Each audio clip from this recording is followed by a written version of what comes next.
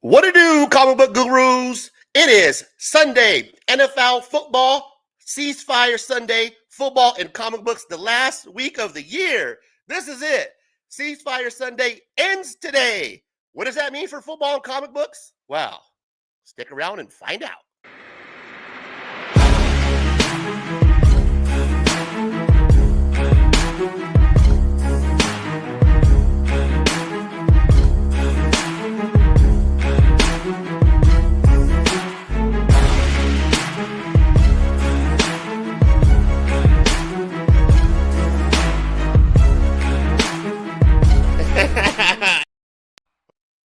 Who's ready for some football? Football!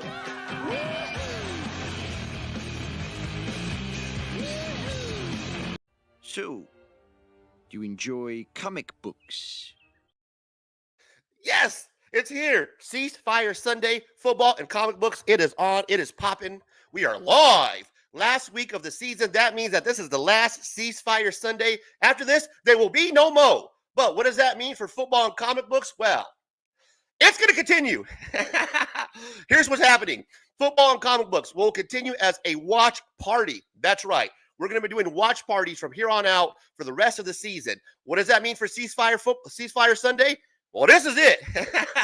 I gave you guys all year, 18 weeks of football. You had your chances to come on the show, to make peace with your boy or whoever else you wanted. The whole idea of the show was first to bro it out. Get over here. Get over here. Get in here. Bro it out over our differences, football and comic books. Something that we all have in common, a lot of us who read comic books and like football, we come together. What we do is we hash out those differences on Sunday. Wow. This is it. There'll be no more. Your chances today. You had a nice, peaceful holiday comic book community. You're welcome. We accomplished what we came to accomplish. We established peace throughout the galaxy. There were some friendships made, some bonds being broken. McClay and the whole renovation situation. But overall, it was a success, guys. We nailed it. Congratulations, producers, everybody in the back. Yay, outstanding, guys. High five. Psych. We did a great job, guys. You, the comic book guru, showed up on Sunday, made the show very successful. Now, what does that mean, Razor? Well, we are going to continue with football and comic books. So make sure that you guys hang out with your boy because we are going to be doing Wild Card Weekend. That's right. Saturday and Sunday, nothing but comic books and football, but it's watch party style, meaning your boy's going to be up here doing his whole thing, calling out the games. There's going to be multiple games this Wild Card Weekend, multiple live streams. What? That's right. We're talking about multiple live streams throughout the weekend because I am going to do a watch party style. Last weekend for football and comic books, like I said, we are going to do watch party. There it is. That's right. Whoop, there it is. Watch party style. Saturday, Sunday. Hit the notification. There's going to be multiple live streams going on. Saturday and Sunday. So check the listings. What? The listings? That's right. Check the listings. Now, before we get started, guys, we have some housekeeping that we have to get into today. So I have to get some housekeeping out of the way. I'm going to hit my bow because I'm pumped. That's the last day, guys. The last day, guys. I think I said last gay, guys. But that's not what we're doing. It's the last day, guys, and I got some housekeeping. Housekeeping? You want me to jerk you off? Oh, wait, that was the wrong housekeeping. Hang on, here it is. Housekeeping? No, think you're sleeping.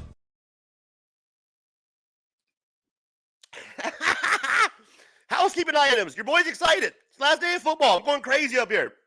All right, let me get my old man glasses. Housekeeping? You want me to jack you off? All right, here we go. Housekeeping. Last week's giveaway, Joe 4777771. My guy, I will get your giveaway out to you this weekend. I didn't have time yesterday. Your boy was at the casino. You know what I'm saying? Your boy didn't win, but your boy won. If you know what I'm talking about, you know what I'm saying, players. All right, so I'll get your giveaway out this Saturday with the other giveaway that we're doing today, my guy. I'll make sure we get that out to you. Other housekeeping items. Well, let's get another ticker going right here. Get you guys going with some updates. Throughout the week, there is some new channel updates. It is 2025. That means your boy Razor is going live. What are we doing? What do I mean we're going live? Well, check the description on the bottom. Here's the ticker. Please like, comment, subscribe. Razor Rants, Razor Reviews. What? That's right. We have a thumbnail. It's up. It's loaded. Should I show it off now? Sure, why not? Fuck it. What else do I got going on? Not a whole lot. So let's go back. Let's see if we can pull it up here. And it doesn't want to work. Doesn't want to work. Ah, bummer. Well, we have some shows coming up. Check the ticker down on the bottom. Here's what's coming up this week. Every Wednesday, expect a new Razor review to hit. That's right. I'm going to be reviewing some new books every Wednesday. We're talking about trade paperbacks. We're talking about omnibuses. Omnibus reviews, trade paperback reviews. I have a whole shit ton of stuff that I'm reading. That's how I'm collecting. I get down by the reading. So every Wednesday, you're going to get a Razor review that comes out. Wednesday, this is my first review after the All-Star Superman. That was kind of my warm-up into the reviews. Wow, I'm feeling a lot better. So I'm dropping a new review. What is the review, Razor? It is Hip Hop Family Tree, Volume 1. God damn it, you know it's right. Ed Piscor. I'm doing cover to cover. Check that review out. It is dope. Cover to cover, every single page. 29 minutes of your boy breaking down Hip Hop Family Tree. And the only way that your boy can do it, nobody else can break it down like this. Go check it out. Search Hip Hop Family Tree. Look at the reviews. Then watch mine. Guarantee you, mine's number one, best above all. Check it out. Hip Hop Family Tree, Volume 1, this Wednesday. Razor reviews. And then what, Razor? Hey, Razor, what else do you got going on, man? Now you got all this cool stuff for the year. Well, you're right. Fridays, Razor Rants, 10 a.m. That's right. My time, 12 p.m. Eastern. Razor Rants every Friday. What? Can we get that again, Razor? Yes, Razor Rants every Friday. That's right. Whoop, there it is. Whoop, there it is. Let me hear you say, whoop, there it is. Everybody now. Whoop, there it is. Party people. Guys, I'm pumped. I'm feeling good. I'm looking good. I'm 40 pounds lighter. If you haven't noticed, what? 40 pounds lighter. Can you hear that in the back? 40 pounds lighter. I was at 403. 400 pounds. Your boy's at 360. We're keeping it moving, y'all. Razor Comics 2025. Look for all the new shit that's coming out. Whew. Gotta take a break. Say what's up to the chat. Hit a bowl. Got a lot going on. Mail call. Scores. I still got to get to the scores. We got to get to the mail call. We got Carolina and Atlanta tied up 38-38. 30 seconds left. There's comments popping up. I don't even know what the hell is going on. We got to get caught up. We got to at least see what's going on with the goddamn game. Holy shit. Because this is football and comic books. 38-38. What? It's going down. It's going down. That's a must win for the Falcons. What up, chat? How we doing? Who's in the building? Derek, my guy. D-Money. What up? Yo, yo, yo, yo, yo. Luis Mendoza. What a do, my gurus. We chilling. You know how we do on Sunday, fellas. Thanks for stopping by, my gurus. We've got the halftime giveaway coming up today. That's right. Halftime giveaway for the subscribers, my gurus, who hang out with me every Sunday. 40 pounds, my guy. 40 pounds. Your boy's dropping that weight. Doing big things. Thanks, Luis. I appreciate you, brother. Guys, this is for you guys, the gurus, the ladies, the gentlemen who hang out with me on Sunday. We're going to do a giveaway. This show is going all day, guys. We have the fucking the game tonight, the Lion game. They got to win. Lions and Vikings. I got a huge parlay wrapped up around that. It's a must win for both those teams.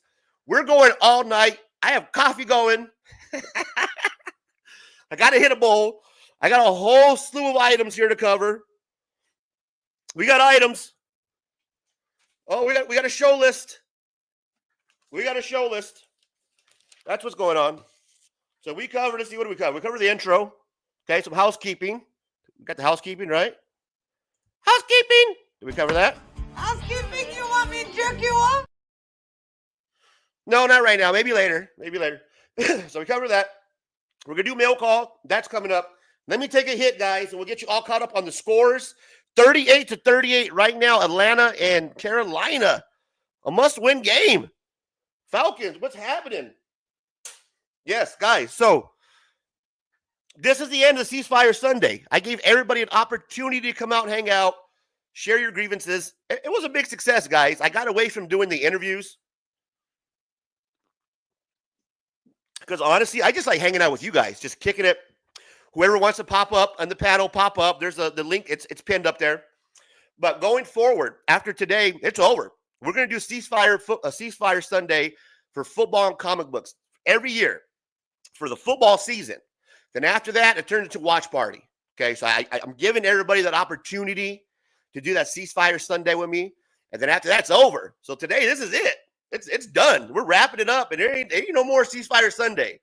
It started here. It's going to end here, and that's it. I'll bring it back next year when football starts all over again. But here's what I'm going to tell you. I'm definitely coming out this year, putting a lot of you people on blast. I don't want to mean you people. I mean you content creators. Check out the most recent rant. I'm not fucking around anymore, guys. Check out the Sticky Goose rant. Check out the woke rant. Check out my porn rant. I'm not fucking around. Let me hit this.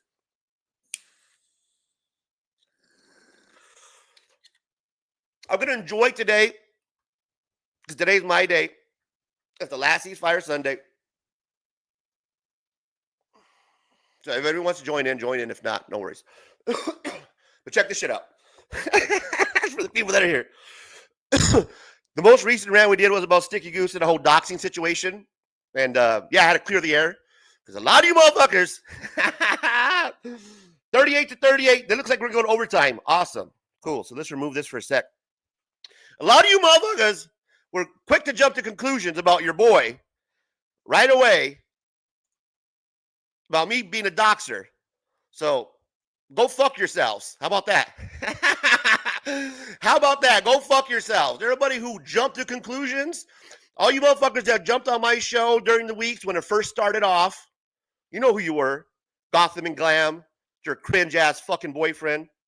All you motherfuckers that jumped on my show and then talked shit on that fucking comments during that doxing shit and behind my back to all you other YouTube content creators, you don't think that shit got back to me? Go fuck yourselves. Straight up.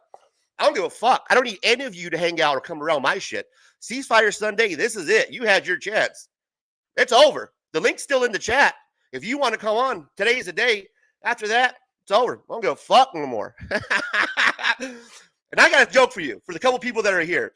When I wrote up the Sticky Goose rant, I left a joke out, and I feel fucking bad about that, man. I wear glasses, so when I'm going over my, when I'm going over my script, I don't see it because I had the glasses off during the rant. So I have a joke that was fucking lined up that I wrote, and I missed it, guys. I missed it. So I'm gonna share the joke that should have been part of the whole Sticky Goose rant. All right, for you guys here. So the joke goes like this. Because we know that Sticky Goose takes down his videos, especially when they're about me. He takes the videos down really quick. He deletes his video. So the joke is like this, basically. All right. If you like it, you like it. If you don't, fuck it. It's already over. Sticky Goose deletes his videos faster than Pete Diddy crisis management team. Delete, trash can, Meek Mill tape.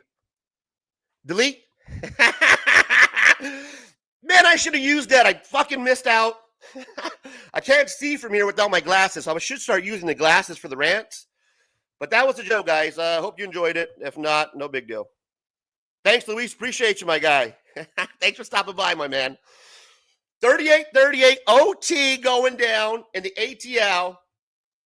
So that was the joke. Did you guys like that one? Meek Mill, right?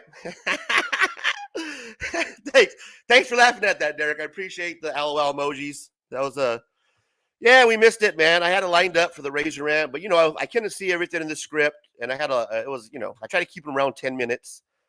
But yeah, we have fun with it.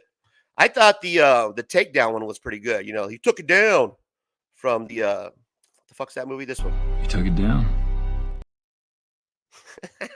Faster than P. Diddy's crisis management team. Delete. We're gonna have fun today, guys. Oh shit, man. What else do I got lined up? Let me go through my show notes. What do we got here? Don't miss out. Razor rant. All right. The wild card. Boom, boom, boom. Oh, yeah. January 25th, day after my 46th birthday, we are going to be doing, I'll pull up the game here in a minute, guys. We'll do Scoreboard. We are going to be doing Sharing Smut. So another housekeeping update. My apologies. Let's do another housekeeping update. Housekeeping? I don't think you're sleeping. jerk you off? No, maybe later, not right now. Yes, Sharing Smut is back, and I got a special guest, Madam. Plus, SVon82, and my guy George from the 757 Hustle Show. He's going to be stopping by. We're going to be hanging out, showing smut. What's the show all about, Razor? What's it all about, man? Well, good question, guys. It's a bunch of guys that get around in a circle. We take our shirts off. No, that's not what it's about. You guys, what it is we share risque comic book art. A couple guys show off our books. We talk about the books. We talk about the artists. And I'm going to have a beautiful, young, talented artist by the name of Madam, local native to here in Arizona, cosplay model, creates some beautiful artwork. We're going to have her on. She's going to give us some information about being a cosplay model, and she's going to promote her statues that she's working on, her commissions, pieces that she's worked on. She's actually did some really cool pieces out here in Arizona, in the Bowling Wesley Plaza. I think I'm saying that right. But she's legit, does really great artwork, and I'm going to have her on. It's confirmed. So we're going to have her on. We're going to have Scotty. We show off our books. My guy George from the 757 Hustle Show goes over basically cool trivia, some cool, some cool quirky facts, basically. And then, I show off my titty books, some boobies, basically, is what happens. And, we have a good time. That's what we do. We show off boobies and, we have a good time. Boobies. So join me, guys, January 25th for my birthday. We'll be hanging out and, show you boobies. I have somebody backstage. We're going to bring him on. He's hanging out. He likes to hang out and show off what he's working on. So let's see what he's working on. This week, my guy, you know it. What to do, Locke? How you doing today, my guy? Pretty good. How are you? Happy New Year to all the people in the chat. Yes, Happy New Year. Locke Win. My guy, Mad Monkey Lover. Follow him, guys, on Instagram, please. Mad Monkey Love. Amazing artwork. Independent artists. Please support your independent artists.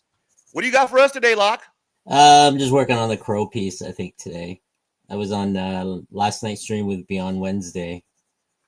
And what's his name dropped in there? Mark Spear dropped in. It was kind of nice. Yeah, I seen that, man. You were on there with Mark Spears hanging out, with the big wigs, rubbing arms. Right, big wig. I seen that, man. I was that guy locked up there, man. That was awesome, bro. That's cool that Brian gets like these big artists on there. One thing that I noticed, man, is what's funny to me now that I've been doing content for a while, and I'm kind of figuring out my lane, what I'm going to do. I'm noticing the people that kind of hang out here and on Sundays and, that are the gurus, as I call them.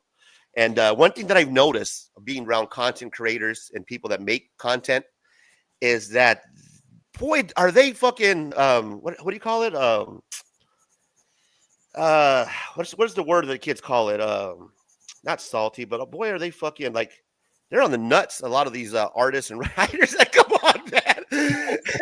How do you say it? Like they're not watery, but come on, guys, help me out here.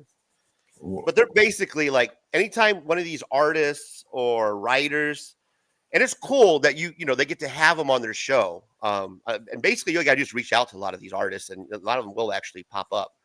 But it's funny how a lot of these content creators, and I'm not trying to put my guy Brian McClay on blast or nothing, but anytime they have somebody who's on that's an artist or creator, somebody big in the industry, God damn, there's a lot of kiss assing going on. It's like, I get it. I mean, Mark Spears is a big guy, and it's cool to have these artists on, but there is a lot of just like straight up just ass kissing, bro.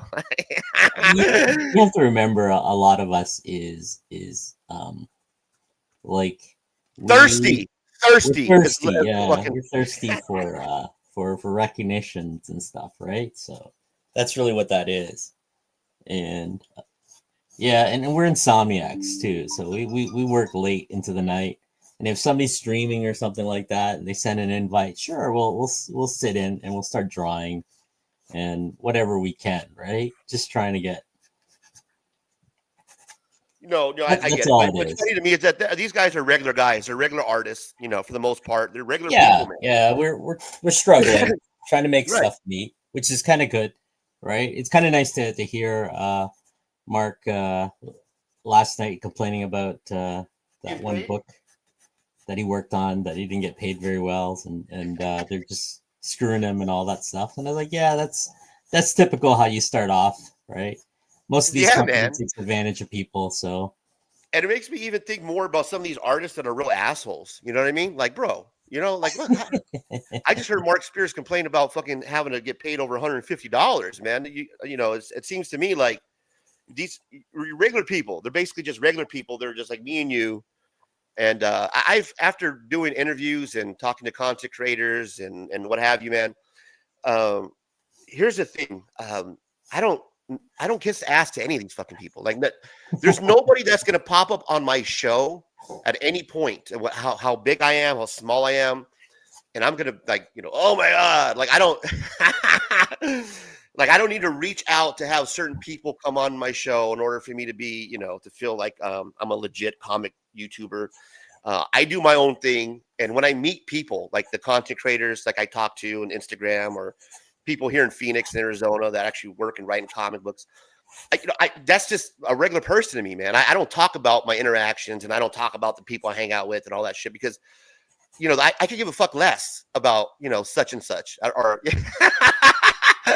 you know what I mean? Where a lot of people don't disrespect, but they'll have them on. They're like, oh my God, fucking Mark Spears. Mark well,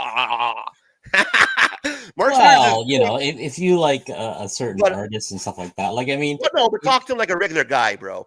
All of a yeah, sudden, your show shouldn't switch up your personality because you have another fucking a cool artist on your show. Be you, man. Be the same fucking person you were before the artist came on. Brian's like that. See, Mark's been Brian's friend for a while, so Oh they yeah. know No, each I'm, other I'm not. I'm not taking any digs at Brian. I'm just using Mark yeah. Spears as an example. Yeah. Anybody, Well, insert you artist got here. you have the panel members who are big fans. They collect everything that right, and most of those people are it's idol worship, right? It's like anything. Like if Charlize Theron comes knocking on my door, I'm not going to kick her out, right? Kind of thing, right? She comes to my door and says, "Hey, leave your wife and come with me," and I said, "God damn, sure, right." Yeah, exactly. Right? But Yeah. the thing is, just be sincere. Be who you are. Just don't Yeah, change up what you yeah, and do you have because you're fans. getting Yeah, somebody else I think on. that the panels, the fans on the panels, it's their idol, right? It's their, it's like meeting Stan Lee. You know what I mean? It's like you're excited. Somebody who created something that you like. I understand that. I understand the what you call the kiss ass kind of thing. They're just being fans. I understand that portion, right? Yeah, no, I get it. But there's one thing about being a fan, and then there's another part of just being what do you call it? Not fucking uh, God, I keep the thirsty. It just seems Ah, like a lot of these content right, creators when they have these people on are just real thirsty to have certain individuals, or when they do get them on, I can see automatically the change in their character and how they right. behave, how they talk, because somebody else is on. So it's funny to me, basically. Yeah. When I talk to creators and artists, and even as a fan, I don't. It's never been that where I'm like gushing over somebody. You know what I mean? Even if it's I'm a fan of whoever. Like Right. the only person I can think of that comes that close where I'd be like, oh man, I gotta fucking meet that person. Because for the most part, to be honest with you, a lot of these artists and content creators, I don't give a fuck, man. I don't. If I meet them, cool. If I don't, this doesn't bother me. The main ones that I would like to someday maybe meet, which would be cool, is the Los Bros Hernandez, man. Those are two artists that I would like to, that I'd be like, fuck, man, I want to get these guys autograph and, say what's up. But I would be me around those guys. I'd be Razor. I'd be like, what's up?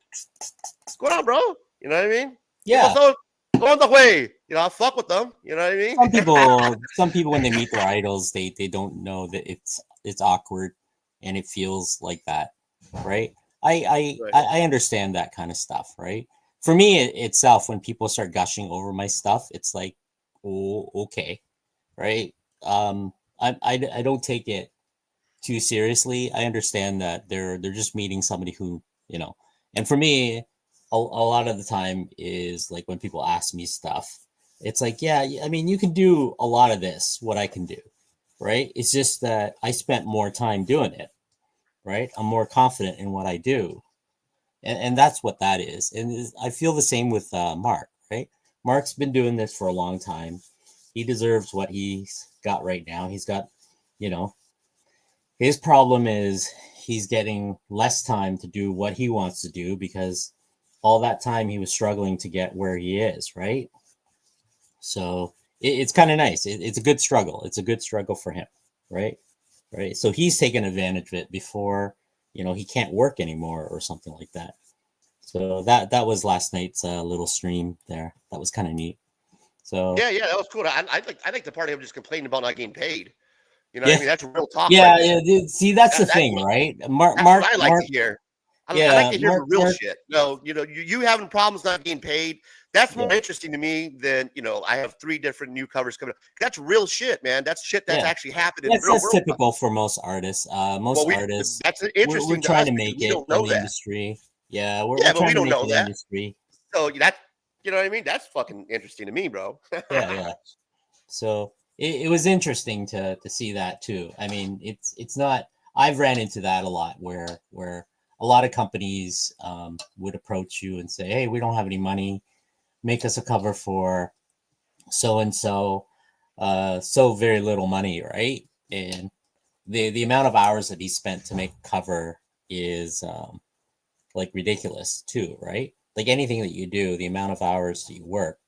And he's doing what I was doing. He worked in the film industry, video games. He'd been to multiple cons. He worked his way. Then the one artwork he did, the monster stuff, made him popular. Now he's the it guy for now, right? Because all his covers are selling. And maybe 2025 is his year. Then 2026 may not be his year. It could be another artist, right? So he's taken advantage of it. And then you have these companies coming out of the blue saying, hey, do us a cover. We can't pay you right now, but we'll give you a percentage. Then they pull the rug under him, right? They're making more money than they can possibly. And they say, well, we can only pay you 125 or 150 bucks for this cover. I won't mention the company, but you have to watch the video for that. Yeah. I we're got gonna run through some scores right quick. I apologize. I gotta mean to interrupt you, man, but we do got some updates.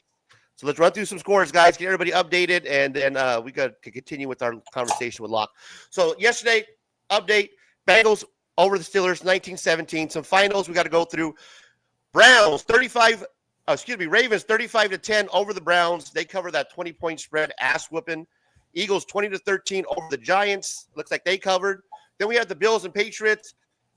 All that happened in that game was Josh Allen came in, took one snap, so that way he can get his bonus for 150 consecutive games, and then he left. So he came and got paid, and then he was out for the rest of the game. Patriots win 23-16. Final in overtime, another overtime thriller. Colts 26-23 over the Jaguars. No one cared about that game. Texans and Titans 23-14. Texans pull out over the Titans. And then in Packerland, you have Packers losing to the Bears. That's right. You hear it first here. Maybe you haven't. Maybe you heard second. 24-22. Bears pull over the Packers. Holy. Cowboys. Commanders beat the Cowboys in a game that doesn't matter, 23-19. Then in the Saints-Buccaneers game, in the game that the Bucs absolutely had to win to stay alive, they pull it off 27-19. Falcons and Panthers. This was a game that the Falcons had to win, and they lose. They lose in overtime, 44-38. What does that mean to the Buccaneers? Well, they're in the playoffs. What? Playoffs. Some other games that are just starting right now, guys. We have Kansas City and Denver. Denver's up 6-0. That's a must-win for the Broncos. A lot of implications on the line there. That's the game that we are going to follow on the Gamecast for hanging out with Locke. Thanks, Locke, for stopping by. We appreciate you, my guy. Yeah. I'm here. Trying. Good. I got some mail, man. You want to see some shit that I got? Yeah. By all means. Mail call. Let me go show you some shit, man. Pull this I haven't picked up anything from my LCS because everything's delayed till maybe Monday. All right. Well, I got some cool shit, I think. Put this to the side.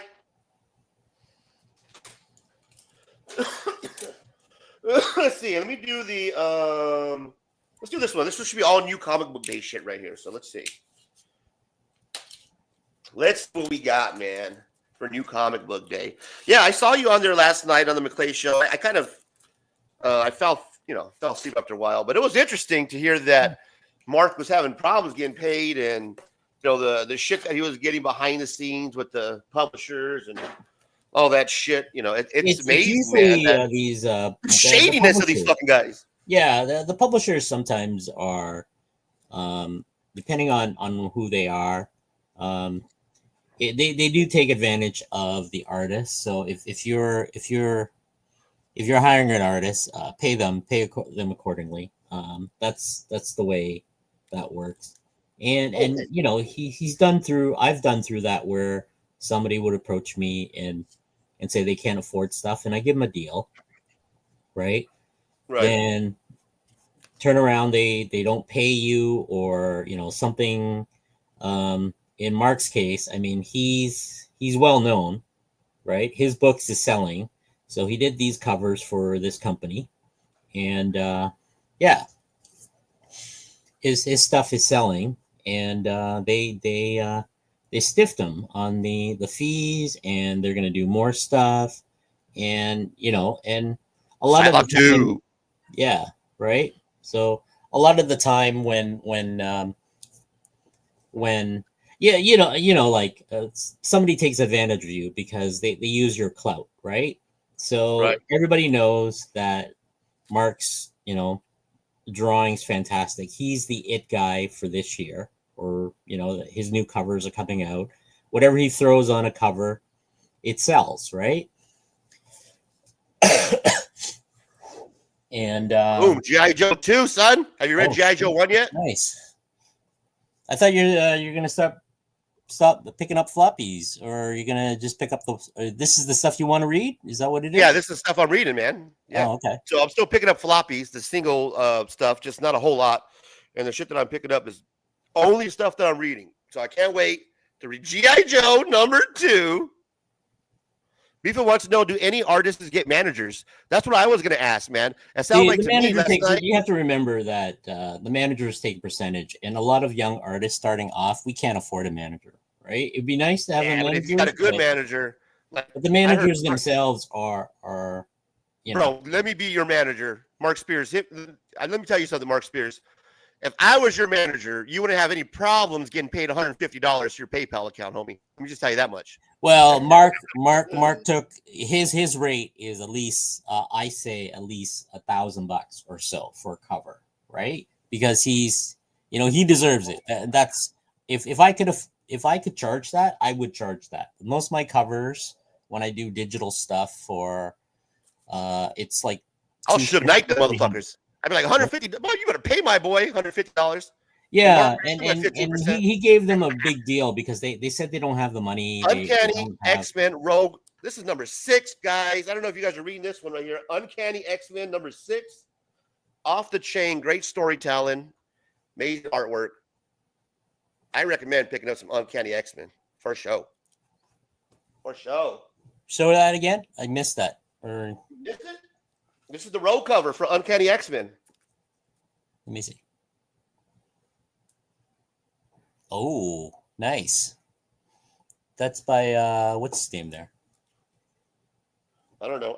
Adam Hughes. Yeah, Adam Hughes. AH.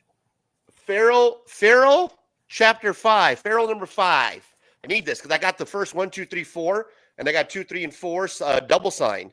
So is that any good? Fuck yeah, it's awesome, man. Fucking cats having rabies and shit. Great story, man. Little tearjerker. Cats with rabies or rabies. Almost like a cat zombie. I never read the Strays or any of those, but yeah, Feral is pretty good. Oh, then I got this, man. Toxic Avenger. I missed out on this. I was able to get it for like $3. I wanted this cover because I know this is coming out in movie form shortly with Peter Dinklage playing the guy. Toxic Avenger #1. Check out this cover. This is fun, man.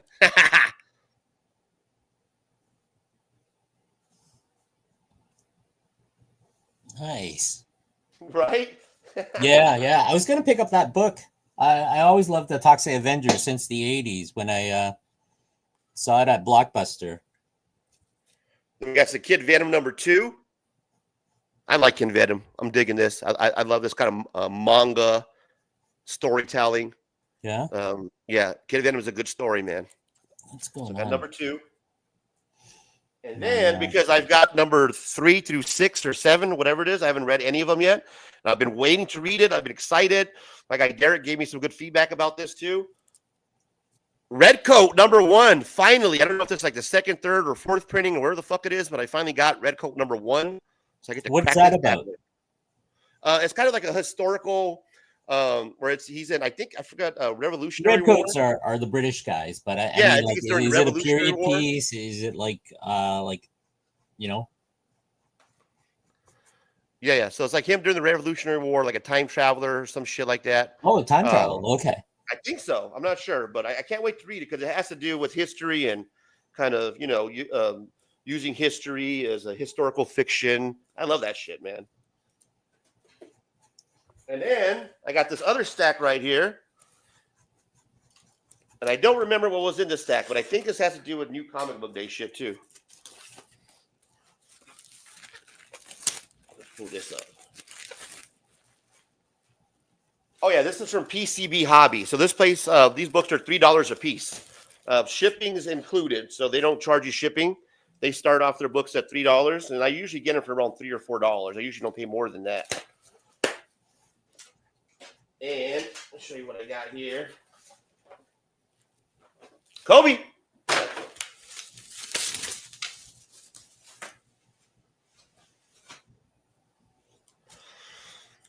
Oh, I love PCB Hobby, man. They do a great job. They get my books out to me right away, and then it's an eBay live store, so you don't have to pay them right away. You can wait like 3 days before you have to pay them, so you can let your cart build up and get all your shit at once. You know what I mean? Oh, I see. Okay. Yeah.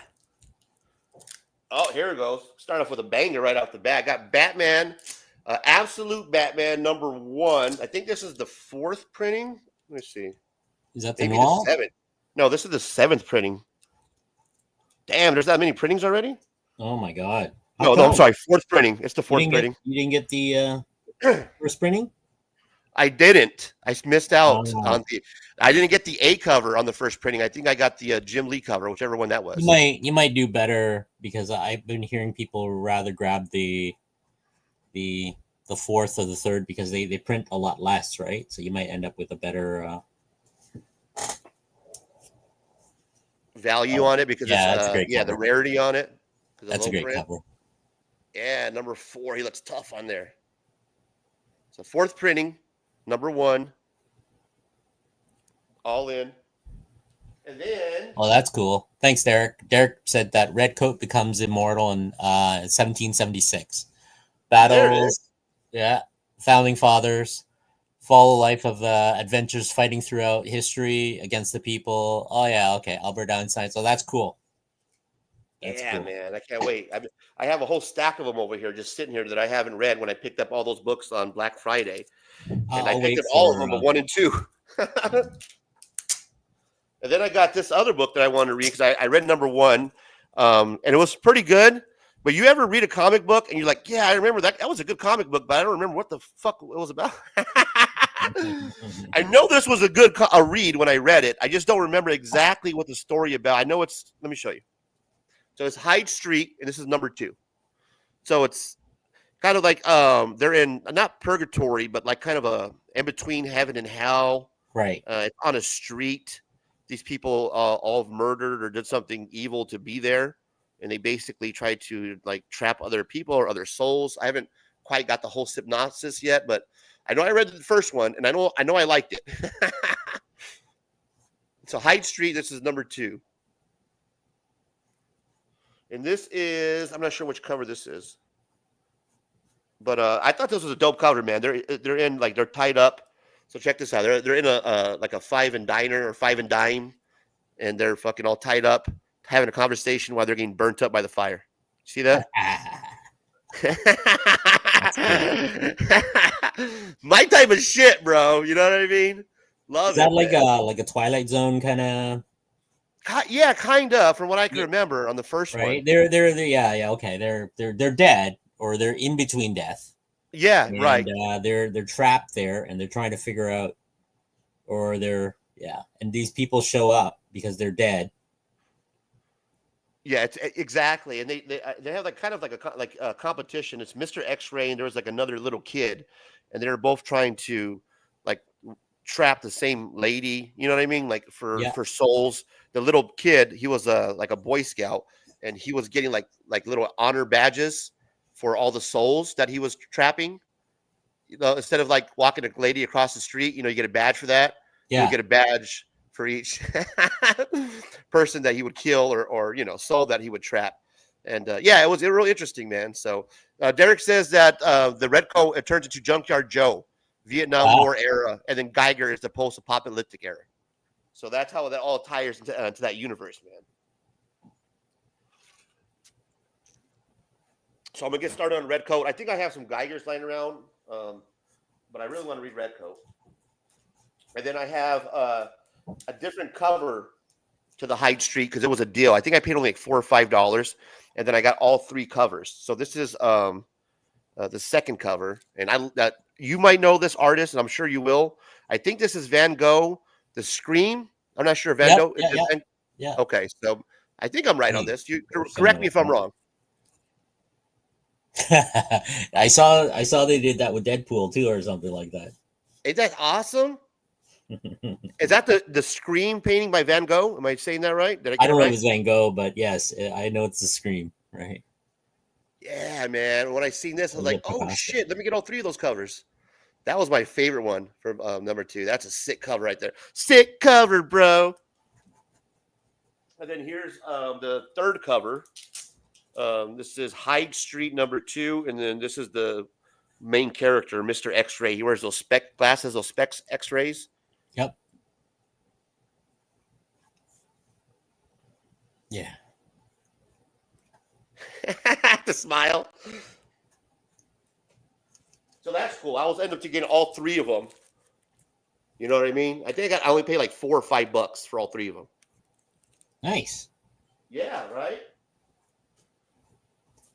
Those are And the then best. Uncanny 7. So I'm all caught up now.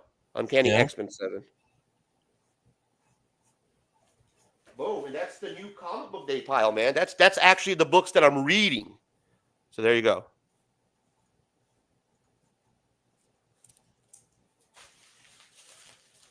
That's a pretty good pile. Yeah, it is. I'll probably read I'll probably read that stack probably by tomorrow. Actually, it's not that many once you sit here and read them all. But it takes about like 20 minutes to read a comic book. You know what I mean?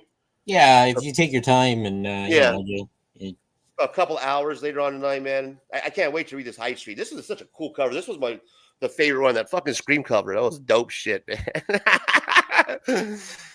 That's what's so hard about getting out of staying away from the floppies lock is that the goddamn covers are so cool, man. You know what I mean? Like I didn't need all 3 of those covers. You know what I'm saying? But here I go. I still bought all of them. But only for $5 for 3 comic books. I mean, you can't go fucking wrong on that. Yeah, you can't. You can't. Then you get to enjoy all 3 of them. And then that place at PCB Hobby on eBay Live, it's only $3 that they start their books off. You can get a book for $3 or $4 with the free shipping, and you don't have to pay. You know, there's no minimum or no cap. Right. You know what I mean? You can just get one book if you want, and they'll ship it out to you. That's a good deal. Yeah, exactly. And as long as you stay disciplined, then you can stay around your $3, $4, budget. But then some people will pay like $10 for a new comic book that came out, like a month ago. And it's like, bro, did you really need that Batman 151 that bad? You know what I mean? Yes. And I got that at $1 bin, man. Yeah, so long as you say discipline, but it's just, and I guess this is people that are filling their runs too, like they need that because they're reading it and they need it for run, so they'll pay $10 for it. And I would assume, because I don't know why otherwise you would pay $10 for a new comic book that came out a month ago that's run filler, like Daredevil 8 or some shit. You know what I mean? I just I could see paying $3 or $4 like I'm doing here for to read the comic books that came out a month ago, because that's what I do. I don't mind paying less because I don't read my comic books right away. Like a lot of people need their comic books on Wednesday because they got to read them right away. Why I don't do that? You know what I mean? So it's okay if I wait a couple months to get my books because I don't read them all right away on Wednesdays anyways. I'd rather wait. Yeah, it's like me and TV shows. Once a TV show gets released, I just start downloading them and just leaving them.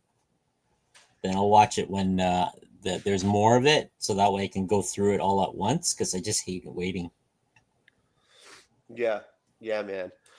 And there's a What's lot. the score right now? What's that? What's the score? We got, I think it was 7-0. Do we have any updates? Let's see. Let's go up. No new updates.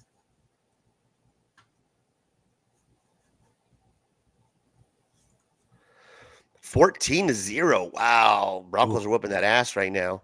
Yeah, Bo Nix is 8 for 8, 125 yards and 2 touchdowns. Shit, they have to win this game, man.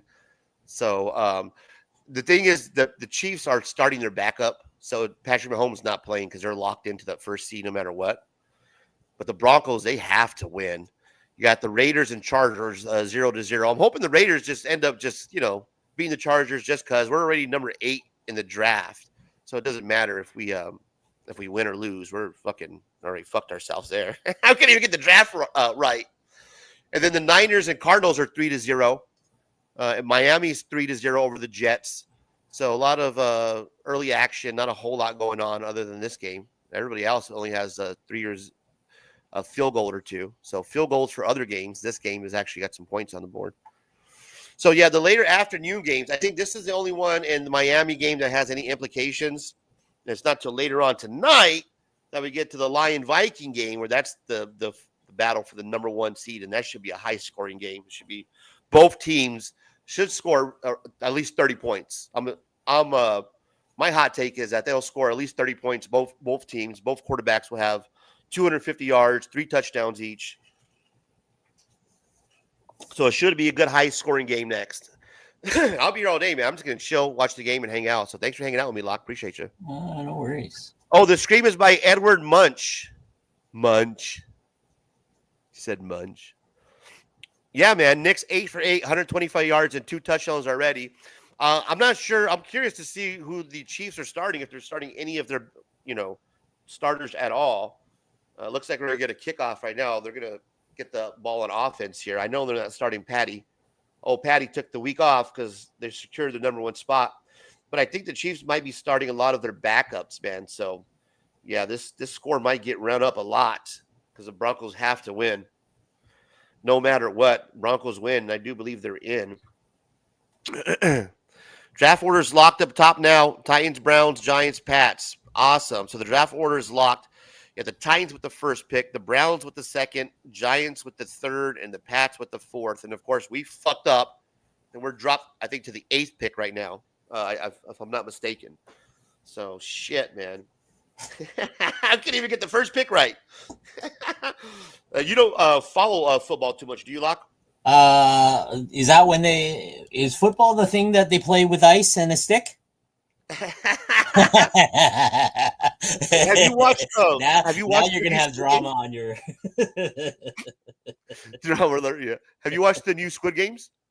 Yeah. I was like, what the hell, man? It's only 7 episodes. Like, shit. I'm hoping they're gonna release the rest later on the year, or it's gonna be season 3, right? So yeah, it was a lot of fun. I like Squid Games, bro. I thought it was good. It was a lot of fun. Yeah, I'm into Squid Games. I rewatched it with my daughter the first season, and she got into it. She's hooked now after she's seen the first couple of. She's like, "Oh damn it! I got to watch the second season." And I said, "Told you, that's good, right?" She's like, "Yeah, it's good." Oh man, 14-0. Yeah, the backups. It looks like the backup even got hurt, a little dinged up right now. So Patrick Mahomes might have to come back in. Would that be something if they have to bring him back in? That'd be just because the backup got hurt. Yeah, Locke's not a big sports fan, man. I don't have time. Got a bunch of commissions and stuff. Oh, I got these Frank Miller. I didn't know that Frank Miller and John Romita Jr. did a Superman book. Did you know that? Yeah. Check this shit out, man. What the fuck did I do with this?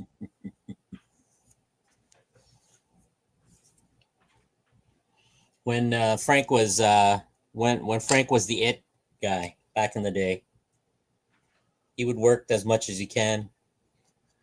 What are your thoughts on Frank Miller? Man, he's my idol. I always loved him, right? I love his stuff. His recent stuff, I'm not too thrilled with, but I understand where he's coming from. I think he really Man down. Well, check this out. I didn't know that Frank Miller and John Romita Jr. worked on Superman. I was like, what the fuck? Wait a minute. And I don't like the John Romita Jr. Spider-Man too much, but I really enjoy the Superman. His artwork on Superman, bro. I thought this was dope. So this is the first one. This is year 1. Yeah, that's a good series. Yeah, Frank Miller, John Romita Jr., Superman year 1. And these are those DC Black Label books. Oh, yeah. Maybe I have to grab some of those. Yeah, this is book 1. Well, I only have the first 2. But the fucking the artwork that he does in here is amazing. It fits the style and story. Yeah, I'm gonna show you his Superman here because he doesn't. Superman does actually make an appearance like in his outfit, his costume to the second one. But at the end, you got a good little shot right here. Yeah. That JR. I think I have that series. JR doing good on this one, man. And then this is the Frank Miller, John Romita Jr. year 1, book 2. There's 3 of them. So I need to get the third one. Evidently, I only got the first 2. This is a sick cover right here, man. Yeah. This shit right here, this is dope. And this is his Superman right here, man. This is fucking badass.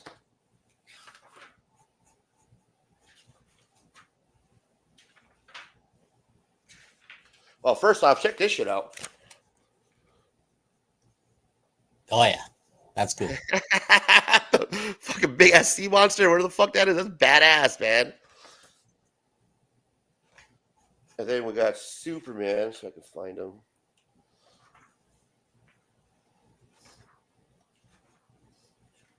There's a good shot of him that he has in here. Oh, here it is. When he's underwater, bro, and his hair is like all flowing and shit. Yeah. It's badass, right? Yep. Young Superman. I have that somewhere. I'm trying to remember. Oh, it's fucking so sweet, man. When I seen this, I was like, fucking, this is dope. John Romita Jr. might not be that great on Spider-Man on the interiors, but on the Superman, he killed it, man. It's like, damn, I can't wait to read that shit. That shit looks sick. And this is the book 2. So I'm missing the third book. Evidently, there's 3 of them. So I got the first 2. So I got a lot of reading going on. And you read this story already? Yeah. How is this compared to the All-Star Superman story?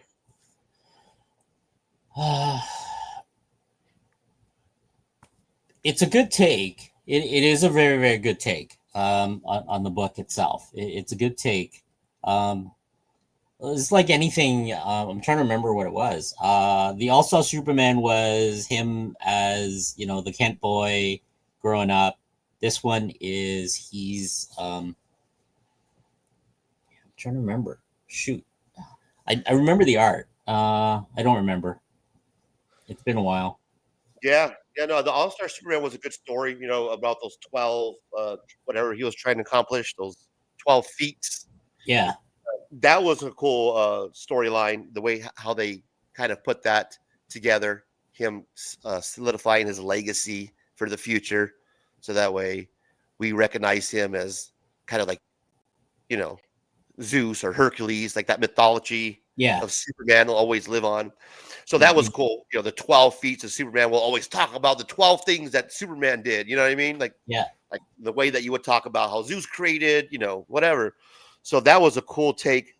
This Superman, this year 1, I don't know. I guess they're doing it where he's kind of in his early years, I'm assuming, his first year or 2 of being Superman. Yeah, it's just basically his first year before he's trying to discover who he is, kind of thing. Right. And those are always harder stories to tell. Yeah. So the origin stories, it's always hard to make those interesting because we've already heard the origin story of Superman so many times. So year 1 and 2, kind of like Batman year 1 and 2, I want to read it and see how they how their take is with Superman. So I'm excited, man. I didn't even know I had these. They were just like kind of lying around.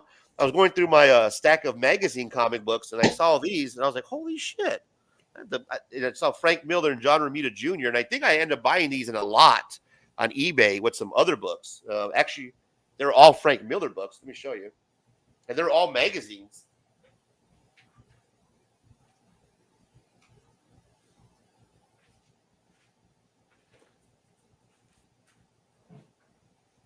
There's these hard-boiled magazines. Have you seen these? Those are the best. Frank Miller and Jeff Darrow. So I'm not sure if I guess Jeff Darrow did the artwork and Frank Miller did the storytelling, I'm guessing. But these are hard-boiled colors by Claude Legris or some shit. And this is number 1. And this was kind of like in a lot altogether. Yeah, that's a great. Frank Miller did the story, and yeah, the violence. Look at the scene on the inside where the bullets and all the rounds and stuff like that. Those are fantastic. Oh yeah, man, the artwork on the inside is crazy, bro. Yeah, I was just flipping through it. I haven't read any of it yet. But some of the splash scenes, the splash that you're talking about is this one right here. Yeah. Yeah, look at that shit, man. That's fucking some Frank Miller shit. Yeah, a lot of actions. Yeah, so I came across this, and this was some right down my alley, man. Hard boiled. Yeah. And then there was one scene where they were milking a guy. I don't think I could show it. But I was like, wait a minute, what the fuck is going on here? And they were they were harvesting, it looks like. The best way I can describe it. Let's see. I don't think this is too bad. Oh, fuck it. Who cares? He's being milked. What's going on right there? Milk dud. Yep. And then we have number 2. I don't know. This is connecting? No, but this is number 2. These are bad, man. They look like they connect. And that's number 1.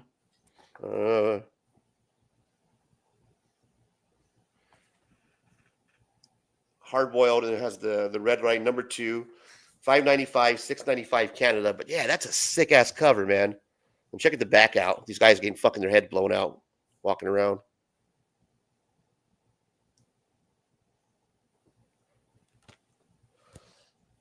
And then number 3, this is dope. This guy's brain's just fucking completely blown out. Right? And then check out the back, bro. Mm-hmm. Look at the back. And you see it from that perspective. He takes out the other guy. I remember that. Yeah. Isn't that fucking sick, man? So, yeah. Right? The back of the head. Oh, the Shaolin Cowboy. That's right. He did the Shaolin Cowboy. Those were those are really good. Yeah, man. Yeah. If you get a chance to read some of that, take a look at the Shaolin Cowboy. That's a good one too. If you like that art. Shaolin Cowboy, huh? Yeah. Yeah. Are these hard to find, huh? I mean, I picked them up in a Frank Miller lot, and they were all magazines. I literally think I only paid like $15 for the whole fucking. Oh, that's a great deal. That's a great. One more. Bad Boy. You guys heard of Bad Boy? Not P. Diddy and Puff Daddy Bad Boy, but this Bad Boy by Frank Miller and Simon Bisley. Let me see. No, but Simon Bisley, anything of that is just I'm for that. Shit, I definitely. That looks fucking dope, right? Yeah, any of the painting stuff. That's my end goal. Is to paint like that, like Simon Bisley. Yeah, man, Simon Bisley be killing it. Look at the kid. the trike with all this gear in the back. It's all geared up. And then this is the back. Yep.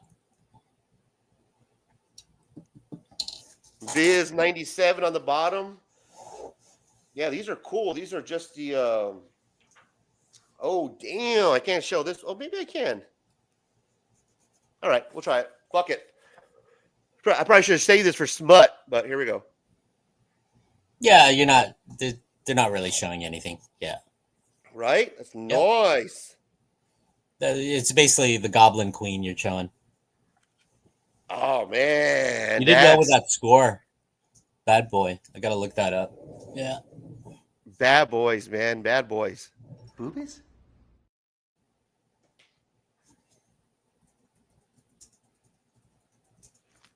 Still 14-0. Not a whole lot going on. Yep, 14-0.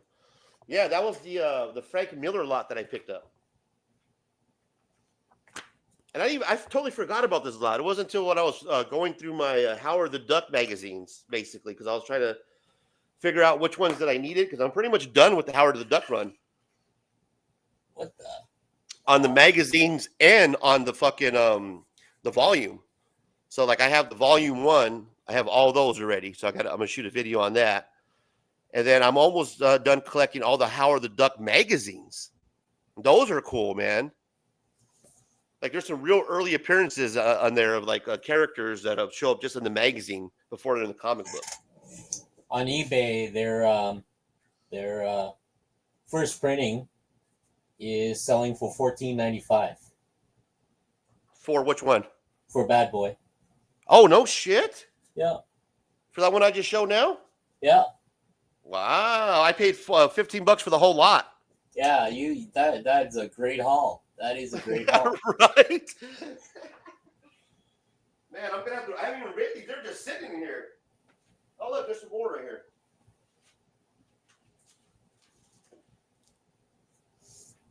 Oh shit! I had an extra copy. I just found out I had an extra number 1 for the hard boiled. And then these are the other mags. I don't know if you want to see these, but my Howard the Duck and my Eries. Let me show you the Eries. Yeah, the Erie magazines. What the hell? There it goes. What is this? Bob's asking a question there, Razor. Erie 103. Nice. How much are you getting those for? Man, I gotta look to what I paid for. Bob said, "Hey Razor, how was work this week? Dispatching garage door service. Pretty good, man.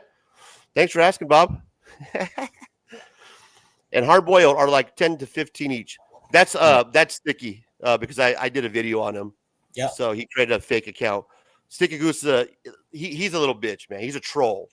So rather than him, coming and doing his own avatar, he does this. Just like he took his video down when he made accusations about me. Sticky Goose, I know that's you, bro. Quit being a little bitch and don't hide behind a fucking Bob. What a fucking bitch. Hard boiled are like 10 to 15 each. Thanks, bro. Check this out. So I have the Erie 103. Oh, nice. Are those dollar bin stuff, or are you getting them for like? Dude, these this lot right here was mixed in with the fucking Frank Miller lot, bro. No way! Holy Yeah. smokes! I love the Erie magazines. Anything I can get, like the Creep magazines and all that stuff, I would love to get some of those so I can reread again. And then I got my Howard the Duck mags. Do you read Mad Magazine? Yeah, I used to. Remember this one?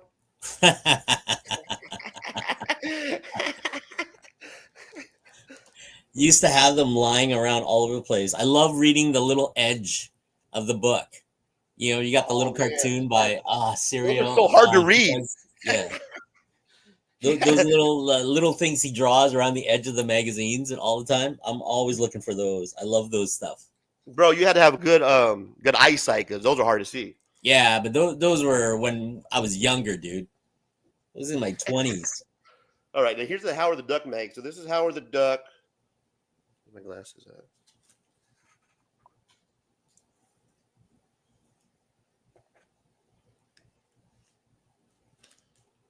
#1 in magazine form. What?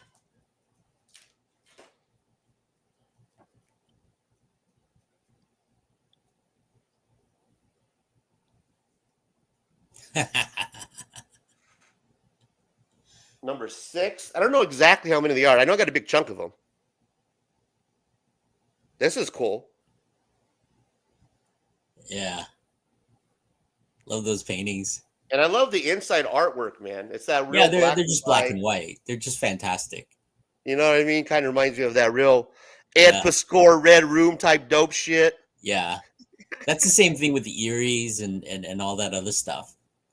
Because they were cheap to produce and they got out there, and that's what I love about reading those just the line work alone. And then #8, this is sick right here. I think it's a kind of a homage cover. Yeah. Wow. Yeah, man. It just takes you back, especially with like the advertisings on the back. I've never got into Howard the Duck. That was the whole thing, right? But yeah, just the books themselves. Nice score. Yeah. $15, huh? Well, no, this was a separate lot. The Frank Miller was 15. Right. These I think I picked up, individually, separately. But yeah, the Frank Miller lot was $15. And then #6. This is a cool one. This pink one right here. This is the Howard the Duck #2. This is fun. Yeah. Right? And the magazines are just fun to read, man. Yeah, but you can actually see some of the best black and white artists that you could possibly think of back in the days.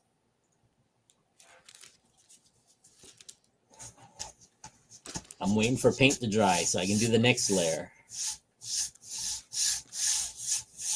A lot of people don't like collecting the magazines because of the size. You know what I mean? Because you can't really store them unless you have your own special short box room. I love picking up the magazines. I prefer reading the magazines. Something about the larger format where you get to see, the artwork a lot better. Let me put these away. I'll be right back. Yeah, no worries.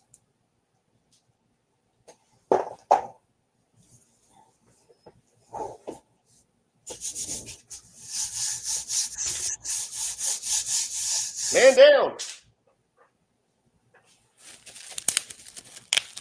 Man down. All right, let's see what's going on in the chat. Luis Mendez. We still got Bob hanging out. We still got Sticky, the troll. Oh, that's funny, man.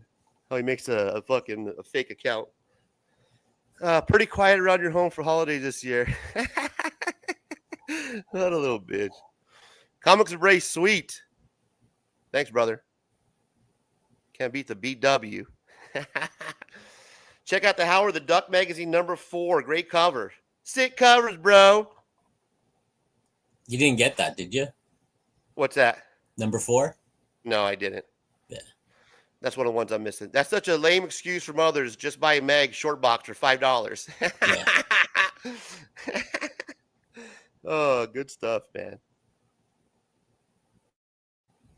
We'll put Bob in timeout. Let's see if Bob wants to use his real name. Sticky is the ultimate troll, bro. It's funny, man.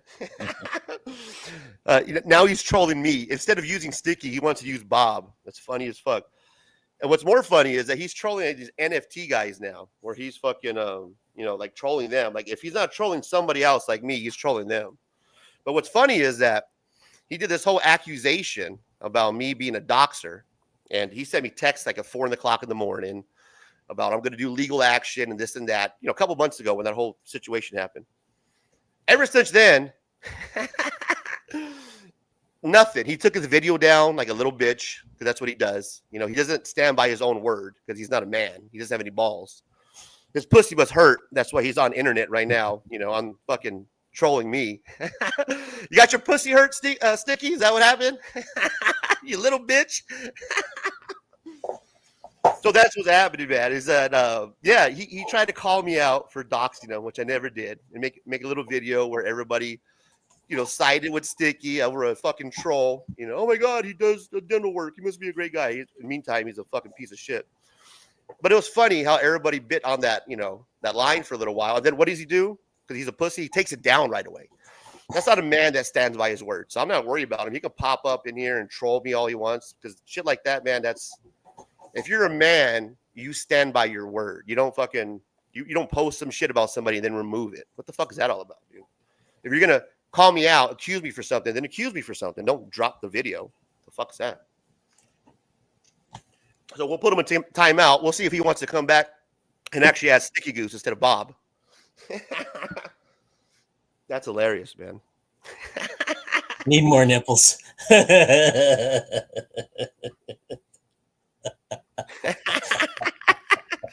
It does look good, man.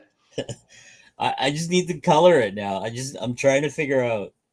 So the muddy part, what you're seeing is what they call an underpainting. So I'm just doing shadows and tones right now. Then I just need to like slowly build it up, right? Did you see the carnage? Did you see the finished carnage that I did last night? You were working on the one last night on yeah, the place? Yeah, man, that came out real good. 4 a.m. There you go. That's Sick what it looks covers, like, bro. Right. So I'll probably put these up for sales later once I finish all of them. Right. I'm just messing around right now. So here's Erica Slaughter from one of those things. Right. Here's the Ghost Rider. There you go. Right. So it's all like acrylic paint. This one, I was trying to see if I can do metal. So it's just gray and white and a little bit of brown just to cause that lighting effect. So it has that neat thing. Then this one is red with a little bit of white and some yellow and some orange. That's all it is, right? Sick. Just layering and layering and layering and layering. So I did this on detail, bro. That detail's sick. Like it looks like there's a lot of detail, but when you really look at it, it's just like I'm playing with the light to cause these right. You can see the brush and stuff. So I'm just doing it like from a distance. It looks like there's a lot of detail, but really it's like this, right? So this is what up, Darth Lopez? Part, right? So this is my undertone. Then I'm going to start building in where the light source is going to be. I'm going to use a little bit of white. I'm trying to figure out the color mixing of this. So I want it to be very blue and dark kind of tone, right? Yeah. Then I did these bird thing was just basically, it's just watercolor wash, right? So I let my brush dry a little bit. And that's all I'm doing. You drawn Lobo? Yeah, actually, I was thinking of doing Lobo as the next one. I'm going to try to see if I can do Lobo. I'm going to see if I can do what Simon Bisley does. So I'm slowly building my confidence when it comes to this. So I only have how many sheets left? I got 2, 4, 5 sheets left. So I have about 5 sheets of this canvas board left. So I'll definitely do Lobo. Next thing, Lobo is great because I get to do a little bit of some metal, skin tones. What else? It's Simon Lobo Bisley like that. technique. Yeah. That'd be sick because that kind of looks a little Lobo-ish. You know what I mean? The way you have the crow set up, kind of the same profile. Right. That'd be dope. Then the next is probably a Judge, like 2000 AD one, because I want to do the helmet.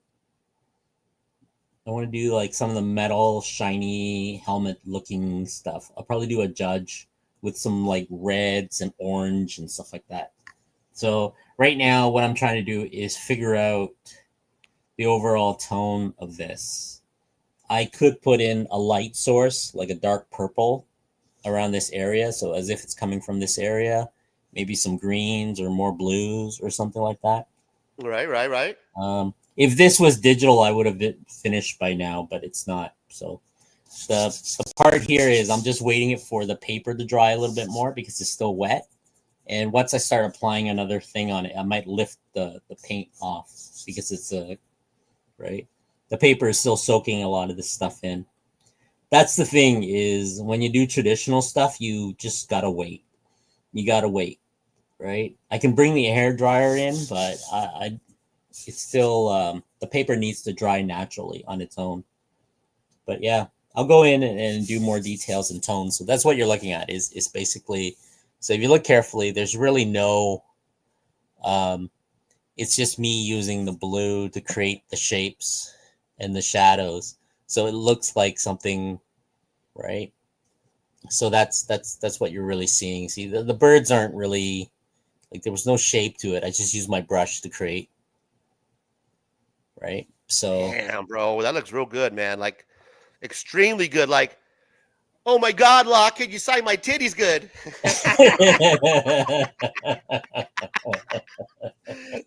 Locke, can you sign my titties? Can you sign it mad monkey, mad on one breast, monkey on the other? Yeah.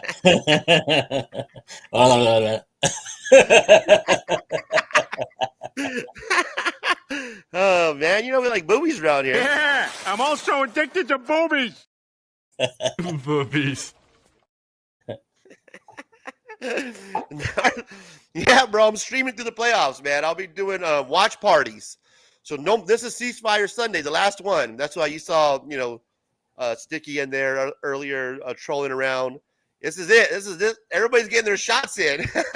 They might as well, because this is the last Ceasefire Sunday. But I'm gonna be doing watch parties. So like on Saturday during the wild card weekend, I will be doing 2 shows on Saturday and then 2 shows on Sunday for the wild card weekend. And it's gonna be watch. Jump in, buddy.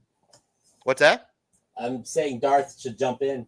Oh, I think he's busy, man. He got, he's got the fam this weekend, so no worries. Appreciate you stopping by, Darth. But yeah, man, you guys can stop by, hang out for the watch party. I'm gonna do it Saturday, Sunday.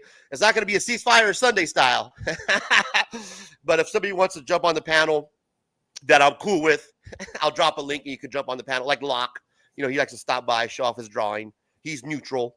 I love Locke. We'll pull Locke up on the panel. But the ceasefire that ends today. There's no more Ray extending his hand. No more razors saying, "Come, let's hang it out." Today's the last day. So if you guys want to, get your digs in, get your digs in. Sticky was in here earlier, get his shot in as Bob. So go ahead and get your digs in because this is it. And then we're gonna do watch party style, guys. Wild card weekend. Back-to-back shows Saturday and Sunday. It's going to be fun, man. And that's all I'll be doing. I'll be doing the play-by-play on the big screen in the back.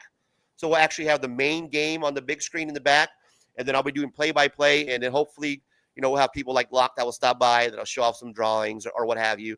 If not, it's just going to be me doing play-by-play for that game. And then we'll move on to the next stream for the next wild card game. So it'll be cool, man. Fun times.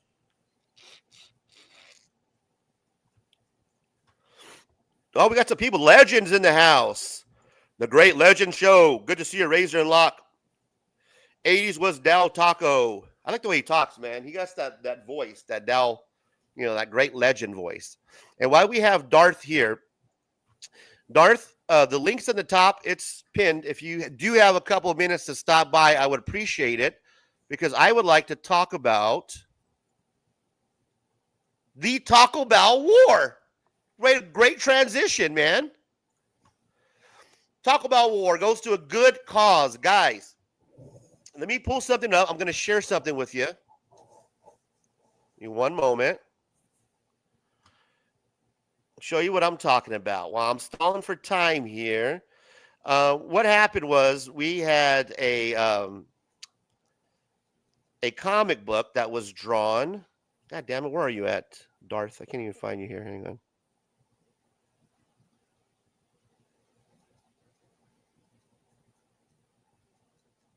Damn, Darth. When's the last time I texted you, bro? There it is. Let me pull this up first for some reference here.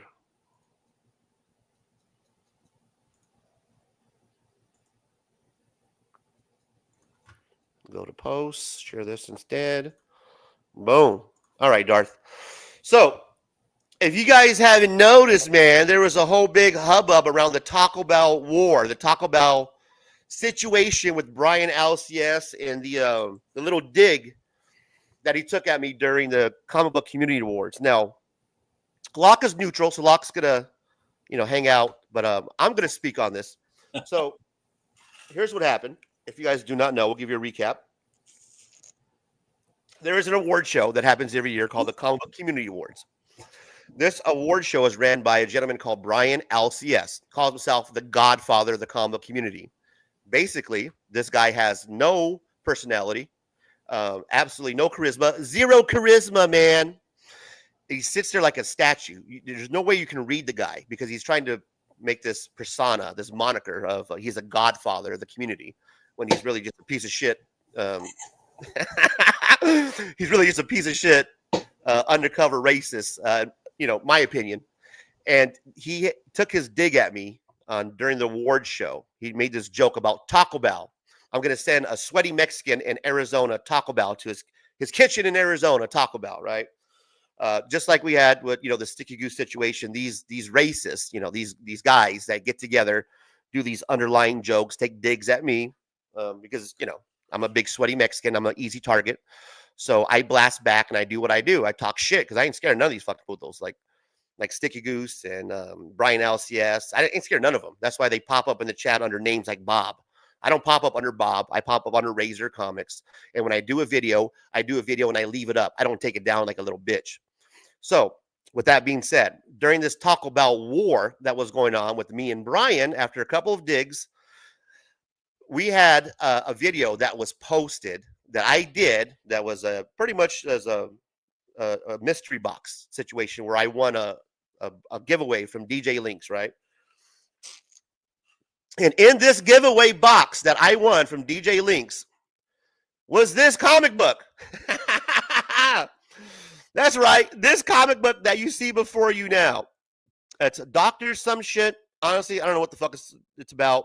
I think it's around some doctor who is a doctor for superheroes. I don't know. I don't care. It's written by a racist piece of shit, so I didn't even fucking get that far. Once I found out that this was his comic book, I pretty much rubbed my nuts with it.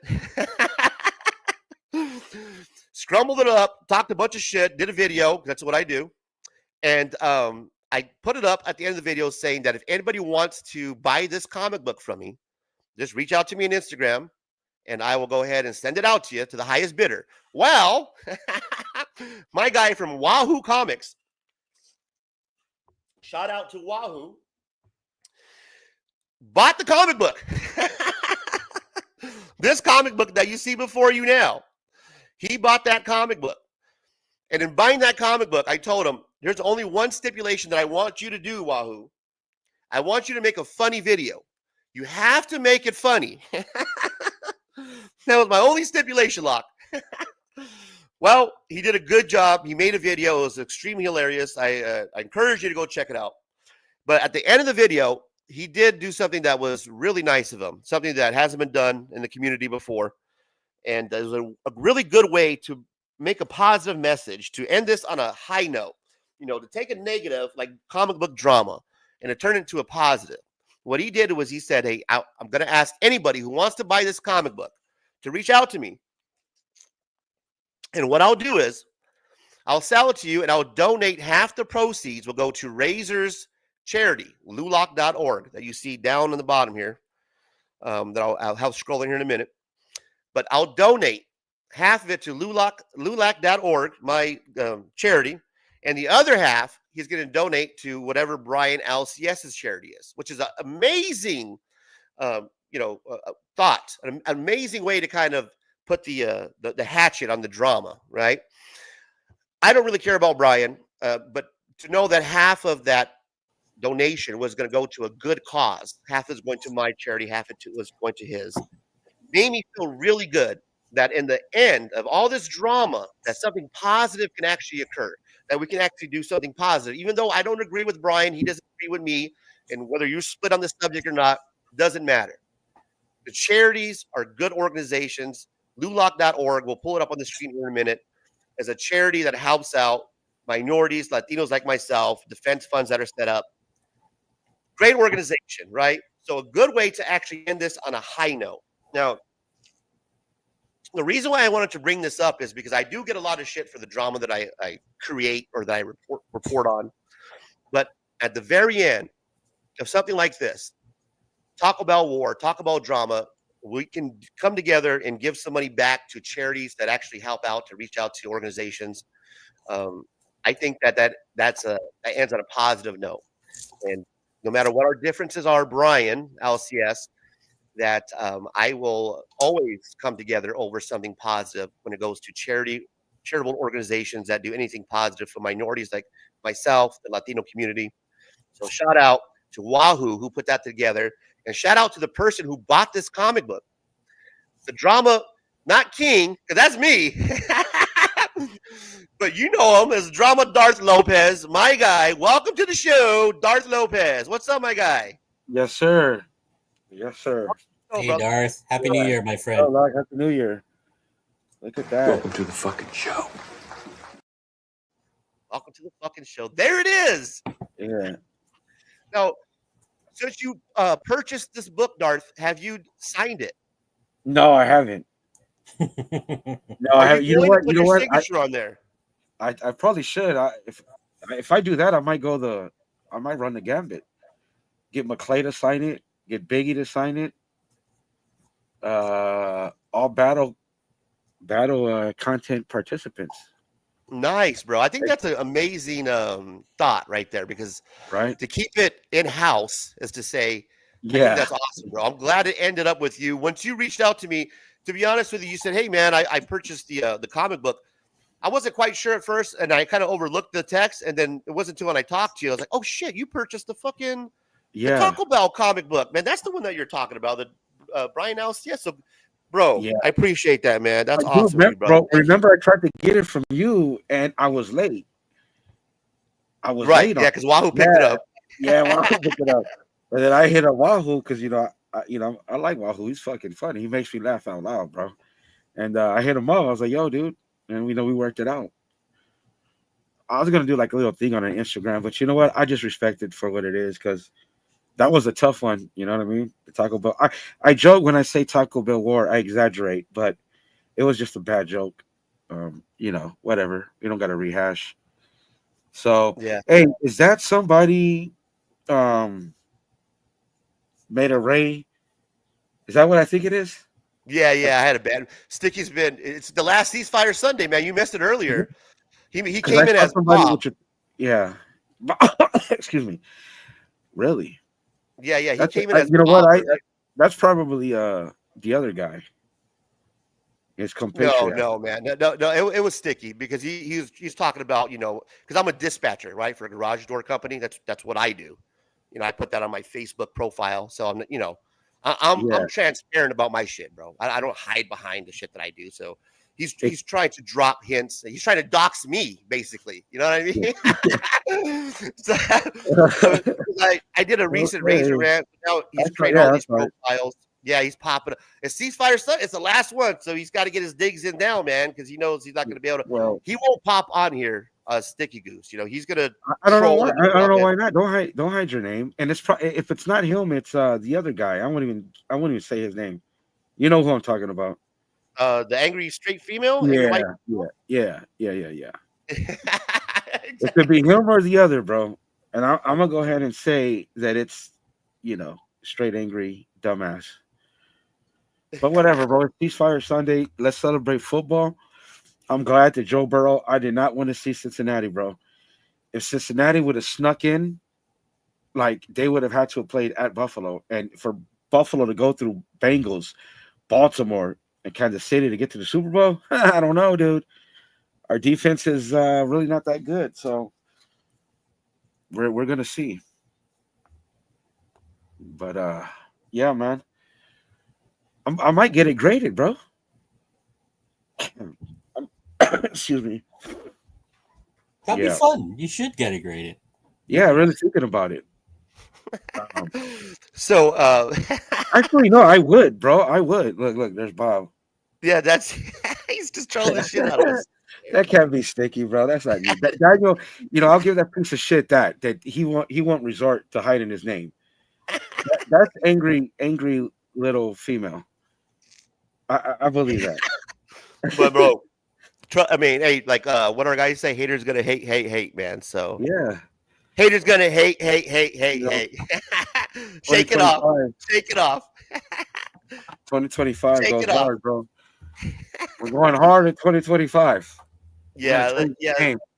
we'll let him do his thing, man. You know, it's I knew he was gonna pop up because of the Razor rant. You know what I mean? He watches anything that has to do with him. So once I did my rant and cleared the air, then it was bound to happen. So I was prepared for it, man.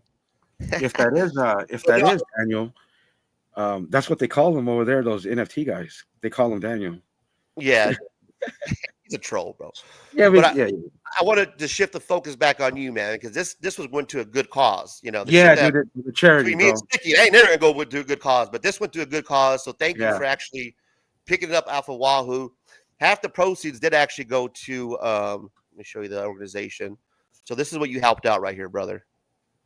This is what your donation went to, empowering Latinos at every level, man. LULAC is the largest good charity. It is oldest civil rights volunteer-based organization that empowers Hispanic Americans and builds strong Latino communities. We would love for you to join us, become a member, donate now, and this is what you donated to, bro. So thank you, man. I really appreciate that. Darth Lopez. Yes, sir. Thank you. Thank you, brother. Thank you. I pat myself on the back too. Yeah, man. You did it for a good cause, bro. And you know, drama on all sides, man. You know, anything could come out positive at the end. That's like the great legend would say, amen in Jesus Christ's name, brother. I can't do the voice, great legend, but it's something like that, right? Did I get it close? And in Jesus' name, amen, brother. Excuse me. Feel a little sick. Yeah, man. That was a cool idea, right, Luis? This is awesome, man. This is the actual website right here. Yeah, that's me. That's my comment. So that's the real Razor Comics. Because he's Darth Lopez, Bob. That's what he does. Yeah, Sticky. He's a Sith Lord. Bob. He didn't get the job, so he's being safe. Pats just fired Jared Mayo, and then really? the Browns just fired their offensive coordinator as well. There's a lot. Today's a lot of the axes going down. Who fired the offensive coordinator? The Browns. I can't forget the guy's name right now, but man, they ought to be firing the GM for giving dude that contract. That's what they ought to be doing. It's guaranteed money too, right? So it's like guaranteed like $200 million or some shit like that. To a quarterback that never did anything, dude. Like, but hey, we're talking about the Deshaun Watson. Contract. Yeah, I think they gave him $200 million, like guaranteed. Yeah, like guaranteed. Derek said Browns, Browns OC and O-line coach fired earlier today. Yeah. Can't wait for Black Monday. There's going to be a lot of changes. We'll be firing our coach too. This is a blowout, 21-0. The only game that's close, it looks like the Rams and Seattle game. That's the only close game, but that don't game have really any implications. The New York Jet game does somewhat. You know, they would I guess Miami would need Denver to win, Denver to lose for them to even. They need Denver to lose, and that's not happening. No, that's Denver's not happening. Ass. If Denver wins, they're in, right? Yeah, and Cincinnati is out. Cincinnati is done. So that's why this game is important for me, because, like I said, I don't want to see Joe Burrow. So, and I don't think anybody wanted to see that Bengal offense. Let's see. Week 18 clitching scenarios. Pittsburgh. Let's see how the Steelers can clitch as the Chargers lose in Vegas. Chargers lose at the Vegas. Steelers won earlier today. Yeah, they're in. They're just like a lower seed. Yeah, they're a lower seed. So they don't have a home game. Baltimore gets that third seed. Or they lost. No, they played last night. Yeah, but yeah. Pittsburgh was out of like top 3 seed when they lost to Baltimore. So right now, I mean, they're just going to go on the road now. So they have, they'll be bounced out first round. They have no offense. So yeah, because they played let's see, Cincinnati. They lost to Cincinnati. Yeah, they played the Bengals last night, 19-17, the close game. Yeah. That's the game that I fucking lost my parlay on because I had Bengals covering that 2.5, and they only won by 2. Yeah, so they won by 2. They're in. Broncos, how the Broncos clinch is by a win or a tie. So they got to win today. The Dolphins, they need a win plus a Denver loss. So Denver's winning. That's not happening. That's Falcons blew it. They blew it. The Falcons get in by win, but they lost. Yeah. Tampa Bay won, so they're in. This game tonight. That game that's tonight, game. bro. I'm staying up for that, dude. Bro, I got both teams scoring at least 30 points. Man, dude. How about that? 60-point game.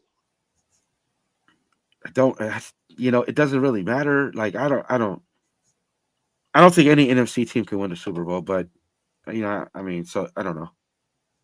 I think Detroit needs to be at home. That's going to be the NFC is interesting, bro. I don't know. I used to think Philly could beat these teams, but now I don't know. Remember a few weeks ago, me and Derek were like Philly could come out on the NFC. I don't know about that now, dude. I think it's looking like the Packers are going to make a run. Derek says the Packers are going to run go further than the Lions. Well, you know what? I mean, I don't think dude is hurt. Their quarterback, I think they just left him out the game to not take a chance. Yeah, look at that total yards. Yeah, Bo Nix is 17. He's perfect right now, bro. He's 17 for 17, 183 yards and 3 touchdowns. Bo Nix is killing it. Derek is crazy, bro. I don't think no NFC team could beat Baltimore, Buffalo, or Kansas City. I mean, Detroit was exposed by Buffalo. What did Derek say? Yeah. NFC complete top heavy. AFC sucks. Yeah. I'll tell you. Yeah, he's out of control, man. He's out of control. That's hot take. Yeah, you already know my pick. I got Bills and Lions in the Super Bowl. That's sir, that was mine. Bills and Lions. The Ravens they're going to choke in the playoffs. I'm telling you guys, man. The Ravens do what they do. They choke in the playoffs. That's what's going to happen. Yeah. In this little, yeah. What's going to happen is eventually somebody's going to not shut down Derrick Henry, but they're going to slow Derrick Henry down enough to where it's going to be interesting and have a chance. If you can just slow him down enough, not completely take him, because we've seen it before when Derrick Henry was on the Titans, right? And with Fitzpatrick, and they would shut him down, they would have nothing, man. If they can just control Derrick Henry and hold him, 60 yards, whatever, 20 some carries to 60 yards, then you got a chance. That's the game. I don't know if Lamar Jackson can win a shootout. I don't know if we've ever seen him in a shootout. Exactly. Yeah. Then he's going to have to play. You look at his playoff record again, bro. It's 2-5. Like, his numbers are bad. He could be MVP this year and 3-time MVP all he wants, bro. But playoff wise, like okay, yeah, we know who Mahomes is, but then you go next year, Josh Allen and Lamar. Josh Allen is better. He's actually beating Lamar. But that's not to say that this year, right? We'll see. You're right. If any team could shut down Henry and Lamar has to win a game, we'll see if he can do it. So far in his playoff career, he hasn't. So. And boom, whoop, there it is. Whoop, there it is. Yep, we'll see. I got Ohio State winning college football. Bro, look at the stats. Number don't lie. Ball don't lie, Derek. Ball don't lie. Yep. Lamar is done, a one-trick pony. He's been known to choke, but he hasn't had Derrick Henry like they have him now. So we're going to see what that team up does. They might blow everybody out the water and make a trek to the Super Bowl look easy. I could see that. I could see it. Like I could see it. If you were to say, yeah, Baltimore could run the table, dude, I'd be like, oh, hey, they can. But we'll see. Again, we'll see. Yeah, whoever's gonna be able to go to Kansas City and beat Kansas City. That's the major task right there. Yeah. And you go to KC, beat Kansas City in December. Yeah, that might be the Super Bowl.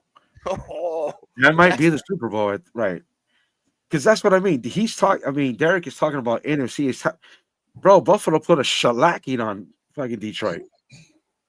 Detroit scored a lot of points too, but you tell me that Detroit can stop Henry? Can Minnesota stop Henry? I got to look at Minnesota's numbers, but I look at the NFC as weak, right? So, we'll see. We'll see. Maybe it's balanced. I don't know. We'll see, but I like any AFC team. The 3 teams in the AFC, the top 3, I'll take those against any NFC team. Yeah, man. It's going to be a good playoffs this year. That's why I can't wait. Wild card weekend, I'm going to be streaming back to back. Saturday, Sunday. It's gonna be fun, man. I can't wait. Good time, especially around playoffs. But this is it. Our season's almost over. You know, we're gonna have playoffs and the Super Bowls and coming up in fucking February. Oh, Oh yeah, I you can't guys. wait, man. It's gonna be sad when it's all over. Then we're all fucking Oh, sitting here. Like, "Oh, I got football. I got soccer in Europe, so I'm good till May. Then it gets a yeah, little see, I boring for can't get me. into anything else like I can get into football. I can get into basketball somewhat, Man, but that's football is a late. whole other animal. You know what I Yeah, mean? basketball, I can't really do it until like the playoffs. But I watch football, soccer, like I watch NFL. So I'll be good all the way to like after the Champions League to like May. Baseball will be around, and then the basketball gets good. Didn't Saquon get hurt today? I thought I saw him got hurt. They pulled him out. So I don't know, Yeah. man. We'll see. George, I saw Jorge. what up, brother? Look, Hey, Eric. the link's up pinned to the top, man. If you want to jump on in, you're more than welcome to stop by. You missed the fireworks earlier. We're chilling talking football now. Man U, is it Man U? Am I saying that Yeah, right? Is Man it United, Man yeah. United? Yeah. Third K, what's that mean, Darth? Third That's KIT. the third away jersey. So they have jerseys that they use on the road. Yeah. And that would be their third jersey. Kit is jersey. Which one's Yeah, it's Man football U? Is soccer. that the team with like the horse on it? The fucking Manchester United, that's my team. No, that's they have a red devil and a castle on their badge. what color is Yeah, your jersey? Red or green? red. It's red, right? And then there's another one that's green, right? Like a man something, another Manchester. There's two Manchester teams, isn't there? Well, if Manchester's red. It's politics, right? So Manchester's red. The rivals are City. They wear like a powder blue, like a light blue, like a sky blue, like a UCLA blue and white. Yeah, they take that shit serious over there, bro. It's like City Oh, rivals, like you know what I mean? Like if it was like you know, I don't know, when the Rams and the Raiders, I guess, or like Dallas, Houston. No, they're in the same town in England, in it's fun Manchester. to watch the World Cup. I watch that when that pops up because I could get into Yeah, that. You know what I mean? The countries and shit. yeah. Mexico, USA. That's fun. And then you can all the people in the stands doing the horns and all the shit. But yeah, I can't really get into just watching it. What about like what happened to what is it, MLB or not MLB? Yeah, Major League Soccer or MLS. No, to Major League Soccer, man. Is that no longer a thing? I remember I used to buy the packs of the soccer cards like LA Galaxy and shit on there. Is that a thing anymore? Oh, they're still there. They're still doing it. It's just they barely made it on the world stage, right? It's just that's what they are. It's once in a while these guys will go on the world stage and whoever is the highest scorer will probably get recruited, you know, for the other team or some other the World Cup stuff, right? I mean, I was down in Brazil when they had the World Cup. I forget what year, but man, they were throwing bottles at each other. There was police present. It was a lot of fun, right? A lot of yelling and screaming at each other. Yeah, I don't think soccer will ever be big here in the States, no matter what they do to it. Yeah. Just won't, man. You know what I mean? It's Well, just yeah, not our thing. you got basketball, you got hockey, and you got football. That's where the money is, right? Then the Right. only thing that soccer is starting to become is that Ryan Reynolds, we got Wrexham, and that's something that's starting to, bring in the crowds, right? Because you got celebrities behind it. Then that's the only reason for it.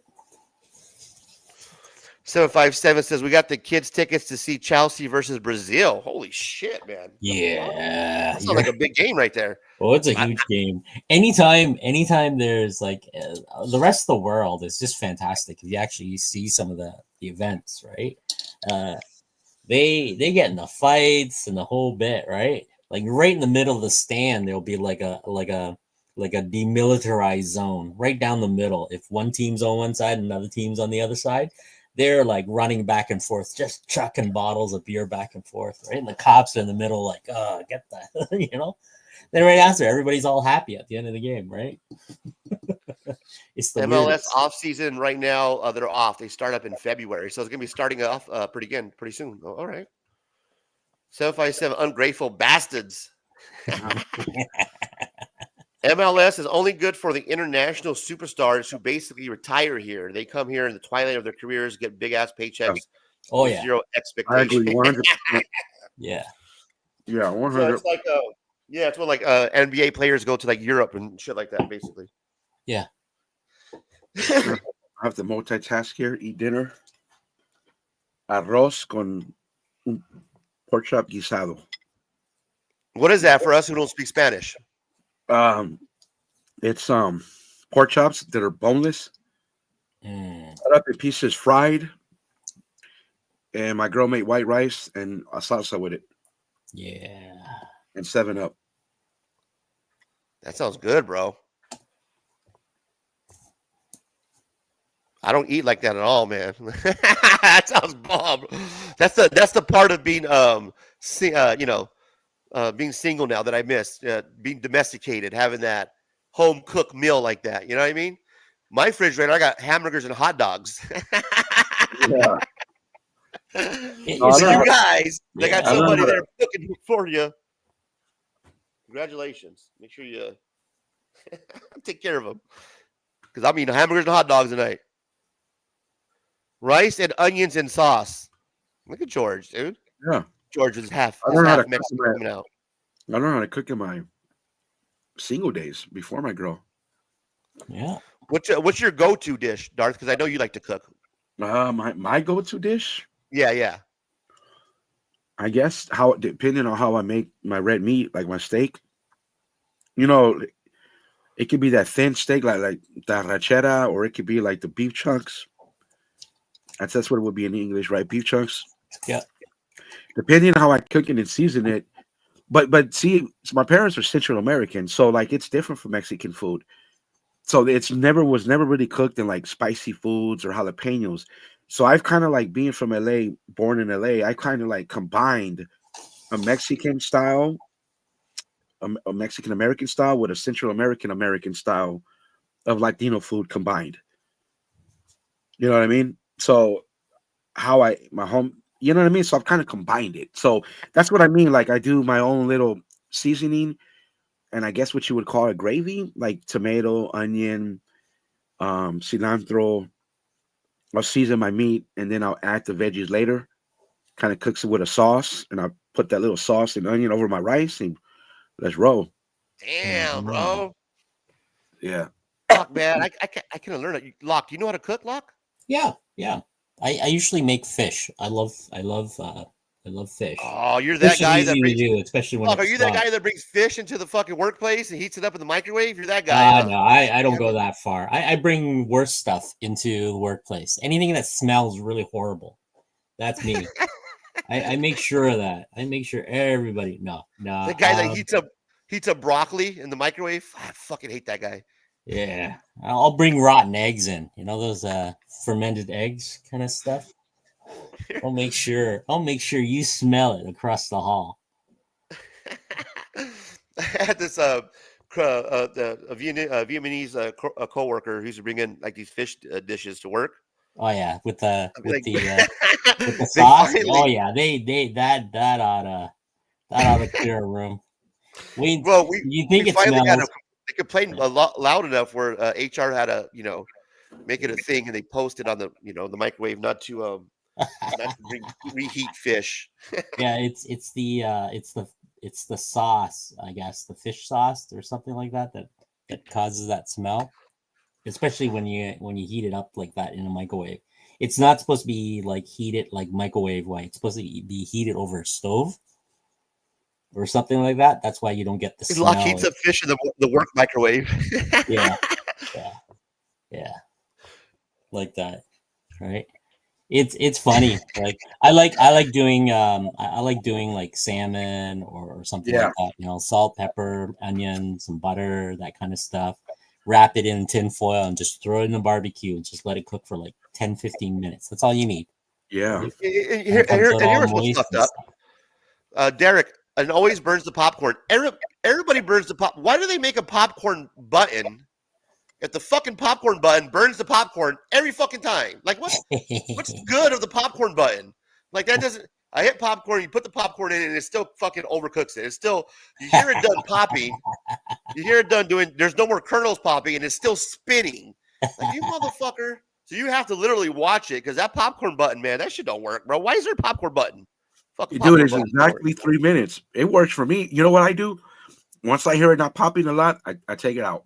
Yeah, that's what you have to do. You got to monitor it. Yeah, you got to monitor it. but I like. I know a lot of people talk shit about tilapia, but I like tilapia. Oh, I love tilapia. I like tilapia, red snapper. You know what? It's funny you said that a lot because I would always make this tilapia. Same scenario. Add some veggies to an onion, tomato, yada yada yada. Yeah. Cook it slowly, but it would always fall apart, and then it ended up just being tacos. Yeah. So what but somebody suggested, I think it was a coworker, said put it in foil paper, put it in the air fryer. Yep. And that's exactly what I did. Game changer. Yeah. It just, that's what you need, Razor. An air spoil it. It's just perfect. It's got to be thawed though, right? It's got to be thawed. You cook it longer if it's frozen, but if it's thawed, I thaw it out. That way, when I season it, it absorbs the seasoning. Yeah. You need an air fryer, bro, and it'll be a game changer. I have an air fryer, man. I mean, I use it to cook a lot of shit, but I'm just not a fish guy, bro. We could. Well, you don't have to get fish. I mean, you can do like steaks and stuff like that too, right? It's just the marination. You know what you do? If you have a like get some like like some sort of steak, like salt, pepper, if you like that kind of stuff, like I usually buy these season pack, like from the Keg Steakhouse or those kind of stuff. I buy those seasoning with like they come with a lot like oregano and all the stuff, and you just what you do? You marinate it the night before or 24 hours before. You literally just marinate the steak because what happens is the salt itself starts tenderizing the meat. So you have to do it for like at least 24 hours, right? You got to tenderize your meat. Yep, you tenderize it, right? Instead of beating it, you tenderize it. Because you beat it, you know what happens when you beat it, right? You're just playing with it. That's all you're doing. Yeah. Housekeeping, you want me to jerk you off? Okay. Oh, he's right, bro. I mean, my girl. I mean, she would buy these one packets. Right. It was really good for the chicken and something else, bro. And cook it the next day. Montreal spice too, bro. or something. A crock pot is also underrated.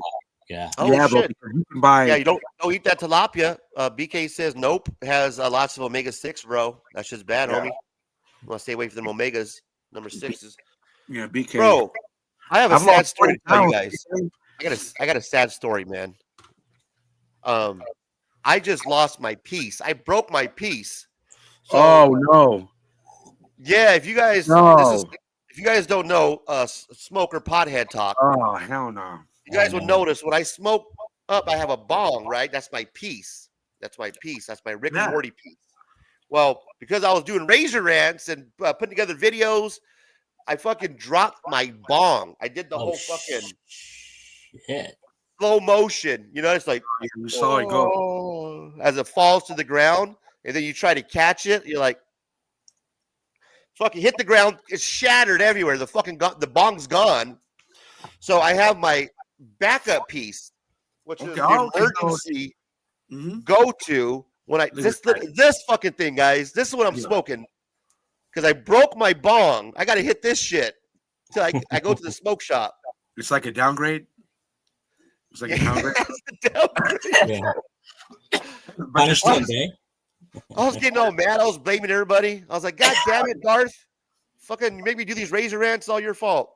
That's right. Just getting mad at people that weren't even in the room when it was all my fault. I'm like, fucking, goddamn. You just try to find somebody to be mad at. I was so mad. You got to sweep it up. There's water everywhere. Bong water, glass. Fucking whole thing, man. Yeah, rest in peace for the main piece. Rest in peace to the main piece. But you're a seasoned veteran and you have a backup, bro. You should be. Yeah. You should take pride in that. Like you lost a soldier, but you got a backup.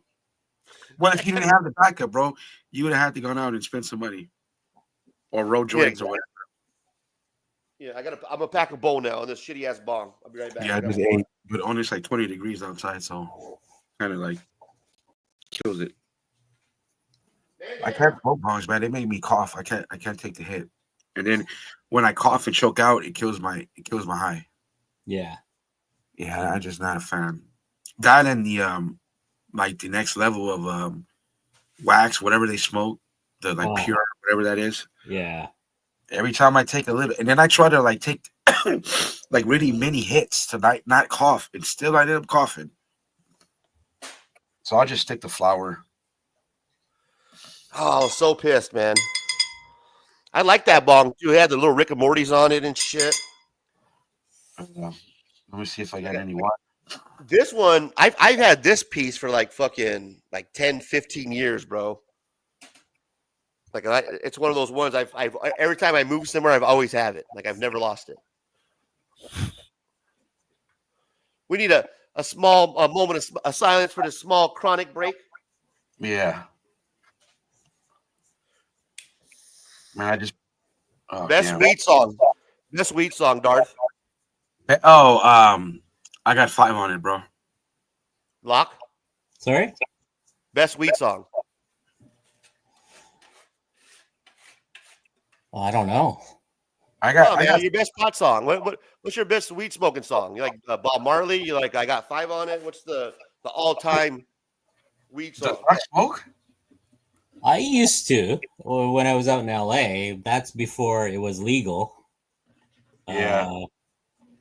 I don't do it anymore because yeah. Oh yeah. I'm trying to with kids and all the other stuff. Indo smoke. Oh, Indo smoke. Damn. What's that? Sugar Ray? No, that's I discovered Sugar Ray when I was out in Cali. Warren G. and Mr. Grimm. Yeah, Warren G. Mr. Grimm. Yeah, man, you know I got okay, dude. I know. Yeah, I grew up in LA, okay, and yes, every now and then you'll see celebrities. So do you? I don't know the dude's name. I think it's a one-hit wonder band. McGrath, no, what one of those bands, man, dude, McGrath, Tim McGrath, no, that's a country singer. Yeah, that's a country singer. And then Cheers, he would end up on Sugar Ray. What's the lead singer to Sugar Ray? Yeah. I see him around. Yes. Yeah, bro. He ended up on like Huntington and all the other places. Dude, so I was in Orange County in a bar in Orange County, kind of. Yeah, he always shows up. Bro, okay. So I'm coming out of 7-Eleven. This is like 2 a.m. We all got a chick way before my girl. We got party favors.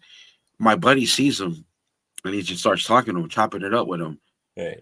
I roll up to and he tells me, hey, look who it is. I was like, I don't like this guy. He took a shot at Pro Jam, right. whose music is far superior to yours. And he just starts laughing. No, man, I know, whatever. And long story short, we end up getting high together. But I don't know the name of the guy, dude. Dude, I'm gonna look it up. But it's funny because you brought up LA, man. I miss my city. Miss it a lot. Bro, I saw fucking Lord of BK for life, my guy. I saw Darth doing fucking push-ups, man, like up downs. Like I haven't done an up down in 30 years. The motherfucker was doing up downs. Oh yeah. I was like, what the fuck? Yeah. My guy doing up downs. I could do diamond push-ups. I used to be able to do diamond burpees. So when you do a burpee instead of a regular push-up, I do diamonds. Holy shit, dude. Yeah, bro. He was legit doing fucking up downs. I was like, what the? This guy's still. Dude, that's legit right there, man. That's 12 eggs or 8 eggs, whatever. I can't fucking. The only burpees I'm doing is fucking burps. Almost 40 pounds, bro, since I got off the road. So the last time you saw me BK on Renovision, I've lost 40 pounds. Nice. Yeah. Derek says Looney's got 5 on it. That's like a top 5. I'm going to say Looney's is definitely top 5. Indo Smoke is going to be in the top 5. You know what, bro? I might have to agree with you. That might be number 1. Indo Smoke, that beat. Indo Smoke, pass me. Take a toke. What puff? You're really real high. Yeah. Go to the side of my flossy ass ride with the OG gangster glide. Yeah. That's the shit, bro. Woo! Hey, how you know? Inhale, exhale with my flow. Yeah, dude. Warren G. It's so good, bro. Uh, Man, we used to watch something called The Box back in the day, and it was channel 58 here in Phoenix, man. And it was real fuzzy, and basically it was they would play videos, but you would call. There was a number on the screen, and you would pay like $3.99 for the video, and then your video would pop up on the TV. Oh, got you. I think I think I remember. Yeah. Yeah, it was called The Box. Let me see. Yep, that's him. That's him, Derek. Yeah, because I remember. Yeah, fucking bum. Like nobody even cares who you're a band, bro. Like Pearl Jam is like Hall of Fame. I even battle when it comes to my favorite rock band. That's another thing I don't like about that piece. Oh of yeah, shit. Mary Jane, no doubt. BK, yeah, that's a good one, bro. Wait a I'm in minute. love with Mary Jane. Got to put that top 5. Is that What about the Scarface Mary Jane? That's the one that would be about Herb because the Mary Jane, Rick James, I don't think is about Herb. But the Mary Jane from Scarface is about Herb. I think the Rick James song is about weed, bro. I'm not really. I can't speak on Rick James. I wasn't his music. I was around. Yeah, but the Scarface one is Mary Jane, do your thing. That's a jam, bro. Both of them's gotta have a Herb song, bro. They gotta have. Oh one. yeah, that's right. They do got a weed song. It's called the Weed Song. That's what it's called. Yeah. No more ganja, Razor. You in training for? Fuck that, dude. You mean Daniel? Steven Spock, what to do, my guy? Let's see what's one. I don't even care about none of these games. Denver's. I knew it had no business. Next week it begins. Buffalo doesn't have a bye, so we'll be playing next weekend. I'll be off the grid for that, bro. I'll be to myself, no noise, just me and my kids, and they'll watch me go crazy on that game, win or lose. Yeah, we'll focus. Yeah, I can't wait, bro. It's gonna be fun. That's why I can't wait to do the shows, just to do the watch party, because that's what I'm gonna do.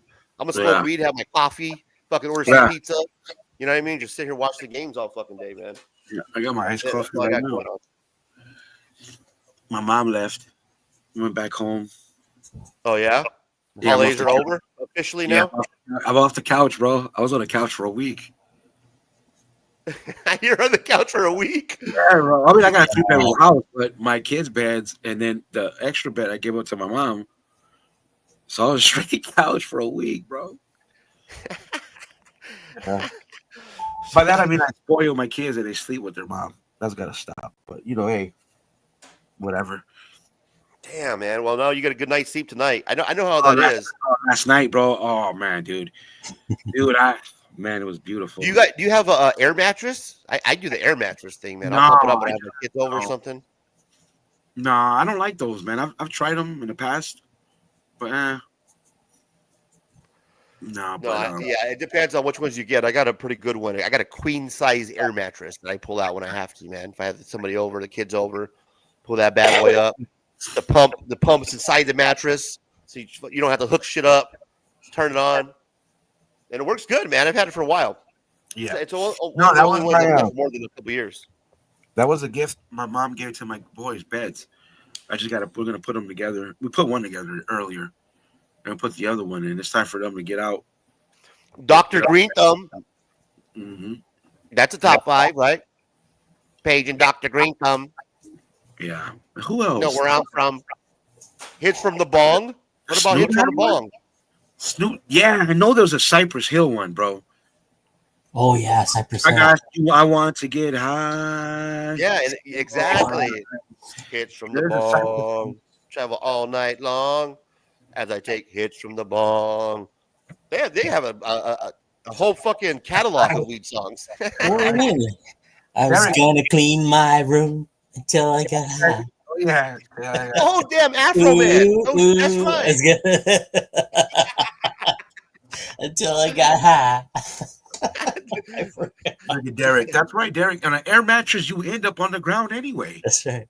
That's been my experience with any air mattress, bro. The air comes out and you end up on the ground. You got it's like everything else, bro. It's you get what you pay for, man. You get if you pay and if you get one of those I forget what mine's called. It's called Comfy something. But it's yeah, I used to get some shitty air mattresses, but I didn't invest it into a really good air mattress, like an $80 air mattress. Yeah. And yeah, it's a queen size and it's good, man. It's been holding for a while.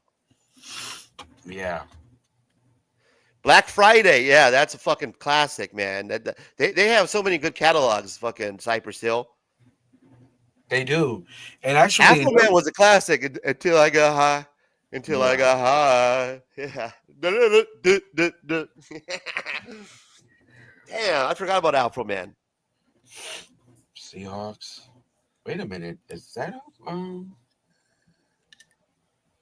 Oh, that changes things. If the Seahawks... There's no more good weed songs. You don't hear anybody doing any good weed songs. Like, when's the last time an artist did a good song about weed, man? That shit don't happen. That's like back in the 90s. Yeah. Nobody talking about smoking weed no more. You know what I mean? Yeah. Those were the good old days. That was good music. Can't talk about smoking weed no more. You got to take it to the next level now. What the fuck these kids are doing? Yeah, they're doing that, whatever that is. Everybody. Weed's not even illegal anymore. But back in our day, it was illegal everywhere. It was illegal everywhere. Now it's fucking half the country you can smoke weed. I remember it was super illegal in Nevada, bro. Some states, they treated it like a felony. Bro, it was super illegal here, man. I did time in Tent City because of fucking having weed. That's what I mean, bro. In LA, they would move it over the seat, bro. They'd be like, "What do you got in the car?" I'd be like, "Some herb." Okay, I don't care about that. I'm looking for dope, guns, and yada yada yada. I'm like a half an ounce of fucking kush, and they would just move it over in the cup holder. They would just move it over or put it on top of the car and search your car and be like, "All right, go." That's it. They want to arrest you in some states and charge you with a fucking Jesus, man. What a some 17-13 on the Seahawks Rams game. There's I don't think there's any applications going on in this game. That's why all the backups are in. Wait a minute, could that be? They would end up with the same record. That could be for the division, bro. I don't know if Seattle beat the Rams. Well, they got Geno Smith playing against Jimmy Garoppolo. So. Oh, if they don't got Bradford, then it doesn't mean anything. I don't know. Yeah, they got their They got the backups in. You know what I mean? Who's the third seed? The Rams are 10-6. So I think the Rams already clinched. Let's take a look. Who's the third seed in the NFC? Let's take a look. Let's find out. Yeah. You guys read Justice Detroit League? Lions are number 1 so far. Eagles number 2. Rams number 3. But if they lose that game, did they lock up the 3 seed already? The Z next to the name means clinch the division. So yeah. Oh, okay. So it doesn't matter, bro. Yeah, Rams so are 3. Z's, yeah, so 1 through 4 looks like it's pretty much almost set. See, that's why Detroit still got the X because they're going to be playing later on tonight against the Vikings, and that's the one that's going to decide for first place. So 1 and 5 flip. You guys read Justice League yet? Unlimited or whatever? The animation. I bought these books. I just bought them because they got foil on them. What? No, I'm not reading DC. Ooh, those are shiny. Yeah, just shiny. I like shiny covers. What is this again?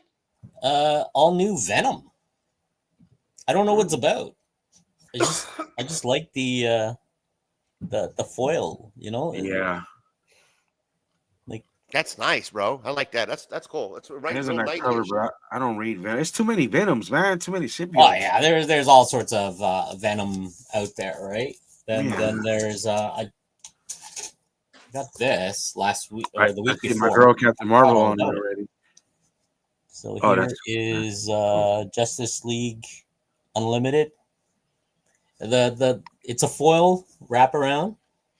So it's let's see if I can get the camera to behave. So that's what you're looking at. It's embossed. It's got like these ridges around the characters. So let's see if you can see around the edges there, right? Yeah. I just like shiny covers. I don't really Like the artwork looks fantastic. It's just one of those series where I just don't have time to. I think this is issue 2, right? Yeah. Yeah, That's man. I that love one. those covers. You just you got to be real careful with them because they fucking any little fingerprint on there, you can't Yeah, yeah. impress them. This No, one is. I like getting these ones where they're doing these what they call uncovered. I don't know if you Yeah. guys know. It's just a book full of, I guess, covers. Yeah, there you go. These guys. Yeah, Hey, exactly. guys, All the I'm gonna have covers for to. this series. Hey, Razor, I'm gonna have to go to the chat because my boy's acting unruly and my girl's sick. So All right, brother. Thanks for if you wanna stopping Take it by. easy, respond, man. Thanks for the yeah, donation, man. chat. Yeah, Get no better problem. soon, too, dude. Okay, thank you. All right, Later, fellas. brother. Yeah, see, look, I mean, you got the J. Scott Campbell, Frank Cho's covers, right? Adam Yeah. Hughes, Yeah, these are right? cool, man, because it has all the cover artwork in there. Yeah, right. Uncovered. Yeah, it's called Uncovered. So they did one Yeah. with Wonder Woman and Superman, and I think Batman. I'm sure Yeah, I they're have the gonna release Catwoman that, one. right? Yeah. Then I got to read that. So I picked up this one because I just like the painting style, and it's just basically using like it's almost a watercolor. It has a watercolor technique to it, That's right? sick, bro. I'm probably gonna what I'm gonna try to do is maybe I'll copy this and see if I can paint it the same way, using acrylic ink and stuff like that. So this is issue 3, which I got to read, but I like these cardstock covers compared to the thin what we had before. So, but price has gone up on these. Then I had to pick this up. Yeah, the Rocket. What is that? Is that like kind of a remake of the original, or? No, it's not Rockefeller. It's not like Rocketeer kind of thing. It's more sci-fi adventure, and because Francis Manipul, he used to be part of this. I was part of it. It was called Spent Pencil back in the day in Toronto. A lot of my Filipino friends were together. We were starting to do some stuff. Arnold, Francis, Oliver, and all those other guys. And he's a friend. He's doing really well. So this is his book. So next time I do a birthday party, when I show up at his house or something, I'm gonna bring these along, get him to sign it. So Yeah, it looks interesting, man. I might have to pick it up. You got me. yeah, the artwork's yeah. fantastic. He's very talented. He's been Yeah. working hard. He's been really working hard. Now that I know what the Francis, right? story's about, yeah, that looks Yeah. like that's definitely down my way. Then Absolute Batman #3. I think this is just the regular cover, right? Yeah, did that just come out last week? I think so. I haven't looked at it. That's Okay, and then I'm one of the behind. reads. Yeah, I got 1 and 2. I got to get #3. That's dope. Yeah. Story so far okay. Yeah, right. I want to go to the end of this story arc first, right? I'm sure it's gonna be. Oh, then like- you got the foil, the #1 foil. Is that the Jim Lee? Yeah, this I don't know if I don't know who's this. This is Dragoda, Oh the yeah, artist. that's dope. So shiny cover, and this is what is it? 5th printing, 6th printing. What is this? 4th printing. Yeah, that's what I have to the 4th print. So this is the 4th printing foiled. I just like I mean, I like the shininess of it. I mean, I got my Yeah, fingerprints man. all over it now, so I'll clean that off. I should wear a white glove for these things. I just like the idea that look at the you can see the already. See, there's my fingerprint, right? Yeah, that's the drawback. And then when you open it up, it's the cover to the 4th printing. Oh, Is that it? A. That's what I got. Oh, okay. The 4th printing. Yeah, A. That's cool, man. Right. I like how they do that. Look at that. Shiny new series. Spotlight. Oh, I like that. Look at these covers. Oh, DNA got a new series coming out. Nice. David Nakayama spotlight on his covers. Yeah, I love his artwork. He just draws women beautifully. Yeah, I got to do the same. This is all digital. Right now, I got fingerprints on it. My wife is probably going to lift that off, put it on a knife, and I'm going to be framed for murder. A whole bit. Exactly. Get into your phone when you're not looking. That's right. She's. See what's really going on in That's Lost, right. All right. And yeah, this is, I picked up, and there's like Nick Dragotta. yeah. The next thing is I got to figure out what to do with these. I got a bunch of here. Did you see that the Cruel Universe stuff? Yeah, I love the Cruel Universe stuff. Is that a foil? That is a foil. Wow, I didn't know they had foils. I didn't That's even know cool. I either. want the foil cover. I walked in and I saw it and I said, "Oh, nice and shiny." Yeah, that's number 1, right? I think I have that one. Is it number 1? Is it number 1? Number 1 Yeah, right there. So yes, that's number number 1. 1. Yeah. Is it first printing? I guess it's first printing, right? But I didn't know That's there was a dope, man. I foil, like the foil. right? So there's the foil. You know, it's shiny. It's shiny. I really do need to read cool. this. I like these I anthologies. love reading them. They're fun, man. Yeah, they're good because you get like what 3 stories or 2 Yeah, stories? like 3 or 4 stories. Yeah, the first one's pretty inside tripped out each in that one, book. right? Now, what the Yeah. zinger is like, they're releasing these, so I got the Absolute Batman Noir, but they're all black covers. Fuck. That's gonna be a cool sketch. You know where you're gonna do on Yeah, that one? but it's like I got to figure out like how to bring the colors back on black, right? It's one of those things where you're like you're doing right. I like the Noir series because I get to see the pencil lines and the what do you call it? The black and white I'm seeing a inking. lot of these black sketch covers now. Locke, is this a new fad that's happening? 'Cause I'm seeing a lot No, of no. them. They've been doing this for a while. It's you get the red, the blue, the green, based on all that stuff. It's just Do they do it based on like different printings? Like they'll do like a white sketch cover for the first printing and then like the black for the second. Is that so what this happens? is cover. No, this is so this is the first printing. So this is the first printing. So it's called Noir, the Noir. So it's the first printing of the with the sketch cover. Most of the sketch covers they only do like first printing kind of thing, right? How Like is the Absolute Superman story? I have not read that one. I really liked it because they use the Superman logo as if his parents were like farmers and miners on Krypton, so they're kind of like the working class people, right?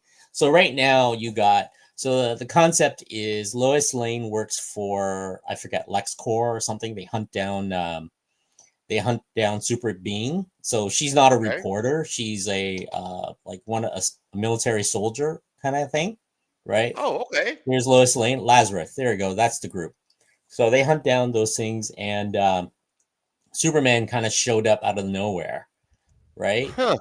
So that's the So concept. he's already a superhero at this point. Like He's not a superhero. He's got his power, and they're flashing back and forth. So he's got his power based on the cape and the suit that he wears, right? But the suit just enhances it, right? And the cape is some sort of AI, it talks to him.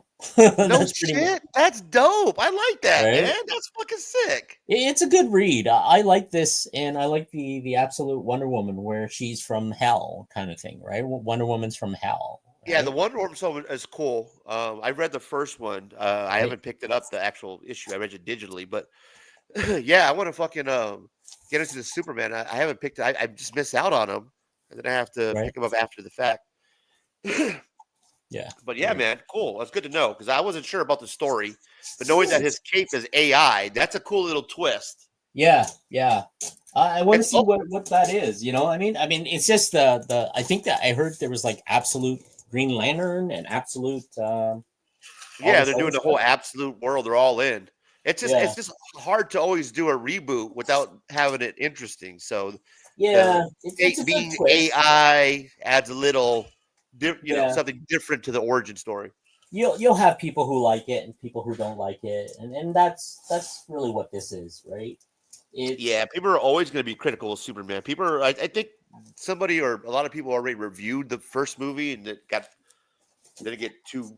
I guess it didn't do too great with the review. So yeah, that's the idea, right? you can review it. I mean, the whole point of the book is to read it. If you pick it up and if you like it, you continue with it. If you don't like it, then it's just another book that you just bought, and you just put it aside and go on with your next thing. That's what it is. That's how I see it. I don't make a big fuss out of it. I did my little part by helping sell the book, right? Yeah, exactly. That's why, I kind of like your idea of going, buying the digital, and that way you have access to every month. Then if you read the first 5 issues and you like that, maybe, or even if you read the first issue digitally, then you go, you know what? I'm going to collect this one.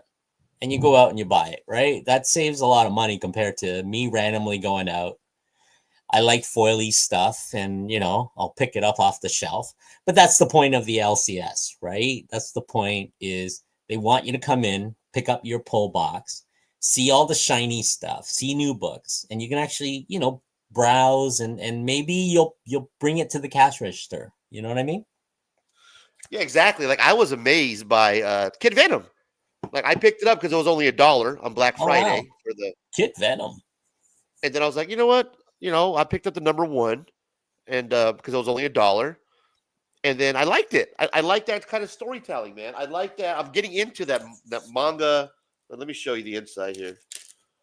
Type of storytelling, man. Like we were talking about, like, is manga considered comic books? And this, to me, I don't know. Maybe because I don't know shit about comic books, but it seems real manga-ish. The way how the story unfolds and its way it's told. Let me show you. So that's some of the inside. It's real easy to read. Yeah. It's a fast read, but the artwork of the inside has that manga, anime, type feel to it. And I dig it, bro. I dig this right here. Yeah. It's a fast read. You can consume it. You can consume it fast. It's not going to take you long to read. It's an easy story to follow. It's fun, man. He's fighting against this the spider venom or spider carnage, and it's cool, bro. The little scenes like this remind me of kind of like watching an anime cartoon, basically.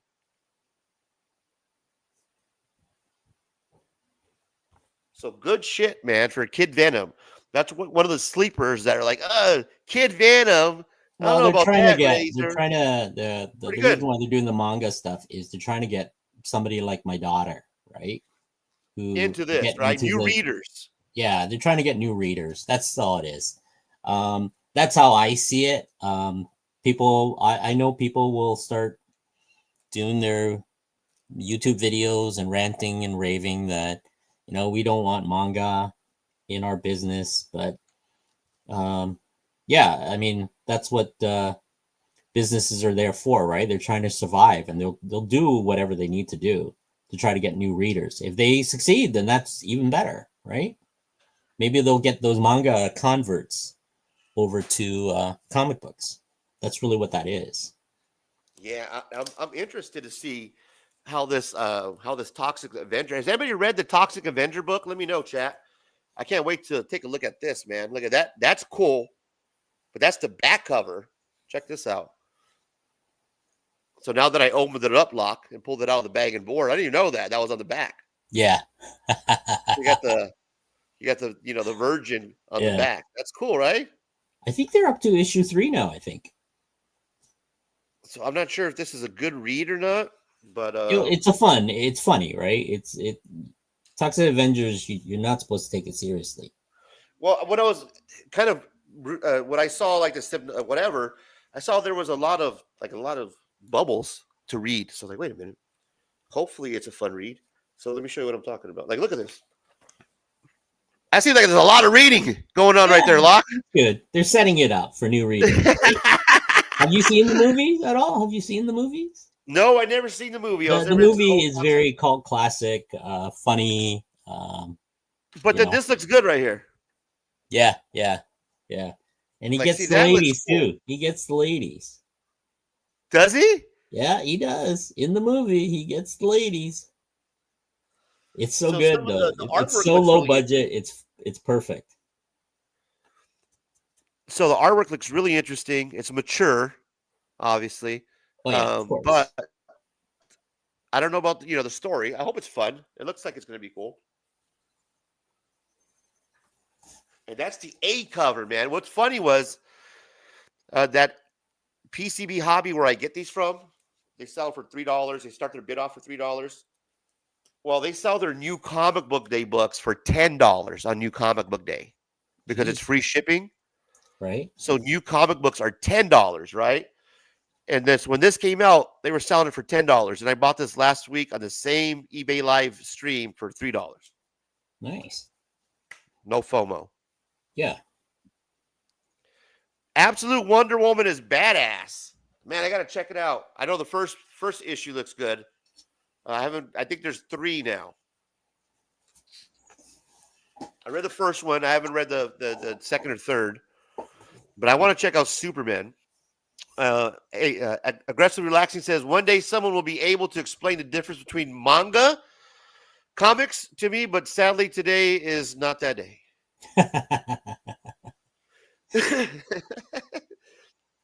BK broke it down real easy. He says manga is simply Japanese comics, bro. That's all it is. It's the style. Oh, check this out. I was watching this special about Japanese and how they collect in Japan, right? And check this out, Locke. The thing that was interesting was the guy was saying in Japan, the way we collect is more personal. Yep. On a personal level than how Americans collect. And he was talking about YouTubers, which is what caught me, it's when I clicked on the video. Oh, wait a minute, YouTubers.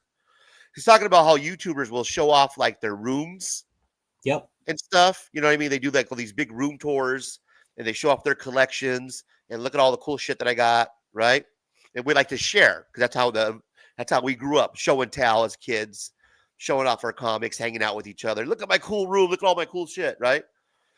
He was saying that in Japan they collect differently. They still collect, but they don't collect like that. It's more personal. They don't share, like they're collecting with everybody else. Yeah. So when they read manga and they collect, whatever they collect. So if you collect manga, it's more, that's what you collect, but you don't show it off. It's not like I'm here, come check out my manga room or my, statue room in Japan.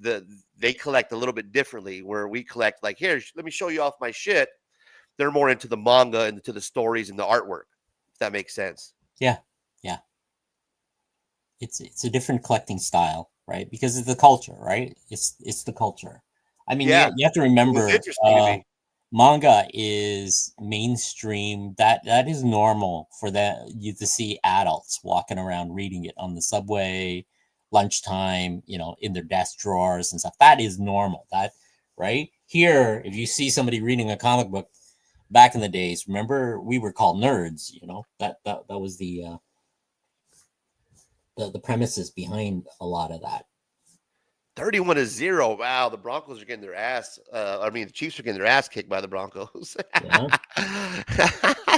31-0, man. Denver over KC. Thanks for the update. That's an ass whooping. That's why I got it off the screen because there ain't going nothing on there. Yeah, it just was interesting to me. He made an interesting point. The way they collect manga, is different than the way we collect comic books because they're more into the story, they're more into the artwork, and we're kind of more into like, cover buys. There's manga out there that are, they're not the best of the artwork, but the story is fantastic, right? And like artwork itself is subjective too, right?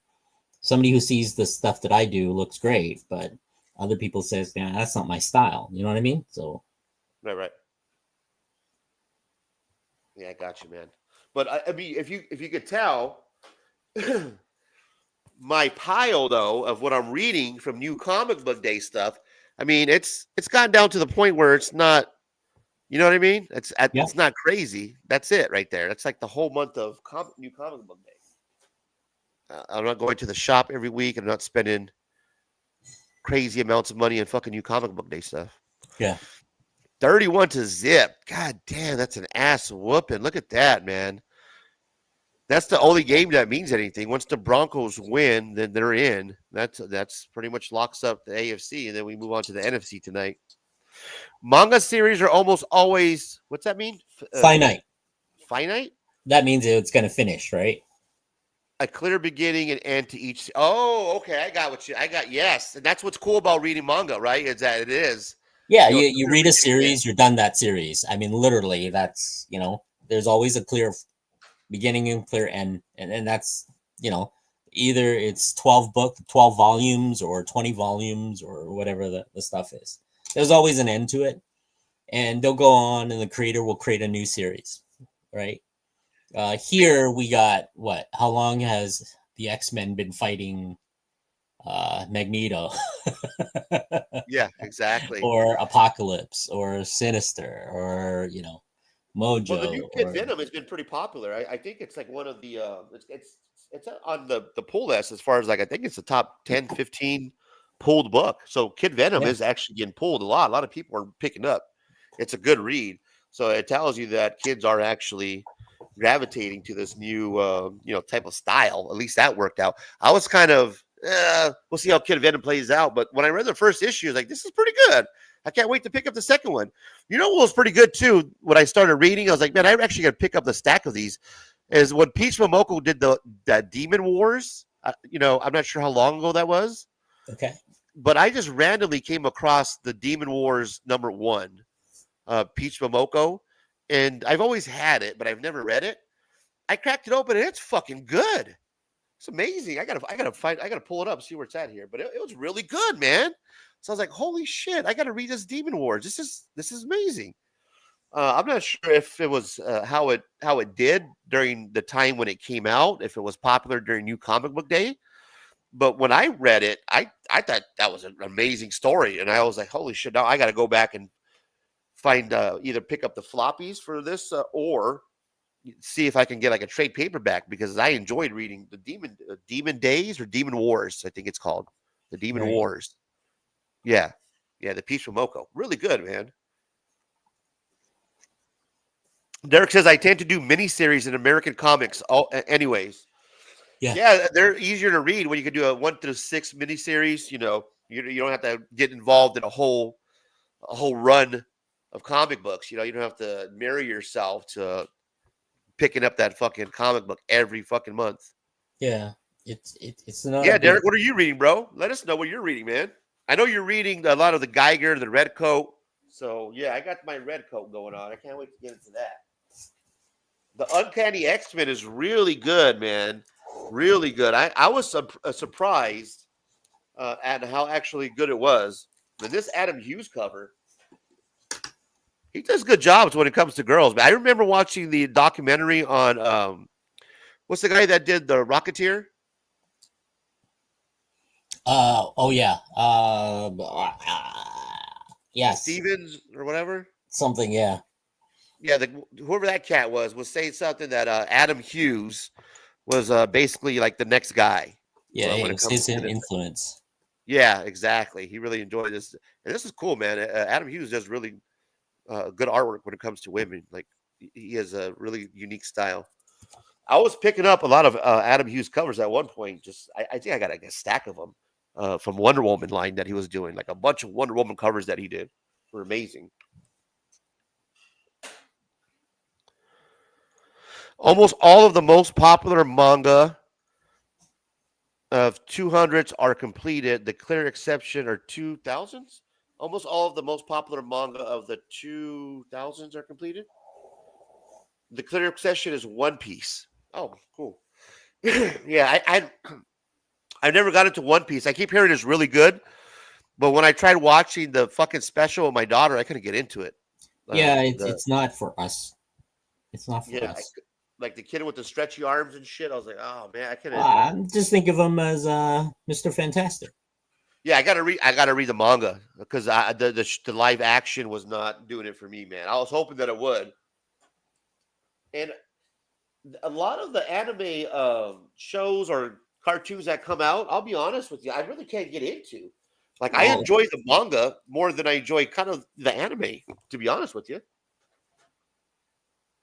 Some of the fucking music, bro, on these anime movies. When I was sitting there with my daughter the other day, and she was putting on one of her movies, one of these anime movies. But the fucking music that they use, that beginning intros, It's not for us. I'm telling you, because that's not your. You know what I mean? it's real fast and shit. And I can't explain the actual like the kind of music that it is, but it's fucking, it's something else. And then at the end, it's like real somber. Like the beginning, it's real energetic, like no, whatever. And then at the end, it's real somber. I'm like, what the, the fuck? But yeah, I can't get into the anime series. Like I tried to watch the Rick and Morty anime, that was horrible. I tried to get into. Everybody was saying watch like the Terminator series. I don't know if that was anime or not, but I didn't like the Terminator series that they did. A lot of the anime shit I just can't get into, man. I'm hoping one day I will come across a good anime show. If you guys could recommend an anime show, let me know, man. Because so far all these anime movies that I watch or shows, they haven't. I'm an old guy anime, so a lot of my animes are things like what do you call it? Samurai. Dave Stevens. Thanks, Afro BK. Samurai. You might like Afro Samurai. That was voiced by Samuel L. Jackson. That was a good series. Yeah, Afro Samurai. That's right. I thought. You know what? I take that. I don't know if Primal. I seen Primal. I like Primal. Primal was good. Yeah. I'm not sure if that's considered anime, but I thought that was awesome. Derek says, right now I'm doing Ain't No Grave. Just reread Geiger, the original miniseries from 2021, because it's badass. Rare flavors, all three absolutes, Avengers Twilight. Oh, yeah, I forgot about Avengers Twilight. That was hot when it came out. I totally looked over that at the time. I think it's like a 6-issue miniseries where, it's in the future. Cap is old and all that shit. I heard it's really good. I like those kind of storylines where they age the actual superheroes. You know what I mean? Yep. That's always fun. Like Old Man Logan and yeah, like Kingdom Come. Like those. Yeah. Exactly. Those kind of storylines where they're the characters are older. Derek says I'm always behind because I tend to wait for trade paperbacks. Man, see, I'm feeling that, bro. Yeah. That's how I'm trying to. I'm talking to Locke about. That's how I collect now. Is I'd rather pick up the trade paperbacks, like Invincible. I picked that up. Got that. Can't wait to get into that. But yeah, man, it's just a lot for guys like us who like to read. It's just, it sucks to wait a whole month for a comic book to come out, man. It's a pain in the ass. Everyone's always saying manga is almost always, usually, mostly, but exceptions to all these rules had defining characters. So just some comic books. Yeah, man. It's a lot going on with manga. I was given a whole lesson by one of my daughter's friends about how manga, the difference between manga and anime. And it was like a whole fucking half an hour lecture of the difference between the two. I was like, fuck, dude. Canary was really cool miniseries. Okay. Canary, guys. Take note. BK says 90% of manga is finite. That's an overwhelming majority. But that's the cool thing about it. Yeah, so you get you get completion when it comes to reading, man. Oh well, no one told me that 90% is overwhelming. It's a horse of a different color, I guess. Yeah, it is. It's to each their own. But I'm enjoying some of the comic book manga style, like Kid Venom, that Demon Wars that Peach Momoko put together. So that I'm enjoying, man. I that if they can continue to write it in that fashion where it's in the comic book fashion where I'm not having to, flip to the end of the page and start from the back, shit like that. And they're putting it into the comic book format for us. I like that. I think that's cool. They just got to figure out a way to kind of cross it over from that manga style to, the Americanized comic book reading. That's all. That's the trick.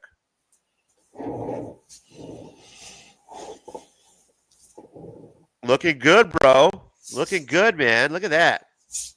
It's a slow process, right? So slow burn. That's what it is. When you're painting, but I'm thinking I'm going over it with some blacks now. I think just to bring that in, but I'm thinking of doing either a purple sky kind of thing or something. Anyways, something. I'm just gonna let it dry a little bit more. It's just I'm starting to pick up paint. right? Yeah, no, it's looking good. It's starting to get there. Razor required anime. Let's see. Required reading. We got anime number one, Berserk. Oh, did you open that up? Did you open that up?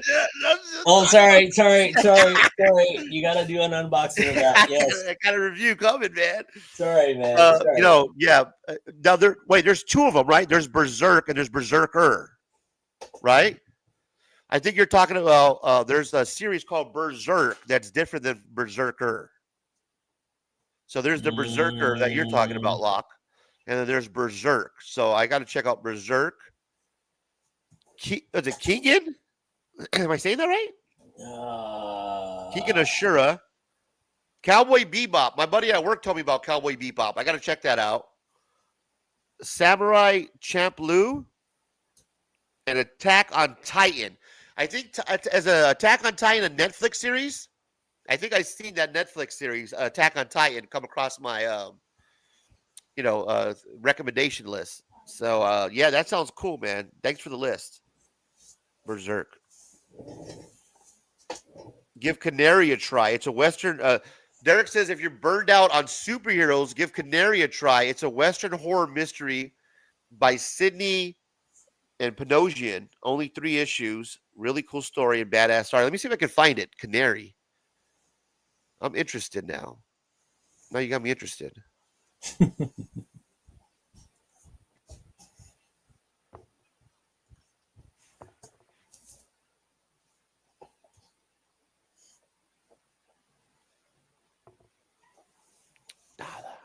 right, let's try a different way.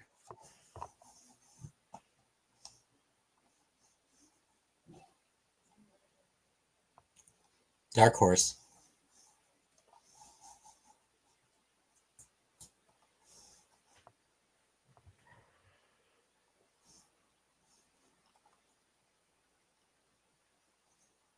Oh, here we go. Canary? That's Snyder. Oh, shit. Is it an Amazon? Damn, looks like it's on Amazon, bro. There we go. We got Snyder, Panosian, Canary.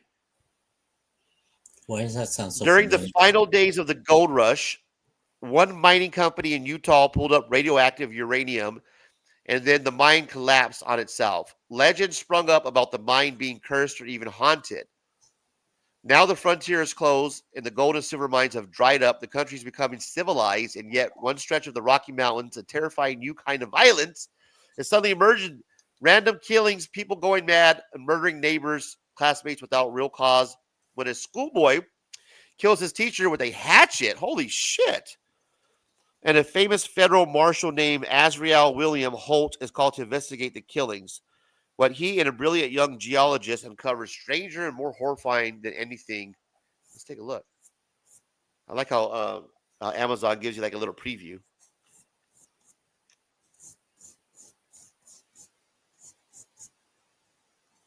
Okay. The Dan Panosian of the artwork, man. This looks pretty good.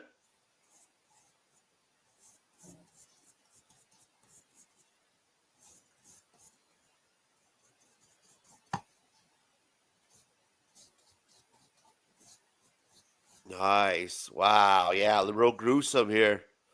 This is how we started off. The art looks great.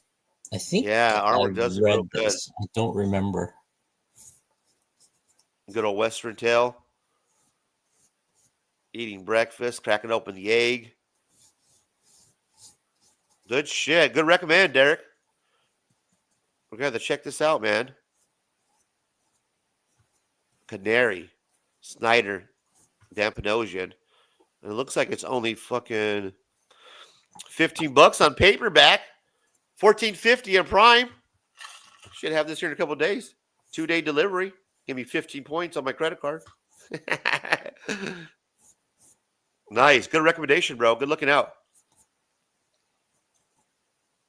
Let's see what's coming out on Wednesday. Let's take a look at New Comic Book Day. Oh, look. Absolute. You have number 3, right? Yeah. Lock. Number 4 is coming out on Wednesday. Yeah. Falling behind. Oh, I might just only pick up till whatever conclusion of that, whatever's happening right now. in the Nice. book. Yeah. I'm way behind. I only got the It's first probably two up to issues. issue 10 or something like that, and that's pretty much it.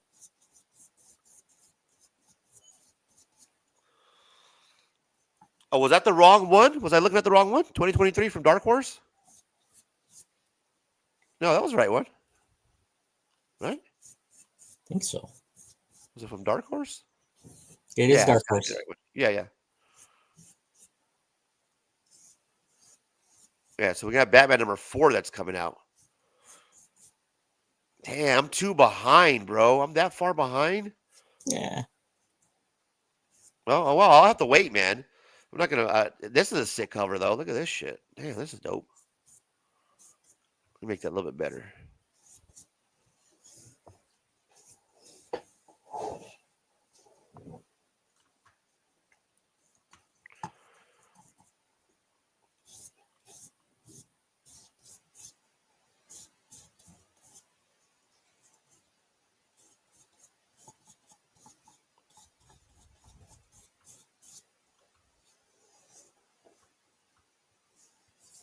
That's the resolution. There we go. That's better. Absolute Batman number 4. Yasmin, whatever cover. Skeleton covers, man. The skull covers. Those are always popular. People love a good skull cover. Can never go wrong. You know what I mean? Those are always popular. Anytime you do a skull cover, somebody's gonna pick it up. That looks tough. Francisco Francavalla. That's a badass cover with the fucking axe over the city. Then you got the cover D, 1 in 25, James Herron. This is dope. Again, with the skulls, I wonder what. Oh, okay, this is okay. That's got to be like something to do with the storyline. I haven't read the third one yet. Yeah, I haven't read it yet either. So. Oh yeah, that's the fucking people, right? The people that he's trying to figure out. That party, the gang. I forgot the name of the gang. Yeah, the party gang. I forgot the name of the gang. What's the name of the gang? Jorge Fornez cover. Not feeling that one. Well, it's a very Dark Knight. That's what that is. Yeah, is that what it is? Yeah, Dark Knight Return. Frank Miller with the lightning bolt in the back. It's classic. I like it. It's cute. It's nice. It's mysterious. It's that's what a cover is supposed to be, right? What's going on? I don't know. It seems kind of lazy. I don't know.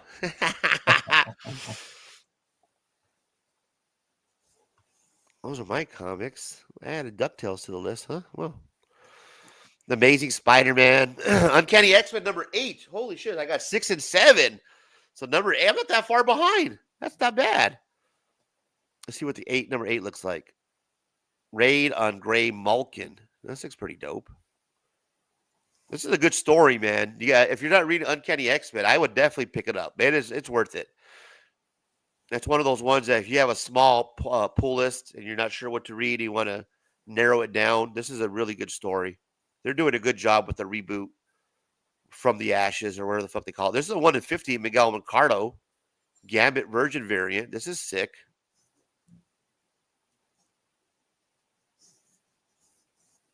And these kind of Scott Young type of style.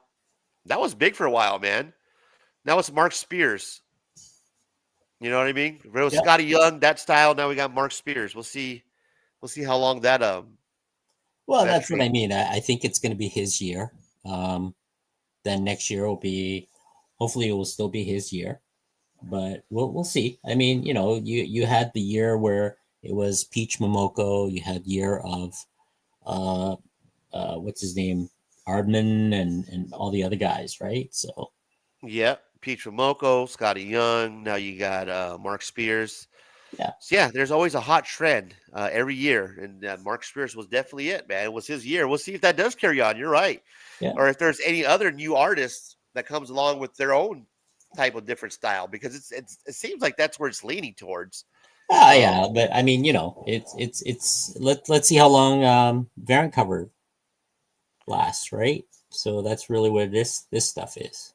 Yeah, it seems like people are more leaning towards that type of artwork, other than like the Jim Lee, like the classic style artwork. There is something that's different now. Whatever's drawing the eyes of the readers. Peach Momoko with her style, her water paint artwork, her I'm kind of glad that they're seeing that. I mean, that's the idea, right? Is that But hard to do though? Is that something? Because you got to create your own style, right? well, So is it's that do I you don't set know. I out to mean, do that, Lock? Like, do you set out like I gotta make my own style, or do you just naturally no, I think gravitate to you something? kind of fall into something, right? I'm sure if you look at her stuff, she wanted to be an anime person, then she start finding her own little niche. I mean, that's what we all do, right? Oh, this You is do dope. 10,000 hours of stuff. You kind of fall into your own little place. Gotcha. So it's not Really like, depends hey, on I start drawing off this way, but then yeah. I change because I was always interested. That makes interested in that. Like, how do these artists determine that that's their style? Like, because I'm sure you start off with the base type of drawing comic books, right? Like everybody has to learn how to draw comic books from the school of Jim Lee or whoever you follow.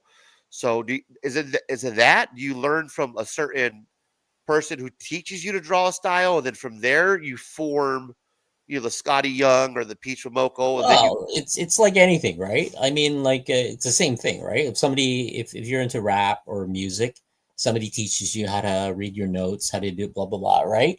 And you kind of after 10,000 hours, you kind of develop your own technique, your own shortcuts, your own stuff, and your style kind of birth from it, right? That's really what that is, right? right, Most artists are always looking to do other things, right?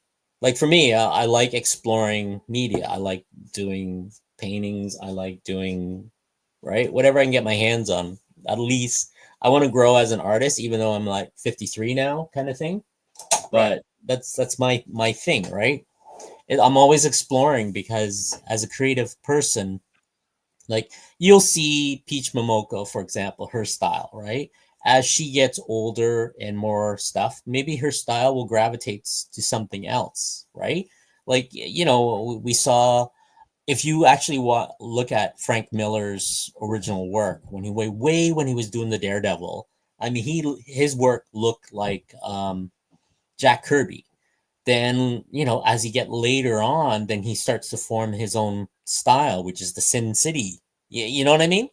You Right. start to Like see right here, his, you got his Miko Soyan, right, or yeah, however you say it, yeah, and and this Miko Soyan, I noticed that they have like this is their type of style. Like I, yeah. I would notice that they have this type of graffiti type. So it seems like artists are trying to find their own niche by finding their own style, Yeah. and I think that's kind of hard to do as an artist. I would imagine. I don't know if it's hard. I think you just kind of fall into it. And then If once you if you fall into if your style, do you continue to do that style if it doesn't you take? I don't know. Like if That's the nobody thing, else, right? Do right? do when you look at my stuff, do I actually have a style? I mean, that's really what it is.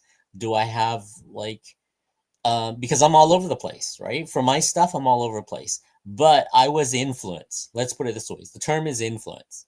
If I grew up in the 90s and the 80s and 90s, and I was influenced with like things like George Perez and Frank Frazetta, then when I got older, when Jim Lee and these guys came out, I just fell in love with it because they had these like action lines and they had all these other stuff that was just phenomenal, right? A That's lot. If you see Jim Lee stuff, it's a lot of like very like his stuff is very action line. Todd McFarlane has a very action line. Like a lot of you'll see it. I can't really quite. His stuff is like that. I'm influenced by these guys because that's what I grew up with, right? So I guess I'm following into that style. But as an artist, you tend to build and change as you go along, right? If you stop drawing for 5-6 years, you might fall into it, right? Mark, like Mark Spear there, he's 21 years a veteran. He's doing this, right? You'll see his original stuff when he drew for sketch cards and stuff. It's very influenced by the 90s. That's what it is. Then he kind of found his niche when he did monsters. He liked that. He liked the colors. He liked the painting. And that's what popped right now. So right? is that like BK brings up that Spears has been a vet for 21 years. So why are we just noticing now? Is it because, like Locke is saying, is it Locke, did he just, is this because his style is switched to what he's doing now is more popular? He Was just he doing this always for 21 years and now we're just noticing it? We're just noticing because if you use that style in comics today and you didn't see the monster stuff, most people would go, it's okay, right? But because of the monster and people like horror and it became that, and now it's a style. Watch it, you'll see it next year. Somebody will start doing his shading style kind of stuff, right? But I had friends who did that kind of black and white shading style for a long time, and that was their thing, right? But they didn't do comics. They did like wrestling characters for cards and stuff, right? That style has always been out there. It's just that it's so unique in the comic book community. And you have to remember, the comic community is actually really small, right? It is a small community. Like, we think it's this big, huge, you got DC and stuff. But if you look at the number, DC and Marvel, the way they sell stuff, the comic book communities doesn't compare to like manga. Manga is bringing in like billions of dollars a year, right? And that's the thing. I don't know what like Marvel and DC's are bringing in comic book wise. Comic book became popular because of the movies, right? And I'm hoping that continues and that community will grow. That's why you picked up what is it? Venom Kid or something like that. Kid Venom. I like Kid Venom. Venom, This right? is another book that I want to pick up that looks interesting to me, that I keep hearing a lot of good things. That this is It's got a manga style, right? Yeah. And if you start reading it, you start falling in love with it. And the thing is, you might end up going like, hey, I want more of this style, right? Or, right, as a, what do you call it? As somebody like my daughter who likes manga, she might end up, if she starts seeing it on the comic book shelf, right? She just might end up buying more comic books because of that, right? Even though, like, it's not manga. Mangas are these thick volumes because they don't sell floppies. You know what I mean? Manga's always been a complete volume book. It's not like you can pick up floppies unless it's Japan. I don't remember they selling floppies. Like, manga isn't released once every week. It's like when they finish a volume. Oh, that's a great cover there. Yeah, for this new Magic series that's coming out. Yeah. I can't wait to read this, man. I actually want to pick this up. This looks like it's going to be a good actual read on top of the killer covers that they're doing. Yeah. I'll pull up the synopsis or however you say here in a minute. But yeah, the read looks like it's good on top of the fucking covers. This is going to be what's hard to stay away from New Comic Book Day when you get exciting new series like this. We'll see how the read does, but this is the Virgin variant by Jae Hung Lee. Yeah. Here's a David Nakayama. David DNA, man. He kills it. He has his own unique style. I'm kind of glad to start to see like diverse names in the industry. Right? So it's neat. I mean, that's the thing, right? I grew up with, George Perez, that was something new. He's Hispanic name and right before it was like Jack Kirby and all this other stuff, right? All these white guys, all these white guys, all these white guys. Then you start to see like these diverse names, right? So exactly. Jay Lee, Tim Lee, and all that stuff start to show up. So it's good. I mean, I'm seeing. It is, man. Right, you guys are pronouncing Japanese names, right? And Peach Momoka, and so that's great. No, that's great, right? It's fantastic, right? Jay Anceletto variant. This Yeah. is nice. These are going to be a lot of cool covers. This is the 1 in 25. Yeah. Look at that. That's a sick skull cover, bro. Look how Yeah. fucking big that sword is, man. That's just a bad, like a rock fucking cover. Like that could be on a fucking CD, the album. Oh That yeah. looks badass, bro. And this is coming out on Wednesday. The Mystic Mutant goes demon hunting in her own new ongoing series. This is gonna be dope. The X-Men Ileana Rasputin strikes out on her own with new allies and dark powers arrayed against her. Sometimes something ancient has awakened her beneath the Alaskan ice. Excuse me. Unfortunately for it, that's not Magic's territory now. So it looks like it's gonna be good. Written by rising star Ashley Allen, who wrote X-Men Blood Hunt. Yeah, it looks like it's gonna be pretty good, man. The covers look good. She's gonna have her own miniseries now, and if it's a miniseries, then I'm definitely gonna pick it up. This is gonna be a fun read. So many covers. That's got to piss an artist off. And I remember I was listening to Mark Spears talk about this last night. How they'll take your cover, right? And it's not necessarily the artist that does this, but they'll make it into like fucking 6 different covers like this here. Well, I feel like it's been it's the revisal of the 90s where I remember multiple covers. And you know, I'm waiting for, like, for example, when James Gunn released Superman, right? The new Superman movie, that my Death of Superman books will go up in value, right? The one in the poly bag that I got like 20 of them. I'm just joking. One day. We all ran out. But even if you were a collector, like you ran out and bought it because you thought that it was going to be worth something. That's what happened. I remember getting the wedding one, Peter Parker and Mary Jane. I bought like a bunch of them. Remember Jim Lee released the connecting covers, and I bought like at least 5 of each. There's millions of copies being sold, right? I mean, you can probably pick it up from the $2 bins for what it is, right?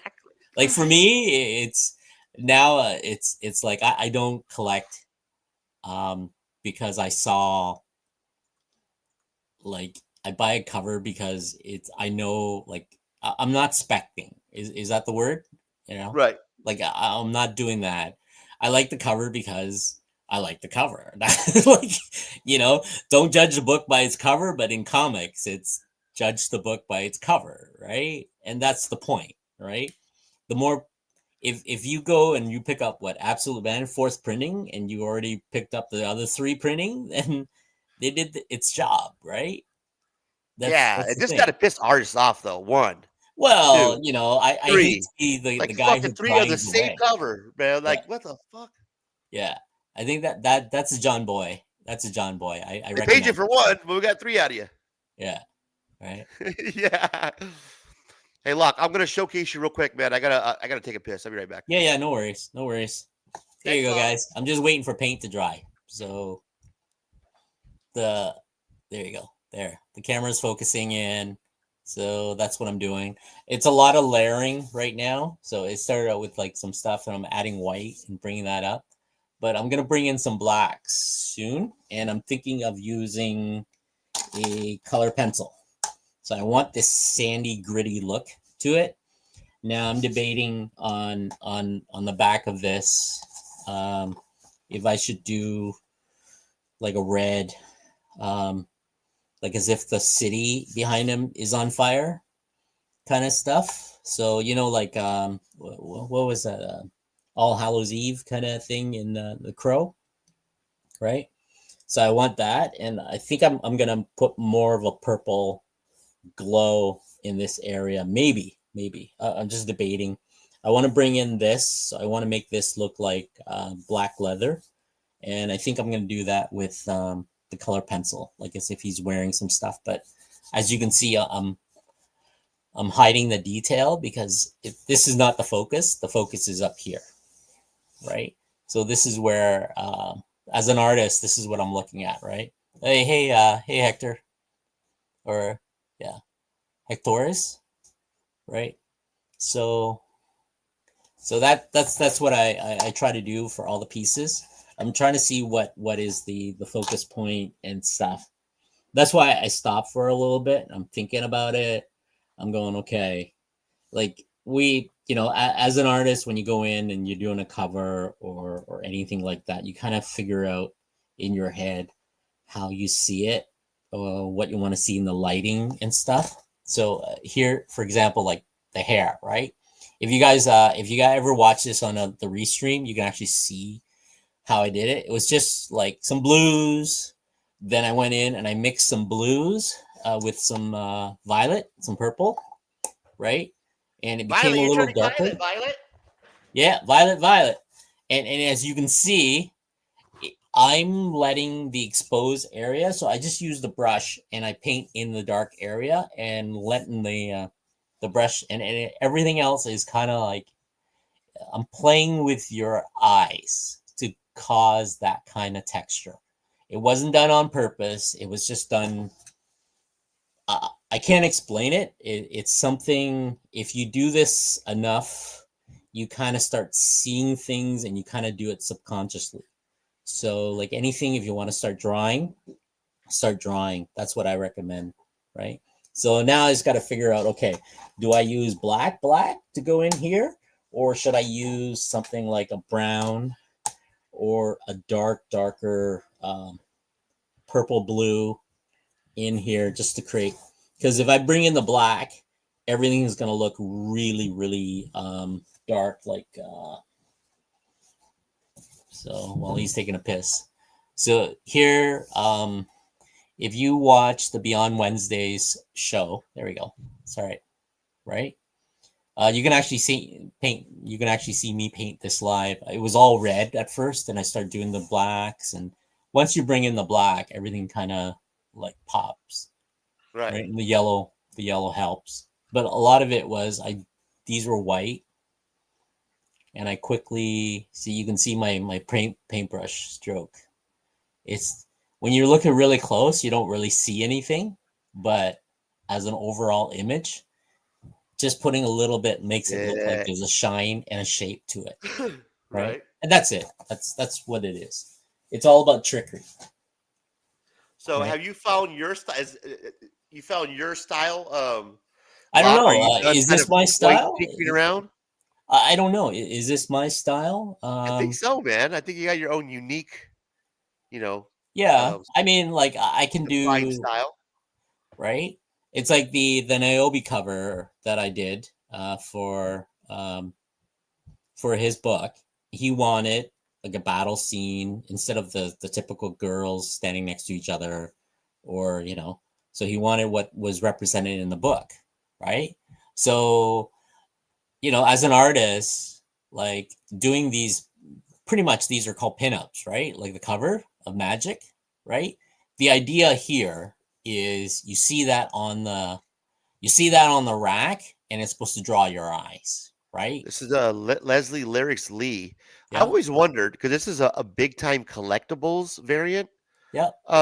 Locke, as an artist, how does that work out? Do you guys actually get paid more money if you do these exclusive for these shops, like big time collectibles or what have you, compared to like Marvel or DC? Like, are you making more money? Do artists make more money? So what they become is, for example, they're called retail variants, right?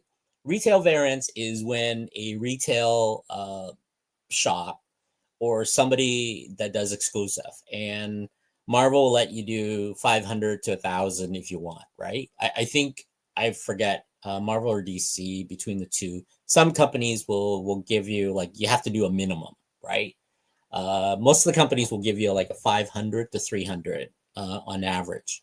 So the way that works is, it's really the person that pays me is the retailer, the person that commissions me to do the cover, right? So because I am an unknown, I'm not a Mark Spear, I'm not a, that kind of stuff. I usually charge a retailer, like they usually ask for around 250 to 300. Sometimes I will get as high as 600, but that's rare. That's very, retailer. Rare. Wow, that's good, man. Because what you have to remember is the retail has to upfront the printing costs for the 500 books, right? And that retailer could be like Fan Expo, so and so, X City, whatever, right? So they get permission from Marvel or DC, and they go to like, for example, last night, Mark Spear, right? He's going to do a San Diego exclusive cover or something like that, right? So, and he'll get maybe, I don't know, a couple $1,000 for that cover, right? So it's not that Marvel is paying him; it's the San Diego, the Fan Expo guys are paying him, right? Because they are there to, if they can use that his stuff in advertising and says, look, you got to pay for a ticket, you come, you know, you bought a ticket, you bought hotel, you bought, you know, that kind of stuff to come see Mark Spear, right? And that's how they do that. And they'll pay Mark Spear beside for the cover, doing the cover exclusive for that event, but they'll also pay for his hotel, his travel, his per diem, and all this other stuff, right? That eventually is what I want to be able to do, is be able to be a guest artist for, you know, Heroes Con, for example, right? Right. Some of those will, you know, being a guest artist, it's cool. It's what it is I don't have to pay for a table. I don't have to worry about hotel or flight, right? Nice. And those things are like from Toronto down to Charlotte or wherever, flight back and forth. Usually because you're flying on a Thursday or a Friday and you got to come back on a Sunday, you're looking at about $1,000 worth of flight. This is not the 90s anymore where I can go from Orange County to Toronto and back for $300-400 via Southwest Airline or JetBlue or, you know, those kind of stuff. Price has gone up. They charge accordingly. Then hotels for that weekend is the organizers usually always gets a discount, right? Because they expect people to show up. So they'll, you know, they might get the room for free to give to the artists. You know what I mean? Because it's bringing in. Look at this, Alexander Alonso. Check this fucking cover out. Look at that sword right there. I know, man. it's beautiful, huh? It's beautiful. It's a great. Look how bright that is. Yeah. I'll bet you anything it's going to look like really cool in foil because of the white part. Yeah. I don't know what this is that she carries with her, a little dragon. She's got her pet dragon. Oh, that looks so sick, man. Right. So she's going through a portal. Yeah, that's pretty much what magic is. That's a killer cover right there. I like this cover right here, and I liked this reminds me of like those 70s, almost like Conan magazine type covers, the paintings and stuff. Yeah, the painted covers. I dig this. This is Tiago da Silva. Yeah, and this is beautiful, gorgeous cover. But this right here, this is just something different, man. That looks fucking badass. I like the sword, how it's drawn. She's going into the portal, either coming or going. Yeah, that's fucking dope.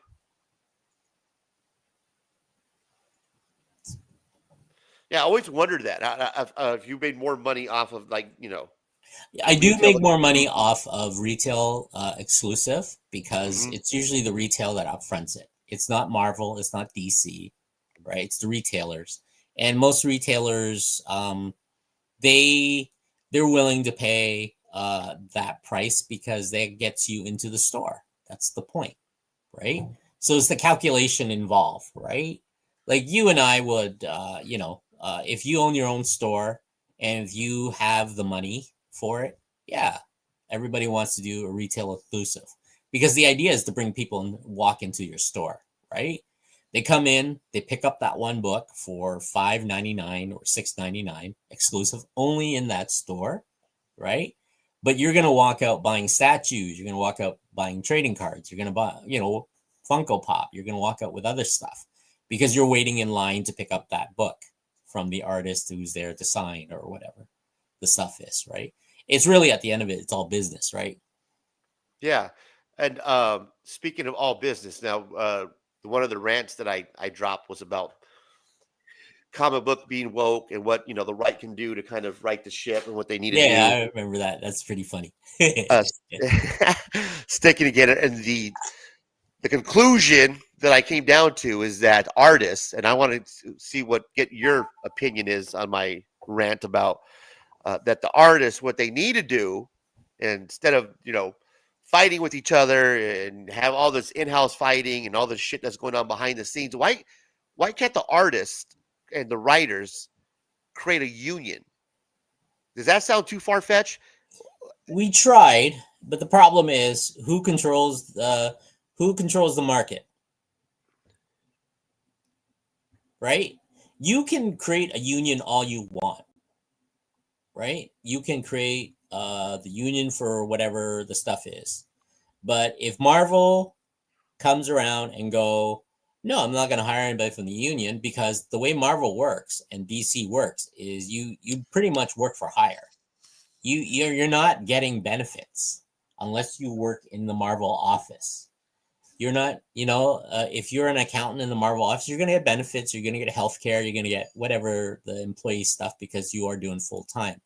There's a reason why comic book artists are struggling and stuff, right? We get gypped off all the time because we're promised a certain thing, and we're fighting an uphill battle where a lot of the time is people aren't buying the book, right? And that's because, now we're resorting back to variant covers. So you can actually buy the book, right? A lot of people buy these variant covers, don't even read the book, right? I bought, shiny foiled cover. I'll probably never open and read that book, right? Because I thought it was cool. It's nice and shiny, right? That's the reason for it, right? So a lot of the contract is work for hire, right? Everybody gets their page rate. That's the reason for it.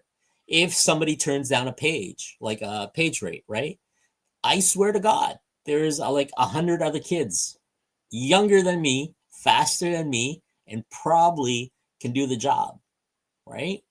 That's what that is. We can start a union all we want, but Marvel's going to go around and it's going to, they're doing their little thing and go, hey, look, draw for Marvel, you're going to get popular, right? That's why you see guys who draw, a series for a bit. So there's no way to unionize the writers and the creators. There is ways to unionize the writer and the creator, but more likely it's the corporate at the end of it, because you can unionize all you want, but if Marvel doesn't want to the writers and the artists come together, the ones who actually write and tell the stories. Yeah, I think it'd be kind of hard not to because now you can dictate. Well, here's the thing, right? Artists. The reason for a union is to fight for fair pay, right? For fair, you get benefits and health cares and all this other stuff. What happened to this forearm right here? Yeah. I'm sorry, Locke. What happened here though? Is this a bruise, or is that supposed to be? I like there's this forearm right here looks real veiny and like I don't know, man. I switched over to this next page. Before I did, I caught this. Is this supposed to be like a bruise on the? No, it's just the dark areas, the shadows and stuff. It could be a bruise because she's fighting what she's got something in her some sort of big giant skull. Yeah, and it's real. Her arms are real veiny, all the way up to her fingers. Well, that's how it's supposed to. He's probably used some sort of reference from a model for that part. I mean, that's what the human body is, right? If you are swinging that all day, you're gonna get like all muscular and stuff, right? And I don't know why Red Sonja is always only protecting the little booby area and the nipples and the crotch. If I was a real warrior, I'd be head to toe in steel, right? Exactly. The side boob looks great, man. Right? But I caught that forearm. I was like, holy shit, what the hell's going on here? He gets a lot of work. He's fantastic. Yeah, and then Mark Spears was making an excellent point that it also depends on your how much time do you get to work on these covers too. Yeah, you know what I mean? Not only how much they paying you, but how much actually time that they're giving you to do an actual cover. Is it a quick turnaround, or are they allowing you to have some That's a couple part weeks of to work on it. that's part of being a professional artist, right? You need to know you need to know your limitation and stuff. The more time you have, the better it is, but at the same time, it's also a double-edged sword, right? That's the thing. See, muscle tones from right. They probably got her Not jumping up real and down. veiny. Yeah. Oh, that's I'm not sure how I feel about the Frizz. Like Frizzin is supposed to be really good. Like everybody loves Jenny Frizzin, and I don't know, man. There's just something that I just haven't been really drawn to her. I know when I see her cover, her artwork is distinguishable from other artists. Like when you see her artwork, like, oh yeah, the line work and the hair and all that shit. You're like, that's a Frizzin. But I've never been like, oh, it's a gorgeous cover. Like this, I mean, yeah, it looks nice. It's a real decent cover. I can't shit on it. It's really, well done. But it's not to the point where out of all the covers that I've seen so far, this is not one of the top ones. Like her artwork has never been that artwork. It's like, oh man, it's really, I gotta have it. I don't know what it is, but I just never got into the whole Jenny Frizzin fad. Maybe it's just me. It's to everybody their own taste, right? I mean, I love it. It looks gorgeous, right? You said, Derek, if you have a library card, you can read a bunch of online for free. Yeah. That's one way around it. That's awesome. Most libraries have it. I forgot about the old library card trick. Yeah. Those are the best. I mean, our reference library has a whole section of graphic novels and omnibus, right? Which is fantastic. I remember the library card. We used to be able to get rent like DVDs and shit. I didn't know that you can read a bunch of digital online. Yeah. I don't know about streaming online. That's not a license thing, but you can actually go into the library and pick up Blu-rays and DVDs for your Xbox and your PS5 to watch, right? Yeah, good looking out, Derek. That's a smart move, man. You know what I mean? That's a smart man right there. Good shit, bro. Good shit. Let's see. We got almost another hour before the next game. Nice. We'll get that pulled up here in a minute. It's the Lions and Vikings. Plenty of time to get my coffee brewing. Yeah. I just had my cup. Yeah, I got to get my Keurig going. But of all the covers, it's all right. I mean, I can see how people love her artwork. Like you're saying you think it's gorgeous. I don't know, man. It just doesn't do anything for me. It's really. Technique, right? A lot of the stuff I see. I like the cosplay cover better than that one.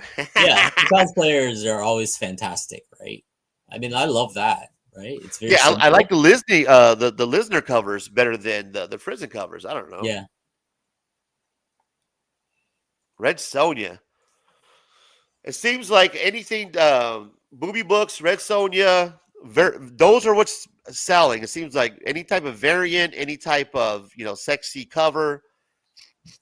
I mean, the comic book industry is still male-oriented, dominant industry, right? That's what that is. In the manga world, I think it's the ladies are reading a lot more, and I'm hoping, I don't know. This is what my assumption of the industry is. That's why I watch these community streams. A lot of the time, I see it's all male, right? Like in our 30s and 40s and 50s that are collectings. Then once you hit the 60, you got something like Steppo and those older guys who collect Golden Age, and he knows everything. Like the knowledge for these guys, they've been collecting for years, right? They don't collect modern, or if they do, they'll buy one or two, but they're hunting, right? It's a different time collecting atmosphere. For us, we're casual readers.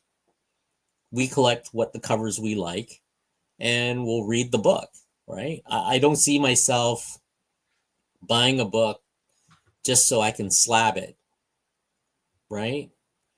I don't see myself buying the book for potential values later on. Like,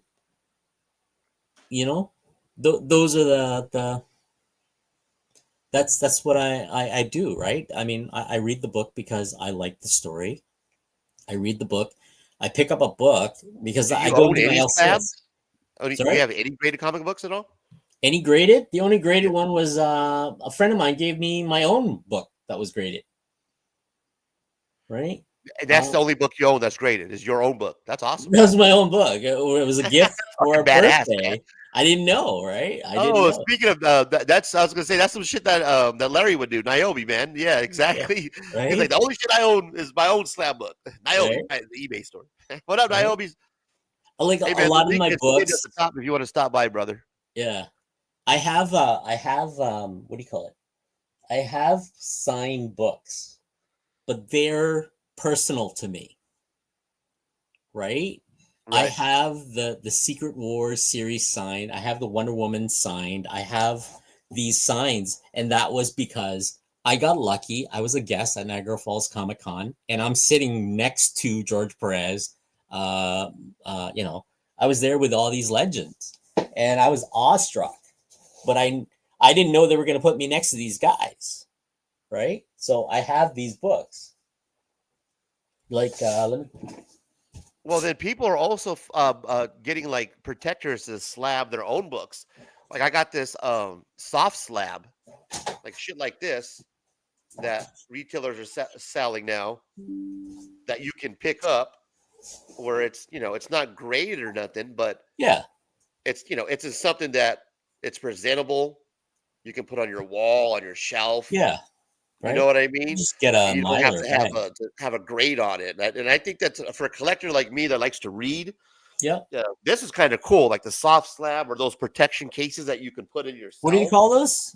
Soft slabs. Soft slab. You get them on Yeah, Amazon, or you get them from your LCS?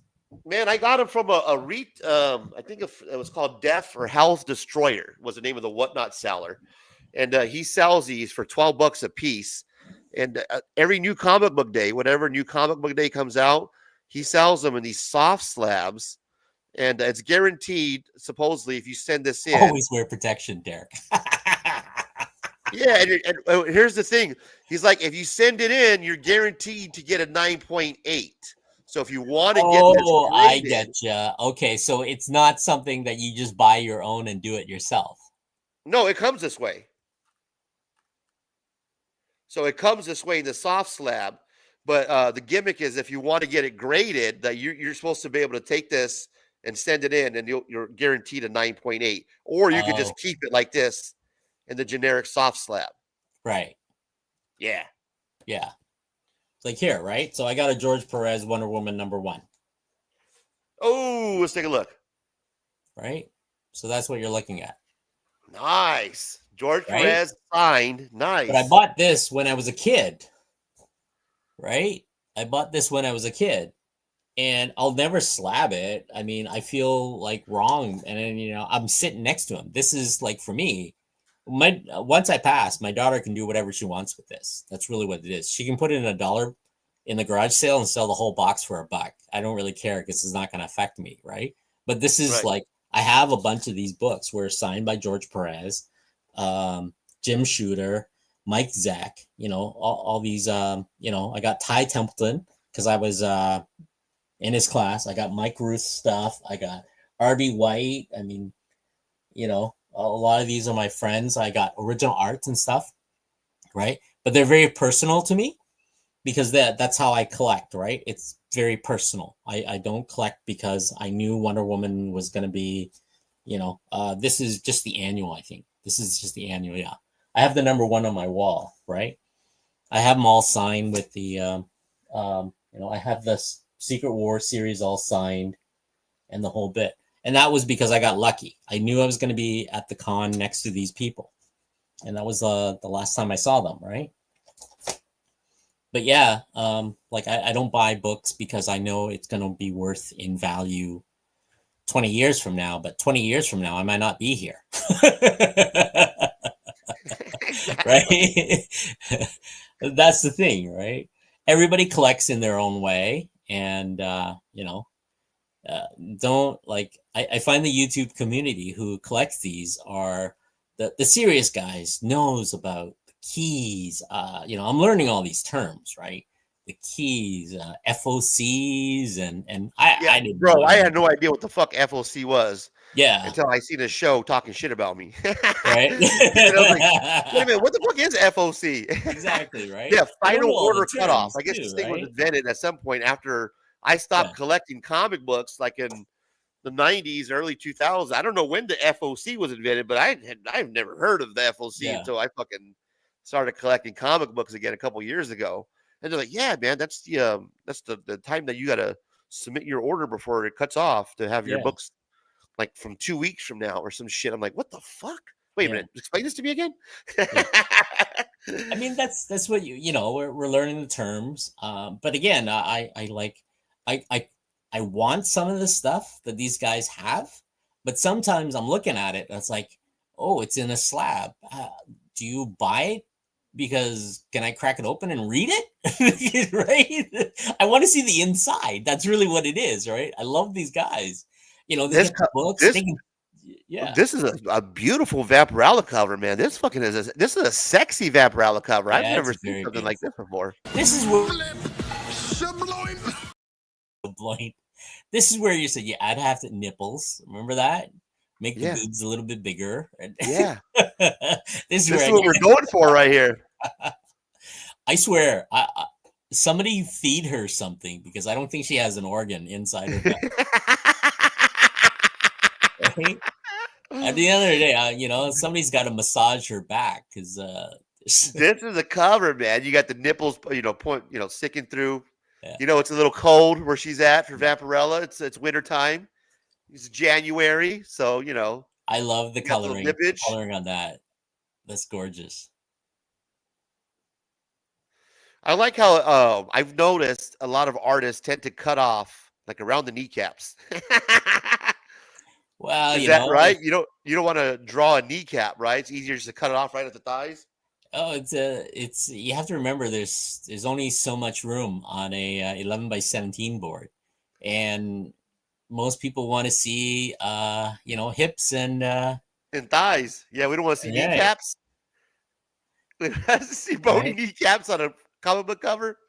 Hey, there'll be people who likes from the knee down, right? And there'll be a whole different book from there, right? Good old cosplay covers, man. What's her name? And you know what's funny is this was something that I discovered too when I got back into collecting.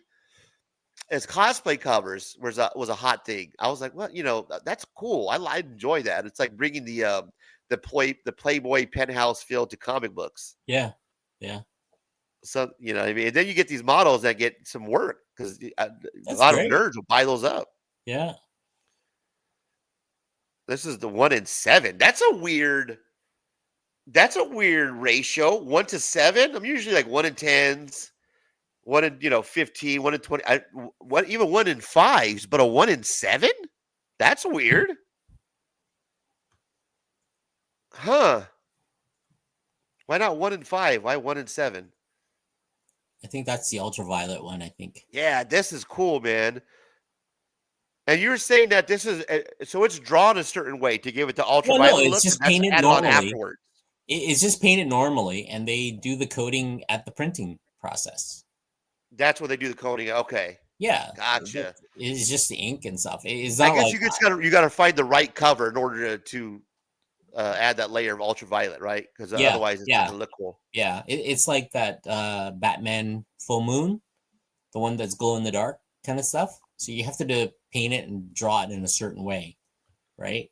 Like if, for example, if I want this to be glow in the dark, realistically, I have to go buy glow in the dark paint, right? And paint in the area that I want to have glow in the dark. That's how it works. But because if I send this in, unless you have the original glow in the dark, there's no way to simulate that. So what happens is they would scan the artwork, right? And go in the Photoshop, let the artist paint the area that he wants to glow in the dark. And that is a mask that they make. And the printing process is basically, they print this normally and they would put on another film of just glow in the dark. It's just like another, as if they're painting on the cover. But it's all, done with like an inkjet printer or whatever, the printing process they do, right? And that's it. That's how they do the glow in the dark stuff. I love that. I just don't know how Vampirella keeps those her bra up. Like, you know how it curves underneath? That's just never Yeah. happened in clothing. It's got to be She's tape. one of the characters that I really want to get into, like for the comic book series that's out. When I jumped in at 666, it wasn't a good read, but from what I've heard and read, I guess they're supposed to be kind of restarting it at 677. Oh, okay. So, so we're supposed to be getting like a number one, but they're going to do that whole legacy thing where the numbering is still 677.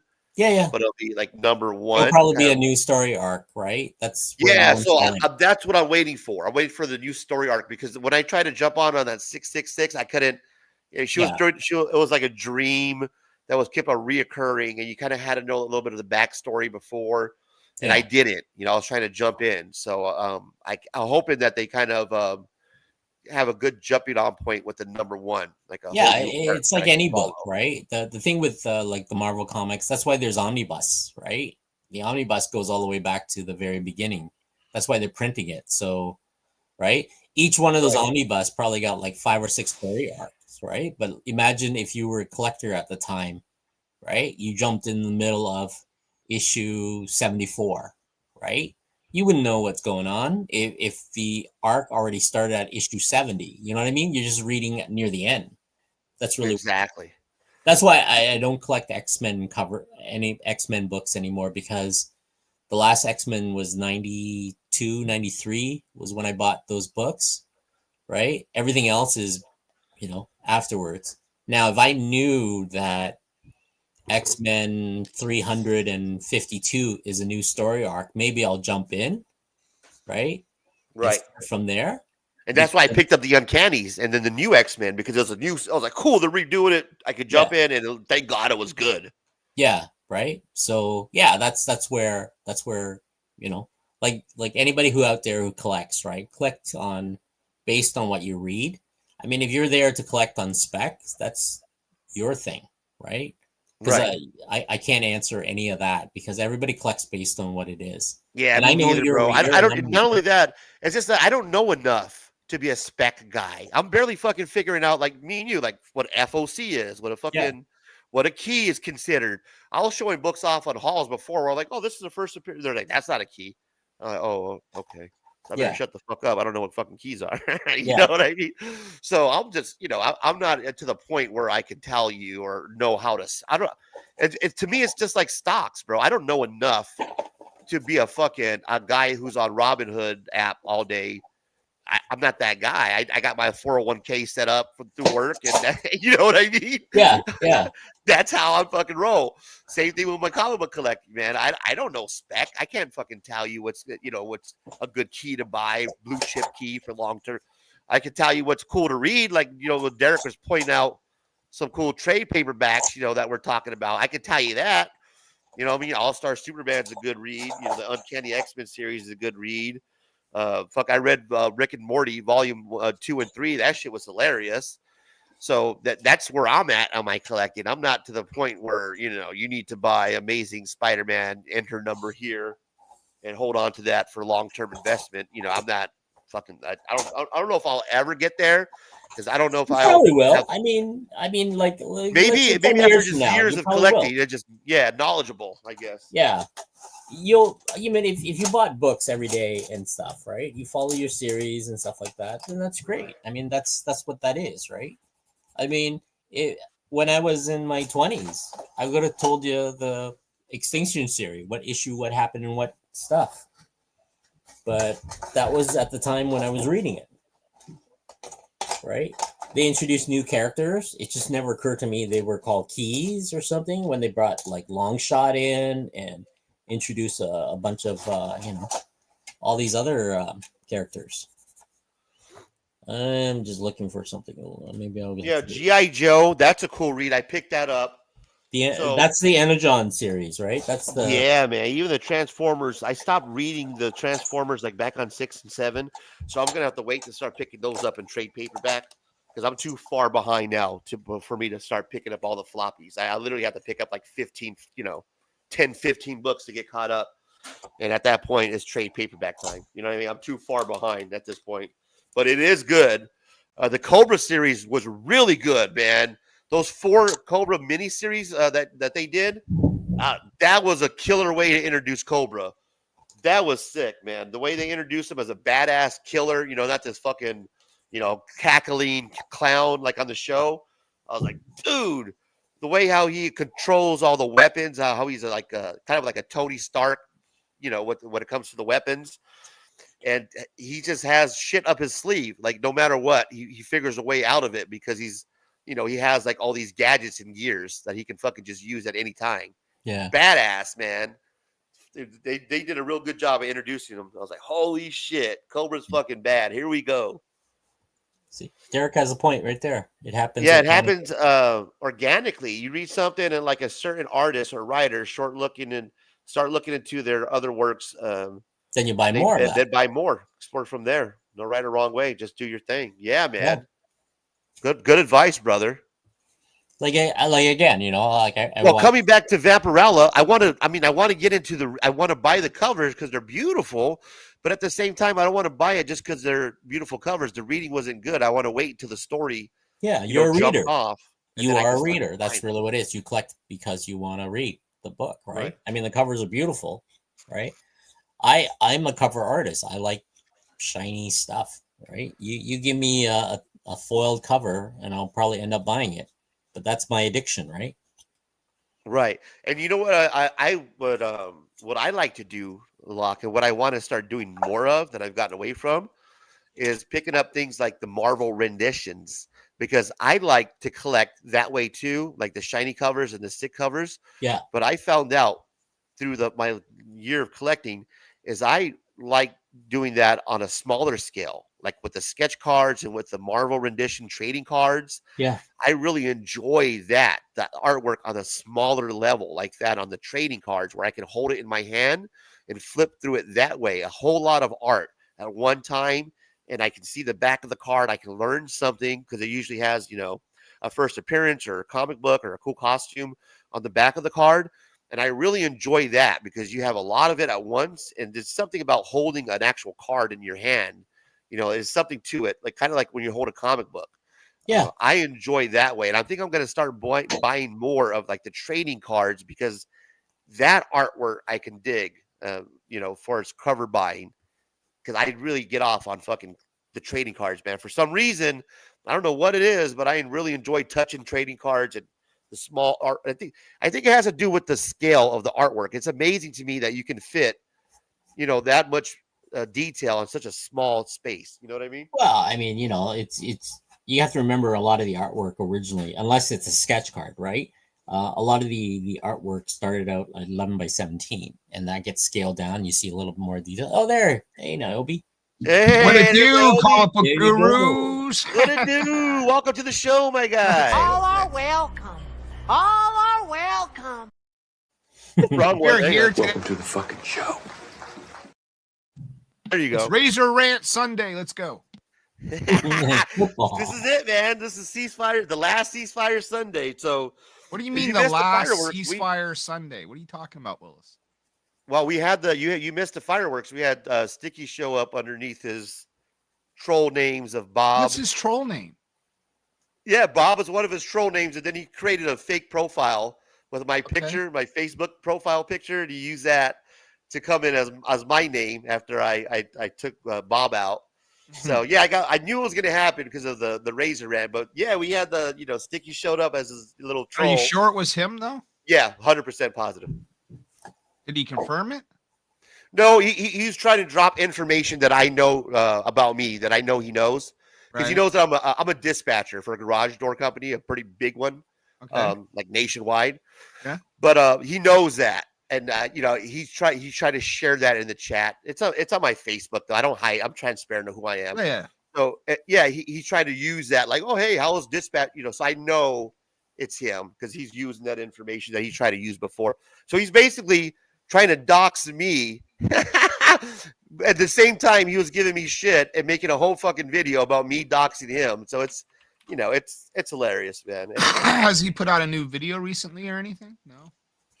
No, I'm not. He hasn't. I'm sure he might. If he does, I don't care, man. I dropped that last rant to clear the air because that whole doxing accusation shit really really fucked with me, man. And I had people that actually canceled interviews. I had people that legit say, hey, if Razor's on your show, I don't want to be on your show. Yeah. That jumped to conclusions right away before my video even came out. And then here's what we got to do. I got to remove music from the interview I did with you and get that back up, because I think that interview really would clear a lot of the air. People are still wondering if you're this doxer. You know what I mean? Right.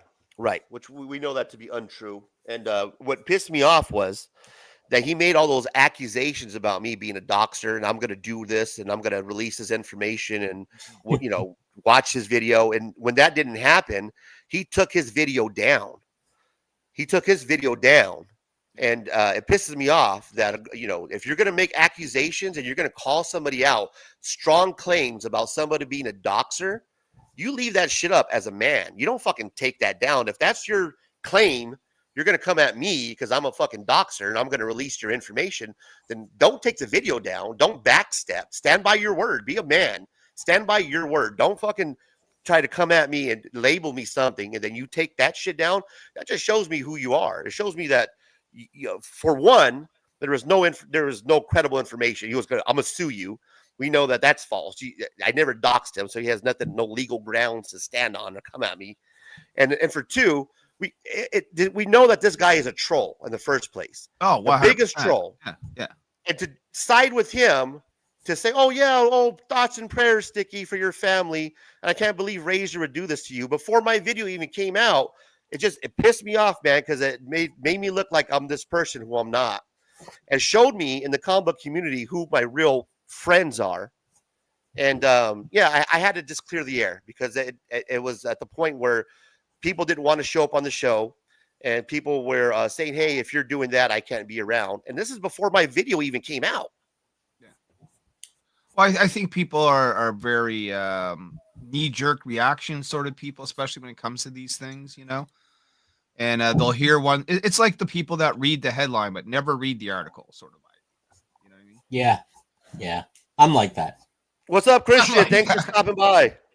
So that's one of my boys, Christian. There's a link here, Christian. Jump in, say hello. Yeah, man. It's a Ceasefire Sunday. You'd be more than welcome to hang out. This is what we do. He's just another artist. He'll just draw on your stream.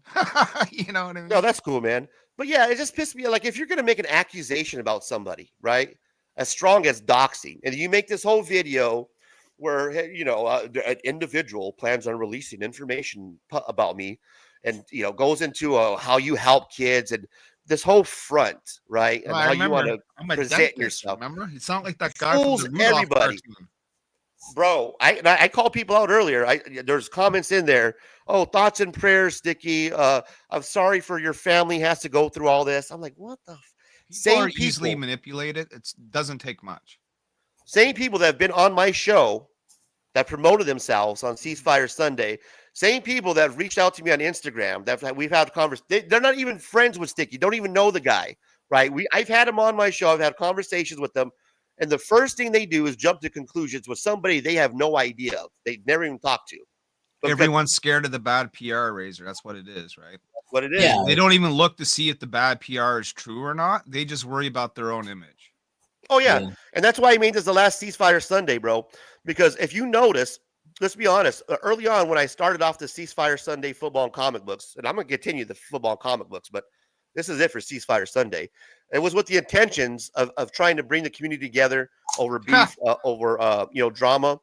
That it did what it did. So that dream is long gone, is it? Right. And so that's what we did. We did the Ceasefire Sunday. Everybody had their chance to come together, and that's over. That's over. And the kumbaya come together is no more. So many people have tried to do kumbaya in this scene, and I'm talking for the last decade or more. It never works. It never has worked. There's always going to be little groups, gangs, factions, tribes in YouTube, whether it's comic books, gaming, or the knitting circle, right? It's just the way it is. What pisses me off, though, is that people early on my show, they want to support me, man. Support me up to the point to where this is what I do. I'm going to be controversial. I'm going to talk about wokeness, about a bunch of shit. And it shows me who people really are. So early on, we had a lot of people stop by. You've seen a lot of content creators from Rob Fat Stacks, Legion of Comics. You've seen a lot of people in the comic book community, Gotham and Glam. A lot of people stop by my channel to promote themselves, to do their little shout out, to do their thing, Gotham and Glam, and others, Ian and Becca, Pizza Rat, all these little YouTubers who want to come up and be part of a community, promote themselves, do their thing, and then when a Sticky Goose video comes out, they're quick to drop comments. They're quick to say, well, if Razor is going to be there, I can't be part of it. After I've had you on my show, man, you've hung out with me. I've had conversation with you. You don't even know who the fuck Sticky Goose is, but because he did a video about supposedly being a doxer, before even reaching out to me, asking me on Instagram, anything, you want to put your little 2 cents in those comments. And believe me, I saw everybody's comments. And it pissed me off that that little bitch Sticky Goose took the fucking video down because I wasn't able to go on there and put people on blast. Because I was going to go comment by comment and call out every single one of you YouTube creators, but I couldn't. And you better be goddamn lucky I couldn't pull that video up. I'm pretty sure we EFAP'd that, didn't we, Razor, when we interviewed you? Or at least we took a look at some of it, right? Yeah, I have some of it. I don't have the whole video, but he took that down, man. He deletes videos faster than P. Diddy's crisis management team. Delete. Yeah, I'll have to go back and make sure I can get that re-uploaded because it was taken down because I use copyright music in my shit, and so sometimes I get dinged. But that's just a matter of hitting the edit button, removing the first little bit of it, and then we should be good to go. Well, actually, it's the last little bit of it because I played the Razor's Edge at the end in honor of you, and that's what happened. So the Razor's Edge by AC/DC is what got that video taken down. Yeah, they seen it like the next day. It was down. It wasn't down. Yeah, I gotta learn not to play AC/DC. Yeah, I had the Back in Black on my little short, and that automatically got taken down. And that's only less than 8 seconds or something. Oh yeah. And here, we'll call them out. I think there's a couple of shows going on right now. So I'm going to pull up some streams, guys, because this is the end of Ceasefire Sunday. I'm getting back to my Razor shit. And there's only a certain group of people that I ride with. Naomi's one of them. I like having Locke around because Locke's like me, man. We collect the same. I'm going to hang out and I'm going to do shit with like-minded people who I like hanging out with. I don't give a fuck how big your YouTube stream is, how many people are on your show. A lot of these motherfuckers on here are a lot of just fake-ass content creators. And a lot of them, you know, there's some of them that I think are having shows right now, man. And I like to pull these fucking people up because a lot of you guys are fake as fuck. Who's and a lot of running you guys tonight? came on What's my up? show trying to promote Razor's a yourselves. good And cat. I remember, man. I'm a petty motherfucker, dude. I remember all you I'm motherfuckers. saying you're a good cat. Razor immediately says, I'm a petty motherfucker. Bro, I am. I'm petty as fuck. I'm trying to and get I people will to pull come you back up. to the show. Come back on here, hang out, talk comics, man. Show Yeah. Razor that you don't believe this crap. He's not a doctor. Let's get fucking Yeah. real here. You know what I mean? Like, Let's come Yeah, back, yeah, talk you- comics, and see if we can try to get more readers to read comics. That's really what that is. so we Yeah, got that's the what we're- top 100 comics of all time by Ralph Retro Comics. No idea who you are. Let's talk comics with MJ. Okay. What else we got going on right now? No, nobody's on right now. Swaggle dropped a video about drama. Yeah. I don't know. That was just a clip from his live show. Yeah, nobody else is on right now but me. Good. I'm glad you guys are not on right now because you know what? Go fuck yourselves, everybody who tried to jump on here. My list would probably look different if I go take a look. And I gave you guys an opportunity up to Ceasefire Sunday to come on here to say your piece, but nope. You guys, that's fine. I dropped the link so anybody could pop up on here. Nobody decided to. You guys want to keep quiet? Keep quiet. This is the last time that I'm going to extend this olive branch. I'm not doing it anymore. I'm going to do my watch parties. I'll do Ceasefire Sunday next year when football starts all over again. But today was it. That's it, man. I'm going back to my rants. I'll do my watch party. Woo. People that sub me up, that like to hang out in the chats like we're doing here on Sundays, those are my gurus. Those are my people.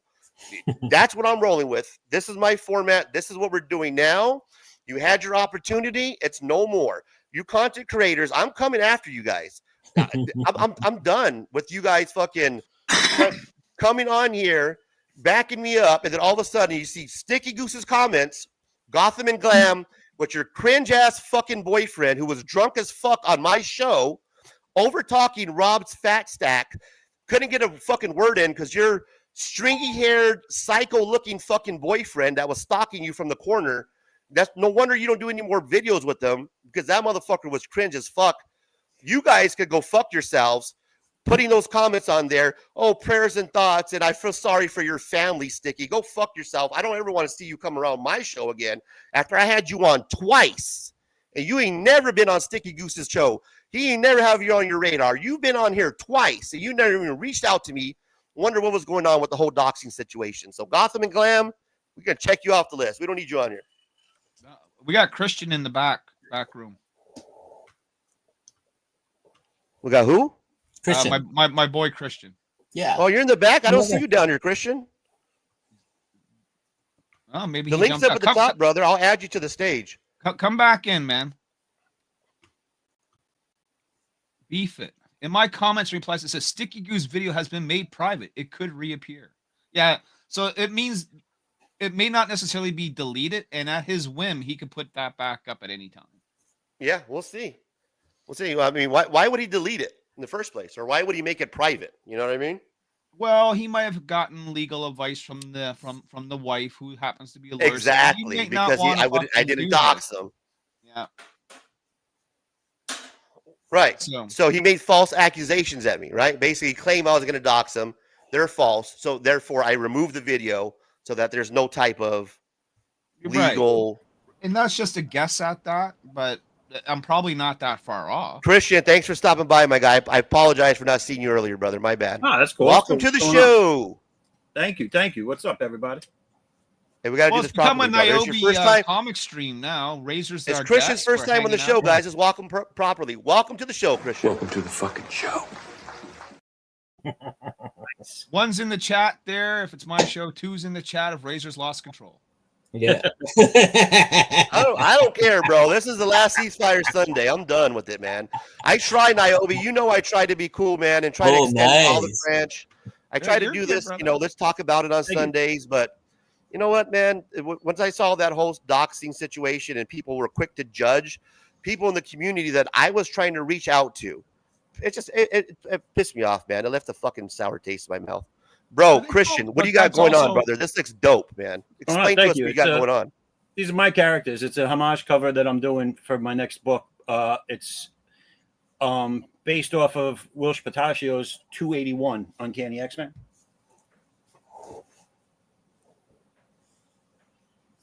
You lost. Yeah. Can you hear me? Yeah, I'm still here. Still here. No, we got you. All right. So yeah, that's what I'm working on right now. Beginning stages. I love it. So we got this at the beginning stage. And then we got Locke, where he's at right here. I'm all AI, guys. Just let you know. What I'm seeing is all AI. We got dueling artists. Let's see if we could do this. Dual AI, right? Let's see if we can do this. Would be cool. My sword is a little small just right now. It's cold up here in Canada. But baby, it's cold outside. I can't do the dueling artists. I'm actually kind of stoked. I want to see this cover being colored. Yeah. This one here? No, the one he did for Niobe me. one that. So I presented the colorist with two choices. I said I got Narcilio Souza's cover and I got Locke's cover. Which one do you want first? And he said, "Give me Locke's." So yours is the next in queue. Nice. No, how long does it take your colorist to do the cover, Niobe? We'll probably see it next week. Nice. Next week. I got to pay the invoice tonight. Now that he brought that up, I got to remind him because I got the email saying that he invoiced me. So I pay the invoice, then I send him over all the files, and then about a week later, I get it all back. Yeah. And you're a cool cat too, man. You don't put like restrictions on these guys, right? You don't say I need it like in 2 days, right? You no. Like Niobe's a whip cracker, man. He made me stay up like till what? Yeah. Well, you're different, Locke. I know you're 48 hours. I remember that. No, generally speaking, we try and commission things all in fun. advance, so there isn't a time crunch. So I mean, very rarely have I ever said, "Yeah, I need this by," but in a week, because I know these guys can't do it in a week. You know what I mean? Like, and if you do rush someone, you're going to get a rush job. I mean, that's what happens, And you pay for it too, right? So you pay for it. Like, this is awesome. I'm just like in awe watching you guys draw. Christian has beginning stages. Christian, do you do your own coloring too, bro? No, I do. I basically do black and whites, pencils. I'll go as far as to ink it sometimes, but I let other people do the coloring. Really? I'm not a patient artist, and the coloring has always been tedious for me. We all know we have our own limitations as an artist, right? So we if I can save time doing some certain stuff, then that's great. But that's really what most artists is, right? Then we slowly develop ourselves. Later on, Christian will go in and starts coloring. He's going to spend thousands of dollars on Copic markers and stuff like that. Oh, right? I already have that stuff. Yeah, see? Who are the players in the Taco Wars? Yeah. You just don't use it. Yeah. BK, the players in the Taco Wars, basically that was me and Brian LCS, stemming from the little jab, the joke that he took at me during his comic book community awards show that he does every year. During the show, there was a little spot, a little sketch about sending Taco Bell to a sweaty Mexican in Arizona, and it showed a kitchen, of a kitchen of supposedly my apartment. And that was the joke, is that to calm me down, because obviously I get all heated when I start talking about drama. To calm me down, he was going to send me Taco Bell. And that turned into a kind of a beef between me and Brian. But that all started previously because of my comments made about Brian's Comic Book Community Awards and how it's sponsored by different individuals. And at the time, I had questions on how the whole award show was ran, who was the comic book committee, what's their input, what does he do? And I raised, I guess, a lot of hell for this guy to the point where me being a new YouTuber, he invited me on his show. Now, mind you, I just started this whole Ceasefire Sunday, and it was my intention to have him come on here, and then we can all ask his fucking bitch-ass questions about the Comic Book Community Awards. And that way, the whole community can actually ask him as a panel, like you kind of will go to one of these town hall meetings, right? That was my intention, but he flipped it on me. Again, I'm a new guy. I've just been doing this for a year. He's like, no, I can't do it. I'm tied up, blah, blah, blah. The only time I have for you is during my show on Saturday or Sunday, whatever the fuck it was, at buttfuck 6 o'clock in the morning.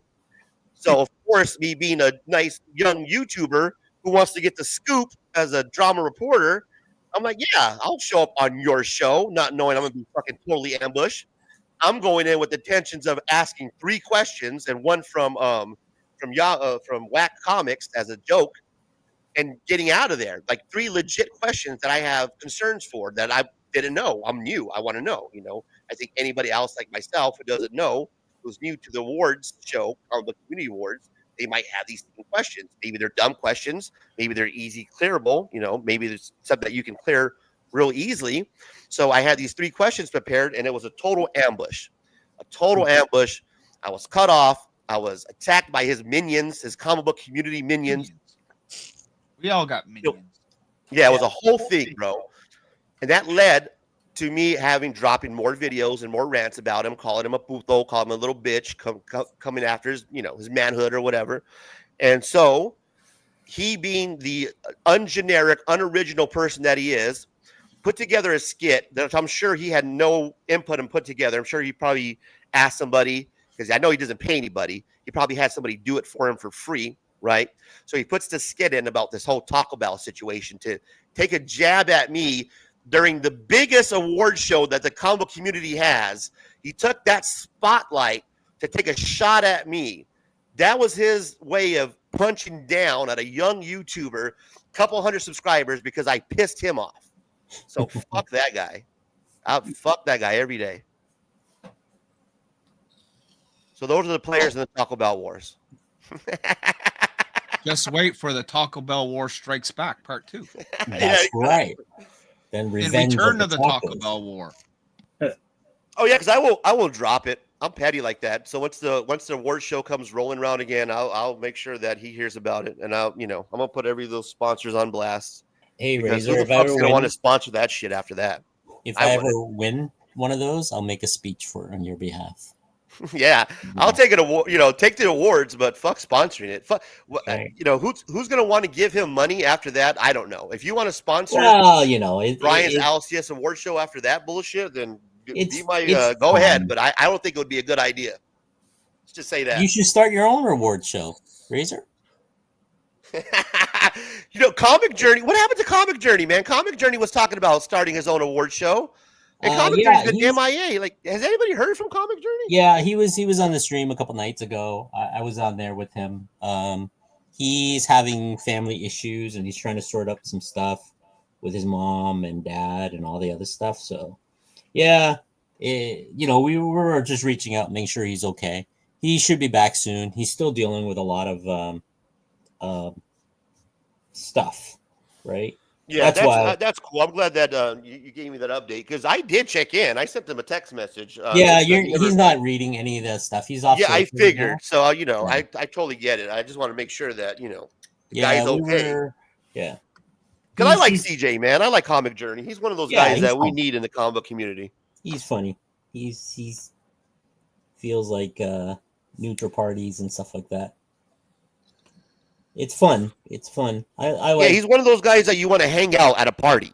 Like if I'm hanging out at a party, we're having drinks. Comic Journey's the guy I want to hang out. Only if his hands are on the table. That's right. Of course you guys are right. But Brian LCS is definitely not a guy I want to hang out. Just like an individual in general, the guy has no charisma, no personality. He sits there like this fucking sphinx. You know what I mean? That's one person that I can't relate to. Just on a general level, just at a human level. That fucking guy, I just can't relate to. Like the whole Godfather moniker, like he's not funny. He doesn't have any personality. So that guy, I couldn't kick it at a barbecue with. You know what I mean? I'm not hanging out with him. Well, the true Godfather of the YouTube comic book community, and he's been at MIA for a little bit, but that's GPAP. Gene Paul Ace Peter has one of the oldest channels in the scene, and he was the guy who really started up the off-air hangouts. People used to call him the Godfather of the off-air hangouts because he would run these green rooms. Sometimes you have 2 or 3 at once with 10 people in each room all talking comics. It was wild, dude. Wow, I did not know that. Yeah, shout out to GPAP. Yeah, that's cool, man. That's why I like when Comic Journey have his Insomniac show on there. You know what I mean?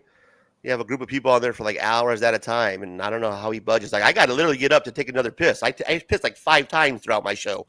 That guy never moves. He'll have a fucking pile of do what I do. I'm pissing right now, and nobody. You wear a diaper? You just sit there and just pee while you fucking diaper. We got like a piss bottle beside us. It's just way of the road bubbles. Piss bottle. What are you guys pissing all over the floor?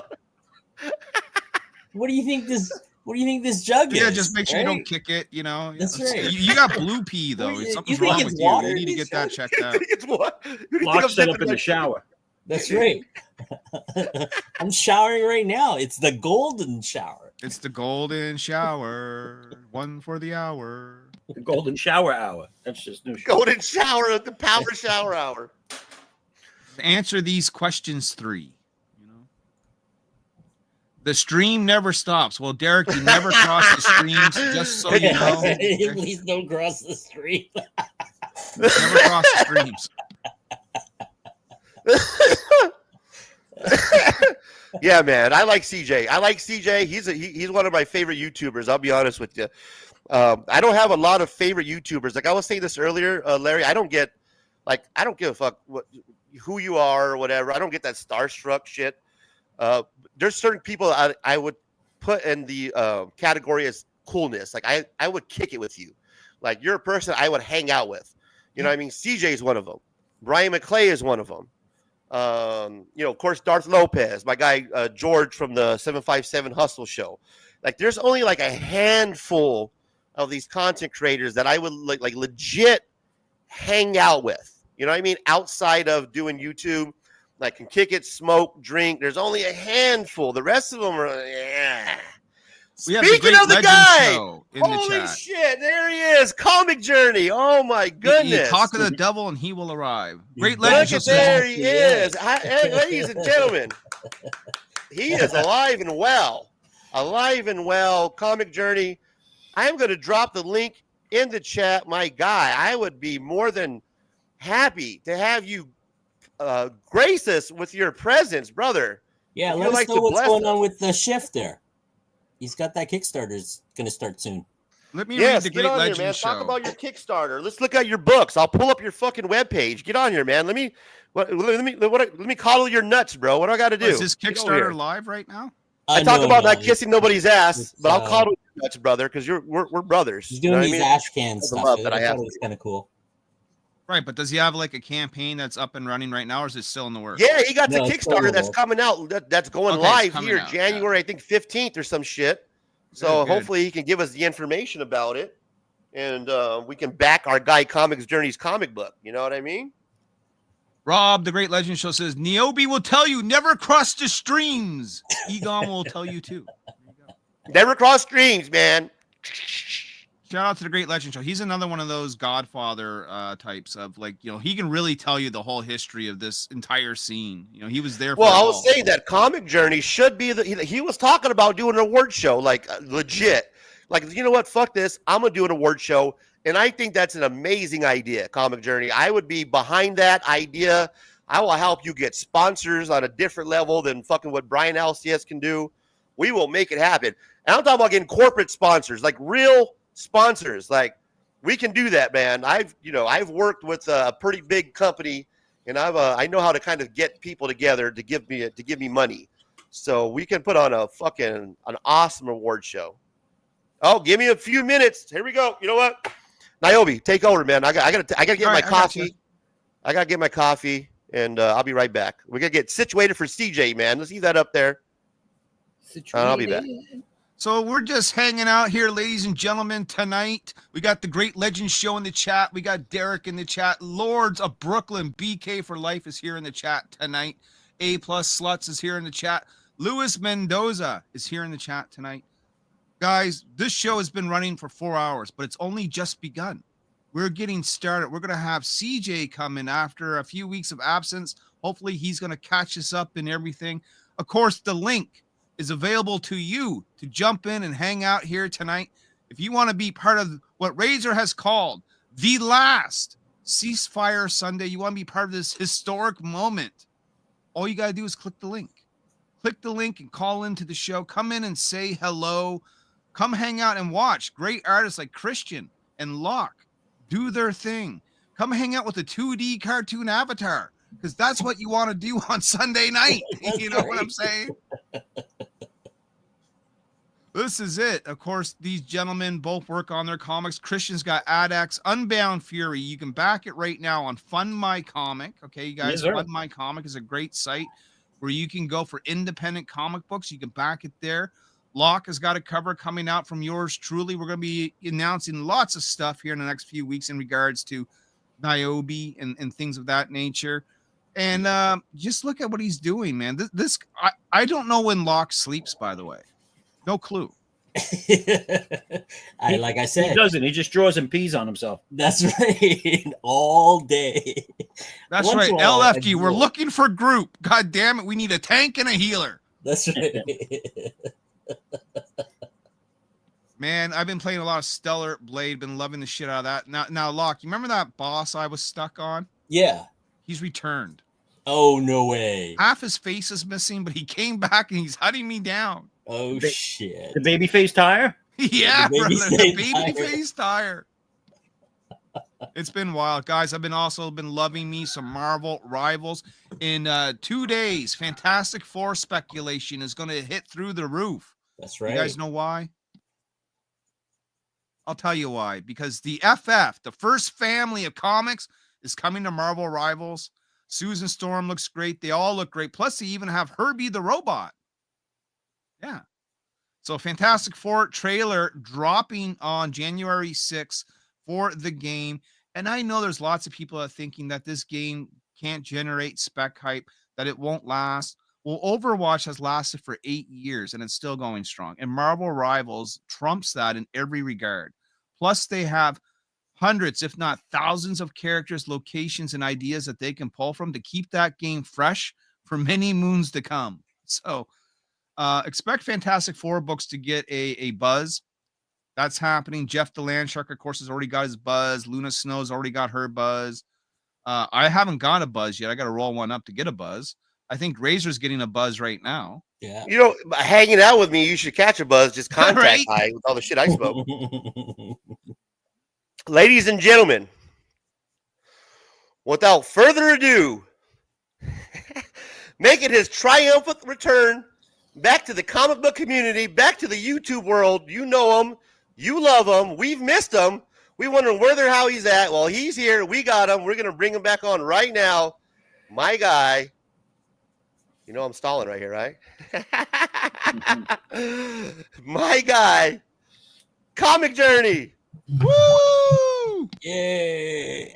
Well, that's quite an introduction you're giving me over there. I don't know what I deserve to get this, but I figured I do something a little bit different than what our friend Larry over here did. I decided I'm not gonna announce that I'm gonna take a break and actually still continue to make videos. No, I said I was taking a break from live streaming. I don't really live stream all that much since. Oh shit, man! You can't resist. I know you can't fucking resist. Hey, well, it's good to see you, bro. I'm like an addict, have you back, man. I gotta admit, I did miss you. I missed the Insomniac stream. I miss hearing your silky voice. You're one of the few comic book YouTubers that I enjoy. That I would actually hang out with, that I can kick it with, and have a light conversation.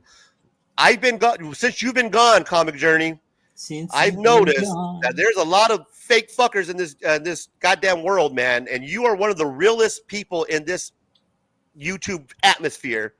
And I'm glad that you're back. So thank goodness we got Comic Journey back. I appreciate that. I definitely appreciate that. And I've been, as weird as it sounds, I kind of miss all the freaks from this community as well. So exactly. CJ is one of those guys. It's like a CNN commercial. We got to keep them honest. That's right.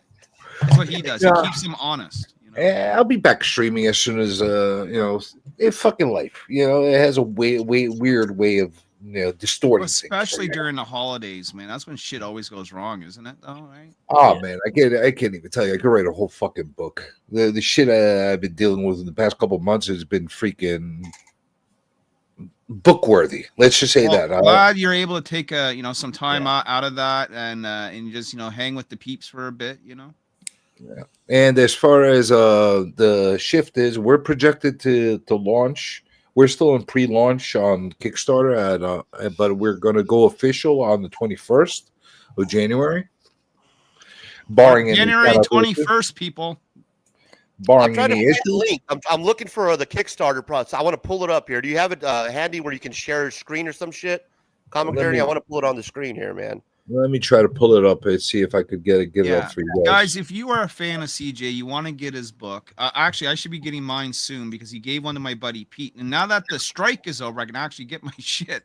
Well, you got a fake book. That's not the real one. That's the that's the ash can. That's the fake one. That's the real collectible because that precedes what you're doing now, right? Exactly. That's the teaser. We call that the teaser. We tease you with that. Man, I like being teased. George, it's your doppelganger, man. CJ, guy's fucking. He's back, brother. You must have felt that force, huh? I know you disconnected and you were doing your thing for a while. You must have felt a pull in the force that you had to gravitate back here, right, man? Your Greek brothers on here. Oh, George, I got to get back to too. We were supposed to collaborate on something, and I got a little bit distracted, so I'll get in touch with him. We'll do some stuff. I got plans to do some stuff. Shit happens, man. And as far as the awards, do you think that? Let me ask you something. You think this community really deserves me to do rewards for them? Awards? I think it would be hilarious. After all this shit, CJ, that I've been fucking dealing with the last year, and after all the what I've learned and gained after doing a year of you. No, they don't. They fucking do not deserve. Do you think they deserve my efforts? Fuck no. Fuck no. Because you know, I will do it good. I'll be really good at what I do. Exactly. I won't do it, man. You know, I mean, you guys said that this was the largest event or award show for the community. Award shows really don't mean anything. They really don't. They don't like enhance your channel. They don't gain you subs. They don't get you backers for your books. You know, it's a fluff piece at most. Well, you know that's what I the mean? argument I made. Like, what the hell? Like, I've been nominated like since inception. It's giving me heartache. Not anything positive. I think I've lost more people than gained more people because of the award things.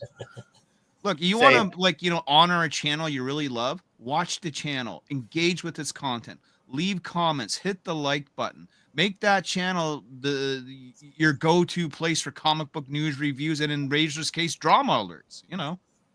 Yeah, do something original. Quit bringing in the same fucking comic book YouTubers every week. Oh, look, I have an interview with Rob Fatsacks. Oh, look, I have an interview with Mark Legion of Comics. Oh, look, it's DJ Links this week. Oh, we're seeing the same YouTubers every fucking week. How about reaching out to somebody, an unknown YouTuber that you actually watch? You know, some original content, not some YouTuber that we all know, that we all watch. But how about bringing somebody on that's new, that you've never heard of, that we maybe you've heard of? It is hilarious that you actually said that. It is really, really funny you said that, because one of the bases of my influencer series is actually bridging the gap between certain channels, getting high volume channels to link with smaller volume channels, introducing new artists, creators, that kind of stuff through there. And I got backlash. They're like, well, why don't you interview me? Why don't you? Because you're not interesting. That's why I don't freaking interview you. And then, like, you know, I don't get it. Like some people, they all of a sudden they want to be interviewed as an influencer, but they hate the word influencers. It's really weird. People are weird. I don't know why they hear influencer. They think like Logan Paul or Andrew Tate or something. You know, meanwhile, every single person on this freaking panel is an influencer. Sorry to break the news to everybody. Not only that, bro, but like I know all their opinions already. Like I know, like for instance, I know Mark from Legion of Comics is what? He likes DC. He's going to talk about Superman, right? I know that he hates Mark, that he doesn't like Disney. So I know what these guys' opinions are already. I've heard them fucking 30 times over. Every interview, it's the same fucking interview. What's your favorite comic book? What got you into collecting? What are you reading now? These fucking shows that do the same interview with all the same fucking, I can tell you more about these goddamn YouTubers than they can about themselves. I digress. Guys, we have the Shift project up on stream. This here is what here we go, man. I got this one for you, Razor. This is a launch page, ladies and gentlemen, okay? So the project is not live, but what you do here is you come here and you click that button that says notify me on launch. This is very, very important that everyone goes ahead and does this, especially if you want to get this book, because what will happen is when CJ is ready to launch and he hits that button, anyone that's following the project will get an email saying, hey, this project is live, jump in. And the more followers that he gets right now, the harder Kickstarter will push this project. So if you want to support your boy, don't do it through an award show.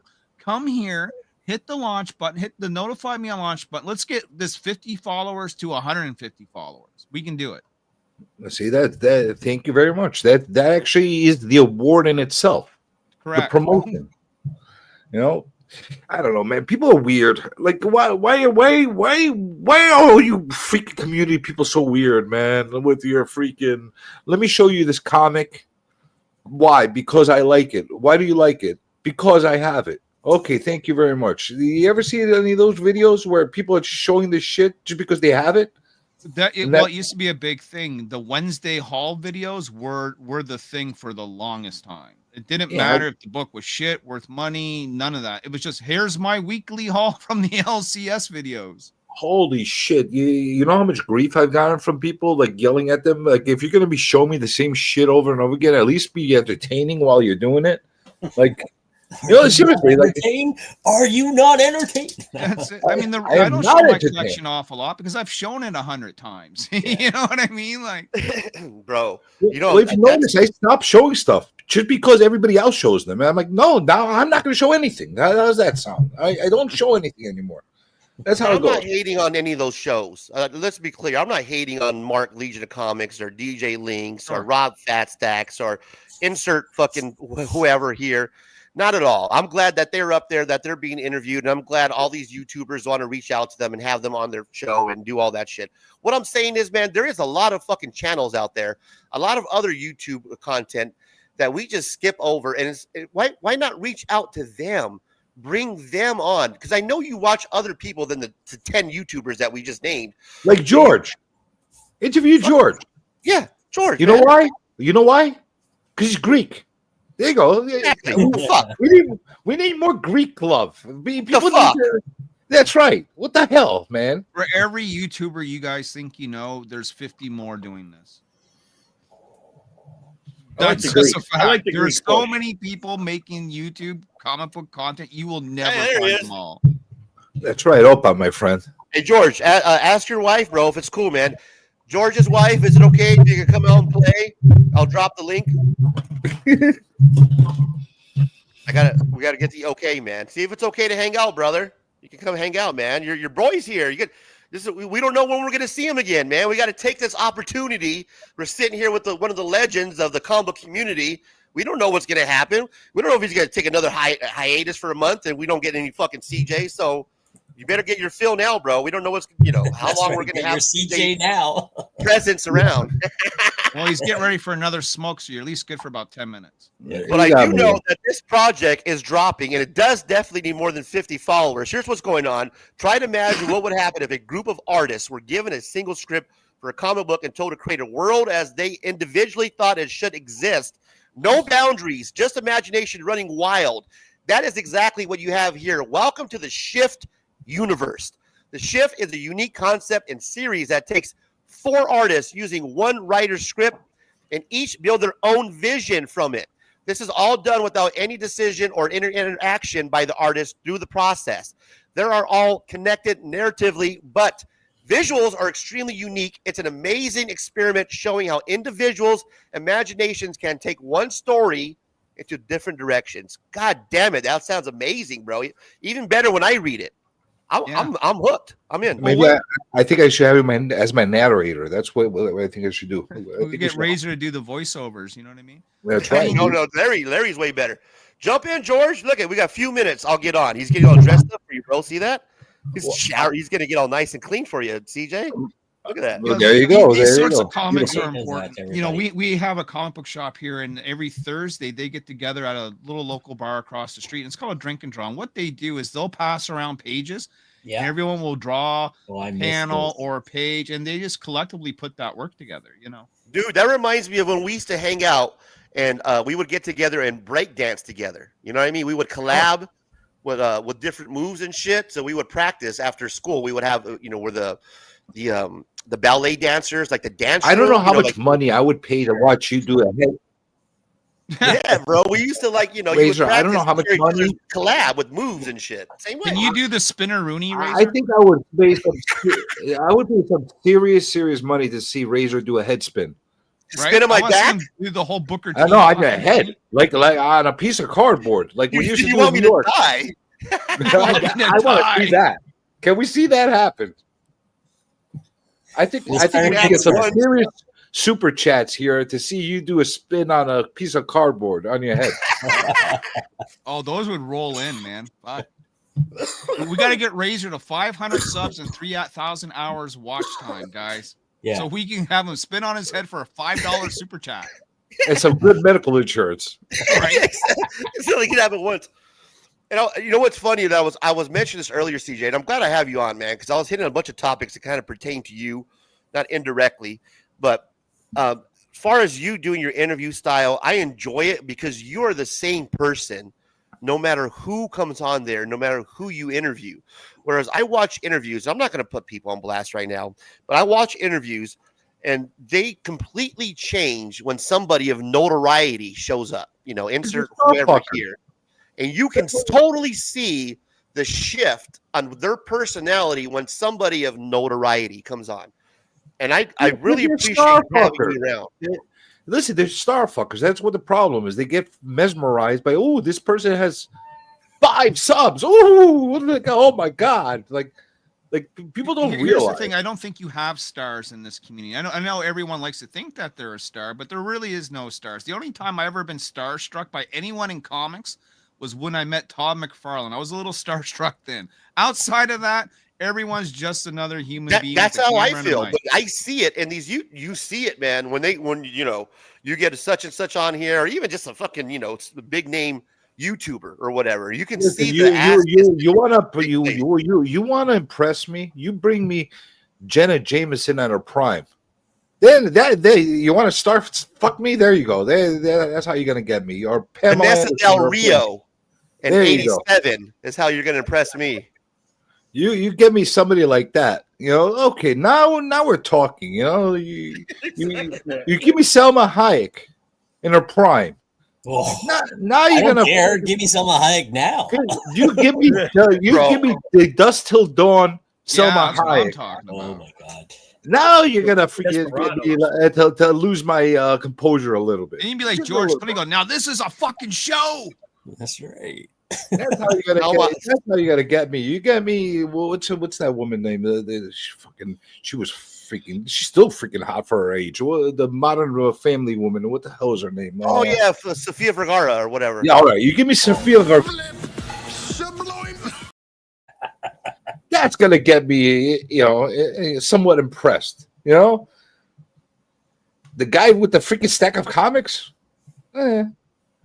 Okay, you're here. Like what the fuck? DJ hits the ABBA. Razor hits the floor.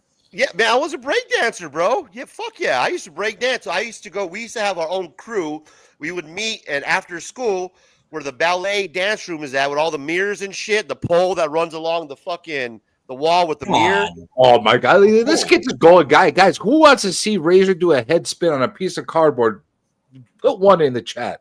Let's see this. There's gonna be lots of ones. Razor, you gonna take that to the Olympics next time? That's I right. know. Ray Gunn has nothing on Razor. You know what I mean? Who's the guy You with would the do glove? better than that other girl, right? Like, Who's that in the next to me on the screen with the glove? Who's this? that's Oh, my that's buddy Christian. That's Christian. He's been on the Christian, I stream apologize. with us Christian, before. this is CJ. Christian is an artist as well. What's going on, CJ? He's a How member you of the doing? hand people. Good. That's How right. do you like that glove? I just got one of those myself. I like it because it stops me from making this a complete mess. Ah, It doesn't smudge the I thought it was a fashion statement. That's why I Yeah, got it. too, So I I'm could a be like left- Michael lefty. Jackson. No, Oh. if I didn't have this on, you wouldn't even be able to see this side of the Yeah, page because anymore. he would smudge all the pencils because he's a left-hander, just the same way I would do that. Yeah. Well, that part of the smudging is part of the charm of my work. That's the problem. I like the smudge. I smudge CJ, the you shit do your out own of it. colors, right? Sometimes I that's actually the one thing I hate most about artwork is coloring, but for the most part, at least now that I'm like low budget freaking work, I'm doing it all myself. At one point or another, I'd like to see somebody else color my stuff, but I hate digital and computer coloring, so that's a problem I have. Gotcha, man. I guess it's either is it a I don't want to say a talent thing or is it a time thing? Like, why do certain artists do coloring and others don't? Is it just a talent thing, or is it just I don't want to have time to do the fucking I colors? can only speak for myself. I can only speak for myself. I just don't like coloring. I was never a kid that liked coloring, like coloring books, and I never liked that. But for other people, it's by far a time thing for a lot of people because it's just as much time to color it properly as it is to draw it properly. Oh, sometimes longer. Yeah, I saw that. I seen that he was drawing upside down right now. What were you doing, Locke, when you were drawing upside down? What were you correcting? It's about the brush, right? So if I do this, I end up with a sharp line that I don't want, Are right? you still in my upside down gimmick? Yeah. And what you do is you turn your paper. If you want the sharp lines, see that?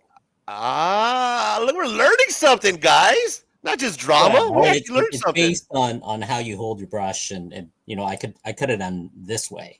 I could have done something like that, right? But it's you are allowed to turn the paper. That's right? cheating, Locke. Oh You yeah, I You're forgot. allowed to turn the paper. That's right. You are allowed to do that. It's like using AI right now. It is like using AI. I am Using an AI. AI. Just let you guys know.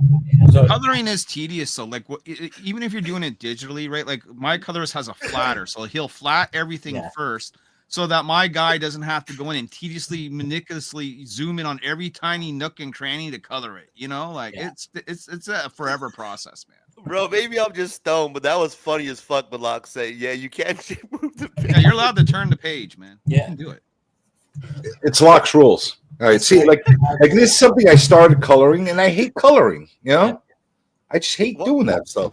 Let's see that again. Because I know I've seen you with some pieces that you've colored before. I mean, that's good coloring, man. You know what I mean? I mean, Yeah, it's a start, but like you start going the outlines, going through everything else, but it's a pain. Like for me, like I like the black. Yeah, And the other thing is when you color, and sometimes when you ink too much, it looks too polished, and that's not something that reflects well for the way I draw things. I like things to look very sketchy and very like dirty looking, muddy looking.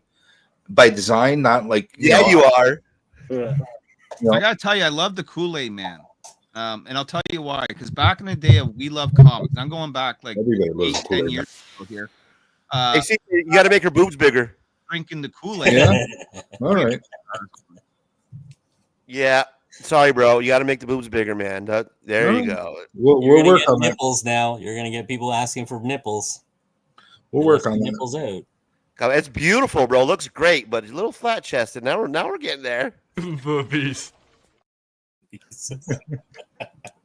I thought she had perfectly adequate boobs, but all right. Oh, you missed us. What was it? A couple of weeks ago. I don't know when it was, but we had it was me, Niobe, and I think Mike Wheeler. We were fucking with Locke, and just George was on. I was Giving him shit over his sketch like you're doing now. I don't forgot what he was drawing. We're like, make her titties bigger, man. Can you? He was drawing Psylocke. I remember. That's what it was. It was Psylocke. Yeah, we're like, can you pull her hair back, man? That drawing was what led me to ask Locke to do a cover because I loved the way that she looked so much. Her face was perfect. The body was cool.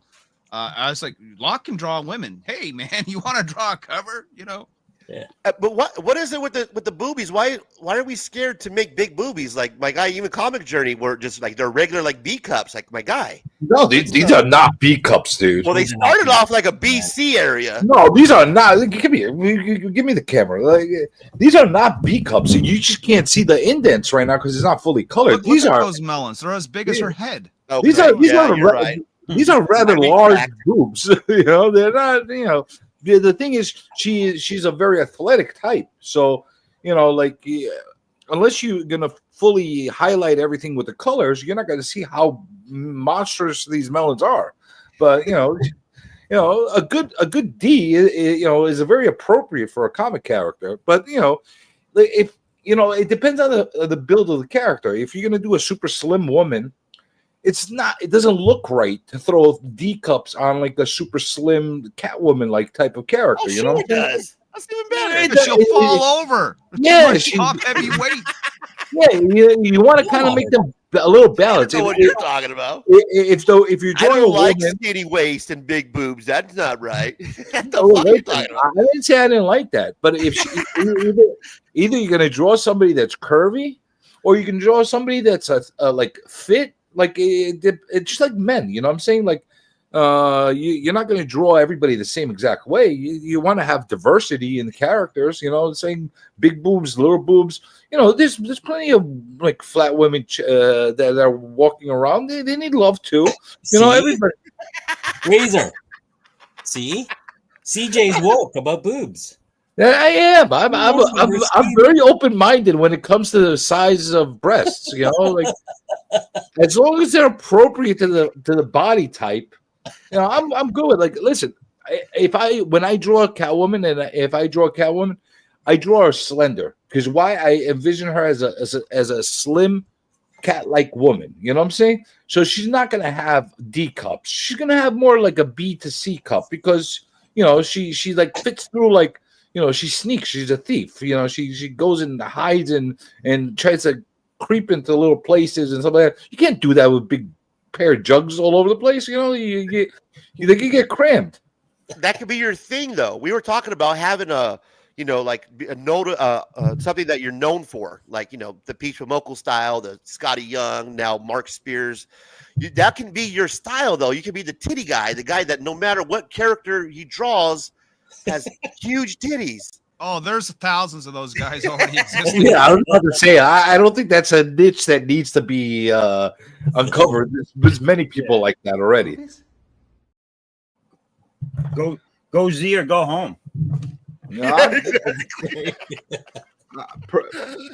I don't know. Like, how about body appropriate boobies? You know what I'm saying? Oh, hey, opa, hey, this guy.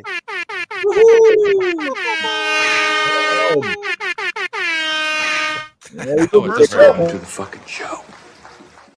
First time I ever heard that horn, it was through another YouTube group called the New York Warriors. You guys familiar with them? Yeah, oh yeah. Old school New York Warriors, Biggie, Manny, Marky 316, but George is here. What's up, everybody? 757, the Hustle Show. Welcome, guy. Appreciate you stopping by, my guru. I'll put $50 right now. Kick it off for Razor's breakdancing thing. There it is. Yeah, I'm not seeing those ones. Super chat. Yeah, I'm gonna sell comic books and everything. I mean, I got the cardboard, the windbreaker. I'm ready to go. Were you part of a breakdancing crew? Fuck yeah. See, hell yeah! Tell them, bro. Don't fucking leave me up here by myself hanging. Thank you. Were you get one of the guys at the subways on the sidewalks with the? I'm not saying I was good or anything, but we all were like, you know what I'm saying? I used to know how to do the windmill, the suicide, the worm. And that's about worm. it. That's hard. Yeah. There's a lot of upper body strength to do that, man. That ain't easy. No. Wait. A Isn't lot of my the family windmill members where you breakdance. expose yourself and you kind of spin? Isn't that what that is? Well, the worm is like you ever watch WWE? Brian Christopher would used to do it, and then he would do the worm and do the chop. If I got on the ground and tried to do the worm now, I'm probably not getting back up. Yeah. It's I think that's why I stopped. I was one of the guys that stood on the sidelines and just watched. Yeah, I did not participate in the breakdancing. CJ was the hype man. Yeah. Oh yeah, I was a hype man. Don't get me wrong, but I was. Are you a dancer at all, CJ? Do you dance like when it comes to like just parties and get-togethers? Or will you get up and cut the rug a little bit? You get a couple in my system. We're gonna start having a good time. There you go. I'm glad to hear that, man. I'm glad that you're a dancer. I'm the wallflower. I'm the white guy in the corner just bobbing his head. I'm the guy, I'm the kind of guy that goes in nice and cool and smooth in the beginning, looking around, figure out what my environment is, have a couple of shots, and then all of a sudden we're gonna have a good time. I need to evaluate for about a half an hour to an hour before as the time begins. Unless you go to a Greek place. Now we're talking about a different story. Right? We're gonna get some plates. We're gonna get some action going on. Let me ask you this, CJ. Oh, go ahead. all kidding aside, if let's say because the comic book community really doesn't deserve a CJ award show, and if you did do it, you could put it on exactly the same time of the Brian LCS fake award show, and it would do triple the numbers. I guarantee it at the same time. But all serious aside, if you were to do your own award show, if you were to put it on, will you do it Brian LCS style, where you host it from your channel and then we bring everybody on? Like, how would you go about putting that together? In all truthfulness, if I was going to do it the right way? Okay, so if I were really going to take it seriously and do like a proper award show, more than likely the first year, I would create a second channel that's dedicated just to the award show.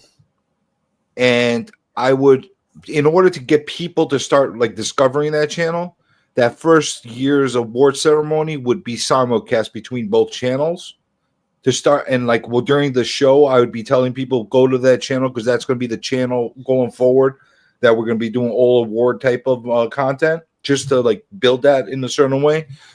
Because the intent, like if you're going to have a channel like that and you're going to have awards and you're going to celebrate people, the key is you don't wait from award show to say, hey, we're back again kind of thing. All throughout the year, I would highlight and like do like little things reflecting people that were nominated, people that are of note from that, Hall of Famers, people that passed away, that stuff. I would make content that's really, really meant to honor people from the content creating community. And it's not a separate channel, and you would start it early on. Yeah, I would start from the get-go. Like I said, that first year, because it probably wouldn't have the kind of traction like my regular channel would, I would simulcast them both. And then after that, it'd be a completely different entity altogether. Completely different entity. But it takes a lot of work. It's not something I'm like looking forward to doing. You know what I'm saying? Like it's a pain in the ass. Because here's the thing. I'm not doing if I'm doing an award thing, I'm not doing votes. Fuck you and your votes. So no votes. Votes are out. I don't care what people like. God, I'm already on what you already got me sold already. So what we're gonna put in place of the votes? Are you the committee is gonna choose? I'm gonna have a bunch of people with me, and we're gonna tell you what to like. That's how it's gonna happen. Yeah, I like it. I like it because that's what you need. You need to be told, hey, this is great, and this is why it's great. You know what I'm saying? Not like, oh, this guy's popular. Oh, look at him. Look, he's got 100 alias emails. Let him vote for himself. Oh yeah, that's great. By the way, I saw a whole bunch of people pop up out of nowhere again. Like, where the hell were they people? Like, I saw Reggie's back. What the fuck? Yeah, Reggie Collect's back on. I seen that. Yeah, he just jumped out of nowhere. Super Russ 10,000. He's back again out of nowhere. Oh, because he's retired for the 100th millionth time. Well, congratulations to you with your great content. Like everybody's coming back again for some reason. God, I miss CJ. Yeah. God, I miss this guy. I missed straight from those hands. I miss it. I swear to God. And you know what, man? This is what kind of not frustrates me because it does frustrate. Let's be honest, man. It's Ceasefire Sunday. It's the last show. Who gives a fuck? This is the shit that kind of irritates me, and it's not a popularity contest or whatever. You're into whatever you're into, whatever you like to watch, whoever creator you like to follow. Obviously, my world is a little bit different. I gravitate to guys like CJ, George, others. Some people like to gravitate to this. Now, this is what's on right now. If you're going to go into the comic books, you search, well, what's on? What can I watch that's live? What's happening right now? This is one of the big ones. This is part Legion of Comics. And this is what they do every fucking night. It's the same show. I'm not hating on Mark, right? But it's the same show, and I already know what the guy is going to talk about. He's going to tell me how shitty Disney is, right? How great DC is, and he's going to, tell me how great Lois and Lane is. I can tell you already without having to watch this fucking show. I should say hi, huh? Let's say hi.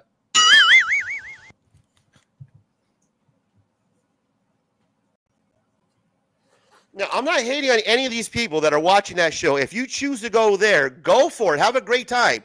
But this is content that I enjoy. Like CJ, somebody who has an original opinion, not going to hear the same shit every week. That's cool if that's what you do and that's what you like to watch. But I don't get into it because it's the same shit all the time. Well, I got to say this about Mark. Razor, I got to say this about Mark. He is unapologetically a DC homer. He loves that shit he fucking breathes that shit. So but he does get paid to show off some certain DC shit, though. I mean, that's yeah. You know what? I'm not gonna be mad at him for doing his thing. You know? Right? I mean, let's be honest. He has a sponsor that backs him because of DC. That doesn't bother me because he's honest about it. Yeah, he's honest about it, right? But I mean, that's the shit though. That just I don't know. It kind of just I don't know. Watching YouTube for a year, I've already seen the same shit, and people gravitate to the same people. Like it's the same people that they want to bring into their group. Like if I bring Mark in, or if I bring in this guy into my group, or I have him on my show, then I get this group of followers to now watch my show. And what I say, I don't give a fuck about your followers or who's watching my show because I'm friends with you. If you like to watch my show because I'm funny and I have a good time and I have people like CJ and Niobe on, that's the type of show I like to put together because I think this is more fun. Watching these artists do their thing while we sit here and bullshit, to me, is a lot more fun and a lot more fucking entertaining than hear, your fucking saying shit about how great Superman and Lois I is. think you just insulted us. It looks like the guy. It looks like the room in Bellevue at therapy. That's right. Yeah, but I'll tell you this much. Everybody's in a white robe doing therapy right now. And that's why it'd be cool to see a CJ Comic fucking Journey award show because it would actually bring in a whole group of individuals that are not the Brian minions. You know what I mean? Well, this is the way I look at it. Okay, like everybody's got their own lane, their own bubble and their own thing. Not everybody is open-minded to looking at other things. Part of what I like about what you do on your channel, and listen, I don't think it's been any kind of secret. I don't always agree with half the shit you do or say, whatever the case is, but I appreciate it. You know what I'm saying? Because it's different. It's something, of your own. It's genuine. You know what I'm saying? You bring in different people from different corners of the market, which is kind of like what I do as well. Like sometimes with Insomniac, like you don't know a freak is going to show up out of nowhere in the middle of the night. Like I like that. I like being exposed to different content creators and different people. Like you had I don't know who the fuck she was. There was this tall woman and this short guy the other time on your channel. They were together. Yeah, Gotham and Glam. Yeah. I was like, and who the fuck is this lady? At first. Yeah. I was like, who the fuck is this lady? And she got a fucking voice on her. I don't know what the fuck kind of voice that is, but it's fucking interesting as hell. I'm like, CJ, that's that upstate voice. She's got that upstate voice. She's there from she's doing good, man. She blew up. Yeah, she's blowing up. She's got over 1,000 subscribers now. Her videos get over 1,000 views now. And I had her on. Well, listen, she's got the chick effect. That helps. That helps. Exactly. And she was interesting, and I brought her on to the show because she was interesting. Her boyfriend was cringe as fuck, though. He was drunk, and he was talking over Rob's fat stacks, and we couldn't get him to shut up. It was hilarious. But I found her inside. I'm like, oh, look at this. You introduced me to somebody I didn't even freaking know. You did that with you. You just introduced me to the glove guy over here. I never knew him. You got George over here. The guy grew up in like one town over from me in Queens. We probably ate at the same places. More than likely. You put me on the same panel with Niobe over here, and he's over in Canada. It's in Locke, the same Christian thing. On. Christian's making his first appearance, drawing some dope shit for the first time. We haven't have him on ever. This fucking guy has some amazing artwork.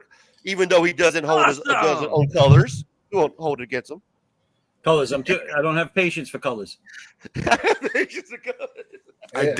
definitely have to have a Pictionary game going on with you guys. Yeah, I would definitely love to have like a. Hold on, I'm almost done. I'm still painting. Yeah, do we have 3 hours per question? Oh, these artists up here, I would definitely love to see. I'd have been like, it'll be seagulls or some shit. I'm like, make the titties bigger. Yeah. or CJ freaking out and be like, it's a fucking bicycle. What's wrong with you? That'd be a good show, man. I don't draw good bicycles. Don't make me draw a bicycle. I knew it. Everybody's got a weakness. Bicycle. I hate drawing cars. Cars? Yeah. Anybody else have that problem? I hate drawing cars more than anything else. I don't know why. I love drawing them, but they won't let me. What? What do you mean they won't let you? I got hired by Mattel. And that's right. Tell the story. I was put on the Hot Wheel line. I was doing some flash animations and the whole bit. After a while, about maybe a month in, they decided, like, you know what, Luck, you're not really good at drawing cars. I'm like, what? Lock, We're gonna put you on Barbie. Hey, I'm Lock, like, do you know what a circle is? Yeah. Exactly. The fucking car. What are you talking about? They threw me on Barbie. I'm like, what the hell? I don't know. I generally dislike anything that has to do reflective type of surfaces. I hate that more than anything else. It's a pain in the ass. Yes, we have Takes forever. CJ back on, Darth. What do you say? He sensed a presence that he has not sensed since the Great Wars. What, the war's over? There's a ceasefire? Is that what happened? Ceasefire's over, brother. This is the last week, man. I didn't realize the war was over. I thought it was an ongoing battle. Darth waking back up, joining us again. Good shit. Yeah. know. Well, you know what, man? Fuck it is what I say. I Is the tried. war over with you and Brian? No, that's fuck. That's a guy that I just don't like. Him and Sticky are the two individuals I just don't like. Like, fuck those guys. You know what I mean? I'll never talk to them. We won't have a bro out. That'll never happen. But Naomi's kind of right. I tried to do this ceasefire where we could kind of come together. And at first, it kind of picked up and people were joining in. But, I tried, man. It didn't work out too much with a lot of kumbayaing. But the concept was there. And we got people that we jumped on before that we didn't have before, like you and Locke, able to show up on the show. So, I think that's a big success. Wait, why do you think it's a failure? What happened in this? I think it's working just fine. Why? Yeah, right? What are you gonna do? What are you gonna do to substitute it with? Well, I'm going to continue doing it's just going to be watch party style. So it's not a ceasefire Sunday where I'm going to drop the link for everybody to come in and to chat. And, we're not going to make it just positive and drama free or anything like that anymore. It's going to be me doing a watch party. I'm going to have the game on the big screen. So I'll actually have the game on the back. We'll do a game cast. And it's just me doing play-by-play, showing off comic books. And then people like yourself that I'm cool with, that are actually my circle, want to jump in and promote themselves, then yes, you're more welcome to do that. But the ceasefire where the whole community can jump in and we can hash it out, that's done until next year. Right, I'll think about bringing it back. Why? Because people have been too aggressive? Is that what happened? Or what was the This fucking guy George as a jumps on all Sunday the time. theme. Like I can do it on Sundays. Right now, the playoffs are going to start, and there's getting games on Saturday and Sunday. So throughout the NFL season, it's fun to have that 3 months where I can do it every Sunday. But after that, once it ends, there's nothing for me to do other than football and comic books on Ceasefire Sunday. There's not going to be a hip hop in comic books. There's not going to be a hockey in comic book. You know what I mean? There's not going to be a basketball. Go the other way. So go the other way. Do something fully loaded then. Beef It in the comments says Rapid Fire Sunday. There you go. Rapid Fire Sunday. Right. That might be something, but the Ceasefire Sunday works more around football because football is kind of like something that we can all gather around. That's how the concept was supposed to work. And it did, for the most part. I think we did good. We had a good time. We did a lot of good things with the community. And Well, you know what I'm going to do when I bring back Insomniac? I'm going to have a segment, and I'm going to call it Unbagged. And on that segment, that's what I'm talking about. We're not going to be bagging and boarding. We're going to be unbagging all of our shit on that one. So anybody that has a problem with anything has the open platform to come on there and grieve. Well, we still haven't done Festivus yet. And we haven't aired the grievances. So we're gonna air all the grievances, all of them. As long as I got a lot. No limits. As long as you don't say anything that could get somebody arrested or illegal or whatever the case is, and then you're okay. And then you got to be accountable for what you say. That's the one thing that I love hearing people talk about. Like they talk and they say some outrageous shit to each other, like really fucking outrageous shit. And then if you meet them in person, they're like, "Hey, how you doing, man?" I'm like, dude, you're an asshole, and like You said a lot of assholey things to me online, and now you're my fucking friend. What the fuck? Well, very assholey. Exactly, bro. Yeah, I like that, man. Unbagging. Ceasefire drama starter. But if you like me, you could have that idea. You could turn and unbag on the side. Yeah, you could bring your grievances to the show. That's a good idea. I like that idea, man. You know what I mean? Because we got to have a place to do that. Safe place. Well, it's somebody's got to say it. Like everybody watches stuff and they pretend that there's nothing wrong with it, or they don't want to hurt each other's feelings. I think you hurt the other people more when you don't say something. Right.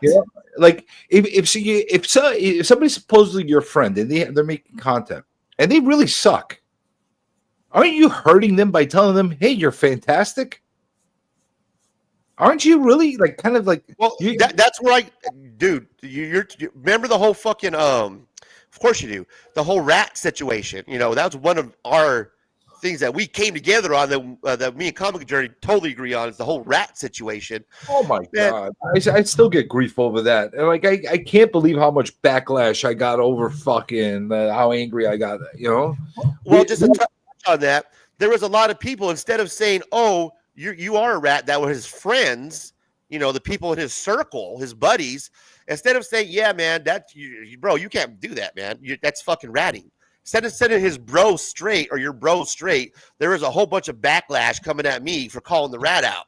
Oh, that's my friend. You calling him names. He's a man. Don't call him a rat. This and that. I'm like, fuck that shit, bro. If that was your friend, then you would actually have a conversation with your friend and set him straight, not fucking defend the actions of a rat. That's not a friend. So the thing that made it worse. All right, let's talk about this now. The thing that made it worse was not only that he ratted about it, not only that he was douchey about it, not only that he was a freaking snitch, not only that he went the cowardly way about it, he gloated about it after he did it, and he tried to pull in an entire community with him, saying, they're all behind me. Nobody's fucking behind you.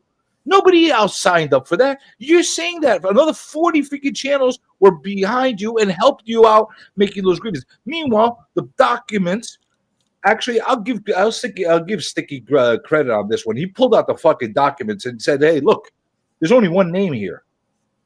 He didn't turn around and blame anybody else when that was the time. He said, "Only one name here. This is the name. That's it." So don't go around and pull people in. It's like me fucking getting myself into something and say, "Oh yeah, Razor's behind me too, and Larry's behind me too, and then Loke and George, they're all with me. They're all with me." But they're not. They were with me. I'm telling you, they are. Fuck him, man. I don't like that. I don't like that shit. CJ. Yeah. And fuck Sticky Goose for dropping a doxing video about me when I ain't doxed that motherfucker. CJ. Yeah. CJ, are you a racist? Absolutely. I hate everybody. Fuck that. And then he takes the video down. Fucking if you're gonna accuse me, grown ass man, accusing me of something, don't go take your fucking video down, man. Took it down. Are you racist if you hate everybody equally? And you know what, CJ? You missed it. We had Sticky in the chat earlier. He was trolling me, man, under like 3 different names. He's fucking popping up in here. It was hilarious. Was it true? Yeah, he popped up as Bob, and he created a profile with me, my picture, and he actually tried to dox some information about me, my career because I work at the dispatcher. Wait, he tried to put that in there. So I knew it was him because he's done that before. So yeah, Wow. You missed it, man. He was here earlier. Wait, he bobbed you? Yeah, I did a video. I did because you've been gone for a while. I'm back. I'm doing the Razor rants, and the last rant I did was around the whole doxing situation where I fucking, caught his ass out again, called him a bitch. Be honest. And all that. Be honest, because listen. I give you the benefit of the doubt, and I told you that when it first happened. Were you gonna call him out on it, or are you not calling him out on it? No, I totally pump faked. I talked about it in my video. He thought I was because of fucking the information I had and how I kept talking to him by calling him his first name, commenting on his video. So he thought that I was going to release information where I was fucking with them. I pump faked them. I totally fucking bullshitted him. You know what I mean? He thought I was going to dox him. In reality, I was just here's the information I know about you. Go fuck yourself. He thought I was going to use it. And once he fucking dropped that video, I was like, okay, perfect. Now time to do my response. And I got to see all you fucking content creators and a lot of people in the community that were quick to jump to conclusions without even seeing my video come out. So I remember. Well, I told you straight to you. Like I questioned you right at you. I'm like, were you fucking with him or are you not fucking with him? Yes. I think it's a logical question to ask somebody. Yeah, oh yeah, definitely. And I got a lot of shit for it. Like a lot of people thought like I legit was gonna dox him or that was my intentions or people canceled interviews. People were saying, "Oh, well, Razor's on your show. I'm not going to be on your show." All this shit after that all happened before my video even came out. So once my video came out and I seen all the comments and shit, I'm like, okay, I'm gonna do the Ceasefire Sunday shows. The rants are done because that was the last rant. The beginning of the year, after my first couple rants, I'm gonna get really back into it because I remember, man, I don't let shit like that slide. A guy is gonna call me doxer, then drop the video. Like fucking dude, you're gonna call me a doxy. Don't be a little bitch about it. Your pussy hurts. You take down the video. No, leave that fucking video up. Don't be a little pussy about it. He redoxed you. Yeah. He redoxed. Let me ask you, where did things go? Really, I'm curious about this. I don't think we publicly talked about this at all. So let's talk about it. Let's talk about it. CJ, hit me with it.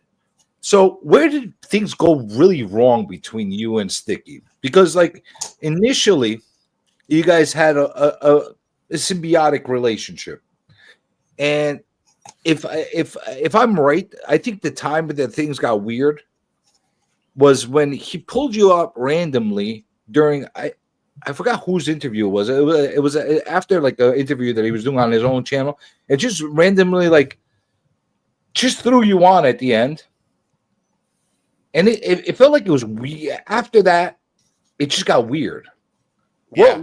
What exactly was it that like got you guys to like become mortal enemies? Okay, because this happened before the Taco Bell thing, and I'll say yeah. No, you're right. So it happened where I was defending him about the rat situation, right? The whole D-Rat taking down his fucking video, the censorship thing. So I came out in defense of him at first because that was pretty shitty what the rat did, taking down his fucking video, having him censored. I thought that was shitty, and seeing people in the comic book community. Like on DJ Lynx's channel on the Illuminatis on Friday, where they have him on after that happened, and they're like pumping him up, man. Like they're playing the music like and all that shit, and they're pumping him up. And I'm like, what the fuck is going on? This is the rat. So when I saw that, I did my video about how this is some bullshit. This is the rat, and this is censorship, and who would do that to a grown man? So I was kind of backing Sticky because I thought that was kind of fucked up that happened. Well, he liked what I was doing. He thought I was funny, blah, blah, blah. He reached out to me through MJ to have him to come on his show when he was interviewing Swaggle House. And that interview was horrible. It was like one of the boringest interviews ever. And he sent me a text so I can come on like at the end of the show to do my little Razor rant, do a couple minute bit, promote my channel basically. It wasn't a text from Sticky. It was a text from MJ, through Sticky. So I was like, cool, man, shoot me the link. So that's when I jumped on the show and he shot me the link and I came on. I did like a 2-3 minute little, bit that I do. And then after that, I didn't hear from him. So he assumed that we were friends, I guess, after that, where he can keep just using my name in his little skits that he would do. And he would make these little, stereotypical Orale Holmes, Razor Comics. And at first, I didn't have any problems with it, but he kept doing it to the point where it was starting to bother me because that's not who I am. That's not what I sound like. So I mentioned that in a couple of my rants, like, fuck this guy because that's not what I sound like. And then from there, it started to escalate. That's when the marriage was off. Gotcha. So was the orale, that stuff that he did. Like, I never got that whole thing. Like, maybe it's because I'm an East Coast guy and No. Hold on. It's like me calling you a Malacca without me knowing you. That's true. Yeah, you're right. That's basically what I'm half Spanish. You can't do that. You can't. Yeah, that makes sense. You're right. Yeah, like CJ, we're friends right now. We're buddies. George, we're buddies. Leaving Locke and Niobe. Christian, I just mentioned, but I like hanging out with him. But if you were to do You can do the orderly Locke can straight up go orderly razor, and I'm like fucking Locke. It'd be funny coming from Locke, the little short, Asian fellow. Later. Well, That's right. that's funny because we're friends. But me and Sticky, fuck no, we're not friends. We're not on that level yet. You know what I mean? Yeah, I didn't vibe with that whole orderly thing. But again, it didn't sound right to me either.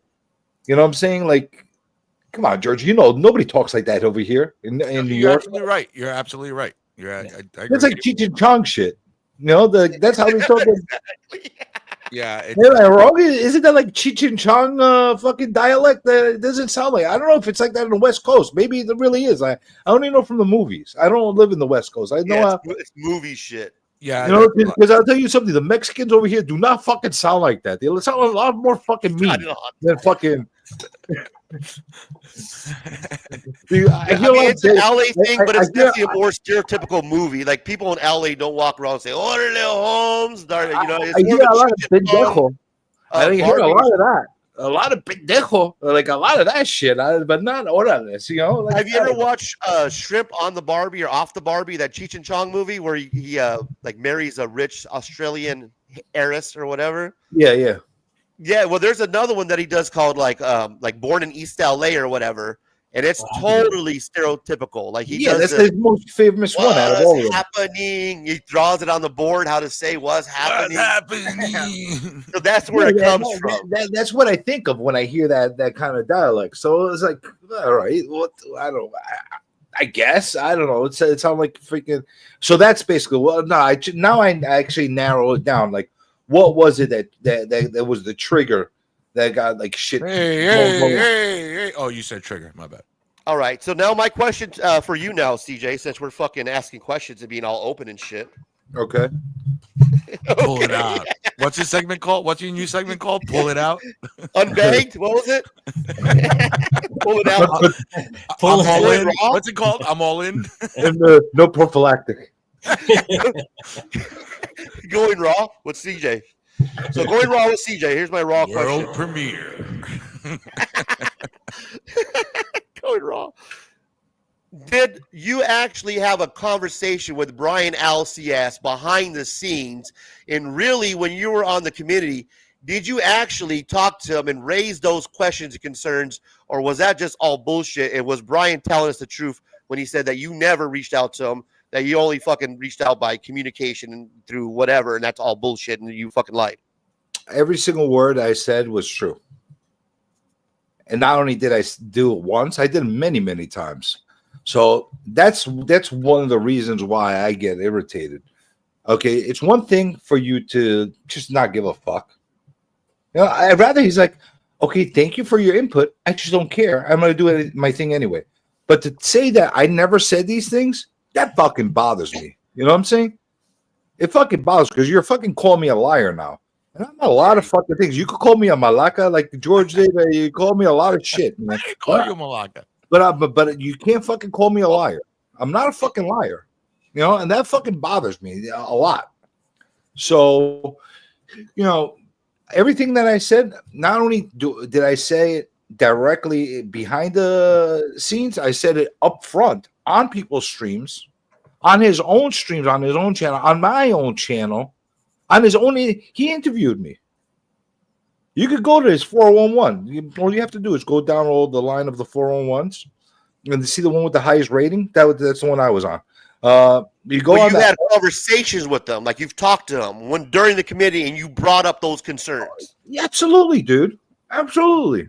And like, it's like, oh, we'll get to it. Like, oh, we'll look into it. Or like, dude, I was telling him, how is Comic Tom a presser and cleaner? Oh, well, he did a video on that. I'm like, what the fuck kind of science is this to figure out? Oh, he did one video on pressing and cleaning, and now he's all of a sudden a presser and cleaner, and he should be in that category. Like, there was all this ridiculous shit that was going on. I'm like, dude, just get rid of the whole life achievers shit and all that stuff. Just put people into a Hall of Fame. There was a whole bunch of stuff. If he took 10% of what I was telling him, he would have been 100 times better in this war thing at this point than where he is right now. And I was giving him, I was helpful. I was helping him. I was advocating for the channel. When the butcher, I don't know, you guys know Pressable Defects, got into it with him that first year. I came to the bat for him, with him. I went to the butcher. I'm like, don't fuck with him, kind of a thing. You know what I'm saying? And like at that point, I didn't really know Jay that well. I didn't know the butcher that well, so we got a little bit heated between us. We end up being really good. Like right now, every time we see each other, we'll go have drinks and stuff like that. But like at that point, I went to bat for him on that, and like I get turned around, I am called a liar after that. Fuck that, I'm not a liar. Hey, Derek, guess what? This is going to be more than likely a 7-hour stream, too. I'm going to give me another cup of coffee. I'm not going anywhere, man. It's going to be a long night. And guess what's going to happen? His feedback's going to be buried in this stream, too. So don't worry about it. That's one thing that bothers me. You know what I'm saying? You could say whatever you say, but just be true about it. You know what I'm saying? Don't lie about shit. Exactly. And that's what bothered me about the whole fucking doxing video. When I knew it to be false, it never happened. Regardless of what his intentions were, or whatever the fuck, never happened.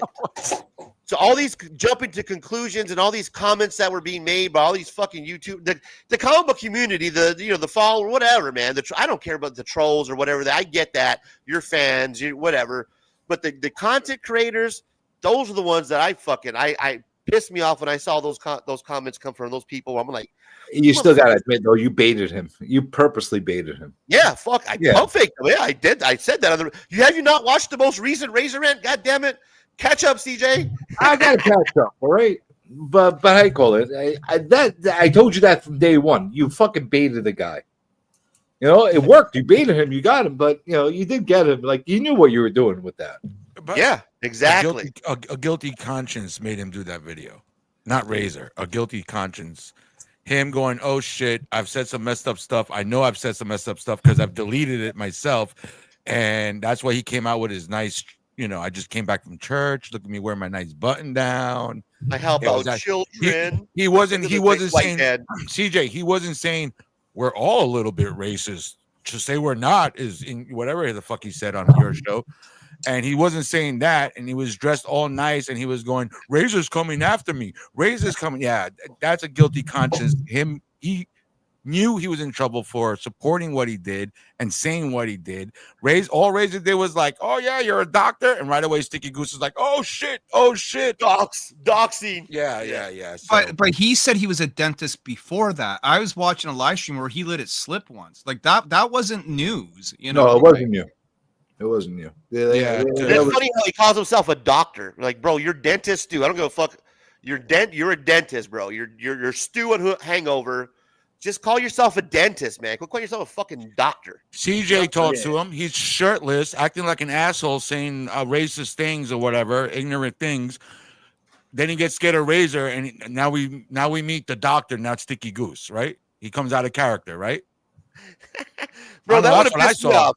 That's CJ, if I'm doing an interview with the guy shows up with glasses and no shirt on, I'm like, this fucking douchebag. I would have fucking called him out on that. I'm like, what the fuck are you doing, bro? Listen, if the guy needed to air out his nipples, let him air out his nipples. What am I gonna fucking call him? That's why the show's called I'm back. Here's the thing. There's not a lot you could do to get me to flinch. You could come out with your shirt off. You could come out with your ass out. But it's not about you. It's everybody else who's watching your channel. It wasn't even my channel, dude. I mean, whatever. It was MJ. Whoever's channel it was. That was a disrespect to whoever's channel it was. That this guy doesn't do this on anybody else's channel. And then you guys want to interview him about the shit he said that he's called out for, and he's like, "Yeah, I'm going to be more of an asshole." I mean, I don't know. That's the way. I'm sorry. That's the way I saw it. That's all. That's the way. That's exactly what you saw. He came on there shirtless, looking like a douchebag. I mean. He clearly, his appearance alone meant that he wasn't taking it seriously, Which is my point of disrespect to the people watching the channel. Well, and the people to be all honest with you, I'll be really honest with you. Prior to that interview, I didn't know where the interview was going, and neither did Sticky. It was MJ that put that together to get us all three on there at the same time. It didn't give us a clear path as far as what are we going to be talking about. No, your interview was the best part of the whole fucking show. Your portion of you doing you asking your questions. Are you a racist?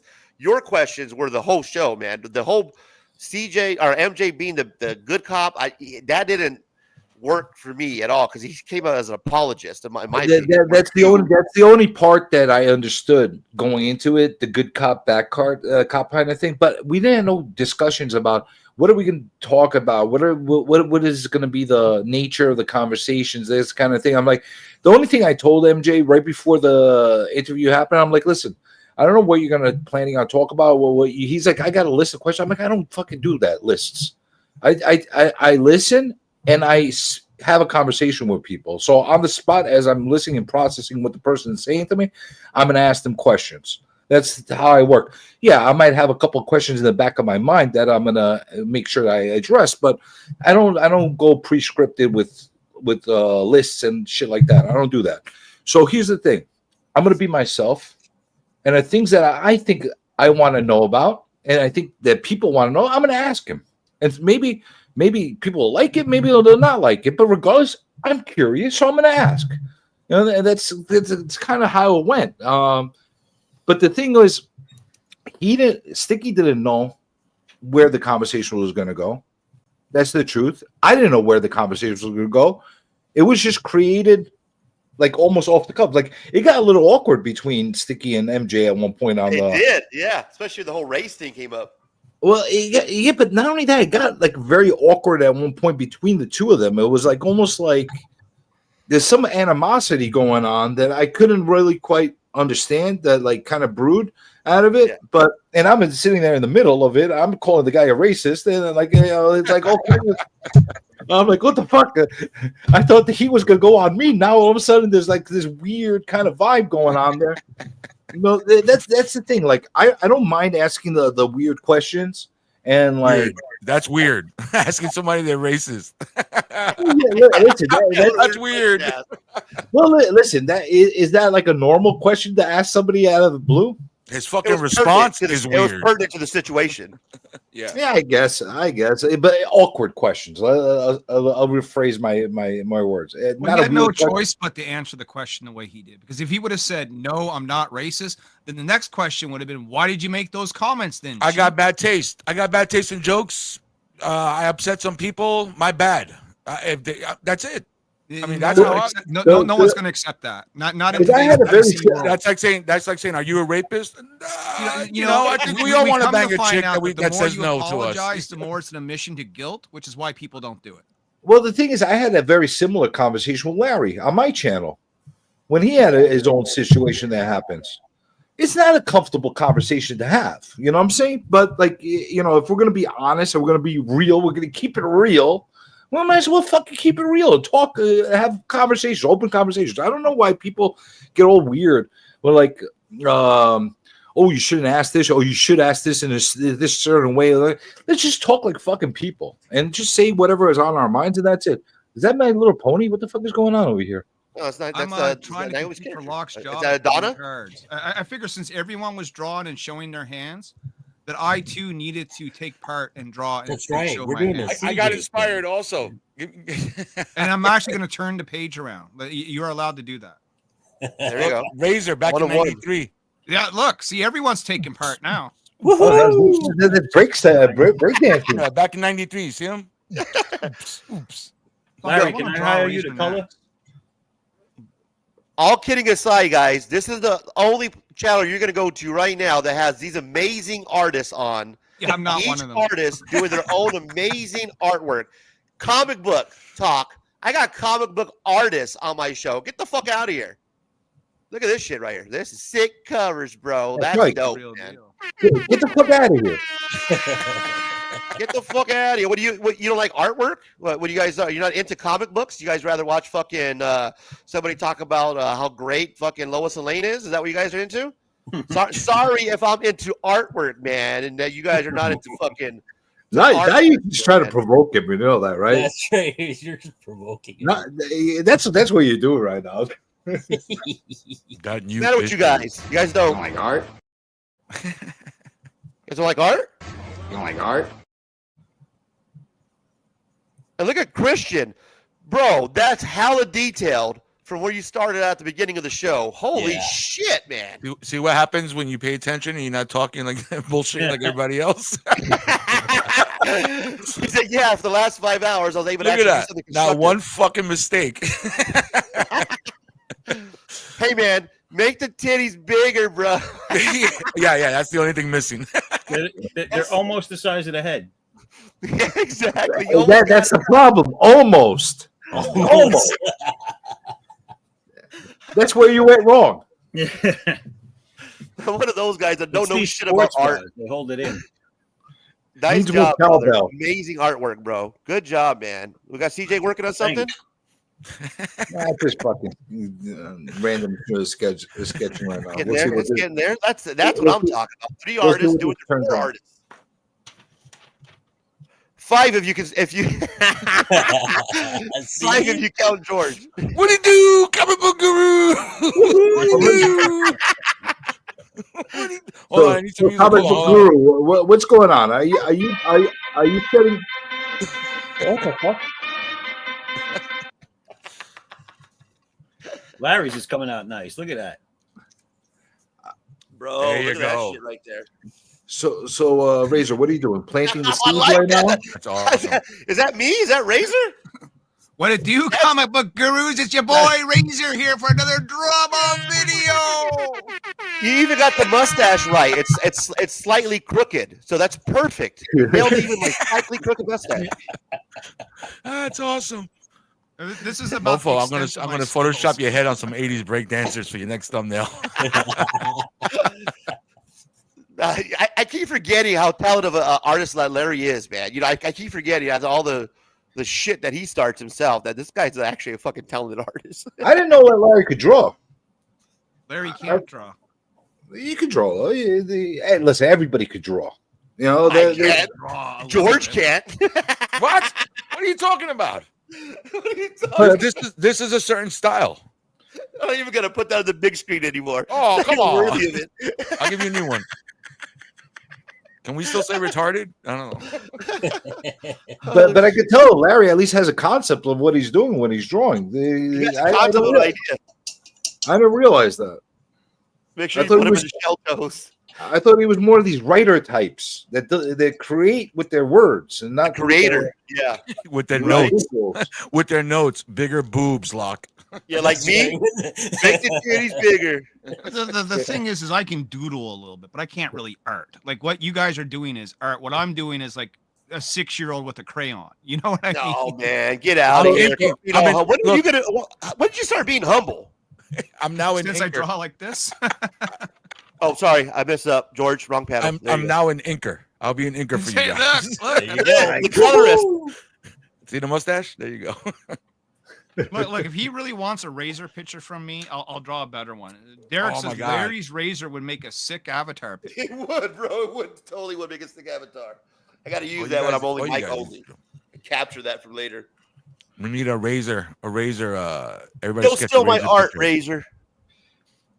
So Razor, what are you doing? Are you planting the seeds between a Razor Legion feud? Is that what you're doing? No, man. I love Mark. Mark knows I love Mark. I give him shit, man. That's all. What it is just I just noticing shit that it's the same people that gravitate to the same people that gravitate to the same people that gravitate to the same people. But that's cool. I give Mark shit all the time. Yeah, that's all. He's a good guy, man. He's real knowledgeable. I just like to give him shit. That's all. You know. So, what can I say? I'm a shit starter. So who's the next target then? Oh, come on. Someone on this panel. It'll be me. Lock. Locking his tapula, his fish. Darth needs more for his epic war saga that he's been. Exactly. The year just started. The Razor versus Lock. That's right. Lock's AI. Yeah, Lock's AI. The whole time I've had him on here. So this is All a that real shit he's doing. example of my art, which isn't still all that great.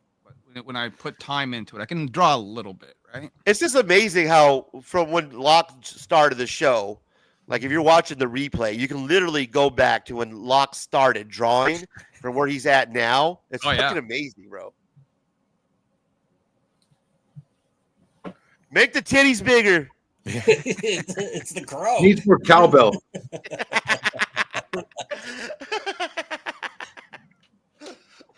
You know what? Yeah, and we Razor's have the fucking. We're doing a show with George.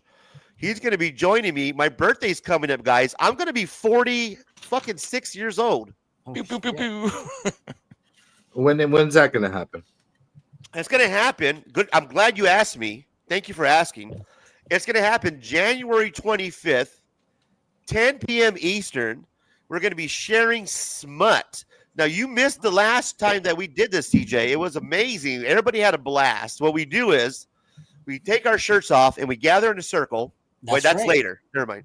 Yeah. What we do is we get together, me, my guy George, 757, Scotty Vaughn, the porn king, the Smut King, and we show off books. We show off like risque comic book art, Power Hour, Lady Death, books that are a little more risque, a little more adult. We do it a late night. I show off my Olivia trading cards that I have. Artwork evolved around risque comic book art. We're going to have Madam on, who's a Phoenix, Arizona native who lives out here in Arizona, who does amazing statues. She's a cosplay. She's going to come on. We're going to ask her some questions. We're going to hang out.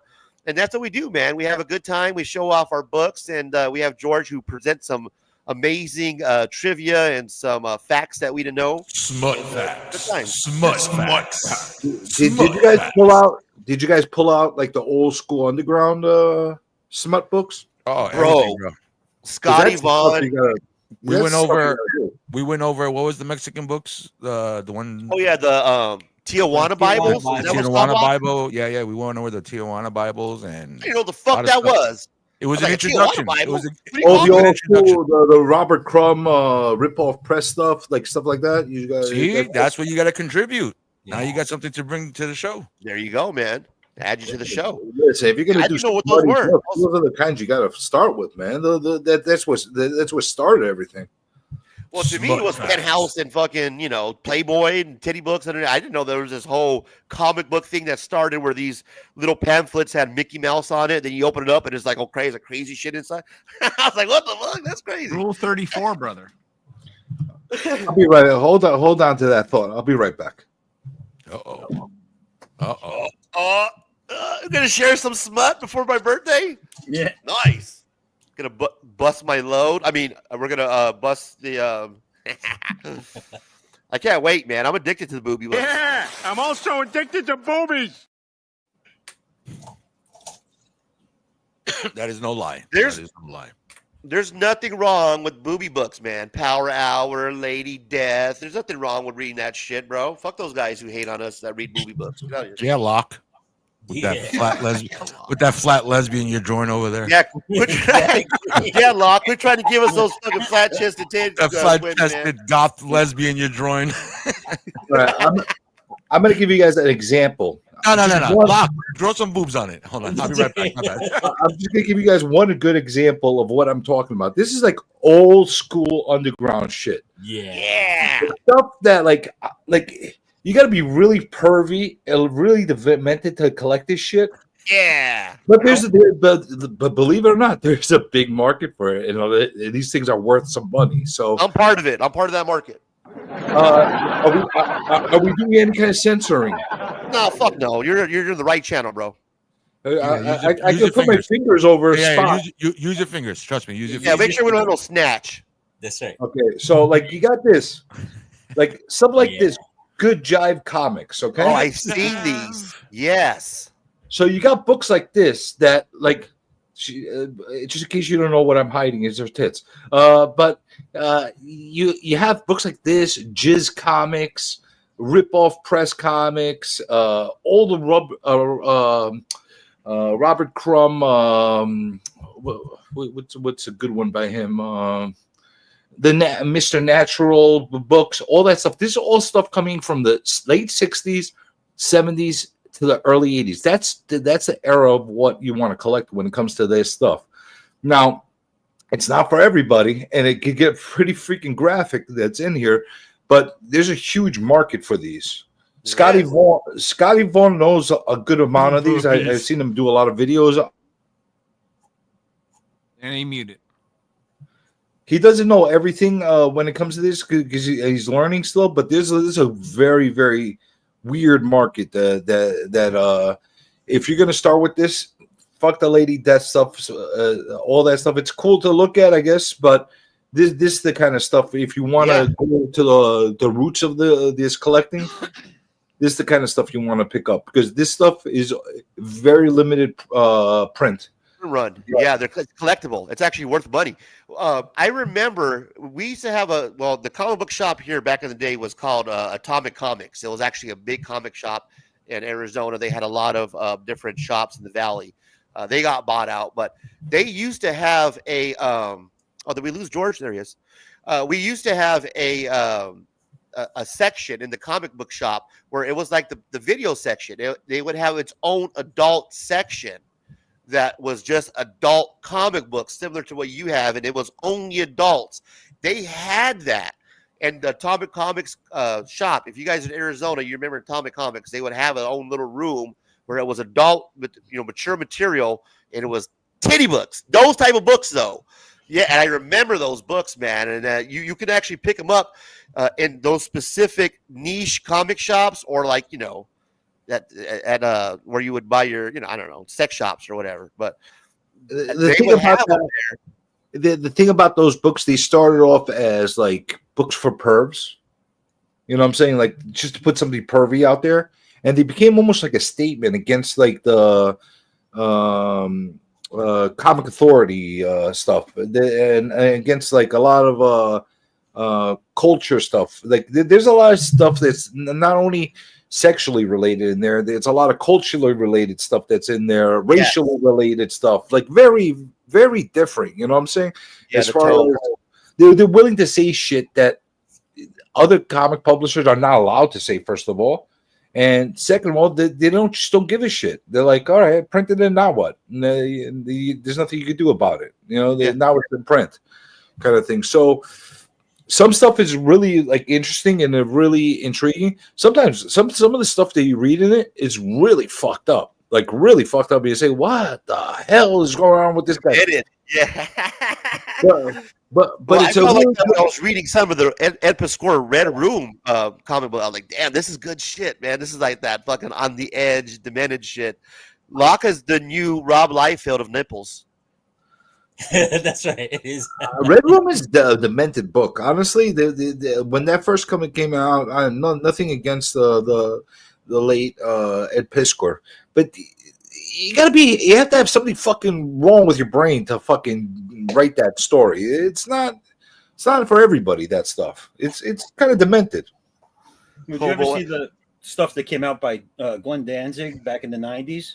Oh yeah. That stuff was crazy. Yeah, but have you heard him in an interview? He's not 100% there. He's like, right. What is CJ working on? Oh, you got a skull going on. Nice. But you need that kind of stuff. Sick, bro. Hello there.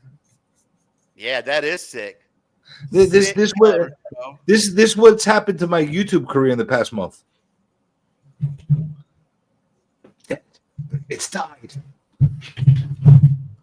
I think we had let me try to pull it up here. Nope, I lost it. Never mind. I don't got it.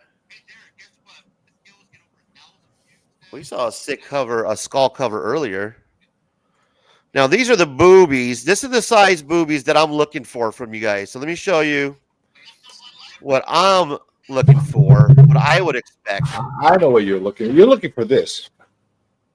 That's what you're looking for. That's the size you're looking for.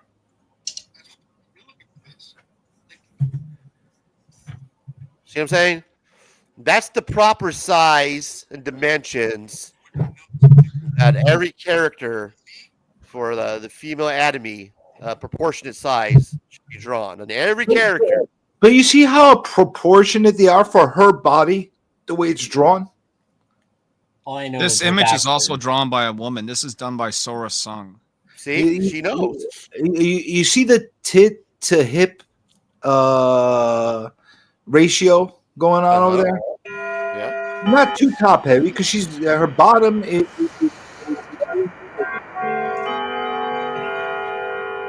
Dinner time. Someone's coming by to feed me my meds.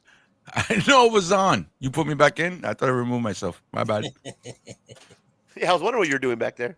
My bad. I went down, had to let the dog out and get some coffee and stuff. So, but See, oh, Ray, what's on the screen? How you I've doing? How you doing? I've got samples of that size.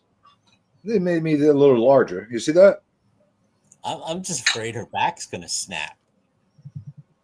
Yeah, that's what you're afraid of. You see that? Is that more of your liking? Whoa. Oh, wait, hang on. Look at the wrong black and white. Yeah, there you go. There you go. I drew this on a live with the Loke and the worm. That's right. This Where's the is nipples at, man? How, what's going on with the nipples, guys? they're hiding. The nipples are hiding, and the That's thing. right. Yeah, you know, Just she's a pushing witch. it out. She magic. She makes her nipples disappear. You know? Yeah, what's the hate going on against you and Locke? Both for fucking the I hate nipple crew over here. There's no one I hate nipple. Oh, you want to see I hate nipple? Oh, how about her? Now that looks like you either nailed it with the nipples or you don't. You're like, I'm either gonna draw nipples or I'm just gonna make them real big silver dollars. How's that? Yeah, there's got to be some fucking middle ground, bro. You know what I mean? No, there's no middle ground. There's no compromise, damn it. Those Don't are the girls. fucking with me. Those are the girls that dance on Tuesday nights. It's a whole nothing with dollar me. nipples. The AK bullets is what we call them. Hey, Lisa. I'm not sure if this is the right time to shout you out, but thank you for stopping by, Lisa. Appreciate you.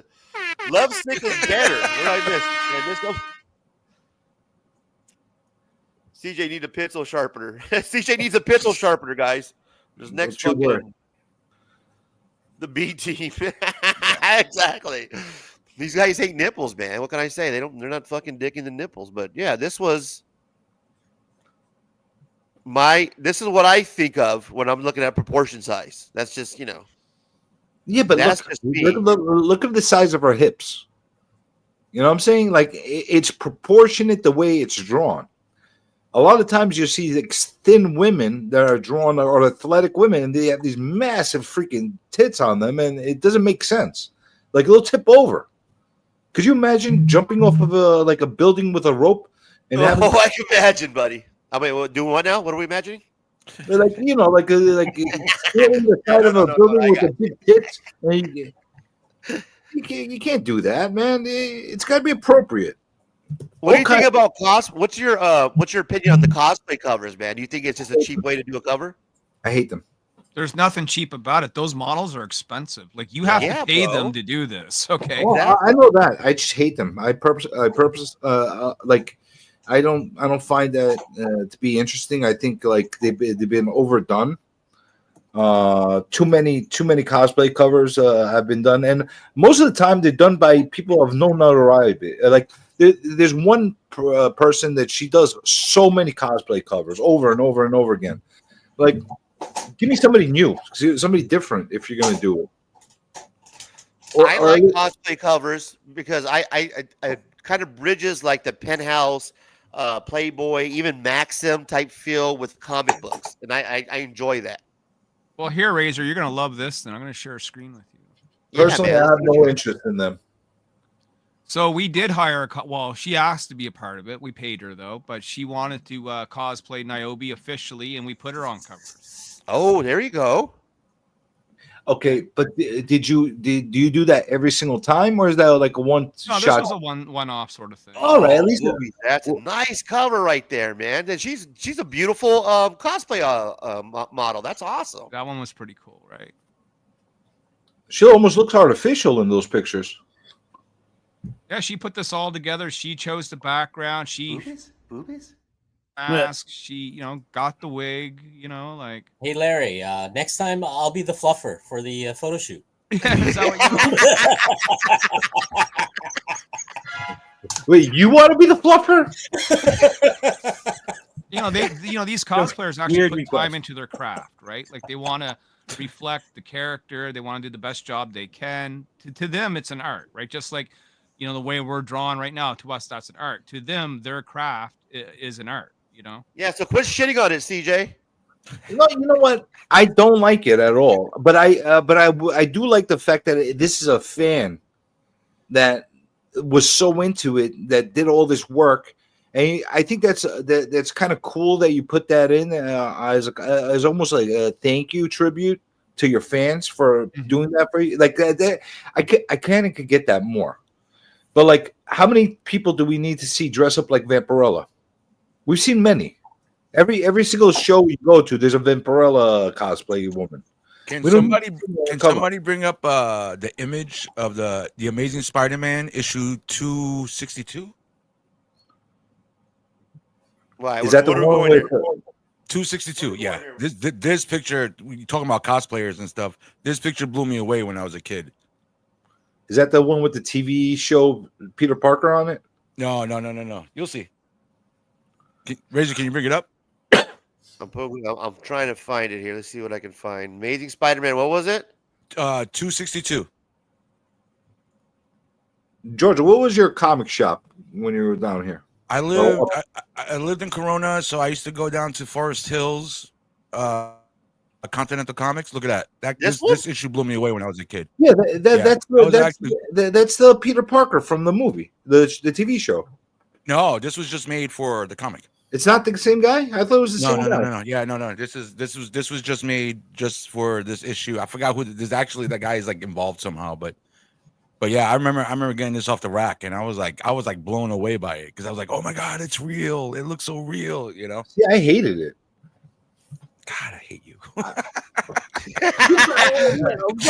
You're the same, but you're so different. Yeah. But I used to go to. Yeah. He kind of looks like him, almost. You know, he could play his stunt double. That's how. Look at that buckle. Look at that '80s buckle. Yeah, the '80s buckle, right? That's the one he beats Mary. That's the one in the '80s when he used to beat Mary Jane back in the day. See, I feel like I got ripped. I feel like I got ripped off. I feel like I got ripped off by getting a cover like that. I want artwork on my covers. I don't want. Okay, it's the first time they did it in 300 issues. I remember that book. I didn't like it. Now that I know it's not the TV special guy, it's even worse to me. It's a fucking cosplay model. Yeah, he's not even the actor. Damn it. Some freaking asshole poser. Yeah. Just like this Peter Parker. I don't like that. I don't like that at all. You're But right. I will. The thing that Niobe showed us as far as a tribute to the fans, I'm kind of digging that idea. I kind of like that. Like, if you got fans, they're so into it that they got a cosplay and send you a whole bunch of pictures and stuff like that. Hey, why not make a variant cover as a tribute to them? I'm not mad at that idea. I kind of dig that.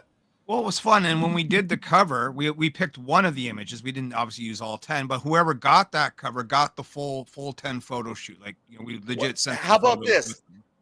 What if Madam or a cosplay model, like, you know, just volunteered to do the new cover that's going to be coming up for the Shift project? What if they say, hey, you know what? I'm going to volunteer just my services for free because I want to be on this product of the Shift project.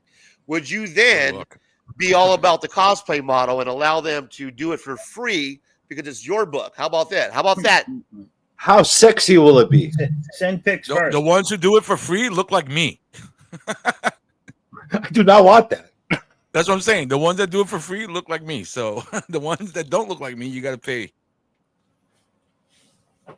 Listen, you know, let's get to the point where people want to do a cover for us, and we'll burn that bridge when we get across it.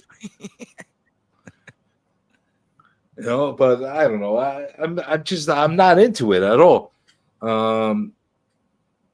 Again, you know, unless it's like a major celebrity or like somebody that actually played it on a TV show or movie, it doesn't make sense to me. Like what are we doing? Dress up kind of a thing right now for the comic? The whole point of the comic is the artwork itself and the writing, not pictures. I don't want pictures. If I want a porno picture on my cover, I'll go get a Penthouse. That's the way I look at it. Where was your comic shop? I I started off. See, this is the stuff I was going to ask you on my show. You're probably too young to remember this place where I first started going. Big Bang Books, it was called, on Steinway Street. That's the first place I started going. What an asshole that owner was. What a motherfucker. A little fat. Do you remember Play World? Do you I remember Play World? Yes, I do. And then Younger World, too.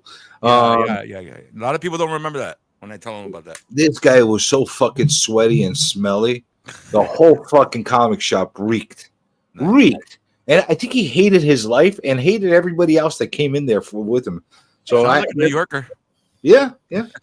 I started off there. My uncle took me to a place called Forbidden Planet. I don't know if you ever heard of that one. In the city. That was my first experience with a big comic shop. I was like, oh my God, these places exist. And then Silver Age Comics opened up over in Astoria. And that's been my it's still open to this day. It's the oldest one left outside of the city. Have you gone to the Midtown Comics? Mm-hmm. Yeah, they're too commercial as far as like if you want to get brand new stuff from them, fine. Or if you want to get like dirt cheap stuff out of like 50-cent bins from them in the outlet, that's fine too. But if you're going to get like back issues of normal books and stuff like that, they're way too overpriced and too commercial as far as that's concerned. Back in the 90s too, they had I don't know when it closed down, but St. Mark's Comics. Yep. They moved over to Brooklyn. Did they? St. Mark's was my Continental, the Club Continental. I used to play there all the time. That was my shit back then. Was St. Mark's? St. Mark's moved over to Brooklyn. Go down to the Yaffa Cafe and all that stuff. Shit, I miss St. Mark's. I think I reused the same coffee pot. God damn it! You ever do that? Hey, CJ, I want to ask you though, because I know that you're I'm not going to say anti variants, but we know how you feel about exclusive variants. Now that you are coming out with this Shift project that you're involved in, how many comic book covers are you coming out with? I'm not a fucking hypocrite, if that's what you're asking. I say what I say, I believe what I say, and I act as I say. So we're not doing 100 fucking covers. We're not doing 1 million different covers. You know how many covers we're doing for this book? 4. Do you know why we're doing 4 covers for that book? You want to know the answer why we're doing 4 covers? Because it makes sense. There's 4 artists. If you want to support whichever artist you want by buying that cover from that artist, great. If you want to buy them all in a bundle, that's fine too. But that's the reason why we have the 4 covers. I'm not making the same cover 10 times with a virgin and headdress and foil and lava foil and nipples, condom foil and all kinds of foils. We're not doing any of that. It's just 4 different covers. That's it. And we might have a bonus cover that's drawn by the writer just for a goof. You know what I'm saying? But that's it. Like I'm not into making the million gimmick covers and the metal covers and all that stuff. It's fucking too much, especially for something that we're trying to launch as the first time. Right now we're building a brand. We're building something new. Don't you think it's me pissing on everybody by saying, hey, we're just bringing in a new thing that nobody knows about? And not only that, pay $50 for the freaking cover. I'm not doing that. I'm just not doing that. I don't, Larry, what do you think? Isn't that a little bit obnoxious to me to want to? I think your type of book doesn't need it, right? Cover? You know, you got basically an underground black and white book. You don't need 50 pinup covers. It's not what this is. You know what I mean? And it's not it would probably cost you more in the long run because you have to have people that are willing to back those covers in order for it to be worth your while. Yeah, and not only that, it's not.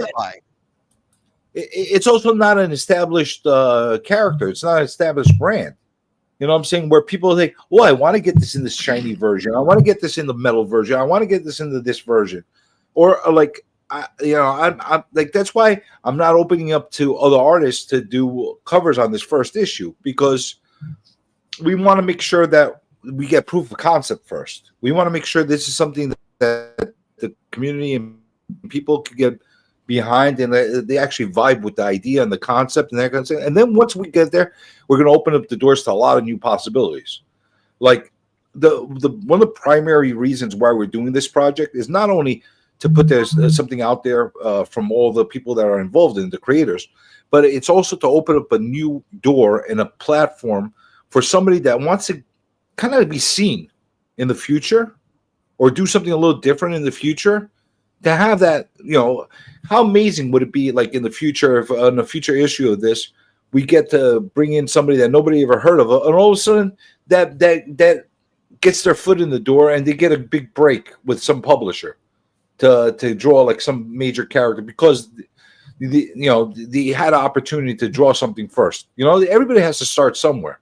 And I'm looking at it as a starting point for a lot of people. And I think we're going to introduce a really cool universe while doing so. So, yeah, man. I'm excited for you, but do you feel that you're kind of bucking the trend by not producing at least a couple different variant covers for your comic book, being that that's what us consumers enjoy? Somebody like myself, will see it and say, oh, that's a cool one cover. What's the other cover look like? Let's see what the other B cover is or what have you. And then there's not another cover. It's like, well, don't you think 4 covers for a book like this is more than enough? Depends on what you're looking. I personally love cover buy. So let's say that 4 covers that you have, that you do a different cover for your characters I forgot to mention this. You have different covers for for story number 1, 3 different covers for story number 2. As a first-time buyer into comic books, I think that gives me more options. And maybe the first cover is a cool cover. You think it's an awesome cover, but that B cover or that other cover to me catches my eye more than that first cover. And at least I have that option. Now I'm grabbing your book because that cover I'm gravitating to, rather than the only option you're giving me. Well, Razor, I forgot to mention this as well. There will be a bonus 5th cover. And on that 5th cover, there'll be nothing on it. And you could draw whatever you like on there. And then it could be beautiful. There's CJ. There he is. And the possibilities of how many covers can be created with that blank cover are endless. Oh man, how's that sound as a wonderful opportunity? Yeah, you came in hot. I usually save this for Locke, but you deserve it, man. You deserve it.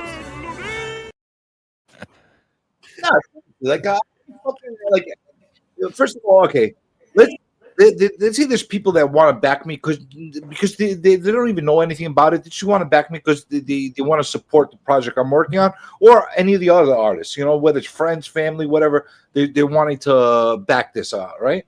Don't you think it's a little piggish of me to say, oh, we got 20 fucking covers, buy them all?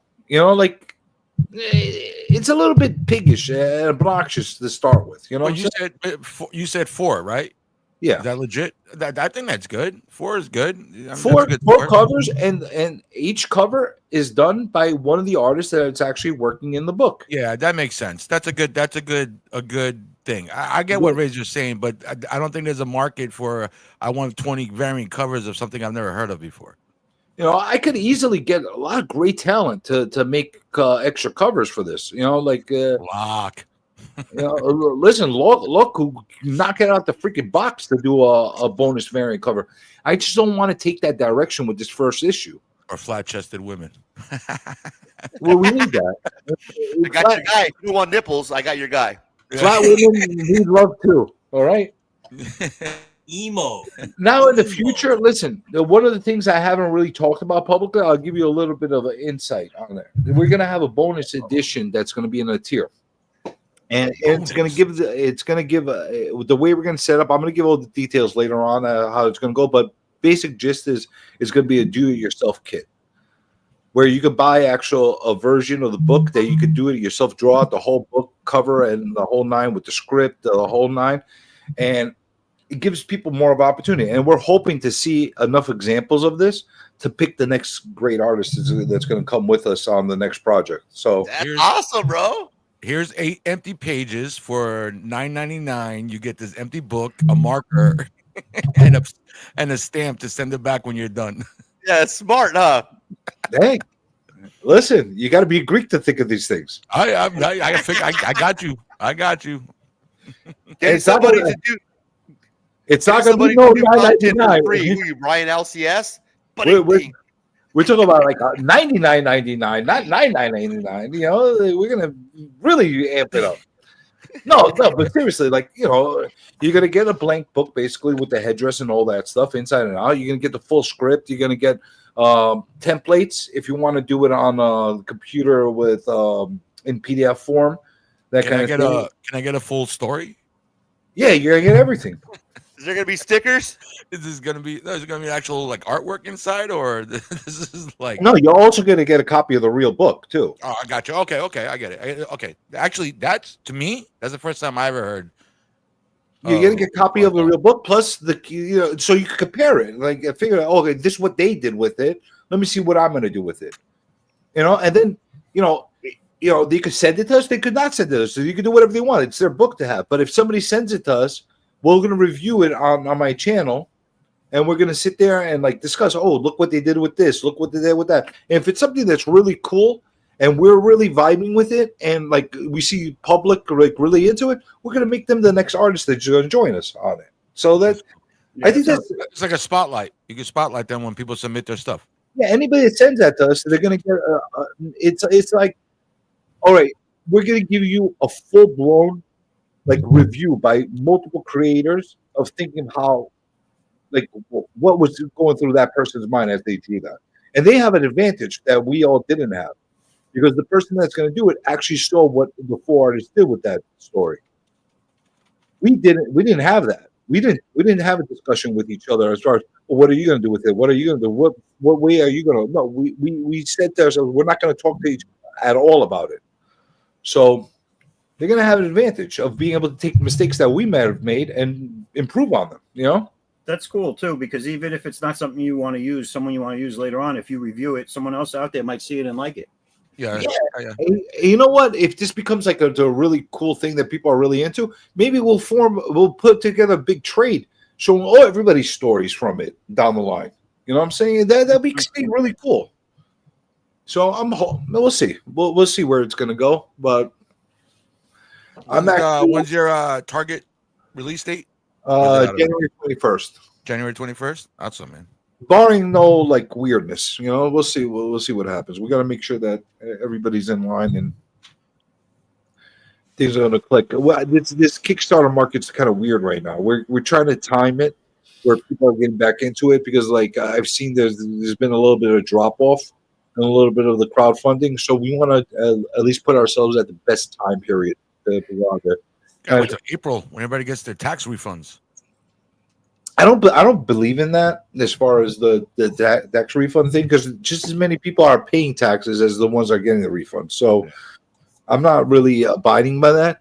It's just the afterhang of Christmas time and holiday time and expenses time and that kind of thing. You know, December is an expensive month for a lot of people. We kind of don't want to like hit that. You know, like when people are like at their lowest points as far as finances are concerned. And we're not going to be that expensive to start off with. So we're going to try to keep the book as low as possible to get something in everybody's hands. Do you think I should do a review of The Doctor sometime soon, Razor? Well, fuck you, bro. No, I'm just joking, man. The reason why I was asking you, I was trying to pull it up. I can't remember the name of the comic book. Maybe somebody can point it out. But it was like Blip Knots or Blip Knots. Well, anyways, the concept was it was a new comic book that was coming out. And each cover, and this is completely different than what you're doing, each cover was a different cover. There was no cover that was the same. It was this whole campaign that failed. It was I remember seeing it on Instagram. I remember seeing this big push on YouTube where they made this video where we're going to do this Blip Knots or whatever, and you're going to get a different comic book. They put it in this foil so where you couldn't see what you were getting. So it was like you're going to open it up, and everybody comic book's going to be different. And I think you can even design your own cover if you wanted to or some shit like that. But it was this whole push for this whole, and I even got into it. I'm like, okay, well, let me check it out. Let me grab one of these, and it was horrible. It was like the fucking, I never picked. I don't know what happened. I don't know how many issues they did after that, but that was their idea. Is like, you know what? Nobody's gonna have the same cover. Everybody's gonna have their own different cover, and that's failed. fucking weird to me. But listen, to each their own. I'm not gonna fucking shit on it. They tried it. I don't know if it worked or not, but it is what it is. How much do you think this is worth? This is the prelims to the 1 out of 100 Children of the Atom cover by Nick Bradshaw, and he gave me these sketches. Holy shit! That is pretty cool. Yeah, that is. That's fucking like raw. Yeah, it's raw. He also gave me these too on this end. I like what he did. This is just him doodling. You know what I mean? Wait, is that an 8 by 9 by 12 sheet? The one you showed before? What size sheet is that? It's just a regular, printer paper sheet size. Yeah, but I'm looking at those were the Marvel sheets, huh? No, those are 8.5 by 11. Those are just basically 2 11 by 17 shrunk down and photocopied onto that sheet or printed on that sheet. So that's for cover design. So you get those sheets just so you can doodle. Oh, right? No shit. That's dope. That's a cover stuff. So The Marvel other sheet provides that? you're holding Niobe is an animation sheet. So Cell? see the 3 holes with the pegs? That's for animation cells. That's for creating that's what you're seeing. That I've seen before. The Marvel sheet I haven't seen before. So It's just 11 by 17 shrunken down. And yeah, but the one thing I'm wondering is, does Marvel provide that, or is that his own like little makeshift thing that he did? He probably got Marvel used to ship out their own Blue Line Pro for artists to do. Right? They don't do that anymore. They don't, because a lot of time is like now work for hire, right? Unless you're working inside the Marvel studio. Okay, bro. They Ryan McClay had Mark Spears on last night, and he was talking about how hard it was for him just to get paid like $150 Yep. to do a fucking cover, bro. Yep. It was I was like, ridiculous. what the fuck? For artists like Mark Spears to have to worried about getting paid for the level that he's at was like, what the From who? DC? From DC or Marvel? Probably No, DC. it's indie. It's the Return of the Living Dead. Oh, okay. That company. Yeah, he's like carrying that company basically. No, Return of the Light. Wasn't that IDW that did that? No, not King Spot. Who the fuck was it? King Spot was doing the monsters right now, right? Yeah. Who was something with an S? I think is the name of that company that did Night of the Living Dead. Is American Mythology? Oh, American Mythology. They're the little ones, yeah. Comment there, bro. Yeah, he was talking about how it's such a pain in the ass just to get paid. So some of these artists that work for fucking Marvel and DC, man, if you can get anything, like supplies, it'd be amazing to me. It's what they did because Mark is very popular, so you get all these indie book companies and stuff like that approaching him to ask him to do covers. That's the whole thing. And they approached them. They said, we don't have any money. Can you do us a favor for a cover? So they drew up a contract and they said, you know what? Give me $150 and I'll do you a cover. So he did give him a cover. Then what ended up happening was they promised that they were going to only do a limited run. Then they ended up finding out the cover that sold out. They start printing more but at the same time they were supposed to send him comps. They were supposed to pay him, and they delayed the payment, and they that it just snowballed into a point where Mark just says, you know what, forget it. Yeah, Like then that. He shared that on McClay's show. Like he stopped by the show. I was like, that's when I tuned in. That was the most interesting part. I was like, wait a minute, what the fuck? What's going on? Unfortunately, I've heard that a lot. Like from a lot of different artists, from a lot of different publishers. It's normal. It's a lot of like a small indie stuff, right? And it's us artists. We want to get recognized. It's our fault too, but it's one of those things where they know they can get away with it because if Mark wanted to, he could call up a lawyer. He has the money for it. But for me, I don't. For $150, it's not. Well, it's not here's the worth it. problem. Here's the problem. Yes, he might be, and a lot of people are capable of calling him a lawyer, but the lawyer's fees are going to be more than what you're going to make back. That's the problem. Exactly. Right.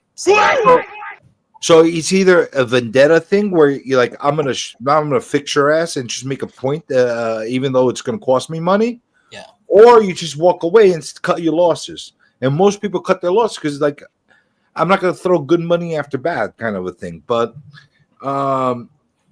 contracts, man. Like I tell this to everybody. Oh, he had a contract. Read the shit before you go and do it. Read. And the other thing is, small claims court, it can be your best friend in these situations.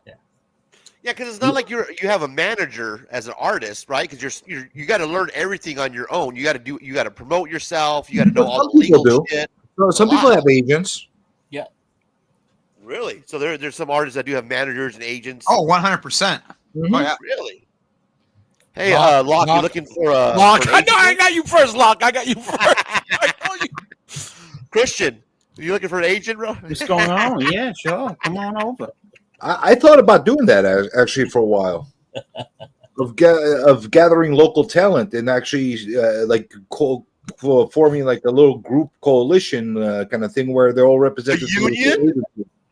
No, like through a group, like a local coalition where they're basically all represented by the same agency. You know what I'm saying? That way, like a pimp. A justice society? Pretty much, yeah. Artists Justice Society. Meanwhile, back at the halls of justice. Come on, Razor, look at this. You'll be very busy as my agent. Look at this. No, hang on. Let me pull you up. But I thought about, because you'll be surprised how many people get screwed. Like, and because not because of bad intentions, because they don't know. You'd be surprised how good Locke is at blow drying hair. He's rocking. You did that really good. I'm good at blowing. You're really good at blowing. All right. All right, somebody clip that. I haven't seen porn in 3 months. Everybody calm down. That's right. He's in Virginia, man. There's a porn block out there. You guys don't know. What? Well, you know what? What I was saying was I tripped out off of that because I was thinking that how could this guy just have a fucking manager? Look, if I was Mark Spears' manager, he wouldn't have to worry about getting paid $150. The fucking PayPal account. You would have to be worried about him getting paid. A guy like Mark, it was he had to basically claw through the industry himself, and he take a lot of bumps and losses. For him to hire an agent or manager right now, or an agency that's going to represent him, they're going to take a good part out of what he's earning. And now he's going to right at this moment as we speak, he's at his highest current earning peak. Yeah, you know what I'm saying? He shouldn't have to be dealing with right that now. bullshit. He's as hot as he's ever been in his life as far as his career is concerned. Now's his time to make money. So for him to hire somebody and then to take a big chunk out of it, I don't know how smart it is. He's better off just paying an attorney on a contract by contract basis, reviewing the things one shot, and that's it. Like not having somebody. He doesn't need somebody shopping him around. People are calling him right now to get work from him. There's a difference. Yeah, I got you. But that that does fucking it's just crazy that even a guy on his level would have to even deal with shit like that. You know what I mean? That you would figure that the industry will respect artists to a degree where they're not just trying to fuck you over because they own the publishing or the printer or whatever the fuck. You know what I mean? It's happened. It doesn't matter what level you're at. Yeah, that's the thing. It happens.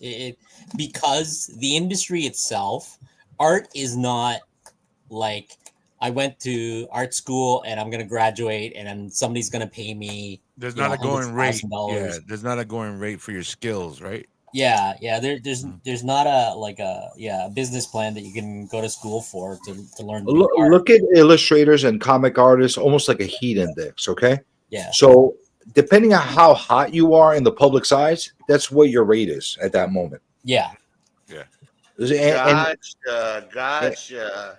And That's the way to breaking it down to me, because I was trying to figure out, like, why can't the writers and creators come together, join like a unionize, right? So that way everyone gets benefits. We all get health benefits. The writers get paid for their scripts. The artists get paid per page, what they should get paid. But that does make sense. So there's going to be some hot artists like Mark Spears, Scotty Young, Peach from Moco. Every year you're going to have this new hot talent, and that doesn't work well for those guys who should be getting paid top dollar. But then the rest of the new artists that are coming up, unfortunately, they get shitted on because the big people, the DC wants Marvel to do 6 fucking Green Lantern. All right. So I'm gonna put myself out there, and like this is probably gonna rub some people the wrong way as far as my thoughts are concerned. Okay, from an artist point of view, here's the problem that a lot of the modern artists have right now in the mindset and the mentality.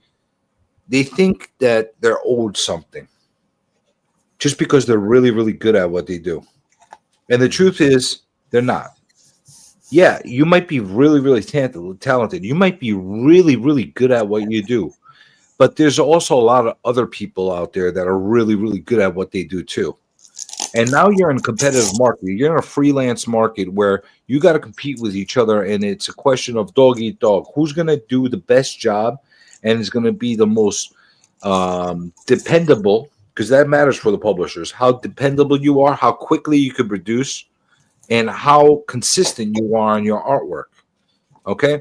So if you're able to do all that, you're going to have steady work and you're going to do really, really well in that. The problem is everybody wants to get those kind of gigs without having done anything in the past. Right. And it doesn't work like that. Just because you went to school or just because you have a beautiful portfolio of artwork done doesn't mean they have to fork over whatever it is you're asking for. Well, everybody went bat nuts crazy over, was it IDW that said that they lowered the rates for a lot of the creators with the artwork?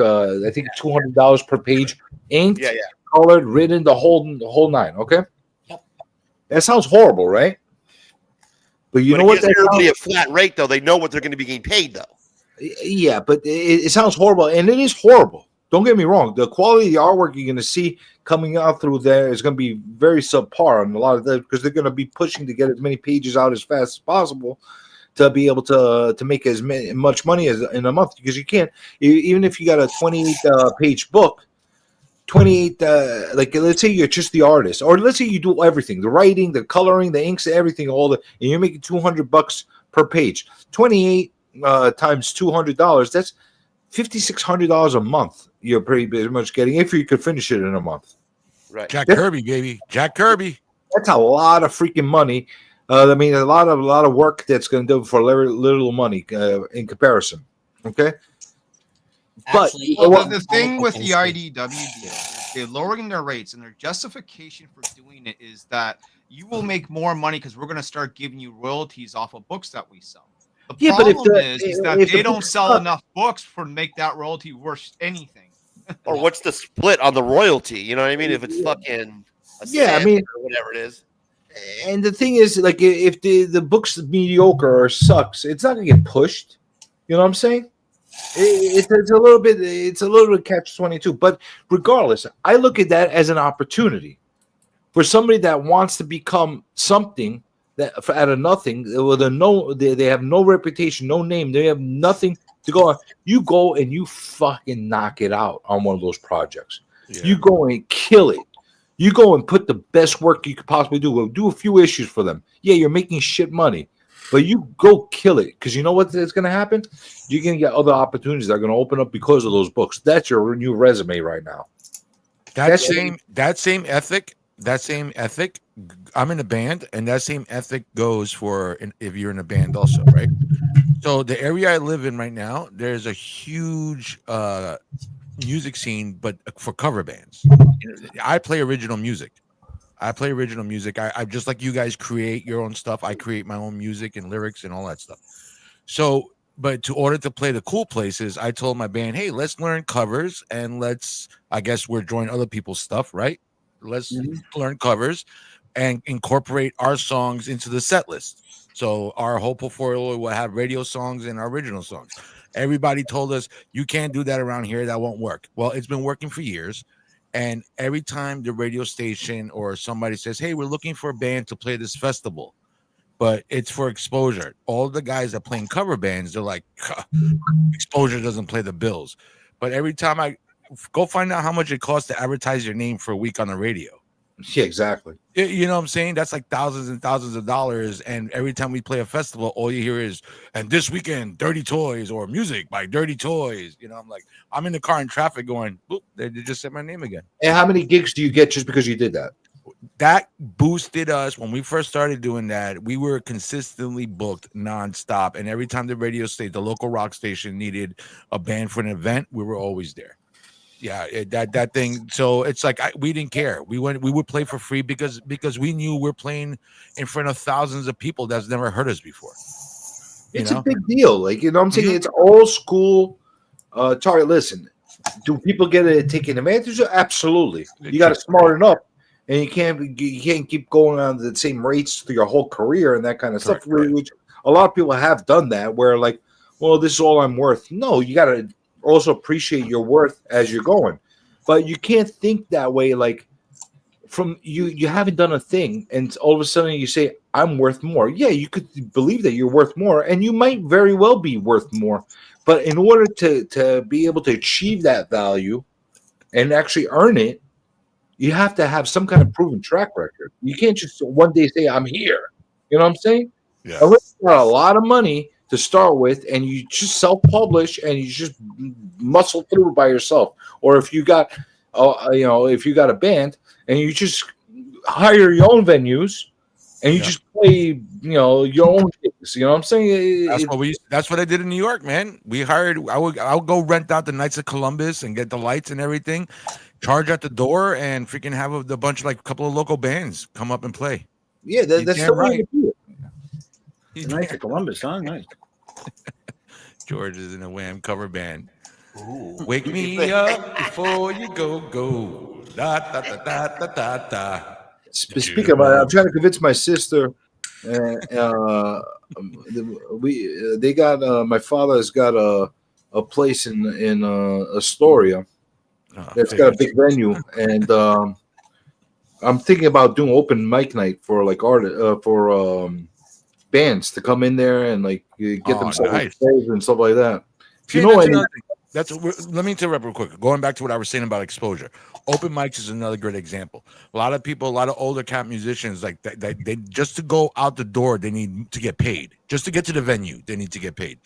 And they're like, oh, open mics is just a way to rip off musicians. No, man, it's a place for people like, let's say Razor. Me and Razor got a band, but we don't want to go play a tour. We don't want to go book shows. So we go out to the local, to Comic Journey's dad's place or whatever, and we play a couple of tunes and have a couple of beers, Or you got guys like me and Locke that want to be professional. So we're out there promoting our professional name. Yep. So it works out for everybody. Look at it like this. If you're freaking, I look at it like this. It's a win-win. Yep. The venue gets talent to play music. Listen, it could go wrong because the talent could be really bad, and people could be like, "What the hell?" You know what I'm saying? But let's say they're really, really good, and people are like, "Oh, we want to see them again." Now you got a reason to hire them for upcoming gigs. You know what I'm saying? 100%. Yeah, I know. But open night gives a platform, for people. The same problems in the comic community are the same problems in the toy community, are the same problems in the music community. The same people, the same class of people. It doesn't change. I jump into your guys' world. I jump into the other toy community. Then I'm in the other freaking the TV pop culture guys, and it's the same gripes and the same people complaining about the same stuff. It really, there's a big mentality of I want something and I want to do very minimum to get it. You know what I'm saying? Yeah. And I don't understand why that mentality has taken over this world. And every single aspect of life. Is it the easy access to everything that the next generation is? We remember just to get a video, we used to have to go to a Blockbuster, right? Now it's like you're on the shitter. You can pull up any movie from any time, from any decade. You know what it is? It's a world Nightcrawler. where people are too coddled by their parents and too coddled by them telling them that you're special. Don't settle for less. Don't do this. Don't do that. You're gonna go and achieve, and we're gonna support you until you find that dream. And guess what? They sit and they sit and they sit and they never achieve that dream because they never are put in a corner to really muscle through it. You know what I'm saying? People need to be put in a really difficult situation in order to see how great they really are. And you know what? One thing that I noticed, CJ, now that I've been doing a little content and hanging out, with the creators and whatnot, for drama, there is a lot of drama between you guys. And what I mean by you guys, I mean the independent artists. I didn't know about this whole inner turmoil that Niobe is well versed on, of course.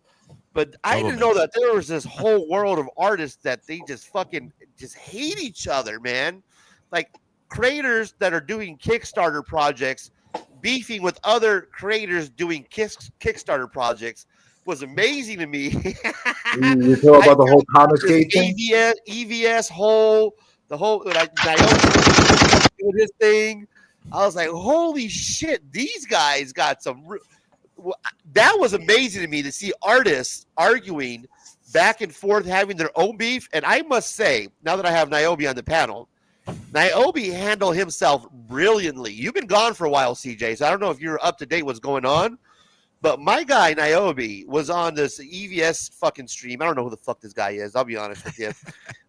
But I saw the back and forth. And Niobe's back and forth was like fucking when Trump was debating Joe Biden. Remember when Joe Biden was up there all mumbling and we didn't know what the fuck he was saying?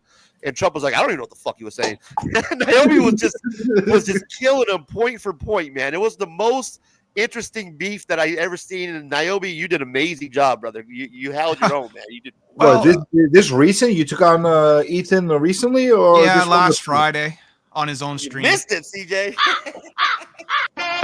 I was drunk. I was on a quarter rum. My bad. Yeah, I was hammered that night, man. I had a buddy over from high school. I haven't seen him. He was down for the holidays. We got really drunk. And the next thing you know, I get a message saying, EVS is talking shit about you on a stream. You need to get on there and defend yourself. I'm like, oh, all fucked up. All right, what's going on? Well, do you think it was a wise idea to be drunk, or like? Do you have I haven't watched it. Now you got me intrigued to watch it. But I know it's beautiful. You got to watch it. I know you had your problem with him in the past. So like, I just don't like the fact that he thinks he's the only thing that exists in independent comic books. And that independent comic books needs Comicsgate. No, they don't. We don't need gangs and factions in comics to make comic books. We never have. We don't need to attack a black man who makes a comic book to get successful for our comic book. And this is why you brought up, like, why are all these artists fighting each other? This guy's running on Kickstarter and he's beefing with this guy on Kickstarter. It's because they're in competition, right? So they look at it as that there's only so many comic book fans out there. And there's only so many comic book fans who like the things that we do. But there's an oversaturation of independent books out there now because it's never been so easier to do. The market has been flooded. You know what I mean? And so everyone now is like, trying to take each other out because they believe the pot in the pie is limited. Well, it is limited. They don't have to believe that. The truth is there is a limited market at this point in time. Mark Spears is still fighting for $150. And the way you combat that is put out quality. That's basically what it comes down to. Or you don't even have to put out quality. You just have to put out something that people are really vibing with. There's a lot of stuff that, in my personal opinion, is really shitty, but people are really into it. So who am I to tell them not to be into it? If you're really into something that I'm not into, yay. Clearly that creator has tapped into a market that got something going for it. And like what they do is they basically cannibalize each other. And listen, you don't have to be the cheerleader rah-rah type. You don't have to do that. And you don't have to be constantly talking up other indie artists. You know what I'm saying? Especially when you're a competitor as well in the same market. But you don't have to shit on them either. You know? These guys are going after each other, man. Talking shit. There's whole streams, whole channels that are devoted to these artists that just come on there and just completely bash like another artist. It's fucking amazing to see, the Kickstarter. You saw how ugly they were. How you saw how ugly people were when Pisker had committed, the thing. Yeah. I don't want to get your channel banned, so I'm not going to say it. But how you call it? You saw how ugly people were and how two-faced they were, because like everybody had a certain way when he got called out for allegations and stuff like that, and how toxic everybody got. And then you saw how everybody take the back steps and say, "Oh no, it was him, it was him, it was him, it was him, it was him." Like, dude, be fucking real with yourselves. You know what I'm saying? You just be a real freaking human being. And half of these people are freaking not real. With Ethan Van Sciver, I don't know the guy, and I don't know how real or fake he is as far as what his agenda is, but clearly he's divided that whole Comic Gate faction into like little pieces, which is the stupidest thing I ever saw, because the initial concept of why that was created was very smart. It was a very, very good way to start it, and if they had the right people pushing it in the right direction, they could have gained some strength and actually have become allies with DC and Marvel and stuff like that. Yeah. Instead, they said, "Oh no, it's them against us," kind of a thing. We're gonna piss everybody off. Ask Larry. Would you like to write an X-Men, an Uncanny X-Men? If you got proposed it by Marvel, are you so against them that you hate them even though you're an indie artist? So here's the answer. I want to be in the mainstream 100%. Tom Brevoort is the editor-in-chief of X-Men. I added him up on Facebook and I sent him a pitch for my own Magic series. So does that answer the question? Yeah. So like, right. But you're an indie artist. I'm an indie writer, creator. Okay, writer, artist. We're all artists in different ways. You know what I'm saying? Sure. You're a creator. So you are a Uncle Tom. You basically betrayed your people. You know what I'm saying? Like you have to be ride and die with indie. Not at all. Not at all. You see, here's the barrier point of entry. Think of this like professional wrestling. You are in backyard wrestling and you want to make it to the WWE. The WWE isn't going to discover you right away. You have to make demo tapes. You have to wrestle the indie shows in front of 10 people. You have to go through all the small little organizations, just even a talent scout to see you, right? Indies is no different. The main reason why a lot of people actually do their own indie book is try to break into the mainstream by catching some eyes. So, for example, let's say, and I have sent Marvel my books, that they look through them and go, you know what? I think this guy's got some promise. And they give me a call and say, hey, you know what? We're going to give you a one shot or a mini series. And I go, great, cool. And I go do that. And let's say it actually sells decently well. Well, that forever now cements my name in a comic book lexicon. And I can leave Marvel at that point and put out my own book. But because I have a name with Marvel and it's on my resume, more people are going to come for my stuff. Bingo. You're legitified. I could not have said it any better than that. So even if Marvel paid you shit for that book, the fact that you have that on your resume and you're able to actually use that to help grow your own individual creations, that's a win-win on everybody's levels at that point. It's a very big thing, but that's not the message that's being given by a lot of these Comic Gate people. They're basically saying you're either with them or with us or without or against us, kind of a thing. And that's a stupid mentality that they're taking, because you could actually form alliances with these bigger publishers and say, hey, listen, we're doing our thing, you're doing our thing, but let's cross-pollinate with our talent. Yeah, to totally ignore DC and Marvel is the wrong move. You know what I mean? Like, you can't just ignore DC and Marvel and be independent. Like, I get the what you're trying to do, but you hit it right on. You can't be oh, no Marvel, no DC, we're completely anti-Marvel DC, because that's just not going to work for you. It's not going to work. Dude, I love doing my own stuff. I love creating my own stuff.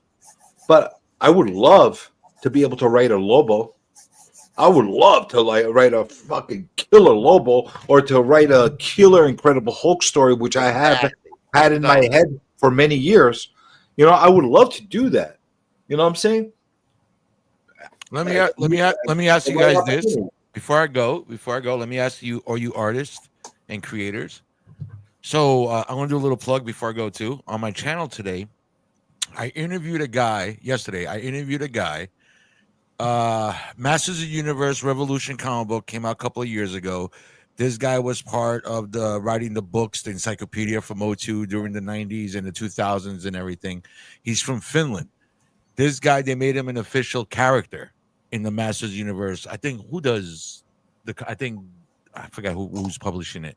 But anyway, as artist, do you think, like, I need one of you guys to incorporate me in something so I can show off to these big shots I interviewed, because that's mad cool. I think that's mad cool as somebody to be idolized or immortalized as a character. I mean, they legit made him a character, and because he knows his shit, they made him the librarian historian, the palace historian.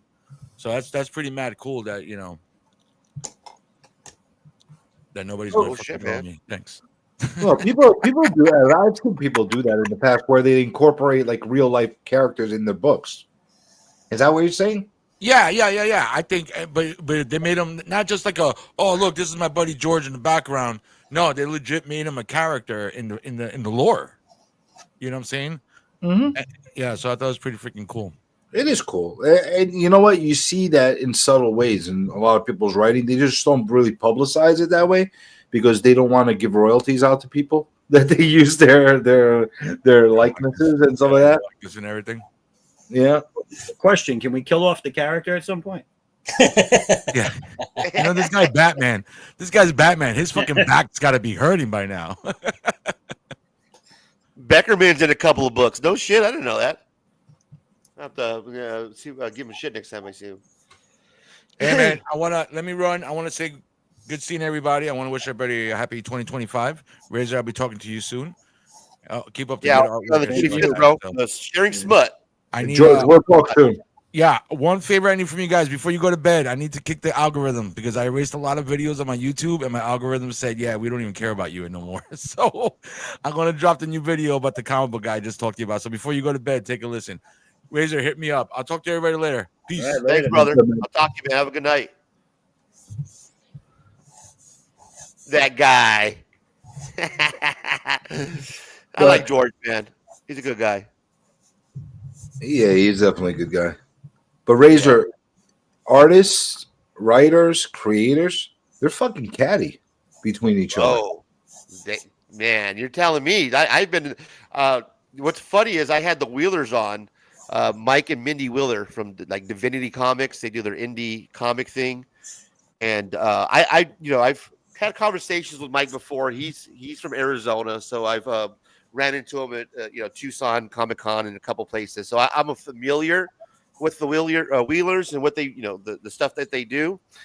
But I'll be honest with you. After I actually had them on, I got a lot of feedback from just people in general, and I didn't know that this was this drama with creators, this world even existed.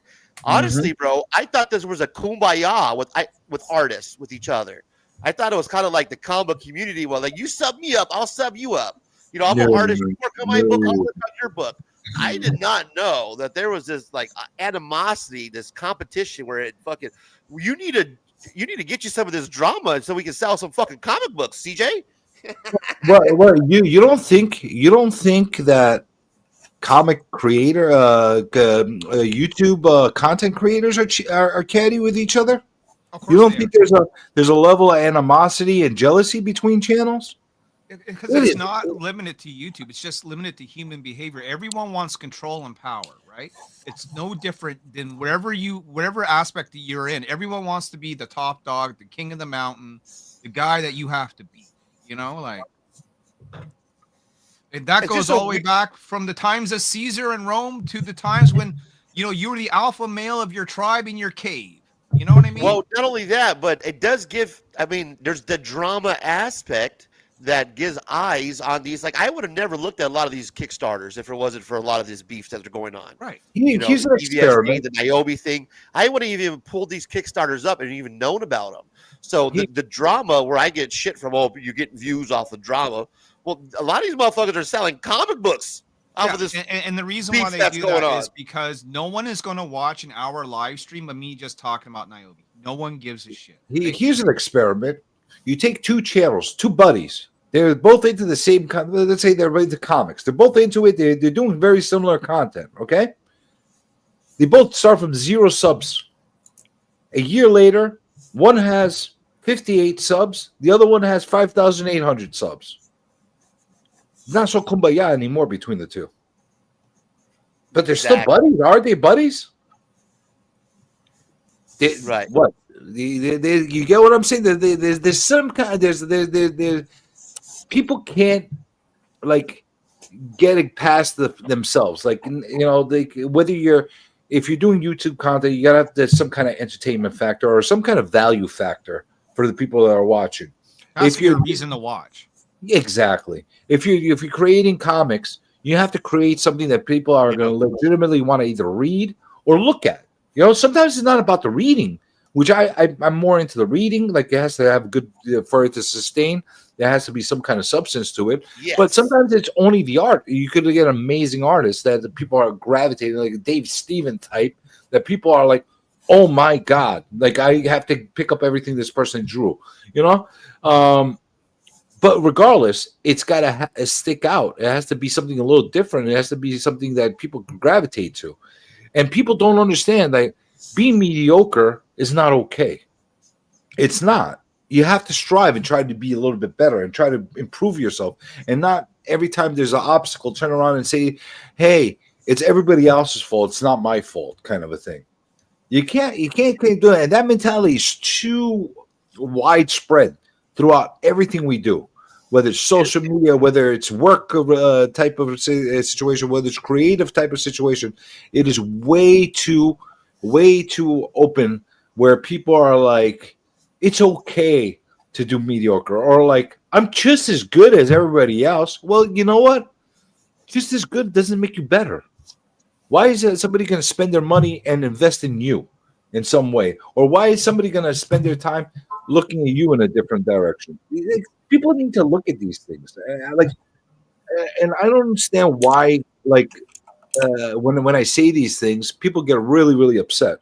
They get really, really upset. Like you're making valid points, man. You got to separate yourself from the herd somewhat. You can't be mediocre like everybody. Dude, if you're doing something that's mediocre or boring or subpar, and you're perfectly fine with doing that, then be fine with doing that. However, you can't do that and then complain that why does anybody like me, kind of thing. You got to look in the mirror. You got to reflect and say to yourself, hey, why doesn't everybody like me? Why do I have 58 subs? Why is the only person watching me my grandma and she falls asleep every time? Why? Exactly. Why is the only person buying my comic my ex-wife? I don't know why. She's in it. Is that who's buying your comic? She's in it. No, but what's amazing is seeing all the artists that have YouTube channels, Niobe, specifically for that, to promote their comic book. When I got back into collecting comic books, I was watching content creators do reviews on comic books, top 10, haul videos like the rest of us. Then I delved deeper into the world of artist drama, where there's artists like Niobe who create their channel in order to promote their comic book, and that was intriguing to me. That's why I like hanging out with Niobe, because to me that's a cool concept. Why not create a YouTube channel to promote your comic book? Because now you're getting the word out there. Now I'm interested in it because I'm fucking watching YouTube. That is smart, and I don't know why a lot of artists are not doing that.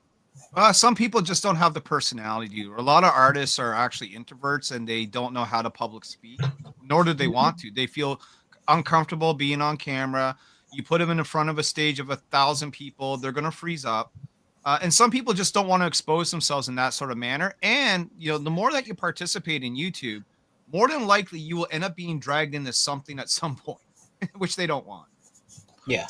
That's true, but some people are awkward. You're right. There's a lot of introverts that are there in this, and like they're just not built for promoting themselves in that fashion, which I think is a big mistake. It's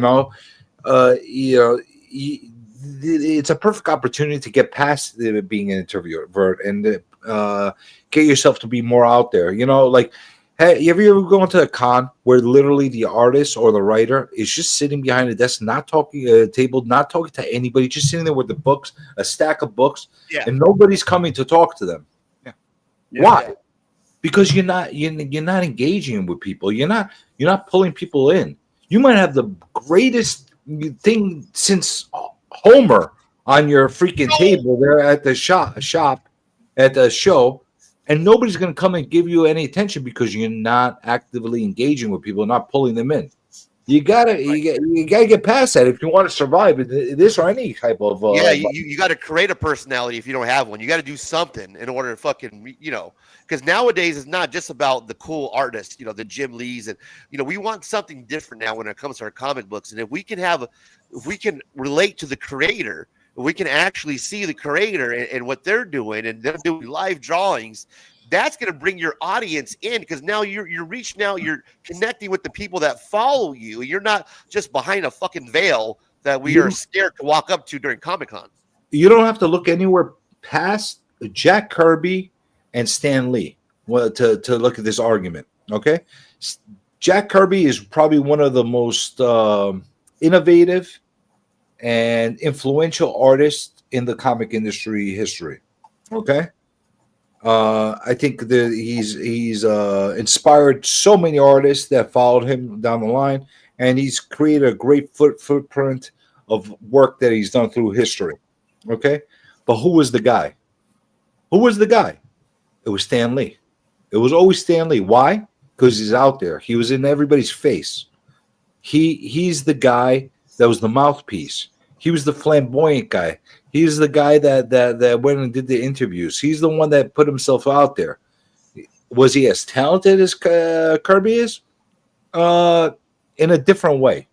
He was talented with his mouth and with his words. And that's what it took to get him to become a superstar rather just a really great revered artist. And that's right, and that's why Jack Kirby used to hate on him because he was like, "Oh, I fucking did all the work." And like, well, motherfucker, because you didn't have no personality, so I sold the shit.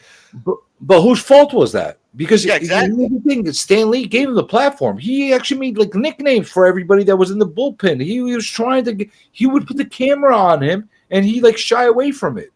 You gotta either embrace it and say I'm all in, or be okay with just being under the radar. And then, you know what? For some people, there's nothing wrong with that, being under the radar. People live their life in any way they want. And if you're happy, you're making a career, you're doing something that you're enjoying. Yeah, like fine. Aggressive, relaxing. Yeah, he wants to be subpar. He's going to whine about it. Here's the thing, though. Back in the day, I didn't need my comic book creators to be social media influencers. And that's what it is now, right? You're talking about like doing a YouTube channel, having a personality, drawing people in. Well, back in the day, I never saw one interview with Art Adams or Chris Claremont or Peter David or Jim Lee or Michael Turner in the 90s. That stuff you would read that in Wizard Magazine. But you saw them with McFarlane. You saw them with Liefeld. My name into this. Yes. Saw McFarlane on QVC. You saw them all in everybody's faces. But you never knew who they really were, right? Like I don't need to know who Chris Claremont voted for to go buy his book. I don't need to know that he hated The Last Mermaid or The Little Mermaid to go buy his book, right? But now what we're having seen is that we're having a hard time of people trying to separate the art from the artist. So there are plenty of people in comic books I don't like. I'm not a big fan of Mark Waid, but I'll read his stuff because he's a good writer. But there are people, because of politics, who won't, even though he's good. You know what I'm saying? Gotcha. So you're saying that it could be a double-edged sword. Yeah, because but Mark people are not Wade, going to want to read your material because of who you are in your politics. So you're The going to more drive you a certain expose audience yourself, away. the more sort of a target gets on your back.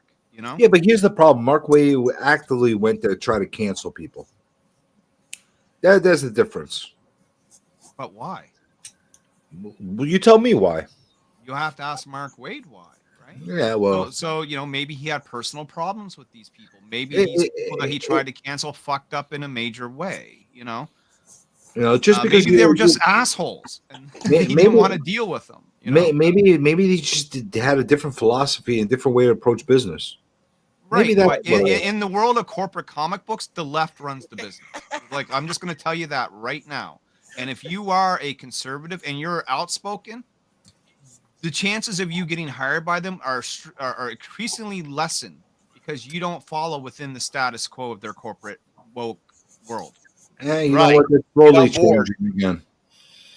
That's slowly changing again. Everybody saw that didn't quite work. It is. the way And Mark- I can't wait for a new 2025 where everyone is on equal footing again.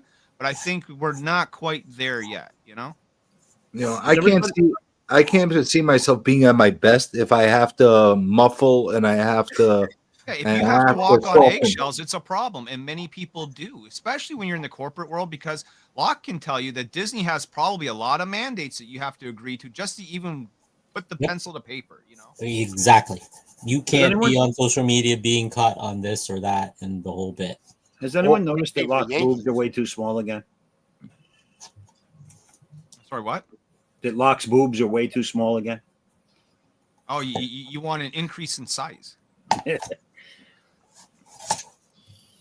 Who are we drawing Locke, here, come Locke? on, man. This almost looks like Look a at the Power hips. Girl boob window. Now look at the hips, Locke. Remember, CJ was saying earlier, Right. you got to have the hip So ratio. I got the big hips, so the boobs. You got gotta the big be- hips, man. We got to But- get the boobs filled in, bro. I'm working on it. I'm still trying to figure out, like, how does this horn come out of her head? How does the porn? Well, who are you drawing? Magic? Well, if the boobies are No. bigger, we're not gonna look at the horns. Because it's not really horns; it's a headset. Is that what it is? No, they're not horns, dude. She doesn't have horns growing out of her head. It's almost like a crown that she wears, right? That has. these Oh, black gotcha. All right, she puts it on. It's not growing Puts out. it of her on. Like a New Year's Eve crown. A New Year's Eve crown. Man, and I thought these guys read comic books, Christian. Fuck. I don't. I'm AI. I'm still working Look, on it. Razor, I finished the whole thing during the stream. Oh shit! Holy, Look at that! You sure Look did, at bro. that. See that? You Nice. give me such 90s vibes with that style. Thank you. Yeah, That's right. right. He Where I get all told my me influence from. privately, and I'll expose him. He said that he's a big. What's his name? Bart Sears. You said right? Bart Dude, Sears- that's exactly what I was thinking. Bart Sears and when I Andy was looking at it. Smith. There you go. Big Such- influence. Such a 90s vibe. Very good stuff, man. Thank you. Yeah, that's sick, bro. Thanks for sharing with us and hanging out and sketching that on the show, man. I appreciate that. That's fucking dope. Man, no problem. Thanks for having me on, man. It's Oh been yeah, fun. anytime, brother. Anytime, man. All right, gentlemen, it's been a pleasure. Thanks again.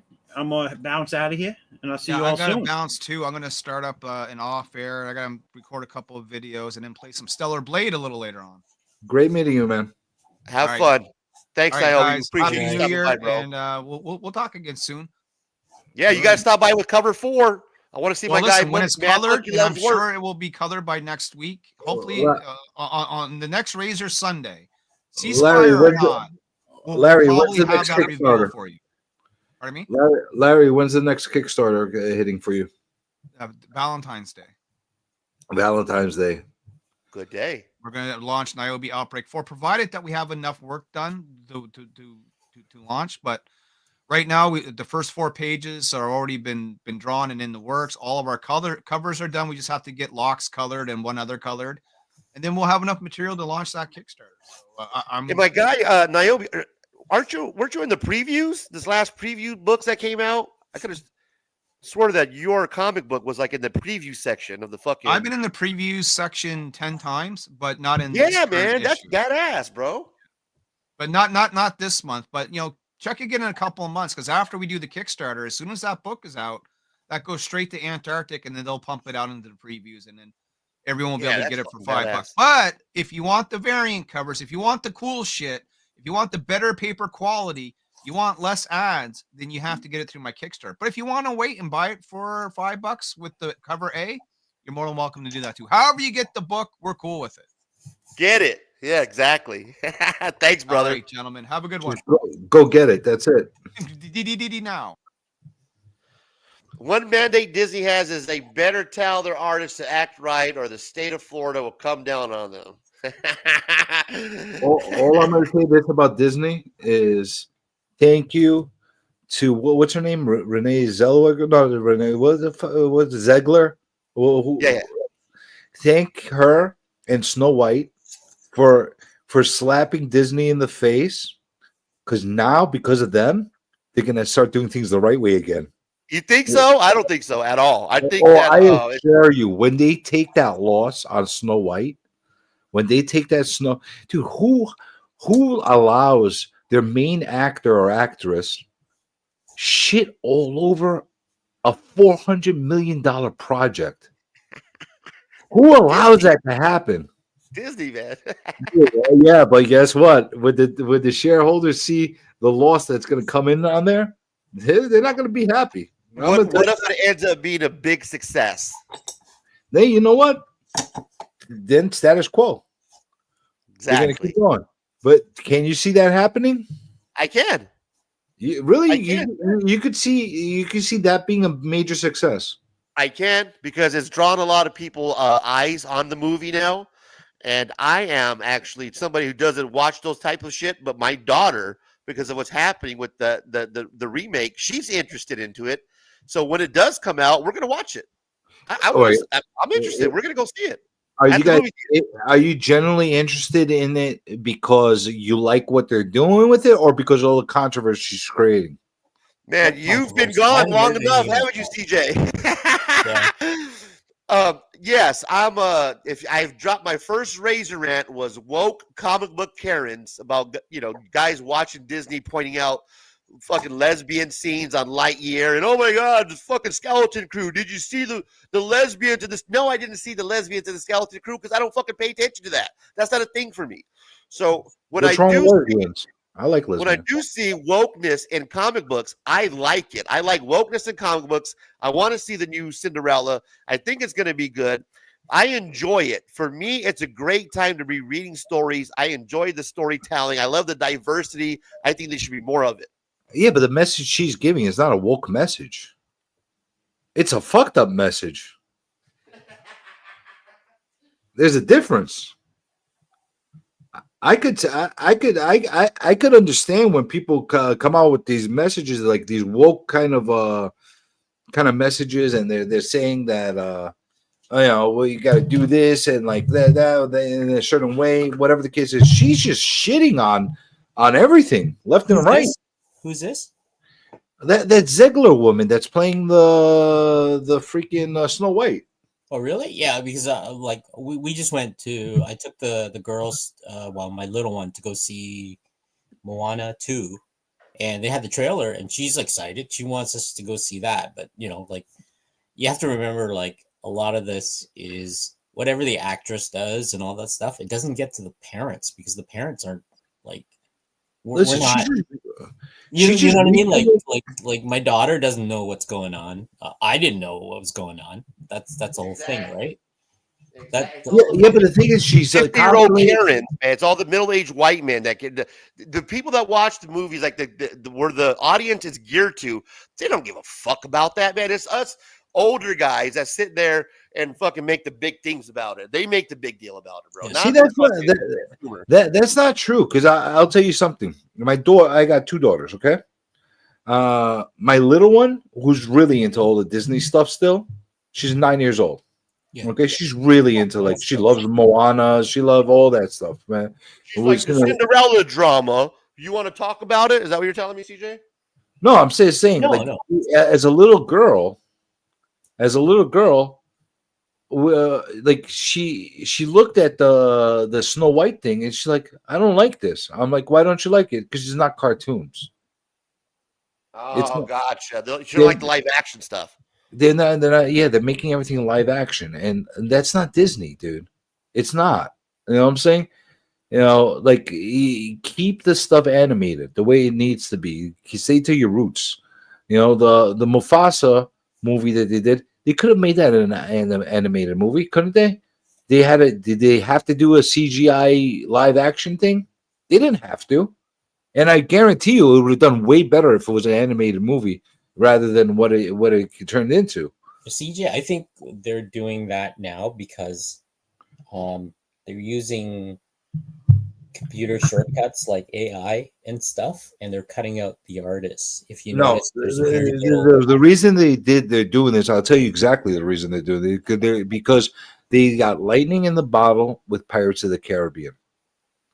And here's the thing. That's a long time ago, no? Yeah, well, they created an entire franchise out of it. And they're just trying to go back to the well of creating these live action epic movies that turn into franchises in live. But the big difference is that they had with Pirates of the Caribbean is you're not going to create that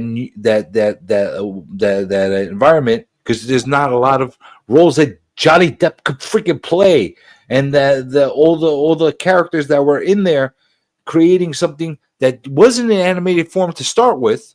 That was just, if you remember, they never made an animated Pirates of the Caribbean. Yeah, it was off of a freaking attraction in Disney that they did that. Here's something I noticed: the Cinderella live action. What's the other one? Snow White.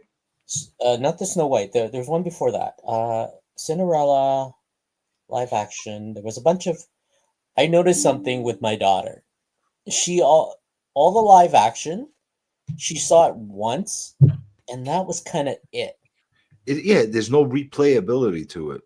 And she's 10. But she always gravitates and watches the animated one over and over and over. Right? So, yeah, you might have a point there. Because I don't know, maybe something with a live action that she doesn't like. I mean, we went to see it at the theater. She enjoyed it.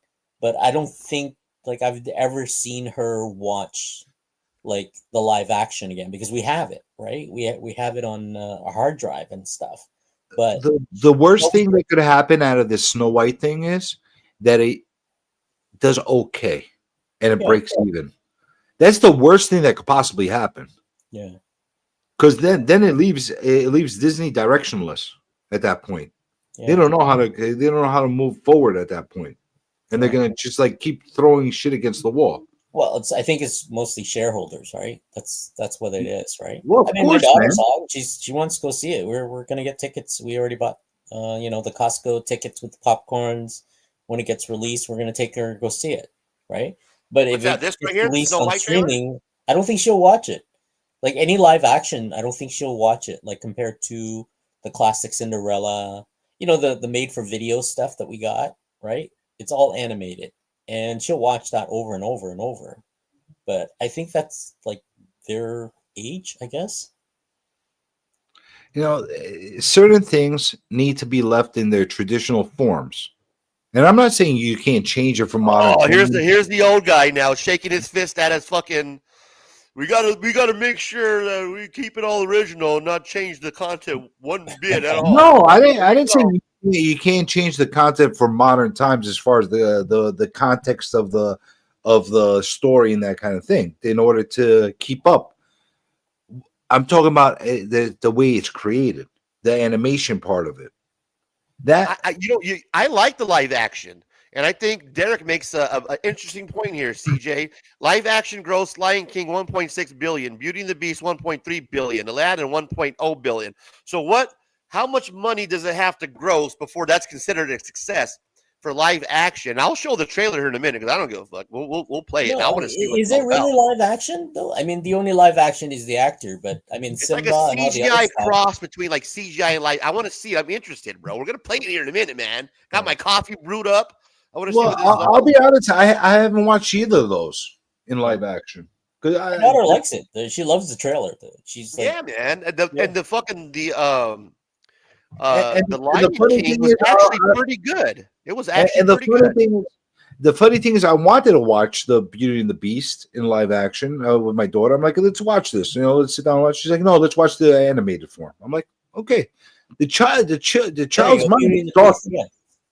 The child always gravitates towards the animation stuff, I think. So who are you making these films for? Because here's the thing, they don't sell DVDs and the videotapes anymore. Yeah. So you don't get to buy them over and over and over again, collector's editions, etc., etc. But if you take how much a Little Mermaid made, or a Beauty and the Beast made, or a Cinderella made over all the years of not only movie releases, how much they sold in marketing over and over and over again. How many people are gonna buy a T-shirt with the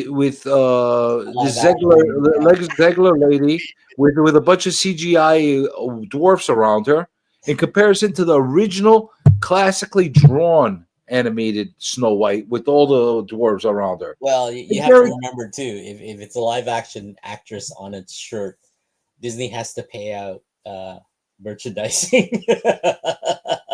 Well, but it's also a different audience. It's a broader audience that it's reaching. We remember the classic Disney animation that what CJ's talking about, right? Where the panels, each frame, each cell was intricately done by a whole group of fucking team of artists that they all brought in, and every panel took fucking months to make. Now what they're shifting to is a different audience, where we're doing a live action where it's a little bit different than having all this animation. And the characters, the actors that they're using, it's a more younger character. It's a younger actress, and they relate more to the younger audience. So they're trying to bring that in by introducing actresses that might appeal to a more broader audience than just us guys that like to watch old school fucking animation Disney.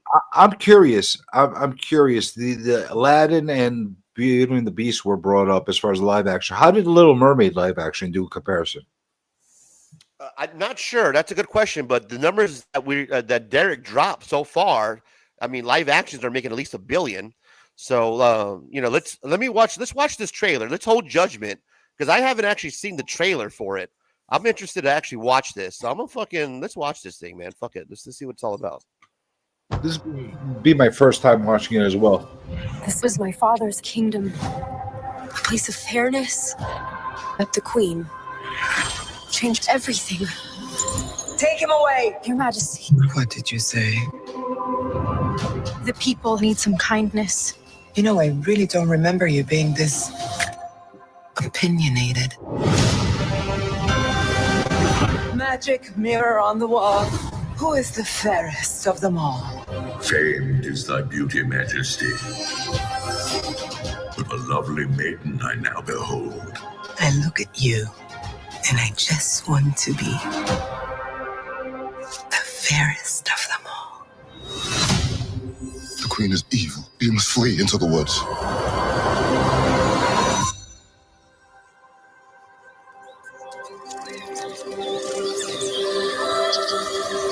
My parents always said this forest was a magical place. Okay, that looks pretty fucking cool. Come on. That animation now. Listen, I'm sorry, but in what world is she fairer than Wonder Woman? What the fuck? What are you talking about? Were you reading the comments? I haven't got to the comments yet, man. They just said the fairest of them all. In what freaking world is she better looking than what's her name? Wonder Woman over there that's playing the Gil Gabbett or Gil Gad, whatever her name is. Gal Gadot. Freaking, she is not hotter than freaking Gal Gadot. Well, I wouldn't argue that, but I'm saying the animation. This looks cool, man. How is she fairer? Why would he put that in the trailer? Like that right there just disturbed me so much. Like, how are you telling me?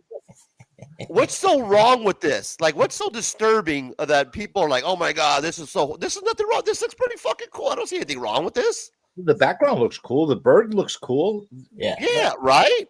I got no problem with that. But I got a problem with them telling me that she's hotter than Gal Gadot, Wonder Woman. She's not.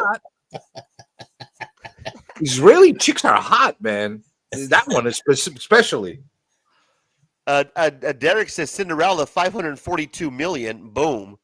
So I mean, these are making some pretty big numbers, bro. Yeah, but what kind of money does is look pretty spending cool. though on them?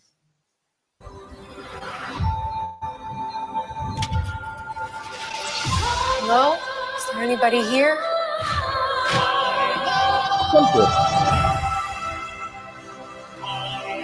That looked dope. Whoa! Did you see the fuck? Look at the seven dwarves. Holy shit! They look kind of freaky, man. They don't look that great. I'll tell you that much. Holy shit! The seven dwarves do look a little freaky. Let me ask you, why is it wrong to pick out like seven little people to play the roles? Do we need to make them Mickey Mouse people? Yeah, I agree. I would be happier with just seven fucking little people than this right here. This right here, I don't like. Like, I don't know. Like, supposedly they did it to not be offensive. All right, so let's take away jobs from people that kind of want those jobs, right? And let's make a CGI abomination out of them. Yeah, these little fucking seven dwarves look a little creepy. I don't know what it is. They look like big gnomes, like on steroids. I'm fucking. All right, so that second big strike. Wait, it's a human. What did you think I was? Nothing. Ghost. You'll be safe from the Queen here. The Queen stole everything from all of us. You're gonna need your help. It's time to restore our kingdom. Waiting on a wish, holding out for someday, hoping somehow, some way, there comes a miracle. I can see though how this would appeal though to the younger, broader audience. You know what I mean? I can see how this would attract the eyes of a younger audience who maybe haven't watched Cinderella, and this is their first introduction to Cinderella. Snow White. Fine. Or Snow White, excuse me. You know what I mean? Like I can see this being somebody's first introduction, like their grandchild's introduction to Snow White. Two big strikes. What's that? Two big strikes so far. Yeah, the fucking seven dwarfs are pretty fucked up.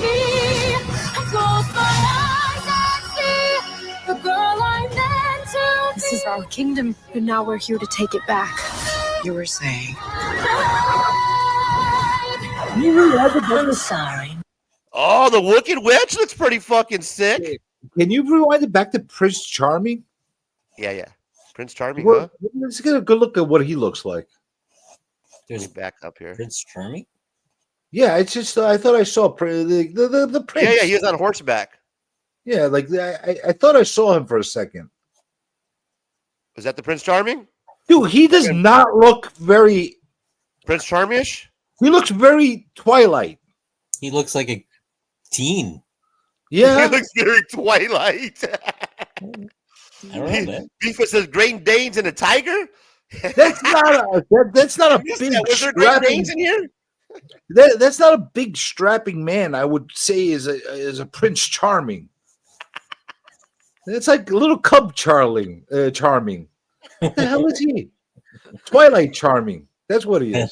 You're saying that Gail Gabbett, Wonder Woman, was supposed to play Cinderella? That wouldn't have worked, man. She's too old to play, or Snow White, or whatever. She couldn't play Snow White. She's too old. And she's way too hot. Holy crap! He does not look like a Prince Charming. The witch looks pretty cool though, and the witch that gives her the apple.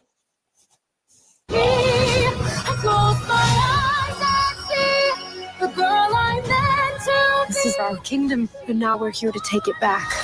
You were saying. I'm sorry, my dear. Did I frighten you? Oh, that looked pretty spooky. That's a good villain. That's a good way to introduce the villain. Look at that. She got that. What is that? Lord of the Rings character. What the fuck is it called? Golem. Yeah, Golem. There you go. The Schmeagol. That Golem look. That looks like that same fucking actor right there. They could have hired Golem. They didn't have to get her. They could hire Golem. Just like my precious. Giving her Another the job. Another job they took away from somebody. They could have given Golem the job. God damn it, Disney. Golem's sitting back right now at home like, that should have been my fucking part right now. God damn it. I'm getting people steal my word. I could have killed that. I could have handled out that apple. Could have paid me $500,000 to do that. It's in the budget. That's a CGI woman, right? That's not a real woman. No, that's a CGI. Yeah, that's CGI. But they couldn't pick the old lady to play that role. They had to make that CGI as well. Fucking Golem, man. Schmeagol would have killed it, bro.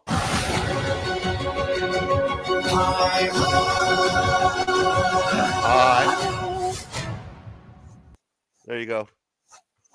There it is. What's your thoughts? Okay, strike one. She's not fairer than Gal Gadot. Big strike. Strike two. CGI shit sucks in it. They did a terrible job with the dwarves. Strike three. Twilight Prince Charming. Not pleased with that. He's too sparkly. Look at him. Like, seriously, like, is it like a prince? He's supposed to be like a big strapping, like, you know, like man looking guy, you know, like that little Twilight boy guy. What the hell? Well, it's supposed to be for but that's when the younger audience, you know, that's what you think of what these teens look like now. You know what I mean? It's not the fucking. How is he gonna knock some woman off her feet? Like, look at him. He's so handsome. He's not handsome. He's like, he's kind of cute. He's like a mom would like pinch his cheek if he was going out with her daughter. Oh, look, he's cute. You brought him home. He doesn't look like a freaking prince. Like, what the hell? But when you think about it, these kids nowadays, that's what they look like. Like, these fucking kids all have the same look. They got that Patrick Mahomes broccoli fucking haircut, you know, where their hair's coming down over their fucking face. And they look like some goddamn, you know, dog. What are those dogs with the fucking bangs coming over their face? They all got the same look. Stop that. Yeah, no more of that. And chicks are into that. They're like, oh, that's hot. I'm like, what the fuck? They all... But that's the look, man. That's the whole, you know, the tween looks right now. That's what's it, you know. That's you tell me where that look's going to be in about 10 years from now. Baggy pants. Dwarves look like his art come to life. And look up Albert Hunter's. Oh, did you say Albert Hunter? Am I saying that right? Do basically credit Disney's house style. Dwarfs look like his art come to life. Let me pull it up. Albert Hunter, huh? Because those dwarfs look a little fucking creepy. The music's pretty. Yeah. The music is probably pretty. That's where the whatever budget is left. The overall tone of the lighting and the cinematography is nice. I like that. See, I'm not all freaking negative. I just gave 2 good compliments about the thing. Everything else sucks ass. Everything else sucks ass. Yeah, I mean, it doesn't look it's just not horrible. It's not horrible. I'll say that. All right, it wasn't necessary to spend $400 million to make that. Is that? Whoa, shit! They must have spent it all on paying the actors. Yeah, it wasn't 400 million. It was like 3 something. Yeah, like 400 million. It was. Well, it was that necessary? You could have saved necessary. I think that's how much a movie costs nowadays when you're doing a big budget movie. No, man. it does not. It does not cost that much money to make a movie like that. It costs money to make a shitty movie like that. You could do it with a lot less money. It's been proven time and time again. You could have hired a really old lady with a lot of wrinkles to play that witch at the end. You didn't have to spend all that time and money on CGI. Am I wrong about that? With a real apple.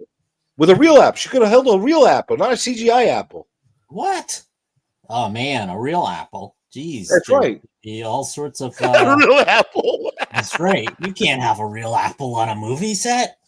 A real apple in a live action movie? Holy crap! That's blasphemous. You know how much that would cost? You my know God, how that we would can't look? find some old lady extra that's washed up from Hollywood to play a freaking witch and pay her nothing for it. We can't do that. Oh no, let's pay a team of CGI guys to make a witch. Let's do that. Come on, man. We can't get a group of like little people and make them into dwarves. Oh no. We're gonna pay CGI, make them dwarves. So here's Albert Hunter. Oh, I can see the similarities to the Snow White that aggressive relaxing was getting at. This gentleman named Albert Hunter, his artwork is kind of similar to what we're looking at in the movie. If you look at her face, and the dwarves there is some similarity there. You're right, man. I think you're hitting on something here. Let's take a look what else you got here. I don't understand what you guys talking about, the similarities. There's his artwork, like the dwarves are kind of, the way that the style is with the CGI is kind of based a little bit similarities to this guy named Albert Hunter, who's did some Disney work here. Those look more like freaking ogres than freaking dwarfs. Right. The style is a little bit, more. It's not like the Disney style that you're accustomed to. This is more of a little bit darker. Is that of the original story? This is from. Because a lot of these original stories are more horror-like. This is He Drew as He Pleased, a sketchbook by Albert Hunter, 700 of his inspirational drawings created by the Walt Disney Studio. Oh, okay. All right. So they were concept designs.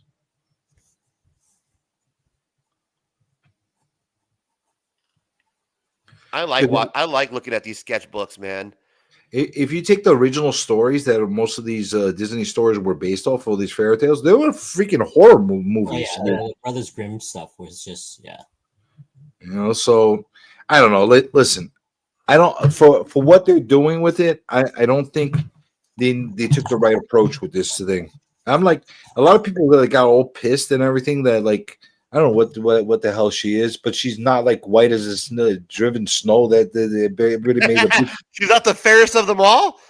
No, she's definitely not the fairest of them all. She's not fairer than freaking Gal Gadot. Gal Gadot is hotter.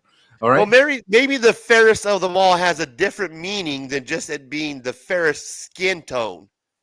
Huh? I'm taking it as a who's hotter context. That's how I'm taking it. She's not hotter. Well, she's not hotter, but maybe what Disney is saying is it's not the fairest of them all. It's not the paleness of the skin color. It's more the content of the character. Her character is the fairest. I get that, and like I'm not even uptight about all that shit, and like whether she's white, black, whatever the fuck she is, I don't give a shit. What makes more sense to me is for it to look right, for it to be told right. Don't change the overall look of the way it's made. You know what I'm saying? And I think by adding all the CGI shit in there, and putting like little baby Charming in there, and making it all Twilight like, I think that's not for me. See, that's why I like having you on, because me and you, even though we have difference of opinions, we can talk about this, and this is fun to have a discussion. Oh, you like that Prince Charming? You like it? I do. I do. I think that the younger, that's not what I like. That tells you handsome. Trying to do by trying to get to that audience. That's why their movies are still doing billions of dollars, because they're reaching. When you look at him, you say, "Look at that handsome man." When you look at that guy, you say, "Look at that handsome man. He is Prince. He's gonna sweep her off her legs." That's not the Hoarder's Hide. If you just joined us, is this CJ? No, this is an AI configuration that I put together before the show started. We haven't found CJ yet. This is my AI configuration that I put together, kind of like Tupac and Michael Jackson. Remember that when they came on stage? This is what I have.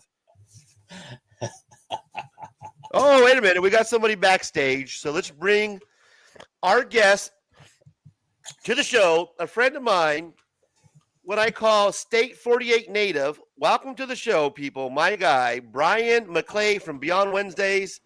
Brian McClay, welcome to the show. Hey, What's up, gents? Wait, why'd you say it like that? Like he's a friend of yours? Well, he can't be a friend of mine. He can't be a friend of Lokes. Oh, just yours? Nope. Welcome to the fucking show. Let me ask you, Brian. Hi, my guy. I appreciate it. Let me ask you about who's hotter, the Ziegler chick or freaking Gal Gadot? What do you got to say about this whole conversation we got going on here, Brian? This the Ziegler chick. Snow White. The Snow White chick. Is she hotter than freaking Wonder Woman? Not a chance. Okay. That's not what they're going for, gentlemen. It's Well, not. that's how, I don't care what they're going for. I'm telling you what I'm telling you. I'm telling you she's not hotter. What's your take on it? And that's Brian? that's not opinion. That's fact. You take 100 out of 100 men, and they will all tell you freaking Wonder Woman is hotter than freaking Ziegler. Simple as that. Yeah, but they're still doing good. They're still making billions of dollars on this live action shit that you guys seem to hate. But myself and the younger audience, the cooler crowd, we enjoy. Oh man, how about that? How about Brian, what's your this? take on this, man? Help Brian, me out. why don't you tell me your input on how charming Prince Charming looks with that Twilight retro look they gave him? I don't know what you're talking about. Yeah. I have no clue what you guys are talking about. It's so out of my radar. Oh man, we just watched the Snow White. You didn't watch the trailer we just watched? Oh no, I just jumped on. I just literally as soon as I jumped, you saw my message. I jumped in. So count your blessings. You didn't see that much stuff. I made them watch the Snow White trailer with me. I lost like half the audience, but I made them I made them watch a Disney Snow White trailer while we broke it down and we argued middle-aged men about CGI and using real life Disney characters instead of using like the old school animation. I'm totally for what Disney's been doing with Lion King, with now Snow White, Little Mermaid. They've been making money. They've done great. They've made over $1 billion. Derek was dropping in some knowledge earlier because CJ asked, well, how are they doing? Are they making any money with Disney? This approach? Yeah, they're still making money, man. They're the Lion King Mufasa made like 1.6 billion. Aladdin made here we go. I got it right here. Lion King made 1.6 billion, right? Beauty and the Beast made 1.3 billion. Aladdin made 1 billion. So are they doing good? Yeah, it's still making money. It might not be something that CJ likes or a lot of broader audience or why is their stock broader audience is definitely embracing it. Why is their stock plummeting? Why is it why is it going to the shithole? If that's the case. yeah, I think Disney should stick with animation for the most part. That's just personal preference. That's when I think of Disney, that's what I think of. But they got to try and make money, and if live action stuff is what they got to do, then whatever. But yeah, make original shit that's live action. You don't need to redo like Brian, okay, but let's ask Brian, have you actually given it a shot and sat there and watched one of the live action movies, like giving it a chance? Or are you just making this? No. There you go. Exactly. Yeah. You haven't even given it a shot yet. That's just us middle-aged guys saying, hey man, I prefer this, shaking our fucking fist around. When if you haven't given it a shot yet, the younger audience, the broader audience who haven't seen Snow White, who haven't experienced Lion King for the first time, this is their way of introducing it to that new audience, and they're picking it up, man. It's their thing. Us, it was different. For this new audience, this is how Disney's introducing it, so that way this generation has something different than what we have. Well, I'm sorry. I just gave it a shot. I just watched a freaking 3-minute trailer with you of one abomination after the other. Brian, you want to watch this trailer? No. Okay, we'll skip the trailer. But you got to give it a shot, is what I'm saying. At least before you make it, at least try to throw the Lion King on for a couple minutes, check it out, man. It's actually not bad. It's not horrible, but it's not great. It's pretty entertaining. I tried to get through The Lion King. I tried to. I couldn't get past the CGI. There's a problem. I never got a chance to look at Beauty and the Beast. I'll give it a shot one day. I tried to get through Little Mermaid. That looked like shit to me. I don't know. Yeah, what else are they going to do? Like draw the same Snow White all over again? Like let's remake Snow White and let's just draw it differently. Like what are they going to do? Anime Snow White? Listen. They whatever you think of the Netflix He-Man, okay? As far as the storytelling and stuff like that, which I wasn't a big fan of what Kevin Smith's writing. I'm not a fan of that. But the animation itself looked beautiful. It looked great. It captured the same charm that the original animation had. And you could do that again with Disney products. You could make new animations to spruce them out and make them more modern, like, but you're still using the same cell animation type of formats. You could still do that. There's nothing wrong with that. I was like Brian. What I was saying before is they're trying to catch that lightning in the bottle that they caught with Pirates of the Caribbean, as far as live action movies becoming major successes and making franchises out of them. The big difference was Pirates of the Caribbean was never a cartoon or animated movie to start with. It started that way. It was introduced that way. It came off of a theme park attraction. It was very, very different. They're trying to do this time and time again with the same kind of products when they could listen. Some things are best left untouched. You could take the same animations and like make them remastered. You could make them better. Create new stuff. That's what I want to see. Leave the old stuff the way it is. Yeah, if that's the case, then these fucking properties that all of a sudden become licensed after whatever 25 years, 50 years, whatever it is, like Steamboat Willie, these pool variants, leave it alone. But they seem to be doing pretty good with these pool variants. As Pooh does this, Pool Devil, Pool fucking.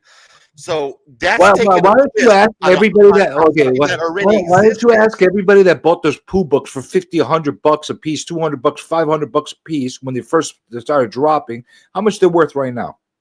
See what they can get for in the market. They seem to be selling pretty good on whatnot. They seem to be doing really good on the resale market value for those Pooh books, man. Not what they were getting. The prices are dropping more and more on a daily basis on those books. Yeah, I don't know. Every time I come across those Pooh books, they're not starting them for $1. Listen, I got a bunch of Pooh books that came out when they first came out from Murat. Would you like to pay me premium dollars for it? I'll sell them to you for whatever you want. But it is a way to take something that's already existed and do something new with it. So I'm from the side whereas I'm all for taking products that's we've already have. Like in my rant, I talk about making Captain America gay because he likes his shield so much and his too late. They've already been there, done that. They did that already. I got some flack for it, but I enjoy actually taking a character or a product that I'm used to this and then doing something different with it. That's why I like when these licenses come up and then we get to see artists. Well, let's see what they do with this. Let's see somebody does something cool with Steamboat Willie. I like that because then it gives artists, other people, a chance to take that and now make that their own. With the Winnie the Pooh series, whatever, those picked up and those have been doing good because somebody found a way to take something that was old that we had nostalgia with, introduce it in a different fashion. So I'm all for that, man. I apologize, CJ, but were you a fan of that Pooh horror movie that they made? I haven't seen it, but it looked pretty fucking interesting. I do want to check that out, man. Yeah, how about you go watch it and take really, really watch that and like rethink what you just told me. It looks good. That's a good concept. Killer Pooh. You know what I mean? That's fucking awesome, man. That's pretty smart. If done well, possibly you might be right. But watch that one that was made. Just watch that one and you tell me your thoughts about it. McClay is instantly regretting joining the stream.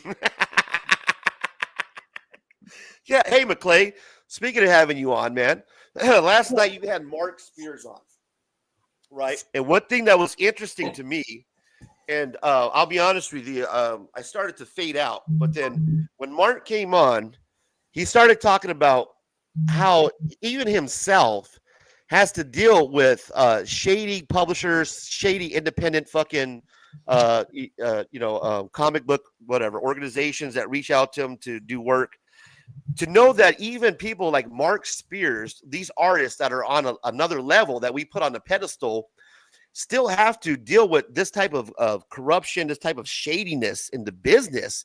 And now I come to a more of understanding with artists like Locke and Comic Journey and Niobe, this kind of not resentment, but this kind of, like this is we're trying to do what we love, but at the same time, you know what I mean? We're getting fucked over by the people, not almost like gatekeeping. And it's, in a certain fashion where they control basically what your art is, and they can put it out how they feel, and they can hold out payment and pretty much just kind of fuck the artist over, man. So to hear Mark do that on your channel I was like, yeah. So the thing that was so surprising to me when I first started doing, content creation and started, doing stuff more and talking more to industry people and retailers and creators is how archaic the comic industry is, and how contracts is not a thing in the world of artists and publishers for the most part. It's like, yeah, I'll do it. Okay, you said you would do it, that type of stuff. And even if there is contracts, lawyers aren't advising people on those contracts. You know what I mean? A lot of creators will just sign it and thinking, okay, and that's the thing that was really cool about what Mark was, saying, and Locke was there too, and Larry, that, they were just really talking about this because they don't want to see another creator get screwed over. And see, Mark has a thing called age, that a lot of new or creators who are young and breaking into this, industry, they don't have age. So Mark can recognize when something's bullshit. Right. It takes some time, and when you need to get a little bit of years under your belt to really recognize when somebody's bullshitting you, or that some situation is fugazi and it's fugazi, it don't exist. Yeah. So, but to hear him actually speak on it was a fresh take, because you don't hear that a lot coming from the artist, for scared of being blackballed or repercussions or what have you. To hear him speak on that, it's kind of refreshing, because he's not only talking about his own experience and what he's going through, but he's kind of helping out the other artists, other independent artists, putting a light on what other independent artists like Locke and others that have to deal with, Comic Journey and others. Like, if I'm having to deal with this shit, who knows what other smaller artists have to fucking deal with? You know what I mean? Yeah. Razor, unfortunately, Mark's story is not solely to his own. There's a lot of horror stories like that circulating, like really fucked up stories where not only people didn't get paid, ended up costing them money. Like, they got duped into actually fronting money of their own into people's books, and not only did not get paid at it, they ended up like lending money for a project that they got their money stolen from and didn't get paid for their work. There's a lot of fucked up stuff going on. Yeah, man. And then to hear Mark Spears talk about it so openly was just refreshing and interesting, because to me, growing up comic books, when I first fell in love with comic books, the comic book artists were like rock stars, man. Jim Lee, fucking McFarlane, Liefeld, all these guys were like, in the 90s to us, were like huge rock stars. You see at Comic Cons back in the day, when the Comic Cons were new in Arizona and Phoenix, and it was Comic Con, you would see these guys and you'd be like, fuck, these are legit rock stars, right? So we would put them on a pedestal, not knowing that there's this shadiness to the fucking to the underworld that these artists have to go through just to get their shit out there, just to get paid, and how much they're actually making is like, wow, that's how much he actually made to do a cover. Well, why do you think this guy to do a remark on the fucking at the Comic-Con? Razor, why do you think? Why do you think McFarlane is so angry? He's got such a chip on his shoulder. He built such a career out of himself. Well, because he was so driven. Yeah, he is a driven guy, but at the same time, he got fucked a lot in his early career as well, and that gave him a chip on his shoulder. It's like, never again. Why do you think he got up and left Marvel and started a whole uprising, and started recruiting people to leave from there? Why? Because he was so confident in creating his own company. It's because he got fed up with basically, getting freaking shortchanged. That's what happened. Yeah. And they did it the right way. They didn't form Comicsgate and then start fighting within each other. No, they created their own Comicsgate. They created their own Comicsgate for its time, and they did fight with each other, and they did destroy each other to some extent. You ask stories between Liefeld and McFarlane and Jim Lee, between the three of them, and how they screwed over Silvestri. Yeah, that's right. You're right. They did fucking end up talking shit about each other at the end. So that team up didn't last too long. Yeah, and how they use what's his name? Turner? Michael Turner? No, not Turner. Oh, forget about Turner. I'm talking about what's his name? One of the initial seven, Valentino. How they use Valentino as their token. We were talking about that when we locked. What happened to Valentino, man? They use Valentino as their token. Like, look, we got an average artist with us. It's not all superstar. Like, they used him as their token guy for some reason. And the guy was really, really talented. And he's the guy that put all the foundations for Image together as far as the building blocks to create a great company out of it. There's a lot of stuff that happened in there that was really weird. And one day I'm sure that you can get the full story. There's documentaries out there, but there's a lot of stuff that still hasn't been said. As far as think that those guys, if they were coming up now, do you think that they would go the route of having their own YouTube channel like a lot of these creators do with their Kickstarter? Absolutely. They would be out there promoting their own YouTube channel to get to their audience. Absolutely. And not only that, they'd be all doing Kickstarters. Right now, Kickstarter is what we have is the last remnants of underground and true independent. You have the larger independent companies, which, okay, they're independent, but Dark Horse is a large company in itself. Image is a large company in itself. Boom has become something larger. What's left? It's Kickstarters and these like last remnants and coming from YouTube and direct sales and comic book shows. That's what's left. They'd be doing the same thing. Yeah, and I find that interesting. When I started getting into this whole YouTube content creator, that there's so many artists like Niobe and others that have their own independent comic that start their YouTube channel, and I thought that was genius. Like, how else are you going to separate yourself from all these Kickstarters? Why not start your own fucking channel? That way you can promote your own stuff. You could show people your personality. That way they can connect to the actual writer or the artist. And then now there's a connection that I have with you. And now I really want to read your book because I watch your YouTube channel. So think like this, Razor, look at it like this. You drop a new book. You just created something brand new, all new IP, characters, developed a new story, etc., etc. And you drop it on Kickstarter. Well, who the fuck are you? Who the fuck are you? Why am I backing this? Am I your sister?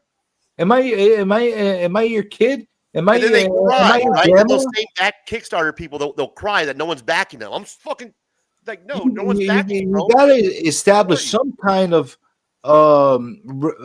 brand for yourself in some way where people can actually start to relate to you. If you don't have your own channel and you don't have your own social media, at the very least, first of all, you should. There's no reason why you should not have social outlets on all the platforms.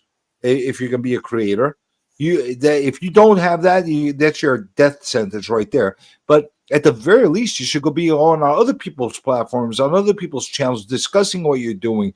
Make friends, make connections. Otherwise, why the hell is anybody backing you? Well, first of all, how are they going to even find you buried in the freaking mountain of Kickstarter? Yeah. And don't cry when we don't back your Kickstarter and you fucking bash people on Instagram because we don't fucking, dude. Why? We don't know you because you're not interesting, and then go off to whatever. What's that Kickstarter that there's the people that fail at Kickstarter? They go to this other fucking. I'll see them on Kickstarter, then they'll end up on fucking I don't know. Fund My Comic. Yeah, some shit, right? It's like, bro, if we weren't interested in the Kickstarter. It's like, what makes you think moving it to a different fucking platform and selling it there is going to be any different? Like, you got to do something to promote yourself to make your comic book interesting. And what you're doing on this project, and I'm going to go back to it, Comic Journey. I think it's really amazing, man, how you're doing the artists that they all get their, their shine, where everybody gets their cover, everybody gets their story. And that's cool, man. That's a cool way to kind of introduce your world to the comic collector. You know what I mean? Well, you want to look at it from the perspective of collectors. I don't like to look at it from the speculation point of view and the collector. But if you're into like getting people's first works on their own indie projects, this is a great concept for people to be seen, not for this first issue. You're gonna get 4 different artists that are on here and 1 writer, but for future issues, we might be able to discover that new Silvestri through there. We might be able to discover that new Bill Tucci, that new Palmiotti, somebody that hasn't been seen in there. We might be able to introduce through the series, and that's a cool thing in my perspective. Yes, exactly. And then that's something that's fresh. That's an idea that's creative. And it's not just look at my fucking comic book because I'm a great artist. This is a way to incorporate something that people are going to be like, that's a fucking amazing idea. This whole world that's being created. And the concept is that, we're going to have different artists and they're going to have their own interaction, their own interpretation. And you don't even have anything to do with it. You're staying out of it. Letting them do their fucking, their thing.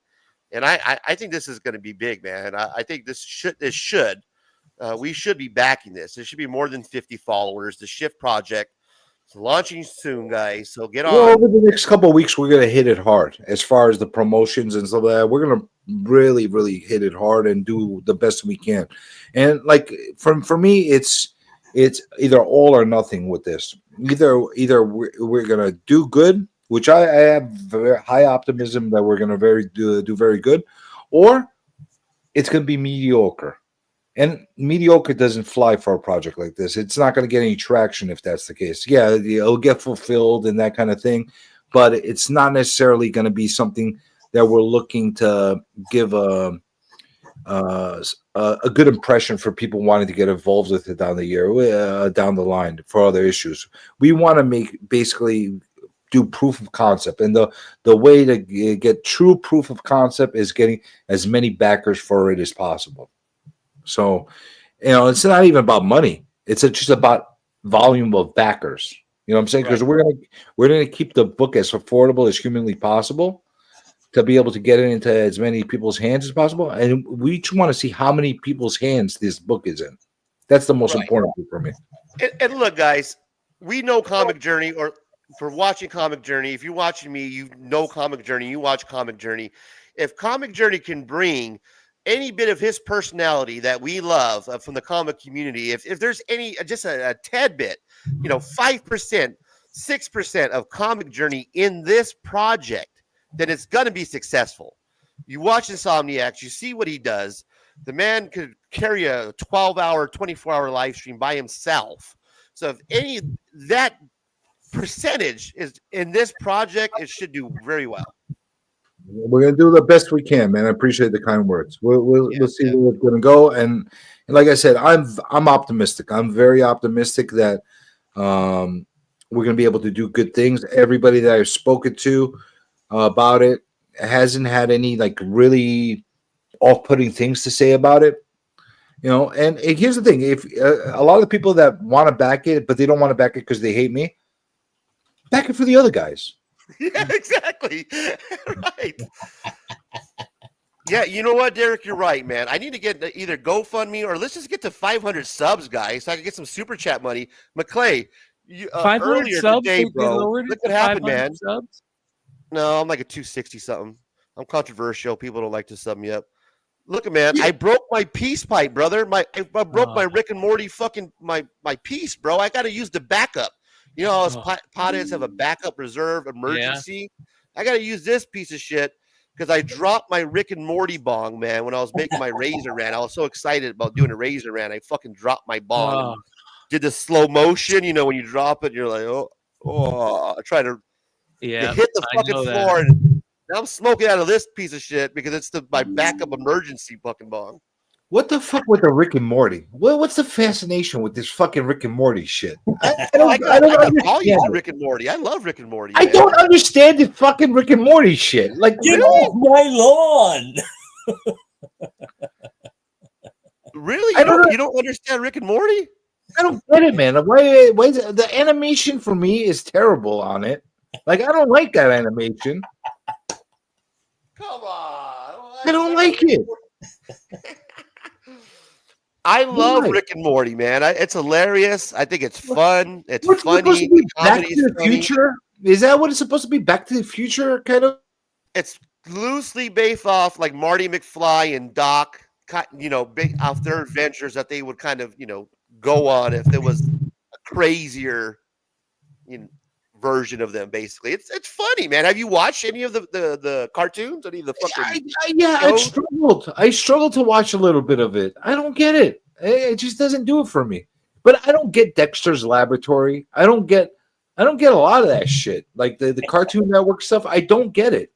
I like it. Doesn't gravitate with me. And a lot of that stuff is collectible. Like when it comes to comic book collecting, believe it or not, like that, a lot of that shit, like it's nostalgia for a generation that's, that's going to be a lot of Cartoon Network comic books, like the Rick and Morty and, stuff that's based off those shows. Those are actually going to be nostalgic pieces, like in 30 years from now. Well, how we collect like Simpsons and shit like that. I'm definitely aware of that. Yeah, I'm definitely aware of that, and I know people like that and they dig it. So I'm not shitting on what they like. I just don't. Like, what I'm saying is I don't get it. I just don't fucking get it. It doesn't do it for me. I got Rick and Morty 9.8 number 1. I'm waiting for those. Yeah, I'm waiting for those gazillions to come. No way, you're bullshitting. The white cover, the one that's done by the creator, Matt, whatever the fuck. I got the first issue of Rick and Morty in a 9.8. That's worth some cash, man. That was not a big. The print run was very low on that. I think there's like 10,000, something like that. It was not a big print run. Gazillions, my friend. I'm waiting for all the freaking maniacs that are into the Rick and Morty to shell I it can out. pull it up on eBay right now. That's around probably $1,800 without even looking at it. You're talking about the Matt Royland 1 in 50. I don't think. Is that the? I don't think it's that one. I think it's normal. The A cover that I have. Oh, gotcha. That's still. I mean, the A cover, the 9.8, the number 1 Rick and Morty. That's still worth $500-$600, man. Listen, just because I don't like shit doesn't mean that I don't like look at it and say, hey, this thing. There's a lot of maniacs that like it. I'm gonna keep it and make some money off it later on. I do that. I like eBay for that. Going all night, brother. This is the last Ceasefire Sunday, so we're going all night, man. It's an all-nighter tonight. There's no more Ceasefire Sundays after tonight. Go all night. Where were you on the last Sunday? So I'm gonna call it quits, guys. Have a good night, okay? Good night, Locke. Thanks for stopping by, my guy. Night, Locke. Morty has better hands than Journey. He does not. He absolutely does not. Journey photos could be of just his hands, and they would still sell at cons, right? If you got like a print of just the Journey hands, like doing a sketch or with the Kool-Aid and the mic, he could just sit there at the booth and just fucking sign those, man. $20. My Superman 75 is still polybagged. I'm still waiting to retire. There, Keep on waiting on that one. Listen, anytime you buy something and it says collector's item right on the cover, run. Do not buy. Do not. That's a lesson the 90s taught me. Hey man, $20 is not enough for Comic Journey just to sign Prince? I don't know, man. He'll have a pretty long line going on, and I'll be his manager. I'll make sure he gets paid. Unlike Mark Spears, we'll make sure that he gets paid. Maybe I'll hire that Twilight Prince Charming to be my bodyguard at the shows. Maybe that's what I'll do. Because he's so imposing and manly. He's going to scare everybody into lines. And this is good to have you back. Hey, Brian, is this your first time talking to CJ in a while, or have you talked to him? I haven't seen CJ in a while. Have you been going live, bro? No, I've been MIA for a little bit. Yeah. But it's good to have you back, man. In your full form, you came back, hit the ground running. Your mid-season form, you haven't lost a step, brother. You came back with a vengeance, man. Hey, listen. Either you're gonna do it or you're not. That's the way I look at it. We don't go half cocked anywhere we go. We go full cocked. That's how it goes. Bro, we had Locke finish up his piece while I was on here. We had Christian finish off his piece when he was on here. We've been on for 8 hours. Holy shit! Yeah, for 8 hours. For 8 hours, bro. Started at 2:00 our time in AZ, man. Been going all day, brother, with the show. It's the last one, man. I had to make it go out with. I'm not doing the Ceasefire Sunday anymore. I'm gonna do the watch party for the playoffs for football. So I'll like twice a day on Saturday and Sunday because there's gonna be a lot of games.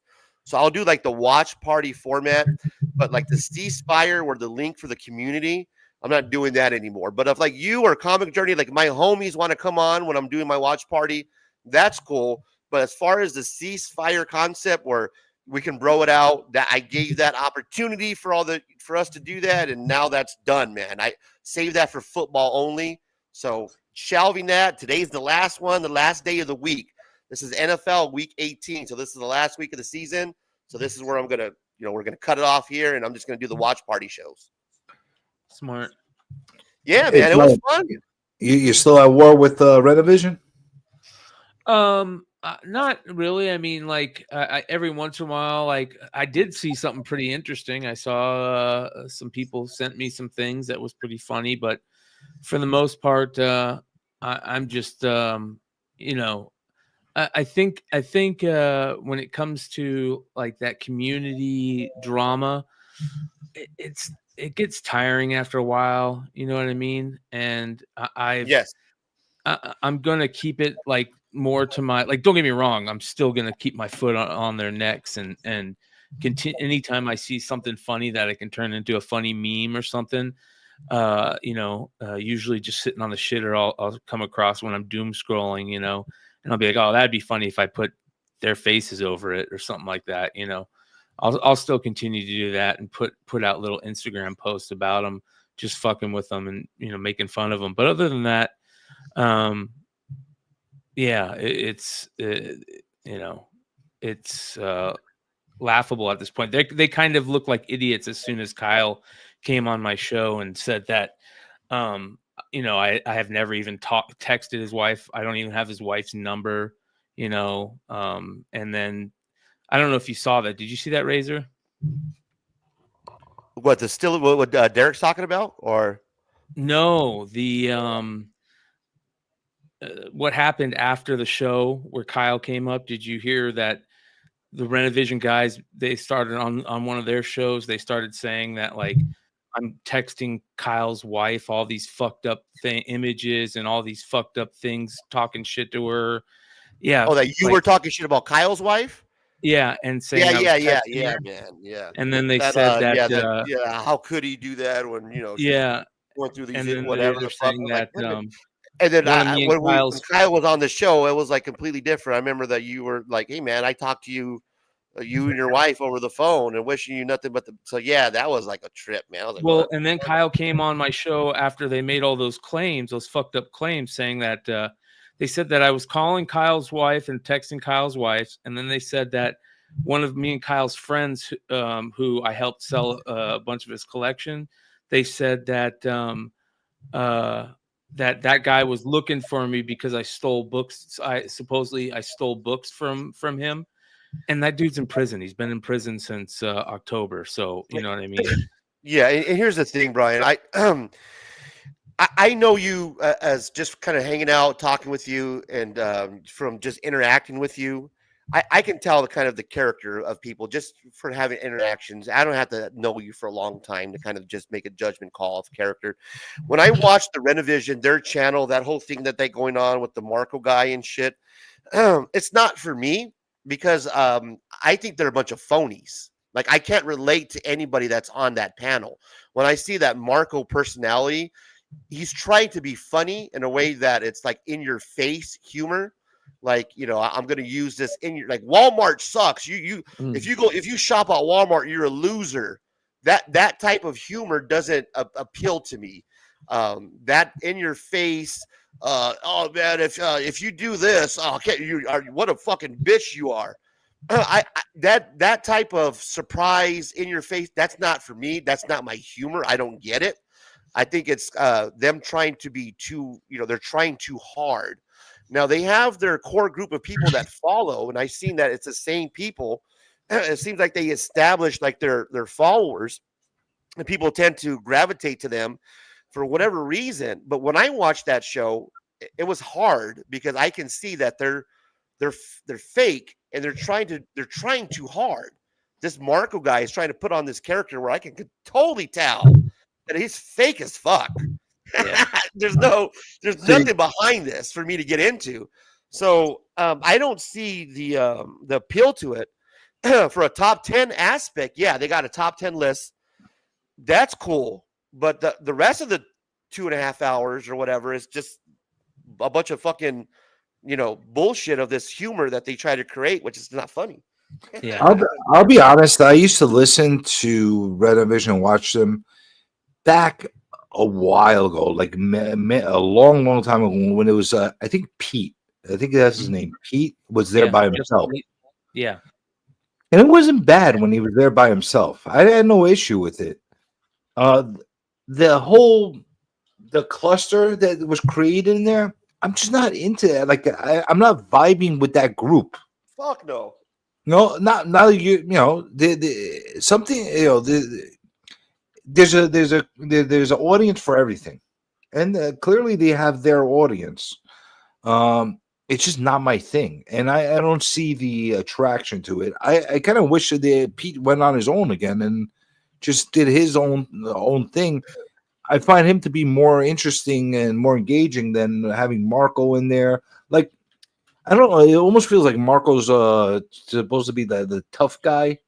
Like, well, Pete seems like he's intimidated by Marco. Like, for me, just watching it, I'm new for the first year doing a show, but from my perspective, it looks like Pete gets bullied by Marco. Like, there's this bulliness that's going on, kind of like I don't want to say like a little brother, big brother type thing, but it's a weird dynamic where Pete kind of like defers to Marco with certain things, and it's weird. It's almost cringy. It's almost like a cringy kind of like way of doing it, because like I've seen situations and I've created situations like that on my own where like fake bullying, you know what I'm saying, like almost for comedy relief kind of a thing.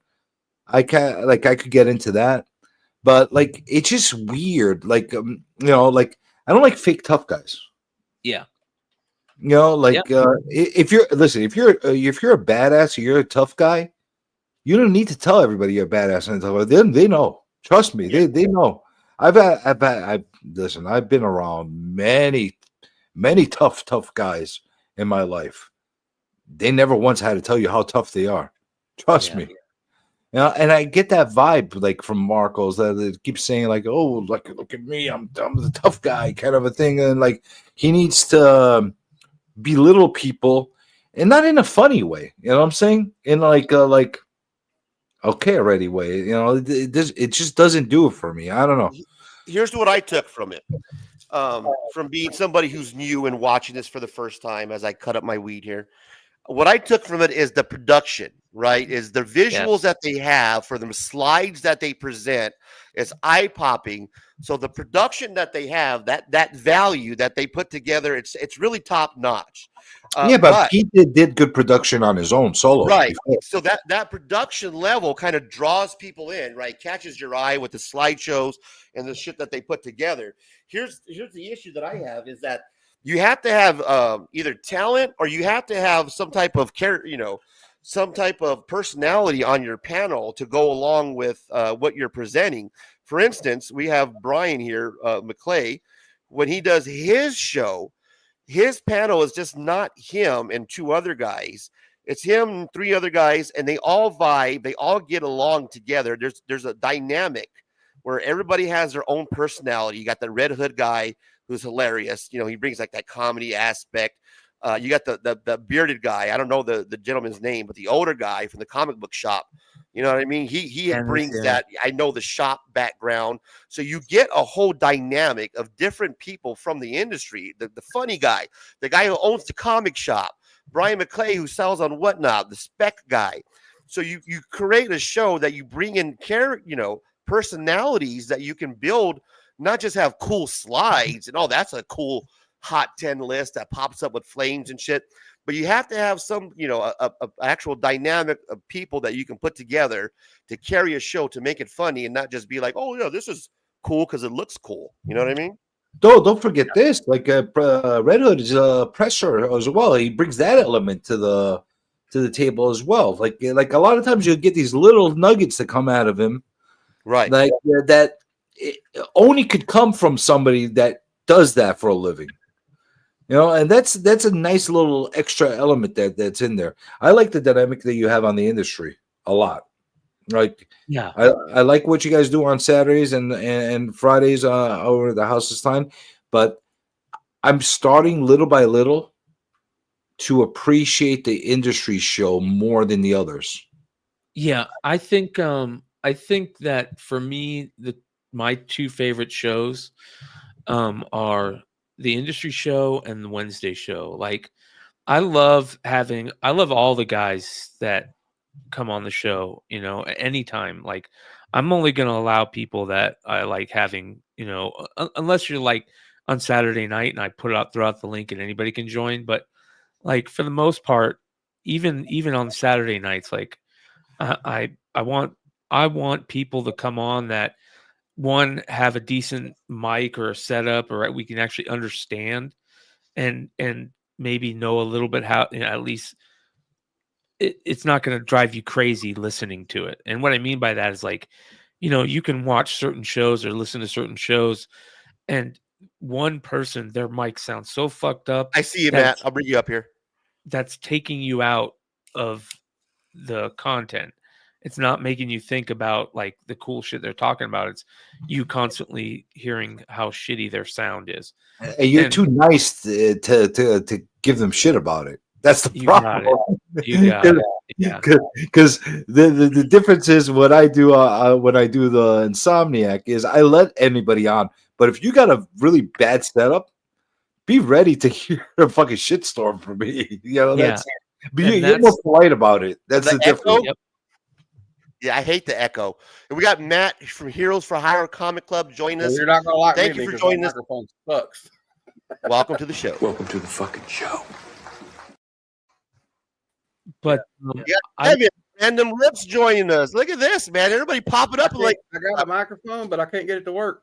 Oh, the fucking wizard's here. Oh, what's up, man? Look at this, man. We got everybody popping up on it. This is good time. CJ, Welcome to the show, Kevin. Welcome to the fucking show. Hell yeah.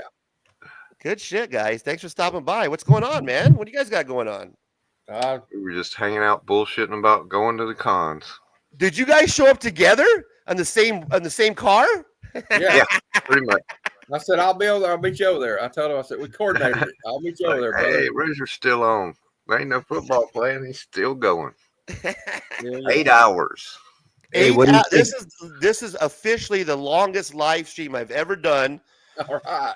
I didn't ever think I would be on an 8-hour live stream, but it's the last Ceasefire Sunday of the year, man, the season. So I had to go out with a bang. Well, now you get this to is how do we're it doing like it, man. Saturday and Sunday for the playoffs. Exactly. Brian, who do you think should be my first person for the Influencer season 3? Who do you guys think? That's a great question. I got a couple people in mind right now that I want to put in there. Yeah, it depends on can you get you know what I mean? Like I could get anybody I want to get. I'm Comic Journey. You know that. Yeah. Right? Well, the ones I know, I don't know if they're really influencers. What the hell's an influencer? I'm an influencer. Yeah, we have Kevin. I'm an influencer. I'm a fucking influencer. Is that the case? I've been told I'm a bad influence. I don't know if that's the same thing. But I want to start with Council of Comics or League of Comics. I'm influenced to buy shit I shouldn't be buying. Swaggle I don't know. Is that an influencer? I usually like to start with a bang. So I'm thinking about who's going to be my big bang to start with. Jim Mint Collectibles? Comic Com? They've all been there, done that with all these guys. Yeah, I can think of. I'm sure Right, you want to bring somebody new, kind of that's an influencer that that's not the same. He's been around a long time. And we were talking about this earlier, Matt, and I know that you're doing your show where you have different people on, you do an interview, and I like what you're doing with the interview format. But here's my feedback and my little rant that I was doing earlier. What I would like to see, and kind of what Comic Journey is hitting on, is people like us or other content creators that don't just bring on the same YouTubers. And I love them. I love Mark, from Legion of Comics. I love Comic Vit. That's my guy. I love Rob Fat Stacks. I love DJ Links. I love insert comic book community, comic book award group here. I love those guys. No disrespect. But what I would like to see, Heroes for Hire Comic Club, when you do these interviews, bring on YouTubers that we're not familiar with. Somebody that you enjoy watching that maybe we don't know. We all know Mark. I know it's all his opinions on DC. I know exactly what the guy likes because I've seen him so many times. I know what DJ Link's opinions are on I know what their answers to the questions before you drop them. So my feedback would be, instead, and I see it's great to have those friends in the community, those big, names or what have you. But what I would do is I would reach out to some YouTubers that are not as well known, bring them on, give them their chance to shine, ask them those same questions, and then that would help us to actually, grow the community a little bit more than just bringing on the same YouTubers that we always see. It's not just ones that are beginners; it's ones that just aren't in our circle. I mean, you guys have thousands of subscribers and are really. What you're doing is great. I love it. I was trying to get people that had more subscribers than me. I had an ulterior motive. I'm not going to lie to you. It was because I was trying to get more eyeballs on my channel too. But yes, you're right. I've been considering doing that. I've actually even thought about asking a couple of people that are not comic book YouTubers to come on. That would be amazing. Because that helps kind of grow the community and put eyeballs on other channels. You know what I mean? I've made a very self-conscious and public thing that I told people about this, and I will hold to it going forward. I will not go on people's channels that are just looking to up their things. They have to be a friend of the channel. Either that, or there has to be some kind of mutual kind of collaboration thing that's going on. Because then you're connecting with somebody on a real level. You're not just trying to bring views, and you're actually having a real conversation with somebody. You know what I mean? Because I was getting that a lot from a lot of people asking me to come on there just to see me fucking go off on just to get them views, and I don't like that shit. You know what I'm saying? I don't like that shit at all. So I'm very conscious of that. I only go on friends of the channel, the channels that I vibe with. Or if there's some kind of mutual kind of collaboration thing going on, okay, we're gonna work on something, a project together, or that kind of stuff. Just an example. Do you guys know these guys? I'm on here right now because I like what Razor does. You know what I'm saying? I appreciate what he offers. When Brian dropped the link, I joined Brian on there because I like what it said. If the Wizard goes on there and I'm in the mood to give him shit, maybe I'll come on there. But like there's a lot of channels out there that they've been trying too much on that. Like and be careful of doing that, Wizard man. Like there's too many people that they're looking for the views, and you don't get the views if at the end of the day. If that's what you're looking for. Like I've seen people with major people that have come on their channels and got pitiful views out of it. You got to. I get more subscribers, as far as I'm concerned. Oh, was you that was saying? I thought it was Wizard that was saying that about it. No, that was Matt. It's got me. When I did the one with Lunch Money Comics, I got 10 new subscribers from doing it, and I just wanted to talk to him because he seems like a cool dude. And that's because you're just beginning out with this too. So I'm not doing it to And it was good to start with the community members, but now that you're doing it and you got subscribers, I see what you're saying, Matt. But thing is, that was like I'm trying to get this guy. Like Steve Goose is trying to take this dude down. I'm not trying to do nothing like that. I don't want nobody to come on and give some controversial soundbite. I'm not into any of that stuff. Ranger knows I'm not. And I'm just trying to get like, why are they in this? Why they love comics? It's like a mutual thing. I kind of call it like my inside the actor studio type thing. I'm not going to go after nobody or go in on nobody.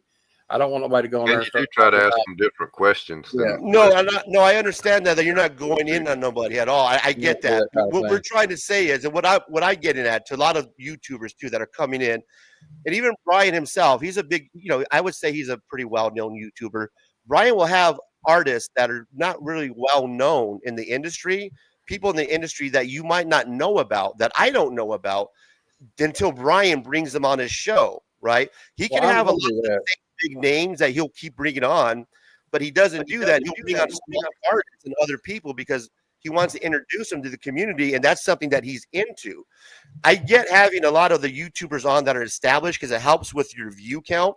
And not only that, but it also, that's kind of how I was introduced to, right? That same circle of people, that the DJ Links, the Comic Vet, those were the kind of the community that was created, 4 or 5 years ago. And so when a lot of new YouTubers come in, they feel like if I kind of partner with this community, then I'm going to get my views up. I'm going to get my subs up because it's the old, I'm friends with them, so be friends with me. So I get it, man. I totally get it because when I came into doing YouTube, that's kind of how I first tried to get started off too. And what I would say is just keep doing you, but try to, incorporate maybe some other smaller people in there so that you can grow that circle. You know what I mean? I'm working on it. Yeah, with some guys like you just mentioned Links and Rob and Mark and a lot of these guys.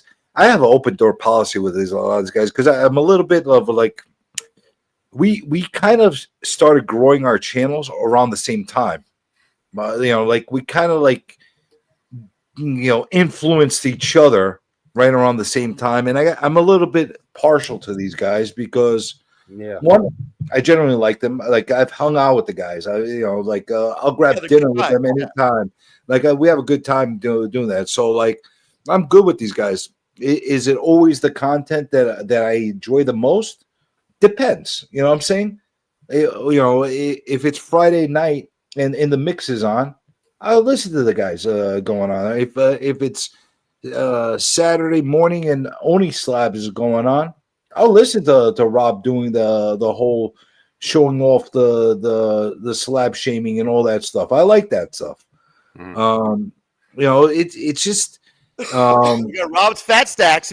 His ears must have been ringing. Thanks for stopping by, my guy. Yeah. What to do? Oh, I didn't even realize he was in there. But I He's like, he woke up. He's like, wait a minute. I hear the force is calling me. There's a disturbance in the comic book community force.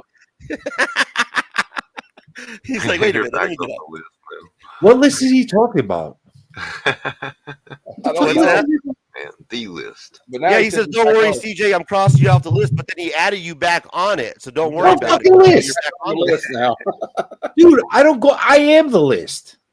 You're back on your list. Yeah, well, I've only got, you know, like I like to have guys come on my channel that generally bring something different from other channels. Like I want to you know who I have. Like I think I'm gonna approach him. I don't know if I want him Jump to be on, Rob. The link is in the top, brother. I don't know if I want him to be the first to do the influencer for this next season, but I want him to be on there, and that's Mr. Bolo from Whatnot, because he doesn't do interviews with anybody. He hasn't been on with anybody on live streams, and I want to have a one-on-one It's with been him. a while. I want to have a one-on-one with him, you know, and get him. I want Nick Barucci on. And I'm not going to ask Nick Barucci the same shit, the same freaking questions everybody and their mother asked him. And Brian, he saw me. I had interaction with him on a one-on-one. I'm gonna like have a different kind of a conversation with him. You know, like these are the kind of guys I want to bring in, like have interviews with. Content creators, great. Like we could go down the list of all the content creators, influential, non-influential, big, small, and everything in between. But I want to put interesting people, something that's going to bring something different to the table, some kind of different dynamic. You know.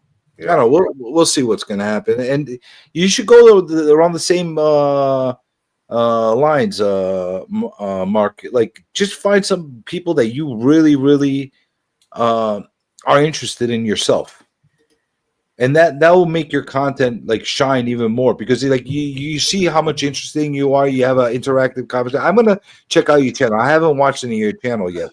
So I'm gonna check it out. He's doing a great job with the interviews. Like he has the interview questions down. He's doing a great job with the set of questions that he prepares, and he covers that. He has the chat that has the questions too. So he's doing a great job, man. I applaud you. You're doing awesome. That's just my feedback, right? It's just that's what I would like to see from your channel, is a little bit more of the smaller guys that maybe that you watch that we don't know about. That would interest me to bring them on and be like, oh shit. Kind of like similar when I had Gotham and Glam on at the beginning of Ceasefire. She was somebody who I watched and kind of communicated with, but I was like, you know what, let's have you on, because I don't think everybody kind of knows you. And we had, I had her on, and that was fun. And now she's doing pretty good. So it's, things like that. Like, oh, I see this YouTuber who's just pretty cool. Maybe not everybody knows about. Let's see if they want to just fucking show up. Yeah, like this guy I got right here pulled up, Ray. Have y'all ever heard of Jared's channel, Jared Osborne? No, he keeps popping up on my fucking on the algorithm though, and I never click on him. I don't ever met him in a stream, but he's got some pretty good content. That'd be there's a lot of people on the show. I don't know. I ever since that whole Subway fiasco, I stay away from Jared. But I'll check him out. I see you, Rob. I see you back there, buddy. I'll bring you on right now. I don't know about the Subway fiasco. You're talking about the other. Now, Never mind. It's a different Jared. Different Jared, I think. Oh, okay.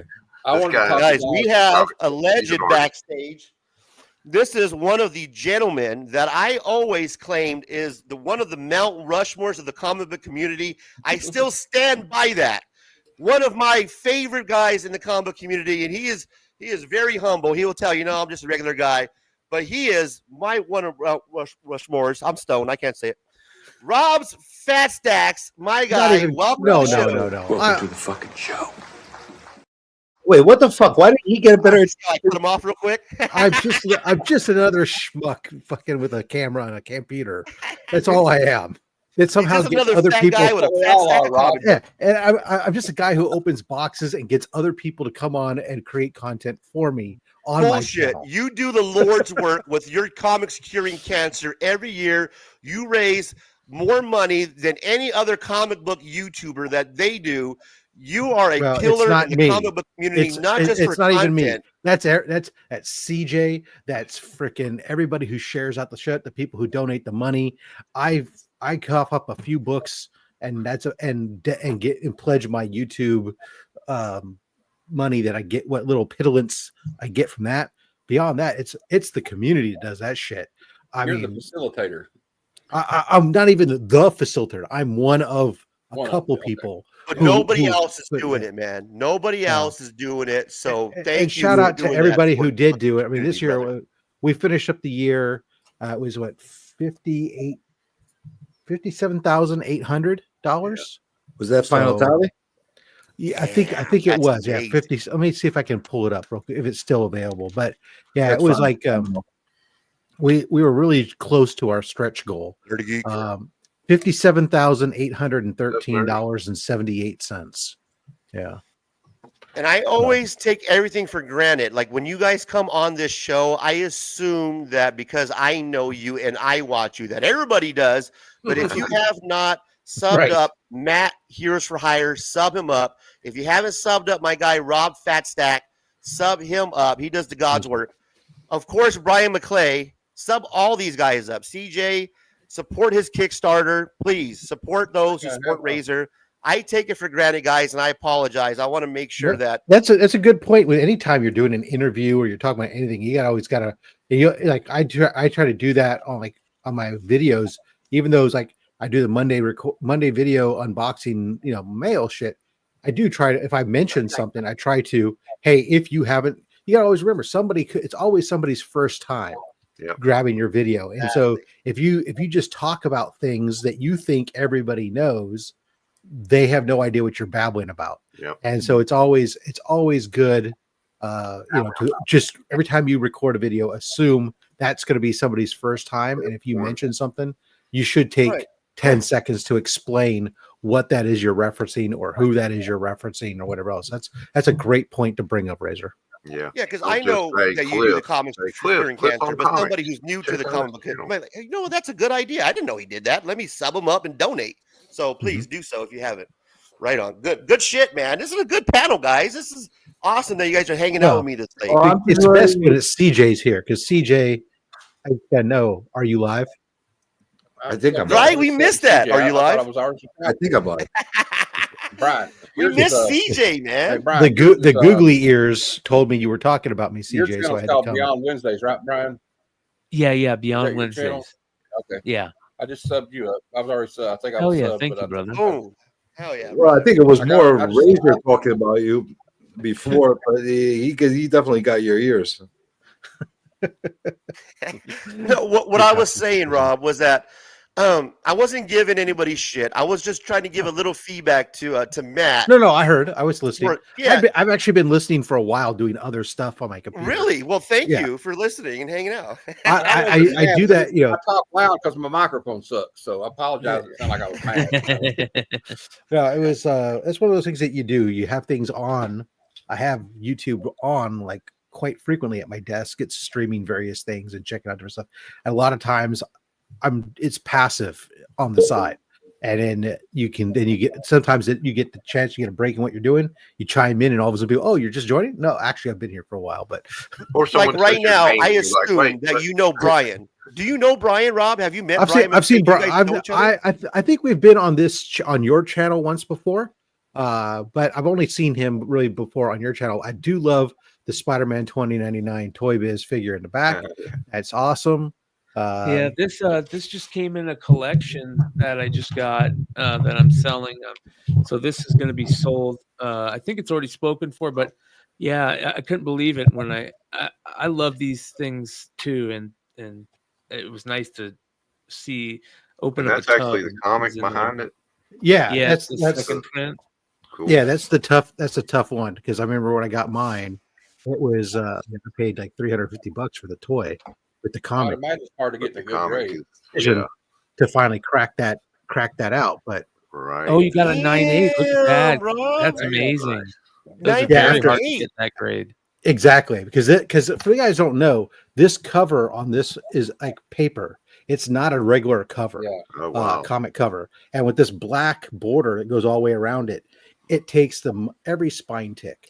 And those things fell off of peg hooks at the toy store and stuff, and got thrown in bins and tumbled around. If you also look at it, they're all bent. Yeah. So they all, you can see it's banana. From just the natural of being on the shelf or whatever. And there's usually a crease along the comic somewhere on the spine right here because, of the way it bends. So Yeah, because they got as clear once they became clearance, they got thrown in clearance bins, and people were tumbling through characters trying to find stuff. Because this character, I mean, this action figure, was only sold at KB toy stores. It came out 9 years after the original Spider-Man 2099 release. By that time, the series had been done for a couple years, and people went to the toy store and go get a Spider-Man action figure. A lot of kids didn't even know who Spider-Man 2099 was. Right. It's like, They also did Ben Riley at those Toy Biz stores too, Yeah. or those Yeah. KBs. I think Yeah, there's if a Ben I was Riley. a kid, I was like, what the hell kind of bullshit Spider-Man is this? I'm not getting this. Exactly. And a lot of them ended up being in the clearance bins and stuff. And Yeah. so, yeah, there was last I looked, I should look it up again, but last time I looked, combined between the CGC and CVCS forum or census, there was like 55 9.8s in existence. They're very tough. Yeah. Yeah. I also got this. Big title like I that. bought- That's you guys very- ever seen this? Oh yes, I have. Oh, yeah. Yeah. So I was lucky enough to pick one of these up. It's pre-bit, so That's for it the fits in smut a show, CGC right? holder. That's great, Yeah. Derek. There you go, Derek. He also said, I like what Derek said up here. He said he told CJ, Is it glizzy time? Hey CJ, Glizzy Derek time asked for you Razor? to get Mike from Hero Restoration to do an interview from prison. Oh, I get that. You got the I would ghetto love bun. to have him on. Is he in prison? That's a straight up ghetto hot dog bun. I love it, brother. Is that between You the get white bread? Is that white bread? Yeah, we have a piece of white bread with you roll Hell around the yeah. hot dog. Yeah. yeah. That's how we used to do it back in the day. Yeah. And then I melted a little piece of cheese on it, so it's like got the cheese on top of the dog. There's a hot dog place by me. You know what they actually use What? is they use the Not cheese Hawaiian whiz? rolls. They Oh, slice the yeah. Hawaiian rolls, split them, and then they toast them. And then Mm. they put the dogs on the Hawaiian rolls. Oh my god! Oh, good. That I sounds really good. like your Deftones poster behind you, Brian. It's pretty cool. Do you know the story about that poster? I do not. I've seen it before. So that eBay. poster is the original promo for Around the Fur when the album first came out. Oh, okay. They only printed 200 of them. Mm. They're very rare. And the first time I ever heard the Deftones, my buddy, we were in junior high when Around the Fur came out, and he got one of the posters because his brother worked at the radio station. Oh, wow. And so he had the poster on his wall, and he's like, dude, you got to check out this band, the Deftones. My brother just gave me this poster. So, and I'm a huge Deftones are my favorite band. So when ever I think of the Deftones, I think of this poster in my head. So it took me years to finally find one, but when I finally found one, I had it professionally framed and everything in this big, beautiful frame, and it's downstairs in my main room. And then a week later, this one behind me showed up, and this one behind me is signed by all members of the band. So wow. I bought I didn't see most of that. them. Yeah. Very So cool. even cheese. That's cool that way you have a story behind it, man. That's what Yeah, makes it even even fucking better. more collectible. You know what I mean? It's the fucking story, bro. That's Well, it. this is my Nine Inch Nails concert poster I got at the concert. Uh-huh. Oh hell yeah. That's sick. Frank Oh. Kozik, what's his name? Frank Kozik? Yeah. Is that the name Yeah. of the guy who did all those? Yeah. That's It's sick. all about the good look at me. What we were talking about before, man. You gotta have a fucking story. You can't just show shit. Like, Exactly. There's Look gotta what be I have. Look what I have. I got it at the concert. That's the story. Hey, well, exactly. You didn't get off eBay like me. Check this out, man. Look how dope it is. How'd you get it, Razor? On eBay, it was $9. I bought it. I was the highest bidder. By the way, guys, I know I've been away for a while. Doesn't mean that I forgot. I'm gonna sudden sickle to go collecting Ooh, very sick. soon on all the people that owe us on the freaking channel. You know who you are. Is that Primus cover? Nice. Yeah. Is that the My Name is Mud? Same band. Sick, bro. That's dope. That guy was one of the best bass players of all time, right? Yep. Les Claypool. Well, he is still alive. He was so good that Metallica, he tried out for Metallica, and Metallica told him That's that dope, bro. Metallica told him that He's You too belong good somewhere for him. else. Yeah. Yeah, go somewhere else. You, me, and CJ, Derek says you owe him an apology. I wonder why. That's What do you right. owe you an apology for, Derek? Kevin, you're We're on mute. on the apology tour. Everybody owes me an apology. Hey, Kevin, you're on mute, brother. Oh, yeah, Kevin, we can't hear you. Yeah, that was the Primus poster from Atlanta for the. It's unique for each city. They had a different poster for each city, limited to 500. So I got that at the concert when they did the tribute to Rush, A Farewell to Kings. They played the whole album, which was pretty awesome. Although let's face it, My Name Is nothing Mud. like Geddy Lee. And y'all are too young to know all these other banjo or some posters shit. It's back a bass behind me. guitar. The Allman Brothers and stuff like that. Well, I love, have you ever, you're an Allman Brothers fan? Have you ever heard of the band Dead Sea? What's that? You ever heard of the band Dead Sea? Dead Sea? Yeah, DEADSY. That's the kind of stories I have. So the lead I had singer a of that really- band is the son of Greg Allman and Cher. That would be, it'd have to be Michael because Devin's. Elijah Blue is his name. What? Elijah Blue. Oh, Allman. Elijah Blue. Okay, yeah. Yeah, I don't keep up with him. Devin Allman is the one I follow. Devin Allman and Brian, have you heard of a band called Half Failure? Brother. They had an album called Fantastic Planet.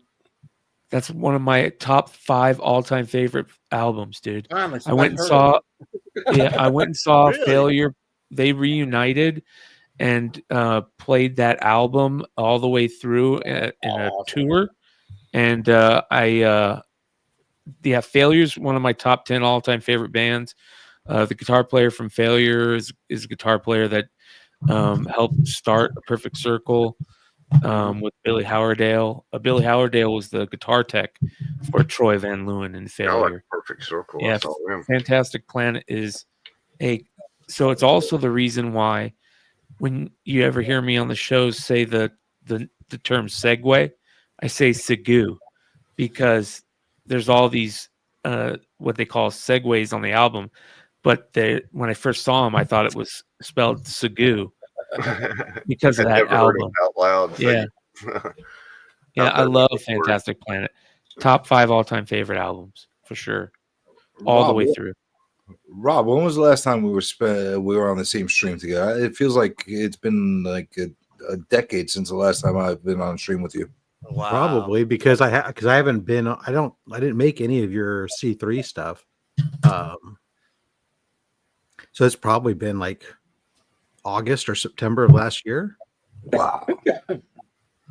Man, that's awesome. That I'm shedding a tear, guys. I'm bringing you guys together we're bringing bridges together here. I'm getting all emotional over here, guys. Well, you know that Rob is one of the original people to make Insomniac Theater what it is. Here you go, Razor. Really? Tell me the story behind that. Was you one of the first ones on there? One of the few, yeah. Like one of the few that were daring enough to come on with me. That's awesome, man. Here's Like a I don't cool give a piece of fuck art I about got. cancer. I'm gonna go. No, I'm just joking. Well, who's this fool with his hands and a Kool-Aid man? Let's go find out. I'm telling you, it was original people that would jump on with me were Digger Jim, if you guys know him, Evil Mike, Rob, Brian LCS, believe it or not. What a panel on an Insomniac fucking Friday night. Holy shit, man. They would pop on all the time, and then slowly but surely we started to expand into different creatures of the night, one by one. You started going on later and running even later into the day, yeah. Because you used to go on like around maybe midnight East Coast time, and now sometimes when you do it, you wouldn't even go on until like 2 a.m. East Coast time. That's true. I like to keep people on their toes. That's the thing. That's right. That's why it was always easy for me too, because you were midnight East Coast. It's only 9 p.m. out here, so we say, yeah, okay, sure, why not? You don't know when insomnia could hit. It could be 2 in the morning, 3 in the morning, 4 in the morning. You don't know. Yeah, It is you know. pretty Then random. you have to sit through an hour intro only to find out. Oh, I'm just fucking with you guys. I'm not coming on at all. I'm just gonna play my intro for an hour, and you'll all be in on the joke. No, 8 hours. fucking Comic Journey. I wasn't in on the joke. I sat there and I waited for a fucking hour to see 8 something hours. come on. Get it You right. never come on, you fuck. Get it right. 8 hours of intro. Hey, Razor, if you haven't lived through a Comic Journey on CGC unboxing, then you haven't lived, brother. Like a single book submission CGC boxing. Would it take fucking 2 days to unbox a fucking close? I can see that. Oh yeah, I can see fucking Comic Journey just having to reassess the whole situation and give you a 15-point fucking plan before he gets to it. It was like showing every angle of the book except the label over and over again. Just here's the right way to do an unboxing. 4 hours later, like the fucking SpongeBob.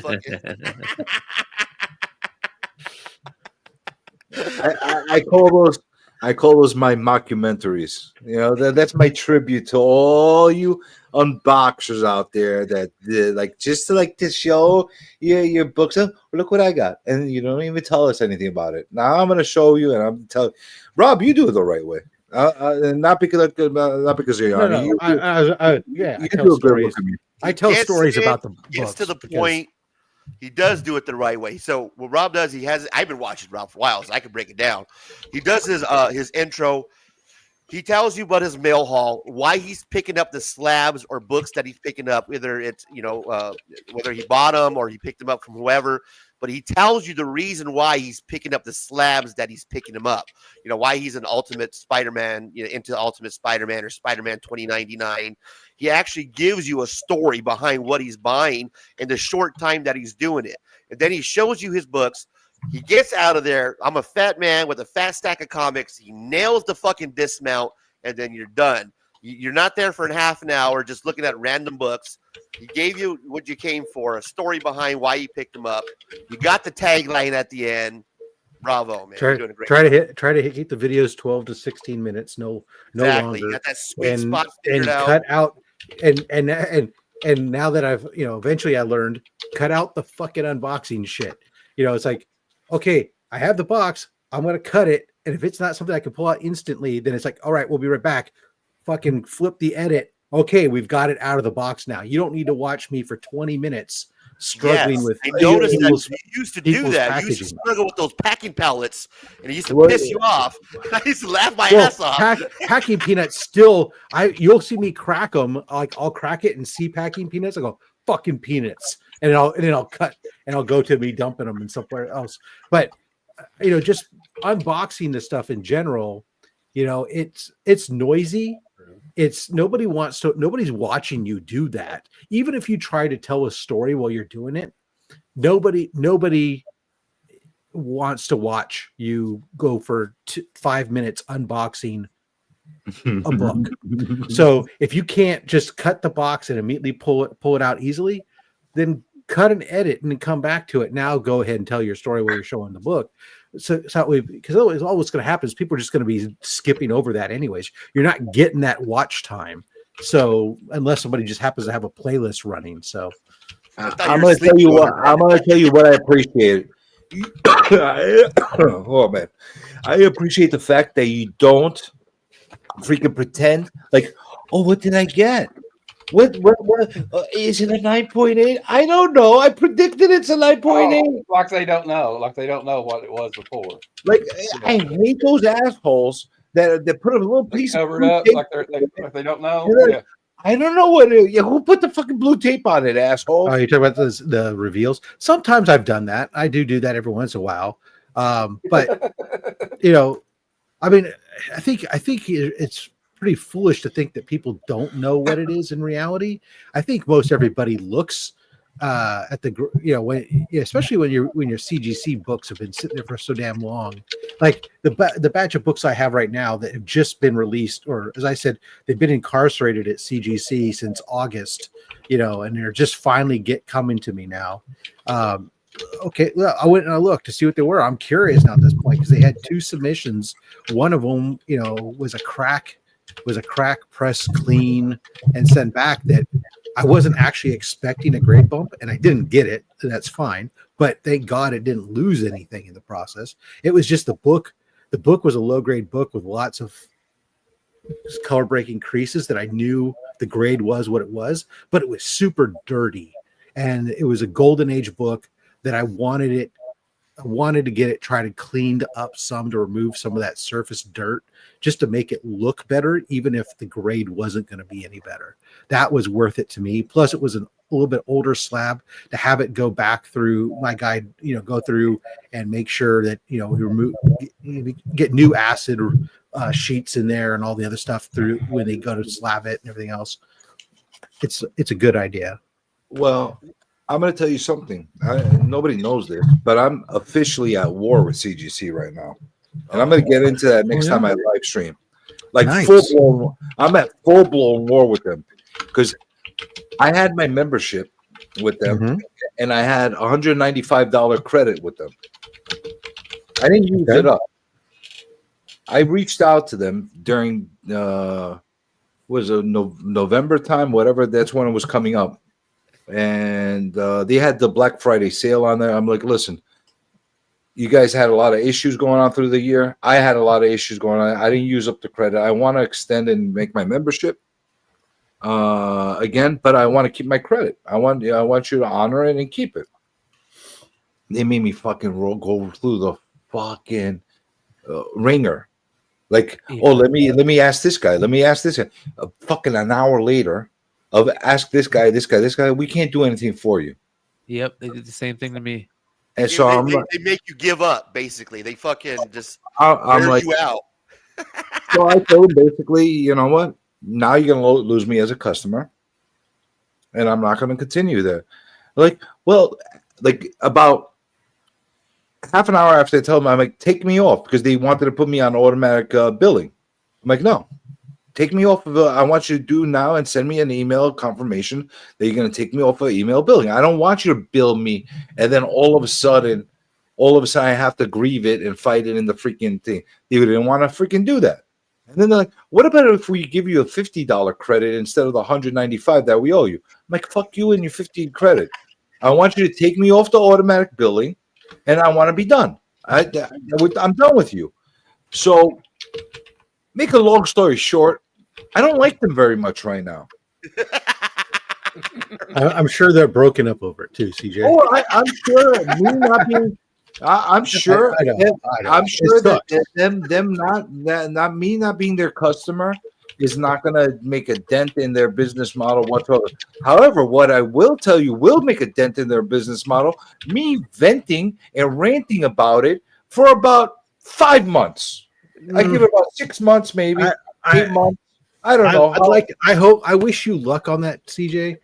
From the standpoint of that, there's been many times where the community and other people have ranted to see about CGC for various things. Unfortunately, we've learned one thing, and that's despite no matter what they do, they can do no wrong, because at the end of the day, they still have the lion's share of the market because the community and everybody perceives them as the only real viable option. And even though PSA is supposedly coming, all the people who claimed the only reason they didn't use CBCS was because they didn't like their label, we got news for you. They're really not going to like the PSA label. Well, here's the thing. Here's the big difference between me and everybody else that done in the past. I can go on for 10 hours straight and keep going about it. This is true. You can. And here's another thing about me that's a little different from a lot of other people. I've had other interaction with CGC that are a little different from other people in the past.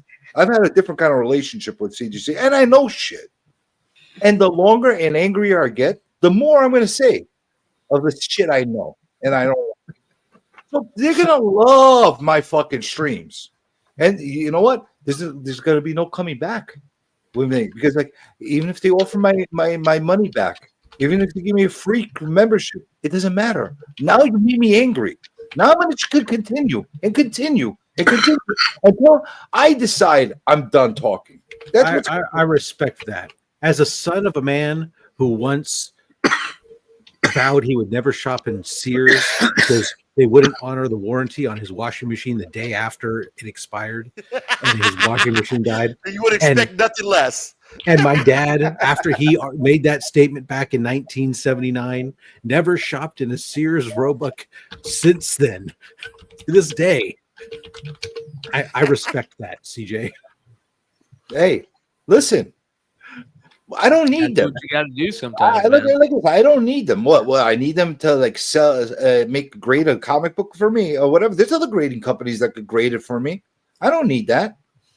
Like, because it could give me higher value. I'm stubborn. I'll wait and get my value.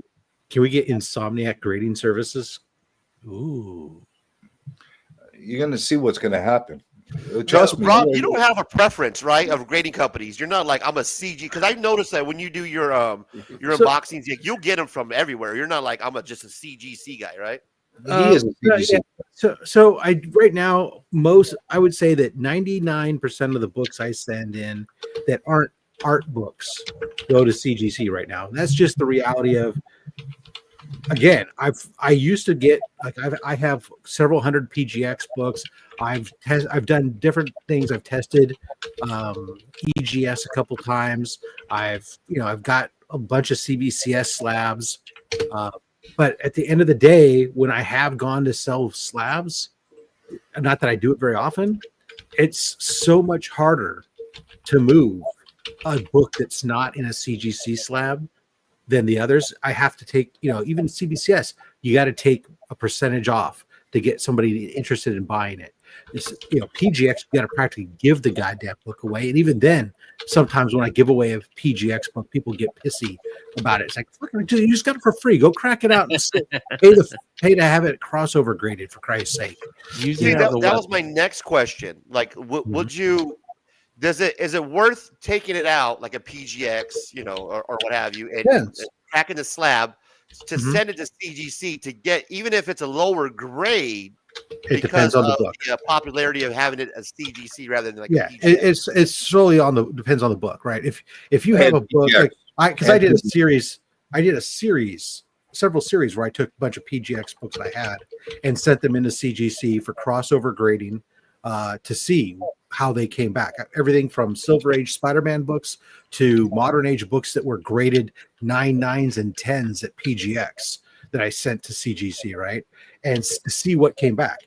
Overall, I learned that the grading that I experienced, all the books I sent in for PGX, which had been sent in the last 5 years, all those books came back really, really close to the same grade or at the same grade as what they did at CGC. They were within like a margin of error. So with the exception of with the exception of one book that was a 10.0 that came back a 9.6 because they damaged it, taking it out of the case. But aside from that, they were all the modern books came back what I expected, 9.8s. The 9.9s and the 10s, I expected them to come back 9.8s. I didn't expect them to come back 9.9s and 10s because taking them out of the case was additional handling that was going to take away that extra special score. But like the Silver Age Spideys, they were all almost within like half a grade. And so that part was fine. But you think about that, those books, it cost me, I don't know, $16 to do a crossover grading. So if the book is a book that's, a $400, $500 book, but if it's a PGX, you got to basically sell it for like $300. You can, for an extra $15 now you can sell it for $500. It's 100%. It's worth it all day long, right? Definitely right, especially when it comes to PGX, because PGX has created such a bad reputation for themselves. I counter that it's the CGC forums and groupies that really have. I mean, PGX made their mistakes, no doubt about it. But look when those were. How many years ago was that they had those issues? Look how many times CGC has made issues, but everybody 2 days later, they move on and forget about it. Oh, Banana Gate. Inner Wells. Oh, this. Oh, that. It doesn't matter. We move on from it. But let's talk about this alleged turtle book from fucking 7 years ago being an issue, or some guy 10 years ago who used to sell his own slabs he was grading. That's kind of ridiculous to say that thing. Now, what's real, having had submitted over close to 300 slabs to PGX, I will tell you that the rework rate that I had on slabs that came back to me that needed to be sent back to be reworked because of either warped shells or cracked cases or whatever else was close to 10%. So it was way, way high compared to CGC. I think I've only ever sent back like 2 slabs for rework. So that's legitimate. That's absolutely legitimate. It's definitely not acceptable. I mean, they covered the cost every single time. Don't get me wrong. That's good. And they did so efficiently and through good communication. So the customer experience side of it, aside from the fact that you had to deal with this, the resolution, they resolved the issues every single time without hassle. But still, that's a horrible rework rate. Yeah. Now, caveat, I have not sent anything to PGX in at least a year. What about have you sent anything to PSA yet? Have you tried them out? PSA, are they even doing comics? I know they just started doing comics. Oh yeah, that's what. No, I haven't. They're not taking any submissions yet, though. Oh, they're not. Oh, yeah, no, really? They just I thought they were doing like modern comic heard any more about They it. announced they're doing it. I'm gonna do it, but yeah, I don't like their slab is far above everybody else's slab. That's what I heard. I've held it. I grabbed a hold of one at New York Comic Con, and I this thing, you could knock somebody out with it. Like it is a slab. Like you feel like it Fort Knox. Yeah, but if it's gonna be that red and white label, I don't know if I mean, I hate to be a guy who, because I railed against everybody before on the CBCS about the labels, but that's just that's just like really weird looking. I don't know. I didn't like the CBCS when they had a red label, but this is, I don't know. We'll see. We'll see what happens with the market. I mean, I'll probably send a book or 2 off to them just to do a review on it. Cause it's just the same thing I did with EGS, right? I sent books to EGS to test them out. Then later on, when they came out with their new cases, I sent new books to them again to have them test out the 2 so I could do reviews on their new cases.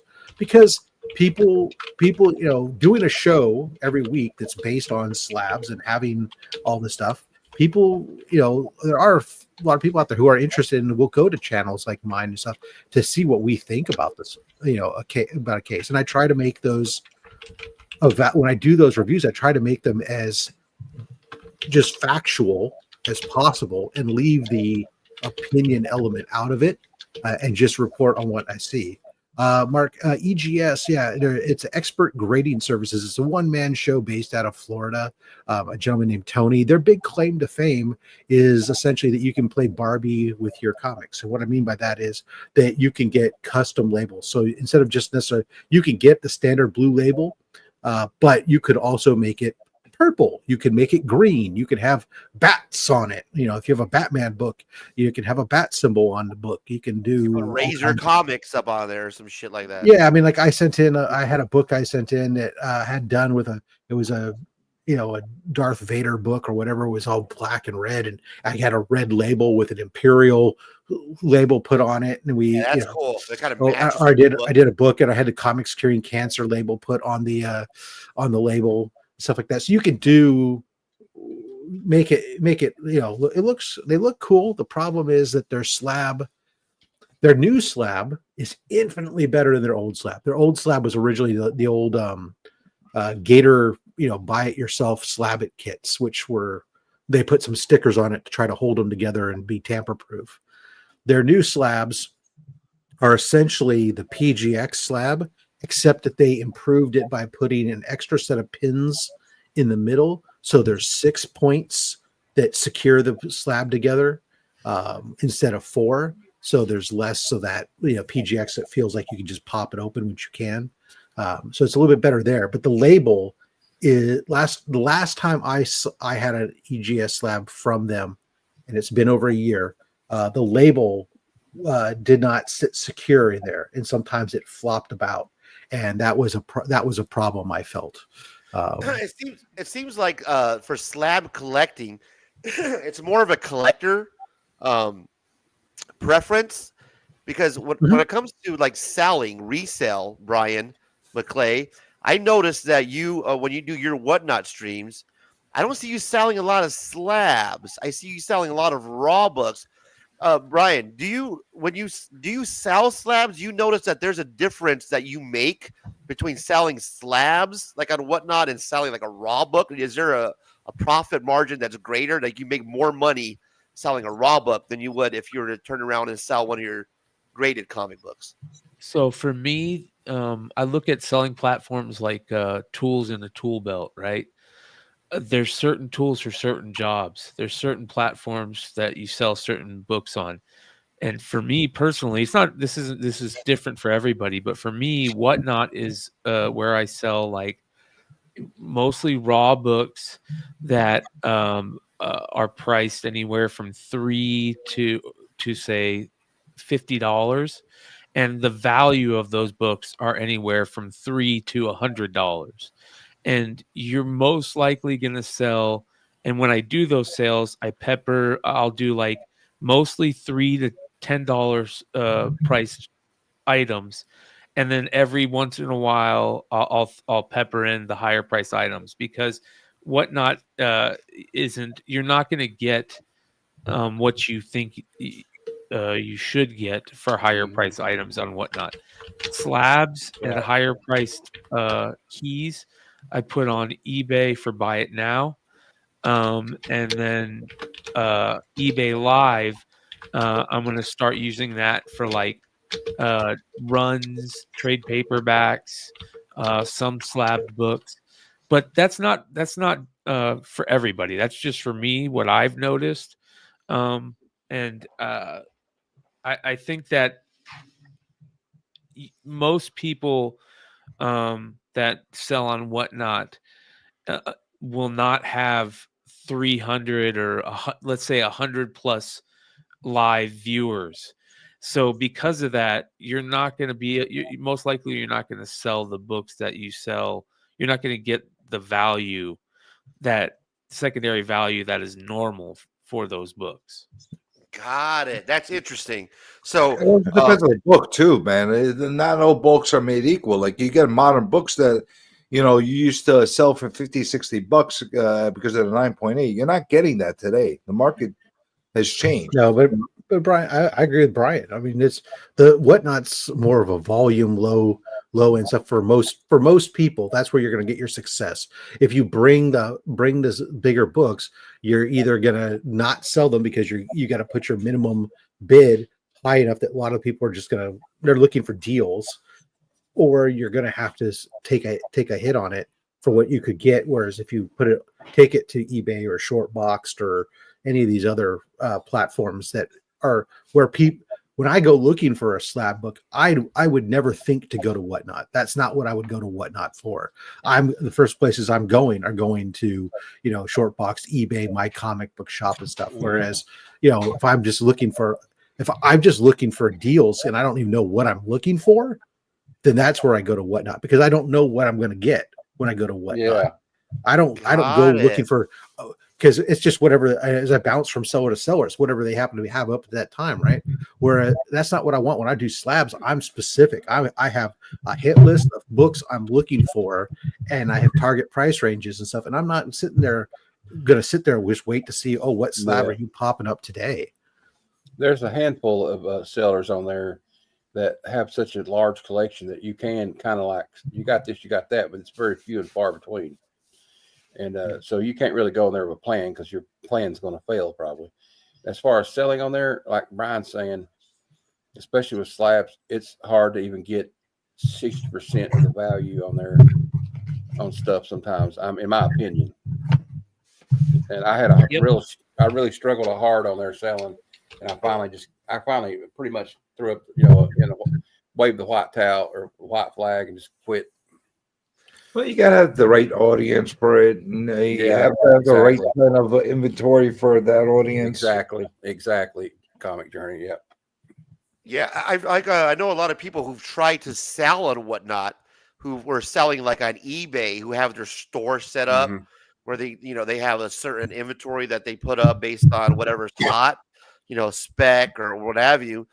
And then they try to move to do the whatnot game, and then they realize, oh shit, this is a different world.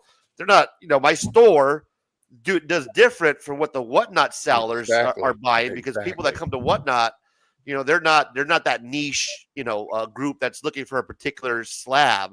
They're scrolling, it's a quick, that's let me pretty much go it. to this stream, let me see what I can get for a couple bucks. It's it's a different type of market, to whereas those sellers that try to move to whatnot, who are in the eBay game or short box game or whatever, they don't have that same success, because it's a different animal when you're selling on whatnot. Would you agree, Brian, when it comes to people who try to actually move over, they find out that it's not the same success that you have on your eBay store or your claim sale or whatever? Yeah. So for whatnot, especially if you're just jumping over there and just to sell, whatnot is you have to be very consistent, and you have to set something up where you sell once or multiple times a week to build that audience.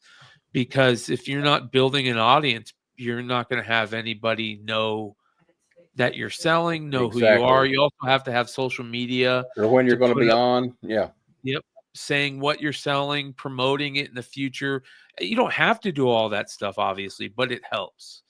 And obviously having a YouTube channel is a great place to promote said sales, let your viewers or community know that you're going to have a sale. I'm actually going to start a new show on Sundays, early Sundays, where I basically just go over, hey, these are the items that I've added this week. I'll take videos of me going through, the items and this and that, and I'll just let it play while I talk about, hey, these are available here in the Shopify store or whatever, and these are what they are. And if you're this or this, there's this sale or this sale. Let people know what's up and what's available or what's coming that week. So they know, rather than having to go live or rather than having to always say it during my regular shows. I think if I set up like a video once each Sunday to let people know, hey, these are the sales that are coming up. These are what's new in the store, and yada, yada. Rob, you kind of said it earlier. You made a comment about how little money we make on doing YouTube. To this day, one of the most surprising things that I get is that people think we make so much money. Yeah. And, you just by those reactions. Yeah, just by the laugh. It's like, I'm transparent about it because mine goes to charity, right? So if it wasn't it's something like 98.5% to 99% of the income revenue that I generate comes from the memberships and the super chats. I get a lot of super chats during my live stream because people know that it's there it's going to help support Comics Curing Cancer. I have a lot of members simply because they know that membership goes to Comics Curing Cancer. But of that, most of it comes from that. The ad revenue is a pittance. It's a few dollars a month from ad revenue. And in general, I think I have for a channel of my size, I'm at 2,400 subscribers, right? Having a membership base that is between my two membership tiers, I think it's about 60 something members total right now, right? I'm bringing in from month to month anywhere from $275 to $325 a month. That's what comes in and goes to goes to Comics. And that's about average that I hear when I talk to like Brian and I hear you. That seems to be like the average number for. And guys, I'm not talking to us. These guys are, Rob and Brian. They're, I would say bigger YouTubers. So for the bigger YouTubers, this is what I hear, guys, as far as what they're making. It's around that $300 mark is consistent that I keep hearing. That requires a lot having good membership face and a lot of super chats to get to that. Keep number. that in mind, content creators, when you're thinking that you're going to get rich or be this all big that money. YouTube personality bringing all this dough. Keep in mind that everything that you get that comes in that way through super chats or your membership, whatever, YouTube's taking 25% of it. So 30% or something for the super chats, right? It's 25 or 30%. They have is the house rake, right? Yeah. And so it's pretty substantial. But at the end of the day, it's a night for what we use it for. And I would imagine if I took away the element that mine was going to Comics Curing Cancer, I would totally expect it to drop to less than $100 a month, right? I know that legitimately the bulk of mine comes in because of the fact that this is what it's for, and it has legitimately helped us because that's what covers our shipping costs and stuff. We incurred this year it was like $2,400 in shipping to ship out all the items for Comics Curing Cancer, plus shipping supplies that we have to purchase, come out of pocket for some of that stuff, all the top loaders for all the 11x17 original art that we get in, all that stuff that we get. There's supplies, there's costs that go into that. That's all covered out of the YouTube channel. And at the end of the year, we were still able to donate $500 from the YouTube channel. Surplus went to the American Cancer Society. Excellent. Yep. Yeah.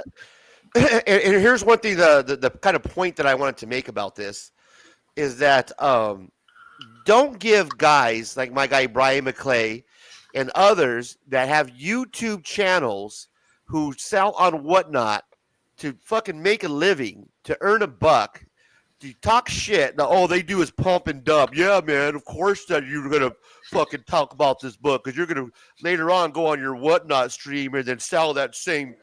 Look, guys. These YouTube content creators are not making fucking hand over fist when it comes to creating content. Not unless you have like hundreds of thousands of subs. I'm going to add something on that. I'm going to add something, Razor, on that, because here's the thing. Being transparent about, I hate that fucking word, transparency. Well, there you go using it. But because there's no bigger pet peeve for somebody that has to tell me how transparent they are 200 times during the stream. But telling people that you're a seller and doing it is one thing, and there's nothing wrong with that. Like what you're saying. Here's where I have a problem: where people don't tell people that's what they're doing, and they're pumping up a fucking thing, and all of a sudden they got 200 copies of whatever they were pumping. That's where I'm not cool with. Pumping up. Yeah. Yeah, that's where I'm not I understand that. That's but the different. people that are transparent, like McClay will do his fucking Whatnot show. He'll be streaming it while he's on you. Like you can literally watch his fucking Whatnot show on YouTube. There's a transparency to where you're seeing what he's doing. You know what I mean? Yeah. Yeah, but he's telling people he's selling comics too. Like it's not like he's hiding that and not making a thing. Exactly. And here's another thing: he's not creating fake comic books and telling everybody how fucking valuable they are. And so first time ever Delato art on their fucking comics and all this bullshit that you hear some of these other guys tell you. Exactly. You want me to get fucking heated with some of these fucking guys right now? I could get fucking heated. You know what I'm saying? There's some of these fucking guys get under my skin so fucking much with their bullshit, and the fact that you have all the brainwashed masked sheep that fucking follow them and they will fucking back them up to no end. And when you say heresy against their freaking fake gods, they go fucking uptight. Bry, you know who I'm talking about. A few other guys. Damn Apple phone people. No, I can't say that. Well, that's shit. And you know what? Like, I wish there were more people like me that actually fucking call people out like that. Well, because it's funny you mentioned that comic journey because I have an Airstrike here, Air Fighters #1. I'm selling. It's the biggest book in the world right now. It costs $10,000. I'm going to be selling it on what? I heard they're making a movie. They're making a movie. Yeah, exactly. No, it's been optioned. Oh yeah, that's the word. Yeah, it's been optioned. Yeah. That's like, bro, That's the cop out. mean? It's a cop out. It just means that somebody has bought the ability to do it. Right. Well, they can use it next They year. They can use it 30 years from now. I don't know what the fuck that means. might even go so far as to write a treatment and shop it around to see if they can get it produced, but it doesn't mean shit. Exactly. Unbelievable, man. Like all this freaking, oh my God, this is the first appearance of this guy's freaking pants. The most ridiculous shit that people are pumping and dumping. I feel that way about keys. Calling us something. Hey, I need all those for my giveaway box. So that way I have the best giveaway box with the most keys in it.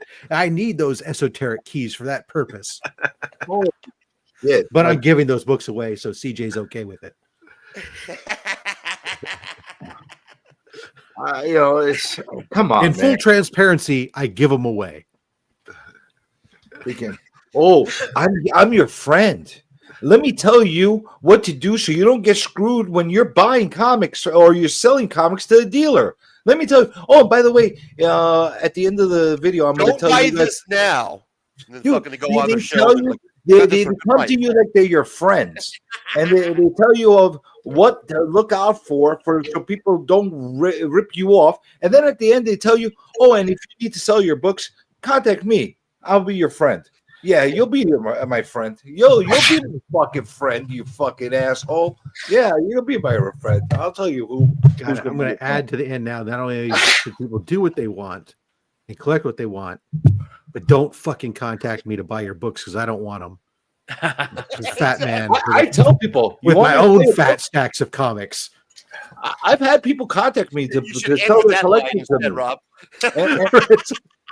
I've had people contact me to sell their collections to me here in New York, and I tell them straight out, listen, I'll buy anything because I'm crazy like that. I'll buy anything, but I'm gonna pay you really shitty prices for it. So unless you have no other option, come to me.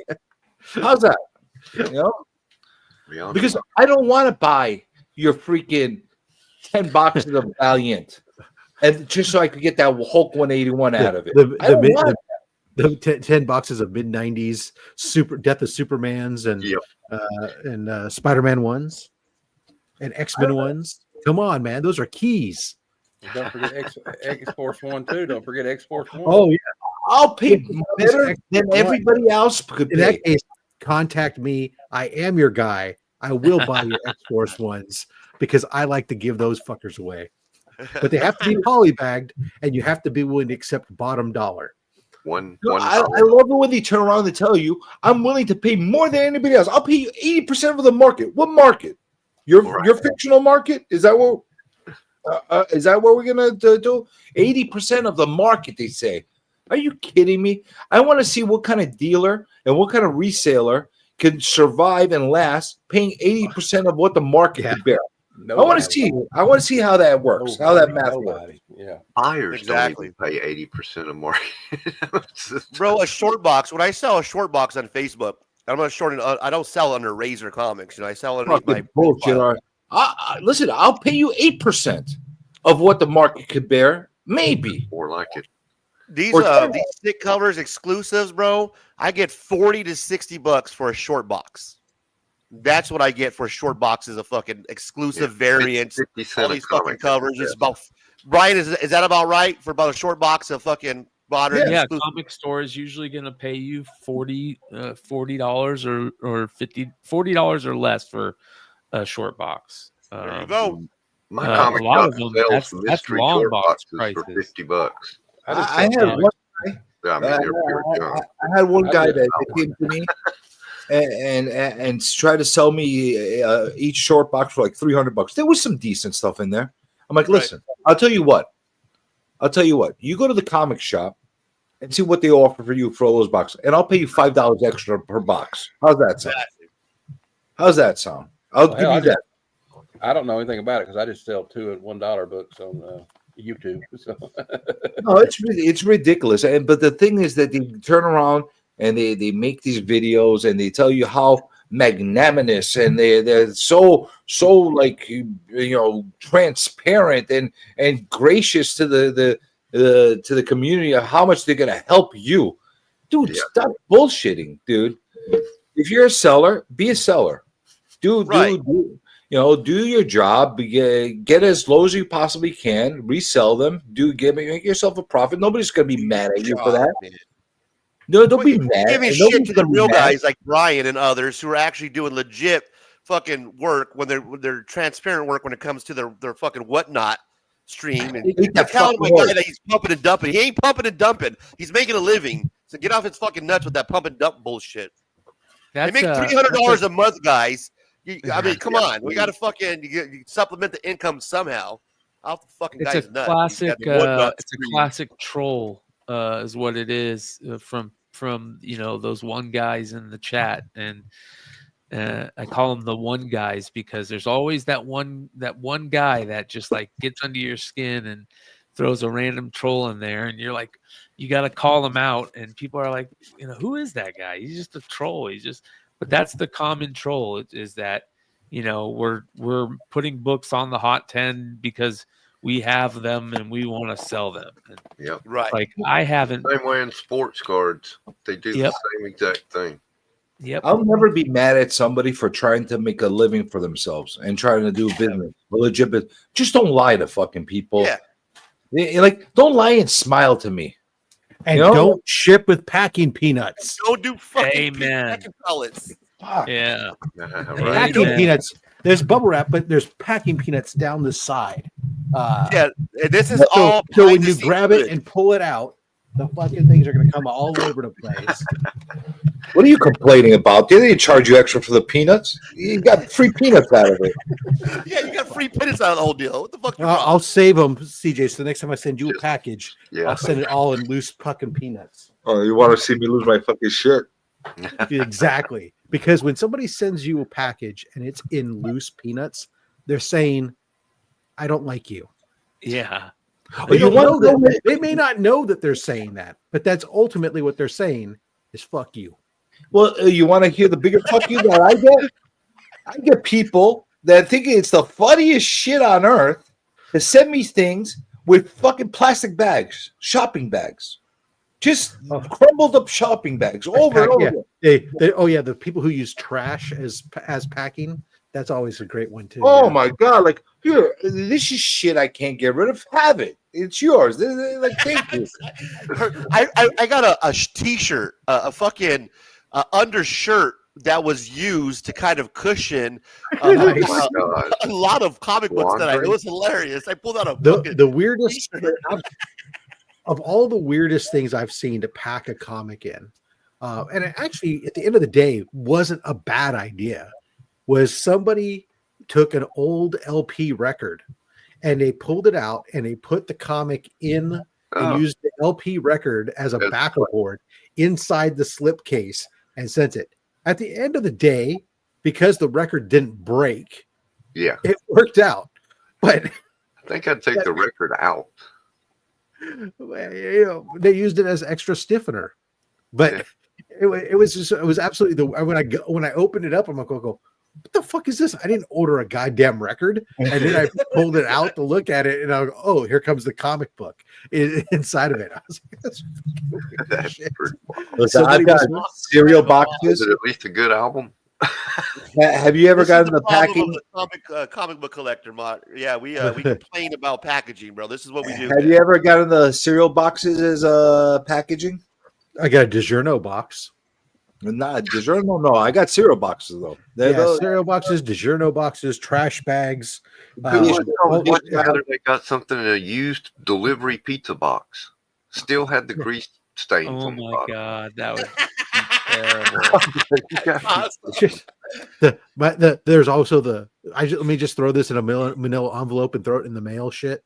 Where we don't even use it. We don't use anything. I get a lot of those. Yeah, it's like it doesn't even have a backer board in it. It's just the comic I get a lot of that in like an old Oiler bag. Yeah, I get plenty of those. They do that a lot. They'll send me that crap. Man, I got a stack of the mailers over here from comics I've ordered. I'll never have to worry about packing.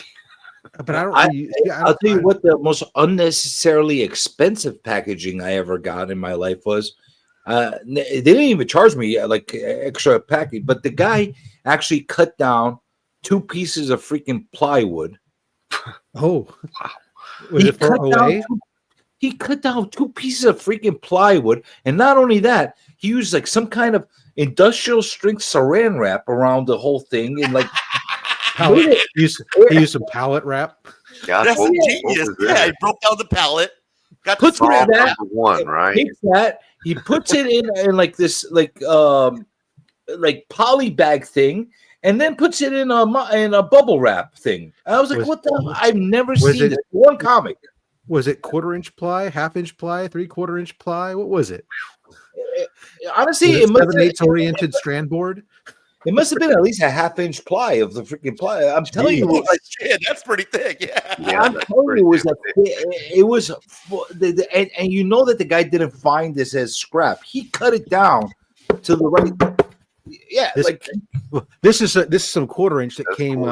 Yeah, this came with some OA attached to it, which was fine. But listen, OA I've gotten packaged in different ways like that because it's different animal together. You need to have some custom sizes to be done. But for a comic book, I was actually, well, depending on the OA, I mean, I just shipped a whole shit ton out, man. Every single one.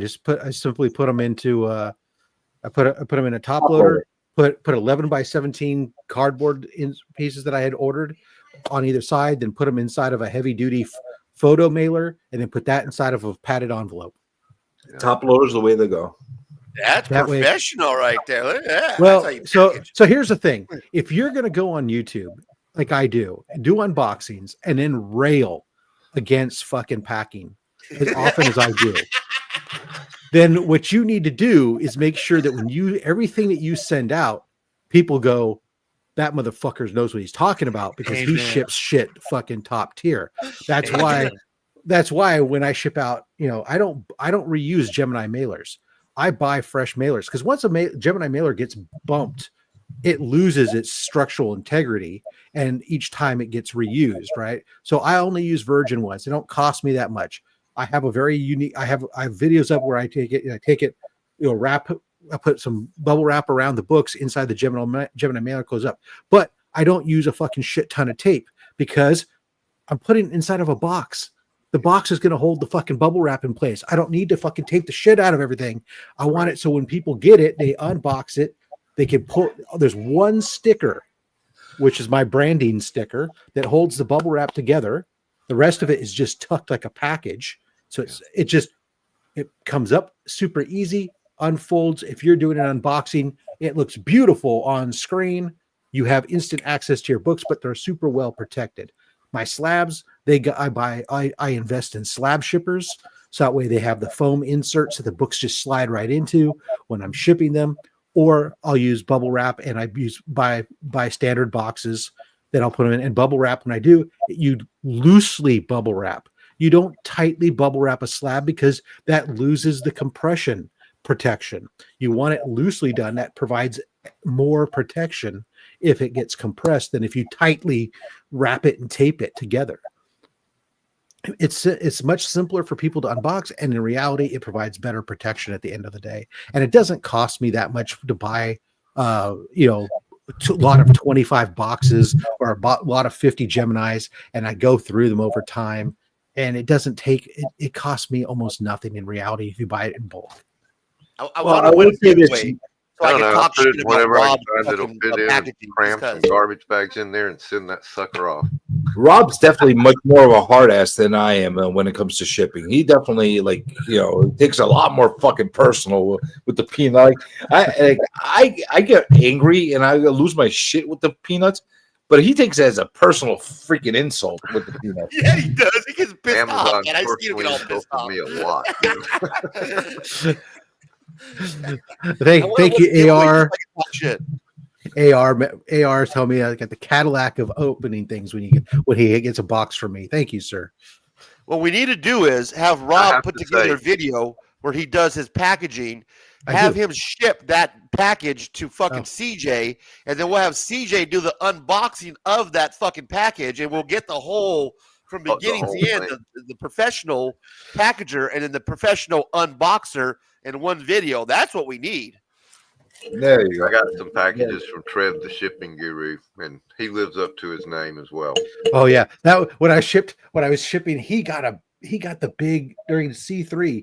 He bought the big thing that we had. It was a framed piece, custom framed piece that had like all the Alien versus Predator comics or something in it. Or I don't remember what it was inside of it, but yeah, I was like, oh goddamn, I gotta make sure I pack this one right, because it's going to Trev, the shipping guru. Every time I ship to him, I'm always like, okay, this is like, I got to make sure that I'm on my A game. Yeah, I got a lot of comics from him. Not that he complains, but that I won about 20 books, and man, those things were floating on a cloud of air inside this box. Does he still ship using UPS? What? Does he still ship using UPS? Yeah, I don't know. I haven't gotten anything from him actually. I never got anything from him, but I got into this whole public thing with him. Like he tried to convince me that UPS is the way to go. I'm like, yeah, if you're a freaking like to overpay for things, yeah, UPS is the way to go. Well, it depends. Right? I mean, obviously, there is sometimes with price, but also depends upon, I think, what you're shipping. Right? I'm not a big fan of shipping UPS ground, unless I'm just looking for a cheap option for a big package. Domestically, almost anything I ship in the domestic region, U.S. mail's typically going to be cheaper to ship priority than it is to ship, or right around the same price as it is to ship UPS. So, but when I ship international, it depends. I mean, going to Australia, it's always cheap. Parts of Australia, it's significantly cheaper to go UPS versus U.S. mail. Yeah. Some parts it's cheaper to go U.S. mail. Sometimes UK and Canada, it depends on if the package is less than 4 pounds or not. That's going to make the determination of how much it's going to cost or where it's going to go. But there's a big difference in time. If I send a package to the UK, it's 2 to 4 weeks versus if I send it via UPS, it's like 5 to 7 business days. That's a big difference in time. That if at the end of the day it's a similar price, I'll oftentimes spend a couple dollars more just to get it to them far faster than if we go 4 weeks or something, because that's the other half of when people talk about getting packages from me from like my Only Slabs wins is how fast they get that shit, right? That's the other thing is I love the fact that people win shit on Saturday and they have it on Monday. That helps you, Rob? No. So I have the comics answer thing. When you ship out a lot, do you have somebody that'll help you put that together? Or are you the only one who's everything that's at my house, which is the bulk of the stuff, it's pretty much me. Now this year I had my son help me put stuff into lots as we went through. We're doing all the picking stuff together, but ultimately at the end of the day, when it comes to packaging it up and getting it labeled and stuff, that's all me. And it takes me that's a lot of work, man. Well, it is. Did you guys do for this? God, I don't even remember. But the thing is, it takes 2 to 3 days, or actually it's about 1 to 2 days just to get the spreadsheet organized to do your picking, because we have like 10 or 12 shows that each record what they sell, right? And they're writing. Sometimes they put down person's YouTube name. Sometimes they put down their legal name. Sometimes they put down some sort of abbreviation of their like aggressively relaxing. They put down AR. It's like, and I've got to go. You can't sort that by who bought stuff to pull picking lists when the names are all different throughout all the different tabs. So I have to go through and manually scrub these to set the names all the same throughout all the tabs so I can create pick lists so that way you can start to pull stuff. Then I have to also match those against the addresses that are in the Comics Curing Cancer portal, where people have, for the most part, given me their legal name. And sometimes I know their legal name and sometimes I don't. And I'm looking at their email address that they provided as a clue. Sometimes they provided this. And sometimes it's a matter of us just whittling it down. Okay, I know they bought this at this time stamp. on this show. Let me go look at the transactions that were paid in that window at that price range and see where I match these things up. Oh yeah, that's that. Okay, cool. Yeah, it's wild, man. This was the first year that I actually watched you guys do your thing. Like the first year that I would say that I was, actually not involved in it, but I actually got to see you guys do the whole weekend. And a couple things that I noticed while you're putting together this whole, event around comics curing cancer is it's a grind, right? You had like people like CJ, K-pop. A lot of work. And there's a lot of people, there's a lot of planning that goes into it. And then me as a spectator, what I've noticed by watching it from the outside is that it is a lot of work, and you do a good job of still keeping it entertaining, because I'm watching you and DJ Links, and while you guys are literally inputting in the computer. One guy's calling off a timer, another guy's calling off who got this, and there's a coordinated effort that goes into place. And at the same time, after day one, there's a lot of excitement. Day two, there's still a lot but you can see the grind at that point, and I can see it on your face. I started to notice, like, my guy is really wearing, because having to input it, still be entertaining, still do the show. It's a 40 what the biggest part of the biggest grind of it all is. The biggest grind of it is I've tried using like a separate stand to display the books and stuff at times. And sometimes it works and sometimes it doesn't. The second camera and second computer don't work out. Whatever. So it's this shit. It's the fucking holding it up. Yeah. For when you're doing an 8-hour auction. 12 hours. Yeah. And I can see it in your face, man. Like that you were shit like, burns, man. You're just like, oh. Well, I just tell you, you got last year. You got really tired. Oh, well, last year I was sick. I goes that morning. I was throwing up and everything else, and so it's like. But what's really helpful is like, so my wife helps me out. So like, she's not on camera, but she's, I have a very small space here. In my house. I have a small home. I live in Silicon Valley. So it's a super expensive home, but it's like itty bitty, right? So this is actually meant to be a dining room, a dining nook, right? That I've converted into sort of an office space. The other side of my monitor is my living room, right? Nice. And right here, the same setup. Right. And right here is a pass through that goes to the kitchen, right? So there's like, so there's very little space. So I had like folding tables set up in the living room, and my wife is literally, I had things in order. And she's grabbing stuff and bringing it to me and handing it to me. I'm selling it. Then I'm putting it off to the side here. She's then taking it and putting it back over there, right? So that way we have this flow of stuff, because you can't do it. There's so much stuff. The first year I tried doing it, I had like boxes and boxes of stuff stacked up here, and it was still, you couldn't do it. But it's a grind. But you know what? It's worth it at the end, because how much of an impact that we're able to make, and to show that community. Now 2 years in a row now we've raised over $50,000. That's insane to me. For when you're talking about really how we're not, look, I know that you say we're bigger channels. We're not. We're talking about, I'm a 2,400 subscriber channel. DJ Links is, maybe he's at 5,000 now, maybe not. Mark's not. We're small. We're still small channels in the grand scheme of things.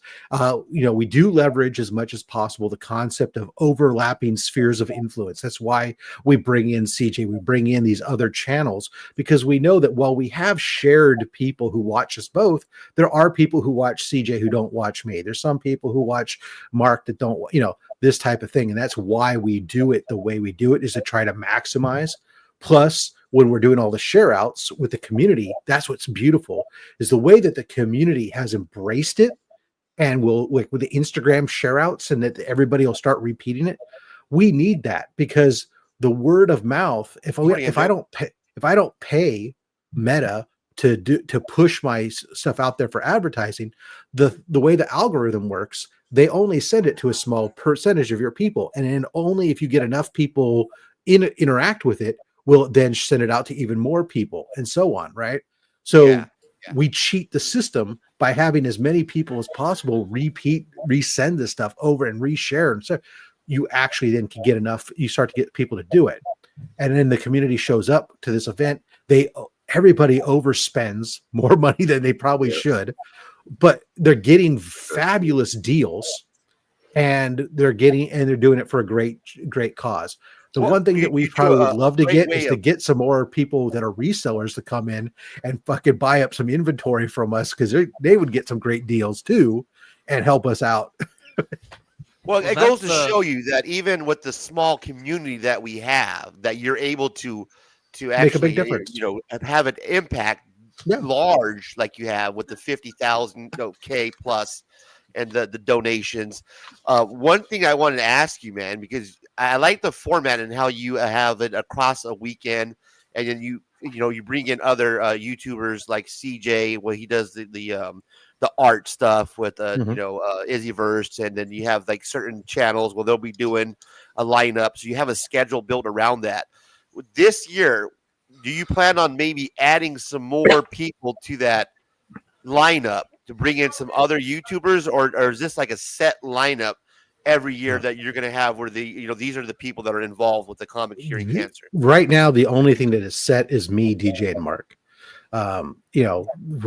We look at what we do is we go into it. We had people, and that was one of the things that happened like this last year. We had somebody who the year before was part of the lineup. We didn't have them on this year, and they got a little bit upset about that they weren't invited back, and it had nothing to do with anything else. It just happened to we're changing things up. We like to rotate in different pieces as we find elements that we think are going to fit with what we're doing.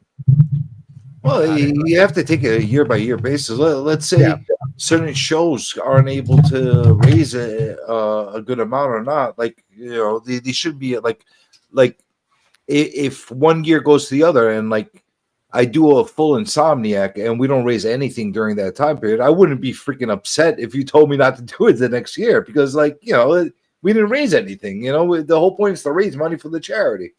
Right. Yeah, exactly. It makes sense. So if you had CJ on and he didn't do shit, he brought in a couple $100, we're not going to have CJ on next year because we need to. The goal is to bring money in.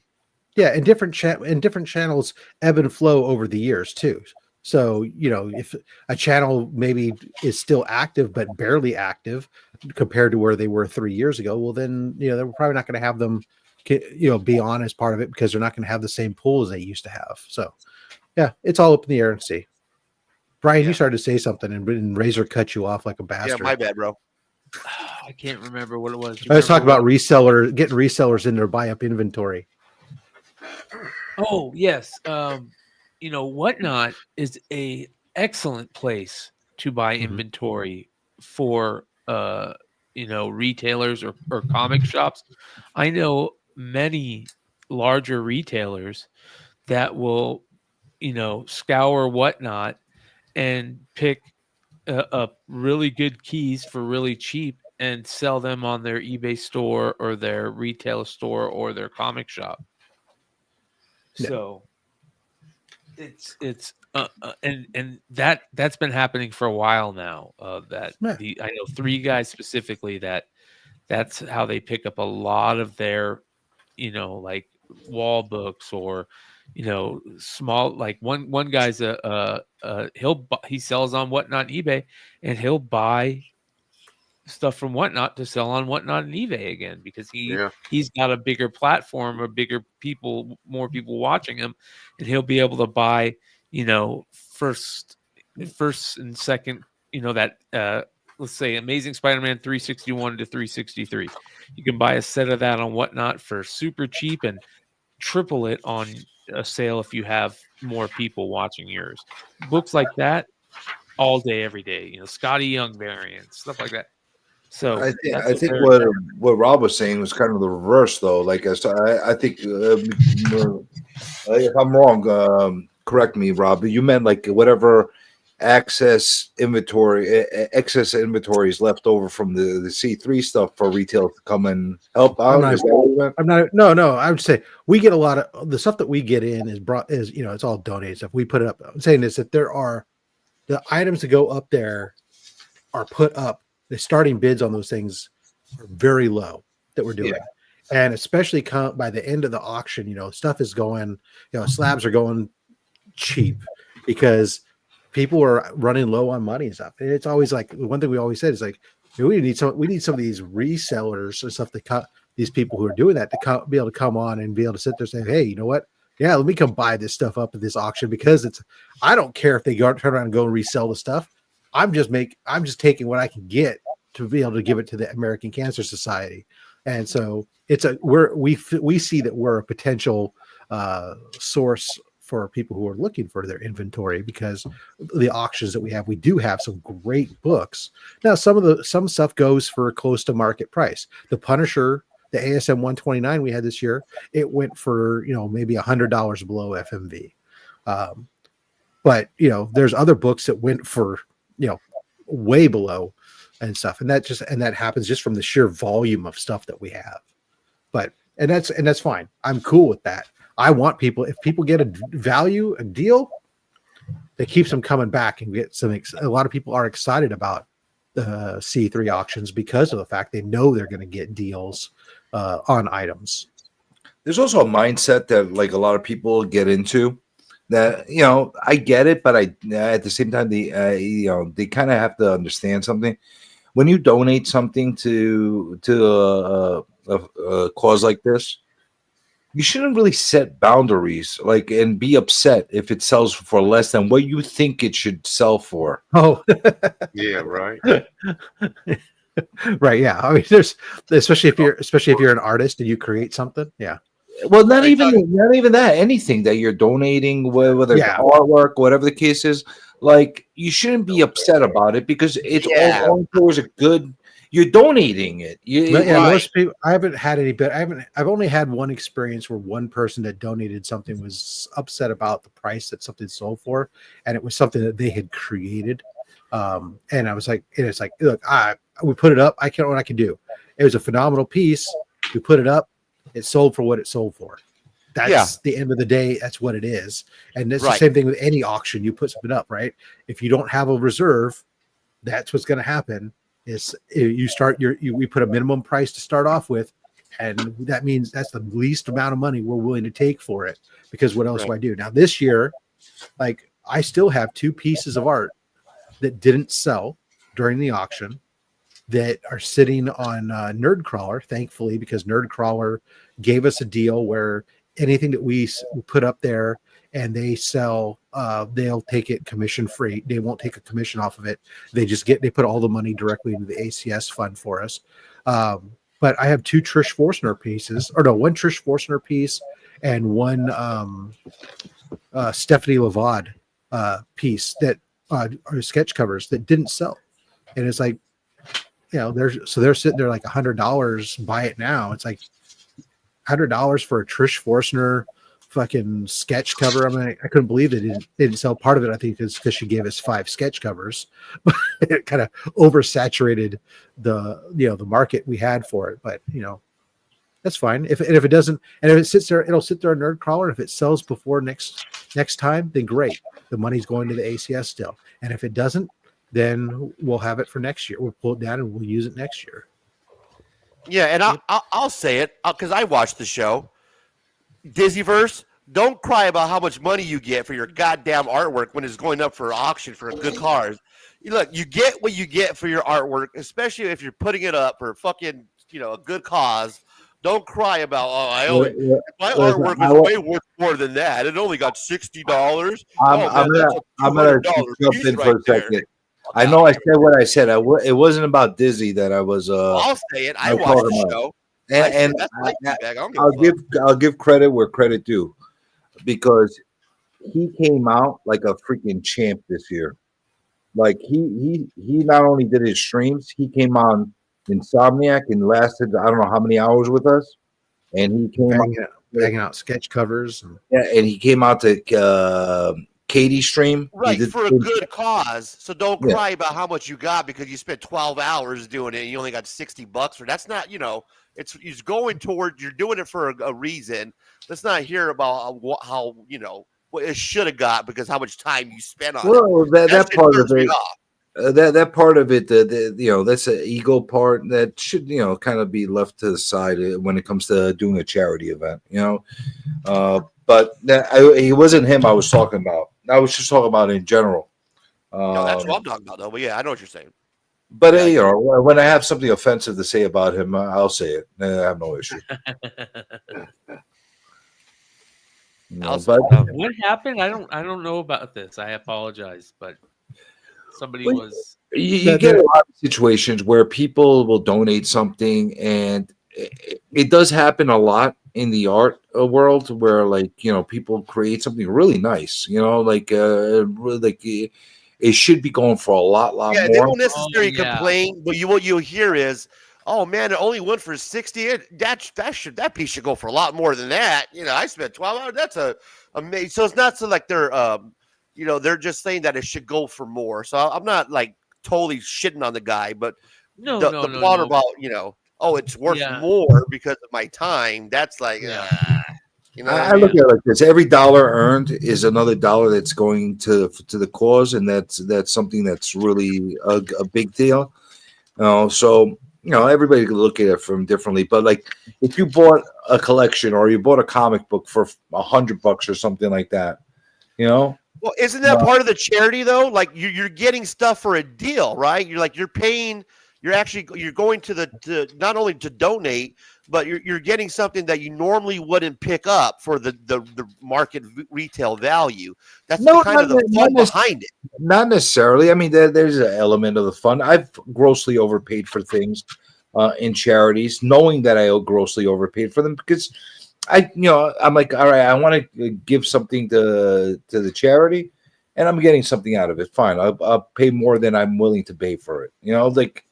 It just the way you look at it from different aspects, but you know, at the same time, everybody's pocket and their budget is not the same way, and not everybody looks at it the same way. So, if they're willing to give $5 for something that's worth $100, and that's all that's being bid on it, so be it. And that's $5 extra that's being donated towards the charity that wouldn't have been done in the first place. And that's how I look at it.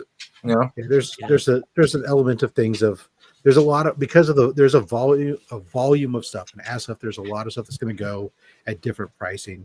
And when it comes to art, it all just depends upon how many. Sometimes also how many people are there at that moment that want that piece.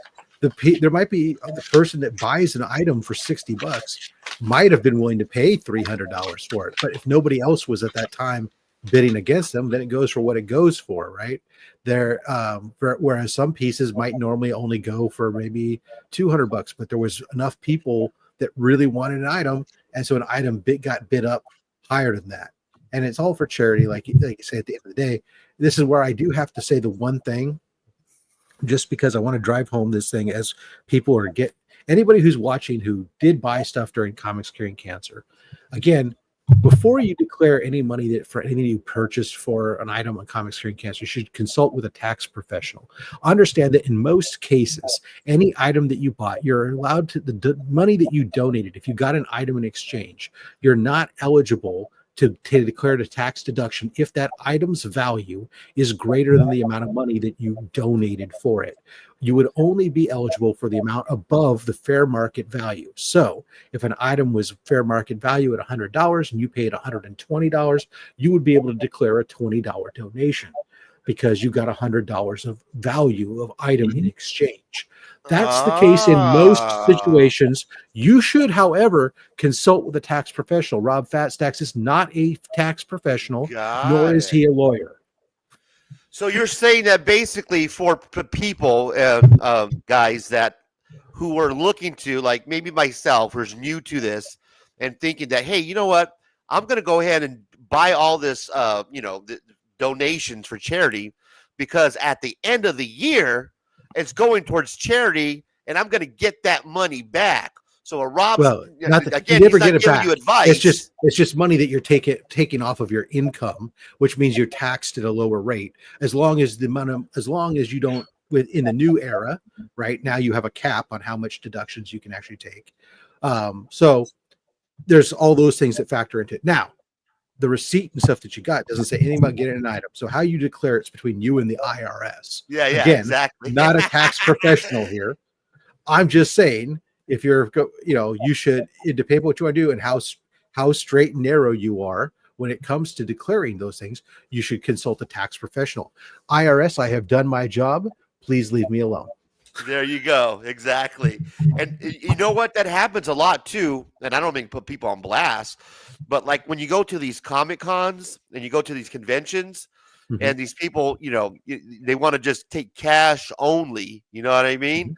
Like, hey man, if it's $250, but if you do cash, I don't got to pay taxes, and I'll do it for $200. They get away have paid taxes by doing this whole. If you pay me cash, well, what you're doing is you're not really being a upfront salesman to your customers. You know what I mean? I had it at a far different level. This year we got an electric car as one of the cars for my wife. We had a charger installed. The electrician gave me a quote of like $1,600. Oh, but if you want to do cash, it's like $1,300. Oh, fine, I'll pay you $1,300 cash. And this was an exchange we had via email. Later on, when I went to send in my stuff to get my rebate from the power company, I didn't have it. They never issued me a receipt either, but I had an email. I sent them my email exchange of the guy quoting me a price and me telling him that I paid his guys and his guys saying, okay. So, and the power company took it, when they asked me a question, I said, hey, he's a licensed professional. This is what the exchange we had on his email, everything else through his business email. Whether he chooses to report that stuff, that's not my job as the customer. That's between him and the government and the taxes. Yeah, exactly. I paid him. I have a written transaction of me paying him and a quoted price, which is all that I'm required to give you to get my rebate. And but yeah, well, that's good. You covered your ass, man, and that's what's important. Is we are talking about comics curing cancer. So thank you for giving us that disclaimer. You know what I mean? and he kind of said, without me saying why, sometimes I'll be a little bit more generous, right? To overpaying for things. Overbidding stuff. Yeah, there are additional benefits to it. Yeah, not for me because I live in California and therefore Yeah, I'm in New York. Okay. Yeah, not for you anymore either with the cap. But hey, that's different political discussion.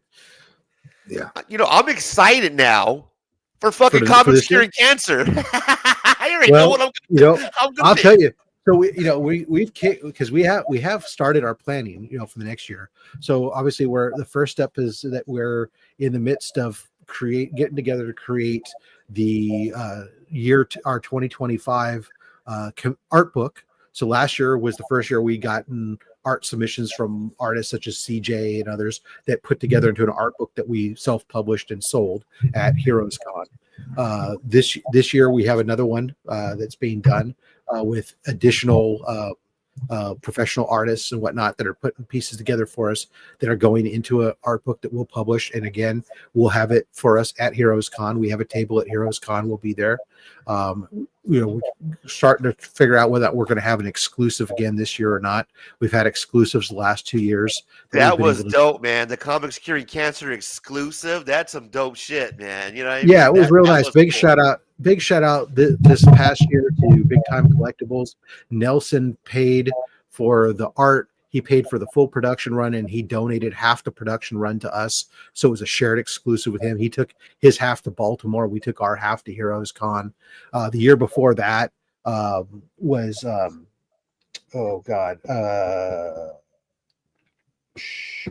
forgetting who it was.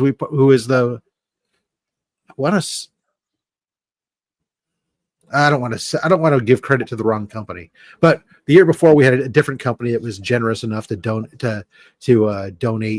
the entire production run for our exclusive for us for that.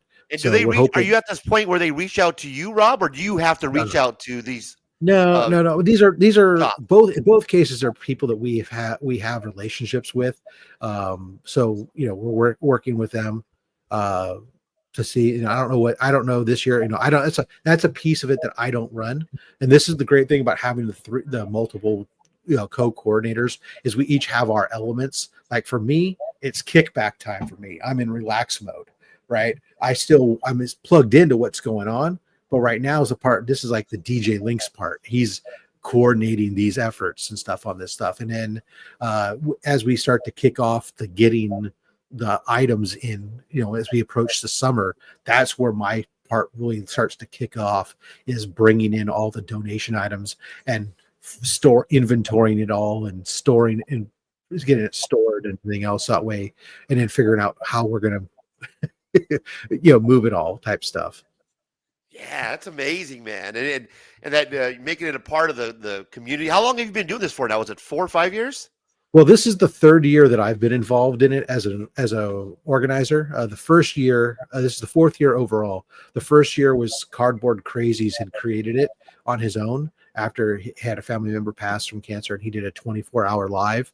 And it was just like him, and he was doing he had a GoFundMe that he was saying, trust me, I'm going to give the money to the ACS, and set out to raise $2,000, and he raised $8,000. And then the next year he couldn't do it anymore. His wife was pregnant, and he was expecting right around the time of everything. And through a series of weird connections, somehow I ended up becoming the guy. Wow, that's a trip, man. That's a trip. Yeah, and so that's then because Mark and DJ were friends of mine, they jumped in to help me out. And now that's it. Now it's our baby. And it's also, since year 2 was the year that the ACS officially adopted it as an official campaign. And that's where we were really able to accelerate, because with the donation, being able to tell people, don't put it in a GoFundMe and trust me. Don't give me your money and trust me. Right. Here's the portal. You go to the ACS website and you donate to the ACS. That's a huge difference level. Oh, it's massive. That goes right, allows exactly. us to, it lends that credibility, that legitimacy. Right. And that allowed us that first year that we took over to be able to take that up to $25,000 is what we brought in. And then from there, or I think it was 22,000 or something. And then from there, the next year was 51,000, and now we're at 57,000, so it's phenomenal. Yeah, but that was massive. The fact that you were able to get that connection with the ACH. I mean, I personally, I'll be honest with you, I'm a very pessimistic person and not trusting person. Mm-hmm.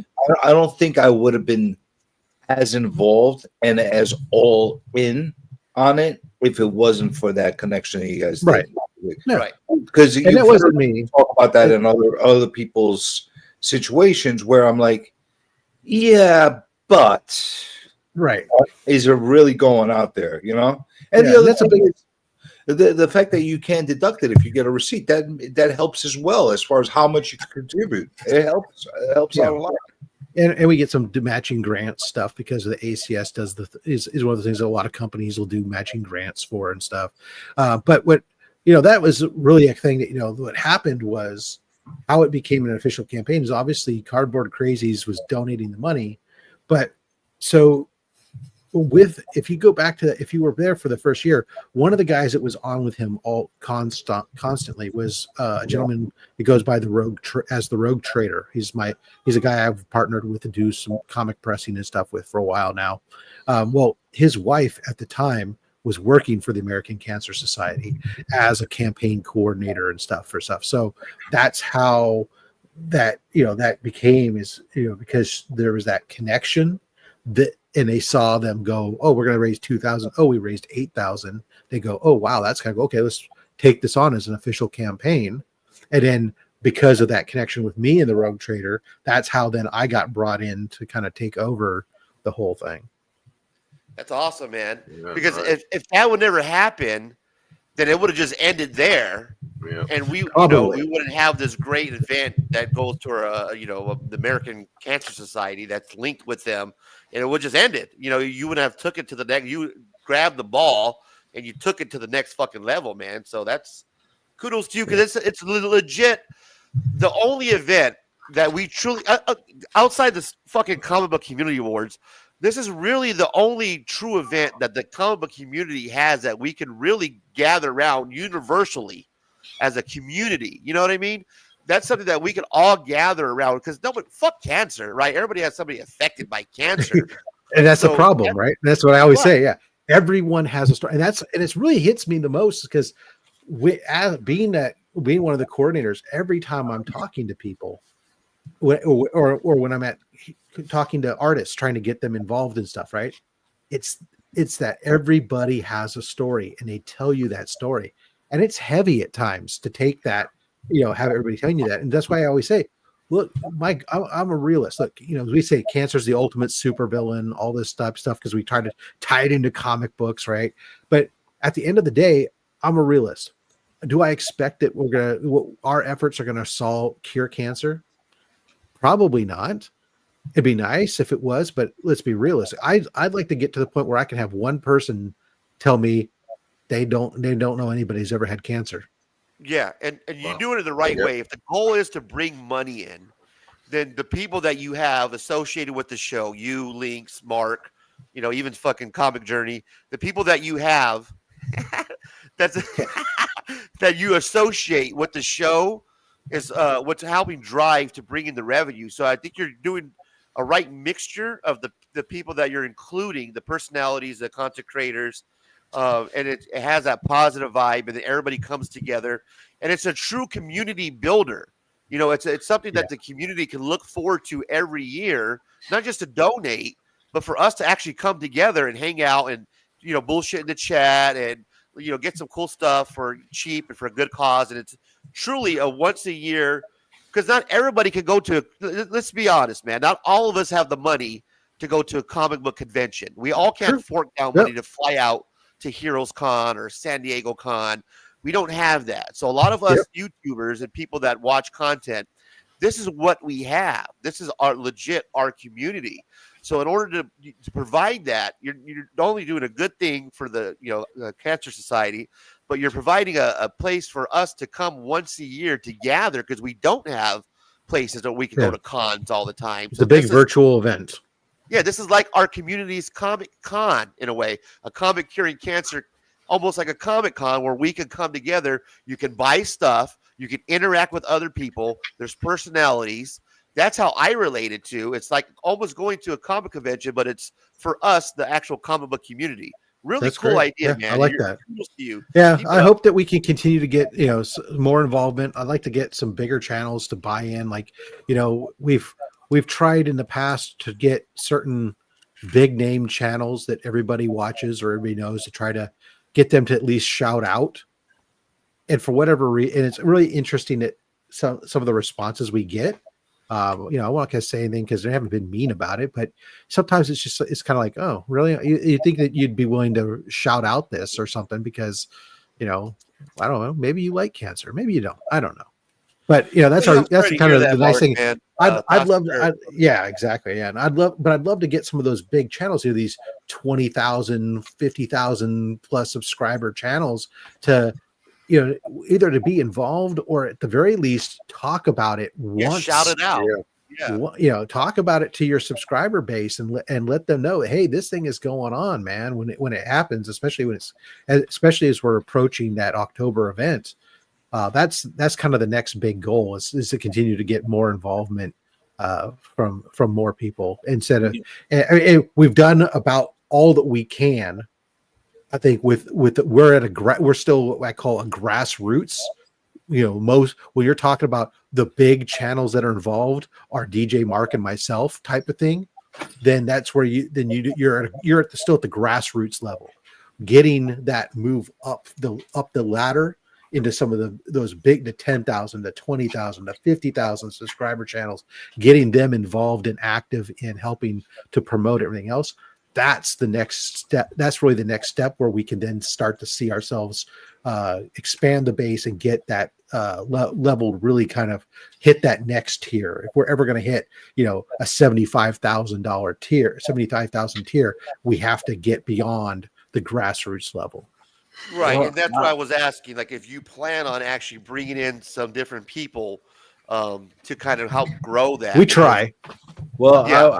I think something that would really help and really get larger involvement from larger channels as well would be a build-up to the actual event itself, by bringing in various artists that have been affected by cancer and having them either interviewed throughout your platforms, through your channels, and kind of saying their stories, kind of a thing.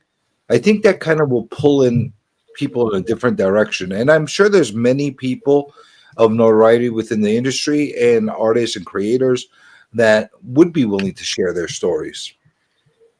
I think that would make a difference as far as getting some of the larger content creators to look at it and say, "Hold on a second, there might be some reservation from there might be some reservation from the larger channels as far as fear of legitimacy from different reasons why they would think that." But I think as time goes on, I think they're starting to understand more. This is like a real thing going on, and making it a build up of a month going into it with random interviews, rather stories, clips, and that kind of thing, as far as people sharing their stories, or maybe even highlights from past comic curing cancer events, from like, Heroes Con and different things, as far as like the good stuff that you've been doing. I think will create an even bigger buildup and having more channels getting involved. That's just me. It's a lot more work. I know I'm adding a hell of a lot more work on you with that, but I think I like to hear. People have ideas. I listen to them, and we take them back, and we may table them for we not hit them this year. Sometimes there's ideas that we have that are given to us from a year or so ago that are still on our like long range. We go, okay, I'd like to be able to get to this, to do this type thing. So I appreciate anybody's feedback that comes from a constructive point of view. No, you hear that, Brian?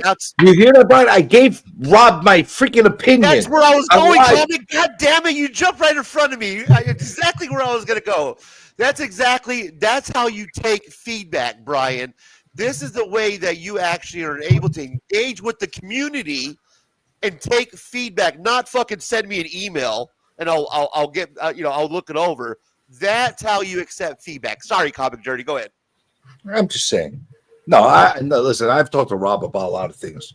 Like I gave Rob shit about him putting this fucking guy, the first year, maybe the first 2 years. The first 2 years he was involved with this out of pocket himself, Lynx and Mark, they all pulled their money out of pocket to do all the shipping and all the extra expenses that, like, people, supplies, all the extra donations. They did that all out of the pockets. Meanwhile, he was collecting from the super chats and from the memberships on his channel and donating all straight. Why do that? The whole reason is for you. You're already contributing so much financially and time into it. Let those super chats work for you. You know what I'm saying? And help increase better supply chains and stuff like that.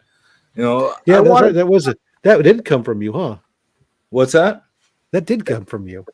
Of course it came. I knew it did. I knew it wasn't my idea. I just could never remember who it was that told me. Said, "Hey, why don't you?" Because I remember, like, initially, I wasn't going to monetize my channel at all. And people said, "Why don't you do it? At least give the money to charity or something." I said, "Fine," and I did. And every single month, as soon as I got paid, I immediately dumped it into the ACS fund. And then, that following year, at the end of the year, I had like a $1,500 shipping bill, for all the stuff for Comics Curing Cancer that year. And it was like, and then CJ goes, why don't you just convert your membership stuff to pay for that and stuff? And so then when I sent out information to all the channel members and readjusted my wording and all my stuff. So that way, instead of saying that it went directly into the ACS, it said it supported the Comics Curing and let people know that here's what we're going to do with it. All my channel members were made aware. It's going to cover these expenses, and then anything that's left over will be donated there. And a couple people dropped off from the membership because of that, and that's fine. And some people have come on because of it, and it's worked out great for us. It's helped out tremendously. So that way, it's not. I couldn't be doing it anymore if I was having to eat $2,400 like we did this year. Money, man. That's not right. It's a big amount of money. I mean, I couldn't eat that, and so this allows us to do that, and so that was a great idea, and I appreciate that. I gave you shit about not collecting monetization on your channel too. When you're like, you want to be you like, and several people, yeah. Like, what the fuck?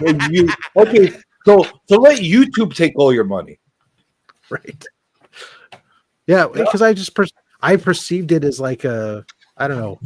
It's hard to explain why I didn't want to do it initially. I just felt like this was just a hobby that I was doing. I didn't want it to be seen like as anything else. But that concept of going, okay, give the money to charity, then it's like, oh, okay, you know what? That's fine. I can do that. I can still be that this is a hobby and not be, that I'm trying make people think I'm trying to make a career with this, because I have fun with the branding. I mean, I have a lot of branding shit that I do it for fun, just because it's my creative outlet. I work with fucking legal contracts for a living. It's what I do is terms and conditions and contracts. There's no creative outlet in that. 100% of my creative outlet comes from me unboxing boxes, hopping on with people, telling stories, and creating stupid logos and other stuff, even though I don't have great graphic design capabilities. Here's a clue, guys. I'm such a high-level graphic design artist that 100% of my graphic design is done in Microsoft Word. And then I clip stuff. I shit you not. Yep. Yeah. Nice. I'm pathetic, but I work my pathetic skills to the maximum of my ability. But it's a creative outlet for me, and that's all I get. That's what I get from it. So, at the end of the day, rock and roll, baby. Yeah, man, that's cool, bro. That we're doing this not just for the $300 a month. You know what I mean? It's just I'm looking at it like this. I'm looking at it like this from any aspect. Anybody that is either monetized right now or in the position to be monetized or monetized in the future or whatever the case is, there's no reason for you not to flip that switch. What you do with the money that comes in from there, that's your prerogative. But there's no reason why YouTube should be actually earning all the revenue from your content and you not to be getting anything back from. Like, listen, I'm not making a shitload of money from the channel I have here.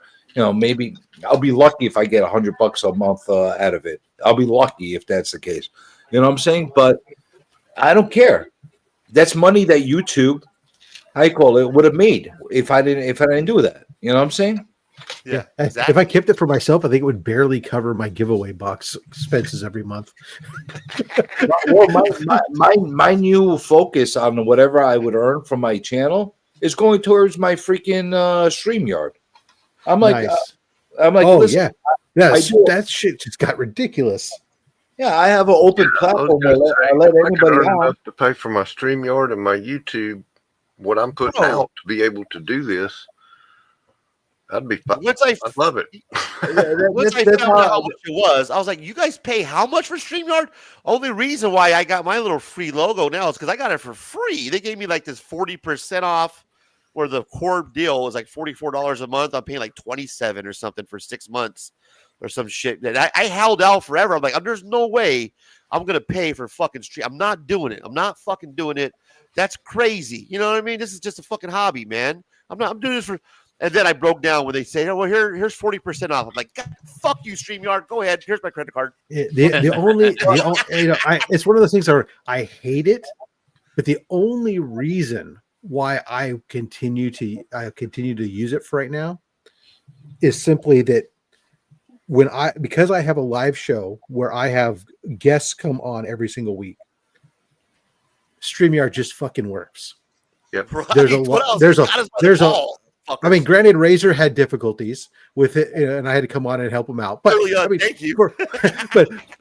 but for the most part, when you invite somebody on, they click a link, and it just fucking works. It works. There's not a lot of technical difficulties usually, whereas other platforms I've used, there's a lot more difficulties I've run into in trying to troubleshoot things, and there's a lot to be said when you're dealing with a guest like that, and is to be able to just have it work. Yep. See, I like AV Mux for all the cool stuff you can do, but sometimes people log on and it just don't work right for them. That's the only problem I've had with the AV Mux. the only reason I keep the StreamYard going right now is because I like keeping an open platform whenever I do the live streams, like what's happening right now. I like having that opportunity to, you want to hop on, you have a spot. You know what I'm saying? Yeah, I like that whole situation. But the fact that it got so expensive, like this is getting ridiculous right now. Like that was a mess. That was look, I'm in the SaaS business, the providing services as a subscription based thing. I understand this whole market very well. My company does telecommunications and conferencing and all these different things. But this level of a price, if I went to my customer base telling them that we're going to renew and that they're going to take a 30 or 40% price increase, that's crazy. Oh my God. I went from $10. I was paying $10 to 50. How does that work? Yeah, I mean, that's just. I mean, it's just absolutely insane the percentage of price increase that they threw out there. Yet, and the funny thing is, I was paying. Before that, I was paying, I think, $175 a year. It was like a whole thing, and they convinced me to use a package for $10 a month. They kept doing this promotion over and over. I'm like, okay, fine, I'll do $10 a month, just for them to turn around and like hike it up to 50. Like this is ridiculous. So now it's gonna get grandfathered in at that $10, huh? Once that price change went effect, it went no, the year didn't even finish. That was the funny thing is I didn't even finish a full calendar year of paying that amount. That's what was the crazy part of it. Mark, I don't remember. I know that CLZ increased their price. I don't remember it being double. It was pretty significant. But where I will give them a pass is that they have been weekly providing new and significant improvements to their platform and new features and functionality, whereas StreamYard just shuffled things around and gave me some new fonts. Yep. Yeah. CLZ, man, I love these scams. And here's your new bill for next year. Quite honestly, I would love to see Zoom implement some of the same features that the StreamYard, maybe not everything, but some of the same features as far as the graphics, backgrounds, and stuff like that, which they don't, because Zoom is a very high quality product as far as streaming full with a lot of people on there. You could put up to 100 people on there. I like that a lot. But fantasy football drafts are off the chain on Zoom meetings, man. Fucking great time. I use Zoom meetings still to this day, just for all my business meetings. It's the best one out of all of them. The problem is it's not great for streaming like live content on YouTube, because you don't have that interactive ability with a lot of the graphics and the backgrounds and the clips and all that stuff. That's the biggest problem. But maybe I should do that. Maybe I should take Sticky's advice and become a Zoom streamer. I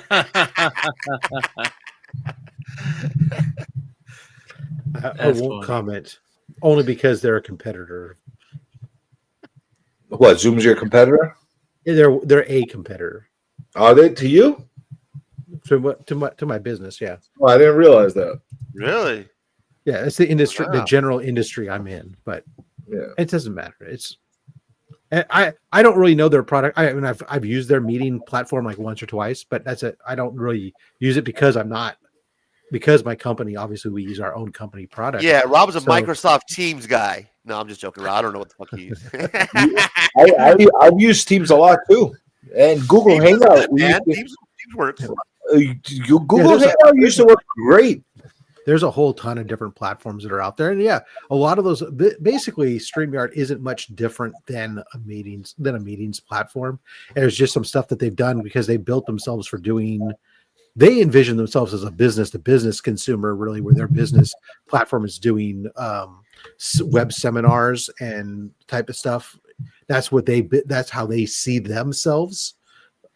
This is the YouTube streamer people. We're just kind of like the small market business. We're a bunch of small guys here that they don't care about. The enterprise stuff is what they care about and what they really design their shit for. We make a very small percentage of their their business model. There's a lot. It takes a lot of us to equal what they want to do with the other stuff. Yeah. So I mean, that's which fine. is odd.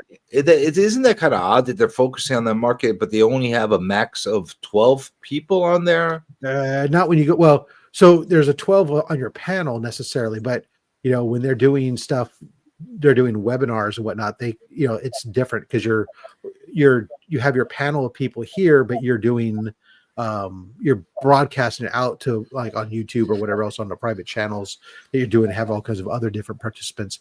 You can't have you're having a meeting or you're trying to do a panel. You can't have 50 people. We have 6 people and you're talking over each other constantly.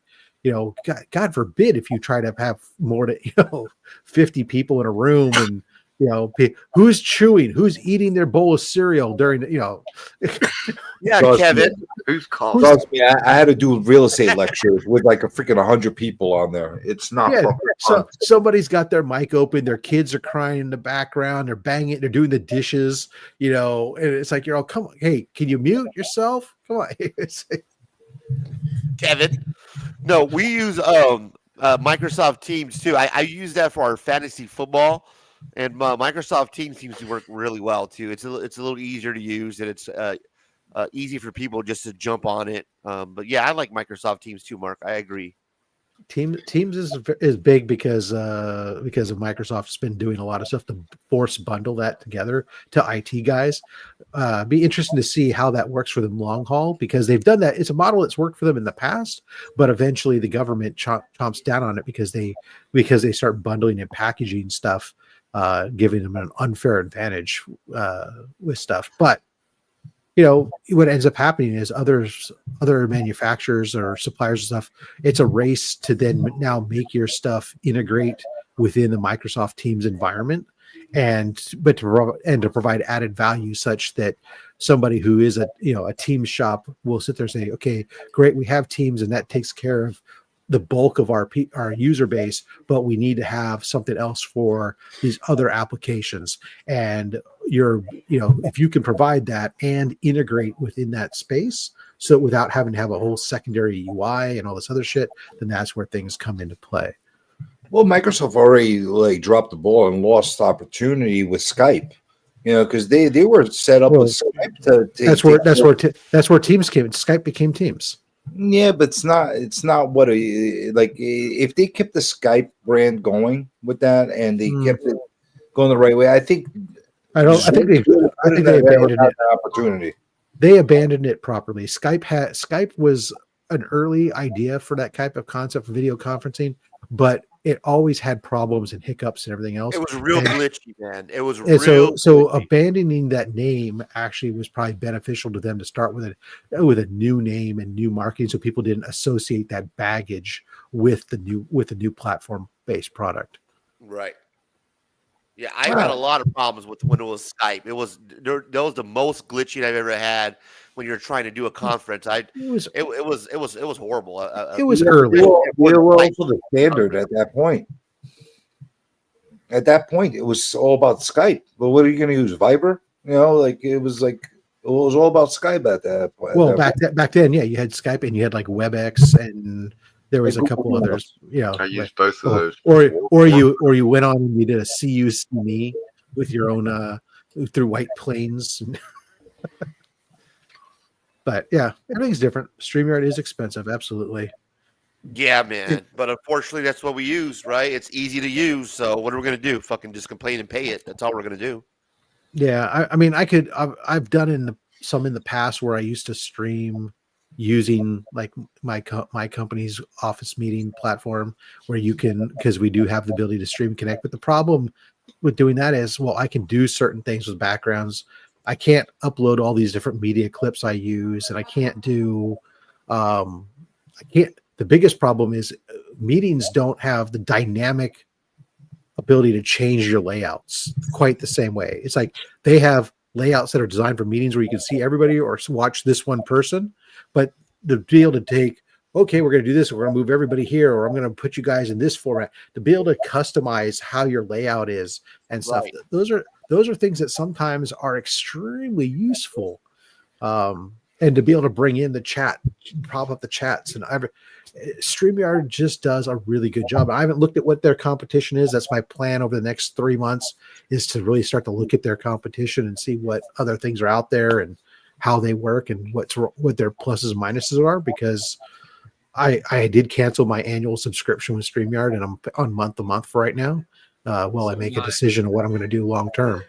Well, I would like him to see him add some features like kind of like you see in Microsoft Teams and some other the chats that they use, where like if Brian wants to put a thumbs up or like a heart emoji or just something that where you can integrate that a little bit more into the StreamYard, where you have that kind of Teams feel as well. You could do certain things in there on like Teams and some of these other platforms where StreamYard could take a actual play a picture out of that playbook and implement some of that. Will make it a little bit more fun on the screen for the viewers too, to see that pop up if Brian wants to talk and all of a sudden you see a hand pop up like you do in Teams or something.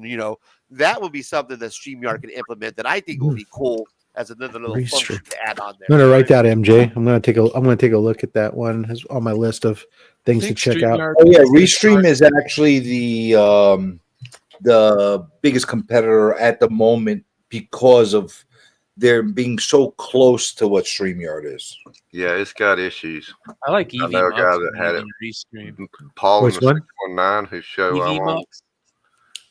EV box. EVMUX. Okay. Yeah, that's what It's I'm. really good. Isn't that what you're using?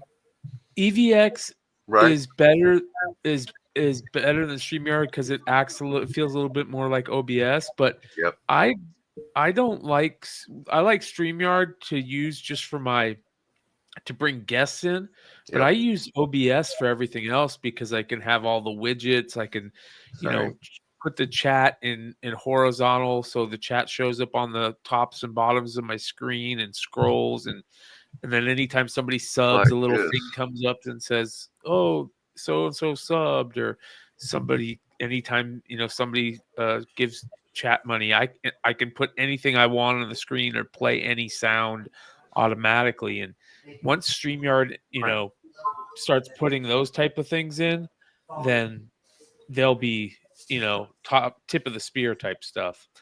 But EVMux has MJ's kind of using integrated Restream, that. and I noticed that MJ was having some issues when he had his most recent interview. I forgot who the cat's name was, the trading card guy that MJ had this trading card guy on, a young guy. I call him young guy because I'm like 45 years old, 30-something-year-old guy or whatever. But he had this cat on, which I thought it was hilarious, a trading card guy that didn't know anything about Garbage Pail Kids. Like, what is that?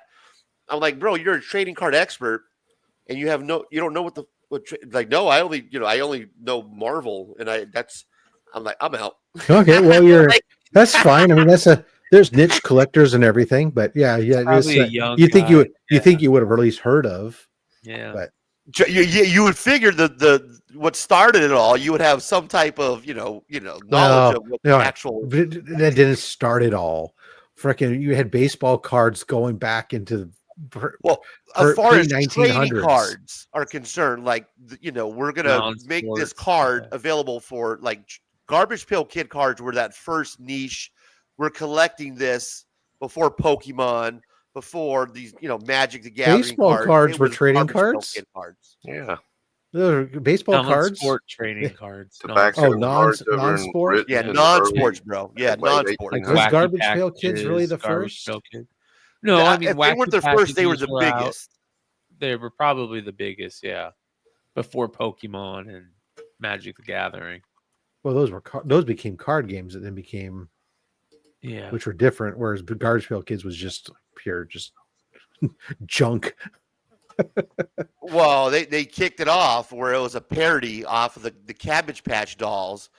I know. So I know. It had that first, the first time that we saw, this parody where you're taking something that's popular and mainstream and then having that, that flip to it. That was something that was different and cool. So I'm going to say that first of all, the answer is no. It was definitely not Garbage Pail Kids, because now as I'm thinking about this, there were Star Wars trading cards, There was the Infinite Mars Attacks trading cards. Wacky all packs. those things. Yeah, but in the 30s there were Mickey Mouse trading cards.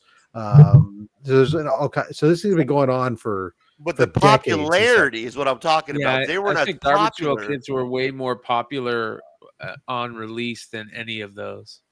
For our age group, is what we remember. How about that? There you go. Yeah, Mars Attacks was massive. Yeah, I mean, but it wasn't like Garbage Pail Kids where there was a huge lawsuit against it. At the same time, every kid in every school was begging their dads to take them to right up until the school started banning them. Yeah, this was a Schools time started where banning Black them. Friday was big, right? Where people were storming the shelves for Cabbage Patch dolls. So Yeah, I at know. that point, there was a huge hysteria around it. I But was the alive popularity then, of believe it the or not, cards- Razor. I'm older than you are. But those popularity of the cards, for the time period, really sparked because of what was happening. With the Wait, bad what run the of fuck is, these wait, dolls. hold on. What the fuck? What's next to Wizard? Is he a blow-up doll? What is that? No, my girlfriend just came by. Let me see. Make him big. Let me see that. Is that a cutout? Oh, that's Where'd you- AI. Holy shit. Where'd you find her? Sydney Sweeney. That looks so real, You man. didn't know we knew each other? Holy She's hot, shit. bro. What? Oh, yeah, there you go. That's getting a my little- size right there. She's getting a That's little close perfect. to you over there. You guys make a good couple. How'd you do that? OBS. Cigarette cards were pretty big in the You can do 20s. pretty much anything if you figure it out with OBS. Yep. I just pipe it through as a virtual camera and whatever Bro, I do you with can do OBS anything comes with through. AI now. Look at that. That's fucking amazing, man. Hey guys, I gotta bounce. Much love to all you guys. I appreciate each and every one of you, and I will talk to you guys soon. Oh Jesus, it's late. Yeah, I got to head out as well. What do you think, Razor? 10.5 hours. Do you think it's time to call it? I think we accomplished what we came to do, man. We brought Brian McClay, Comic Journey, Rob Fatstacks, Kevin from Random Rips, everybody on here. You probably never going to see this happening. Who knows the next time we're going to see Rob and Comic Journey on the same panel. So, yeah, I think this was a spectacular success. So thank you, everybody who's joined us tonight. I'm going to call it after 10.5 hours. I think that's a pretty... Your ass is probably I sore. even got all my packing done. It's like I can pressed like you 7 steer? times today. I packed up about $80 worth of eBay sales.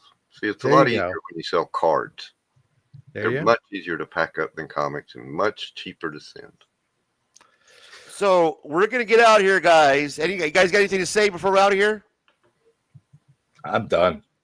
All right. Collect what Check you you want. later. Tomorrow night. Who's ready for some football? Hey, wrong one. I always play the fucking wrong outro. How do I do that? You should that's you some should shit. set you should set the outro video so you can just hit end stream and it'll automatically play it for you. I should have just set the outro, right? That's what the whole intro outro is. Yeah. All right, here we go. We're out here, guys. Have a good night. Thanks for stopping by. We'll see you. Some say love, it is a razor that leaves your soul to bleed. Check you later.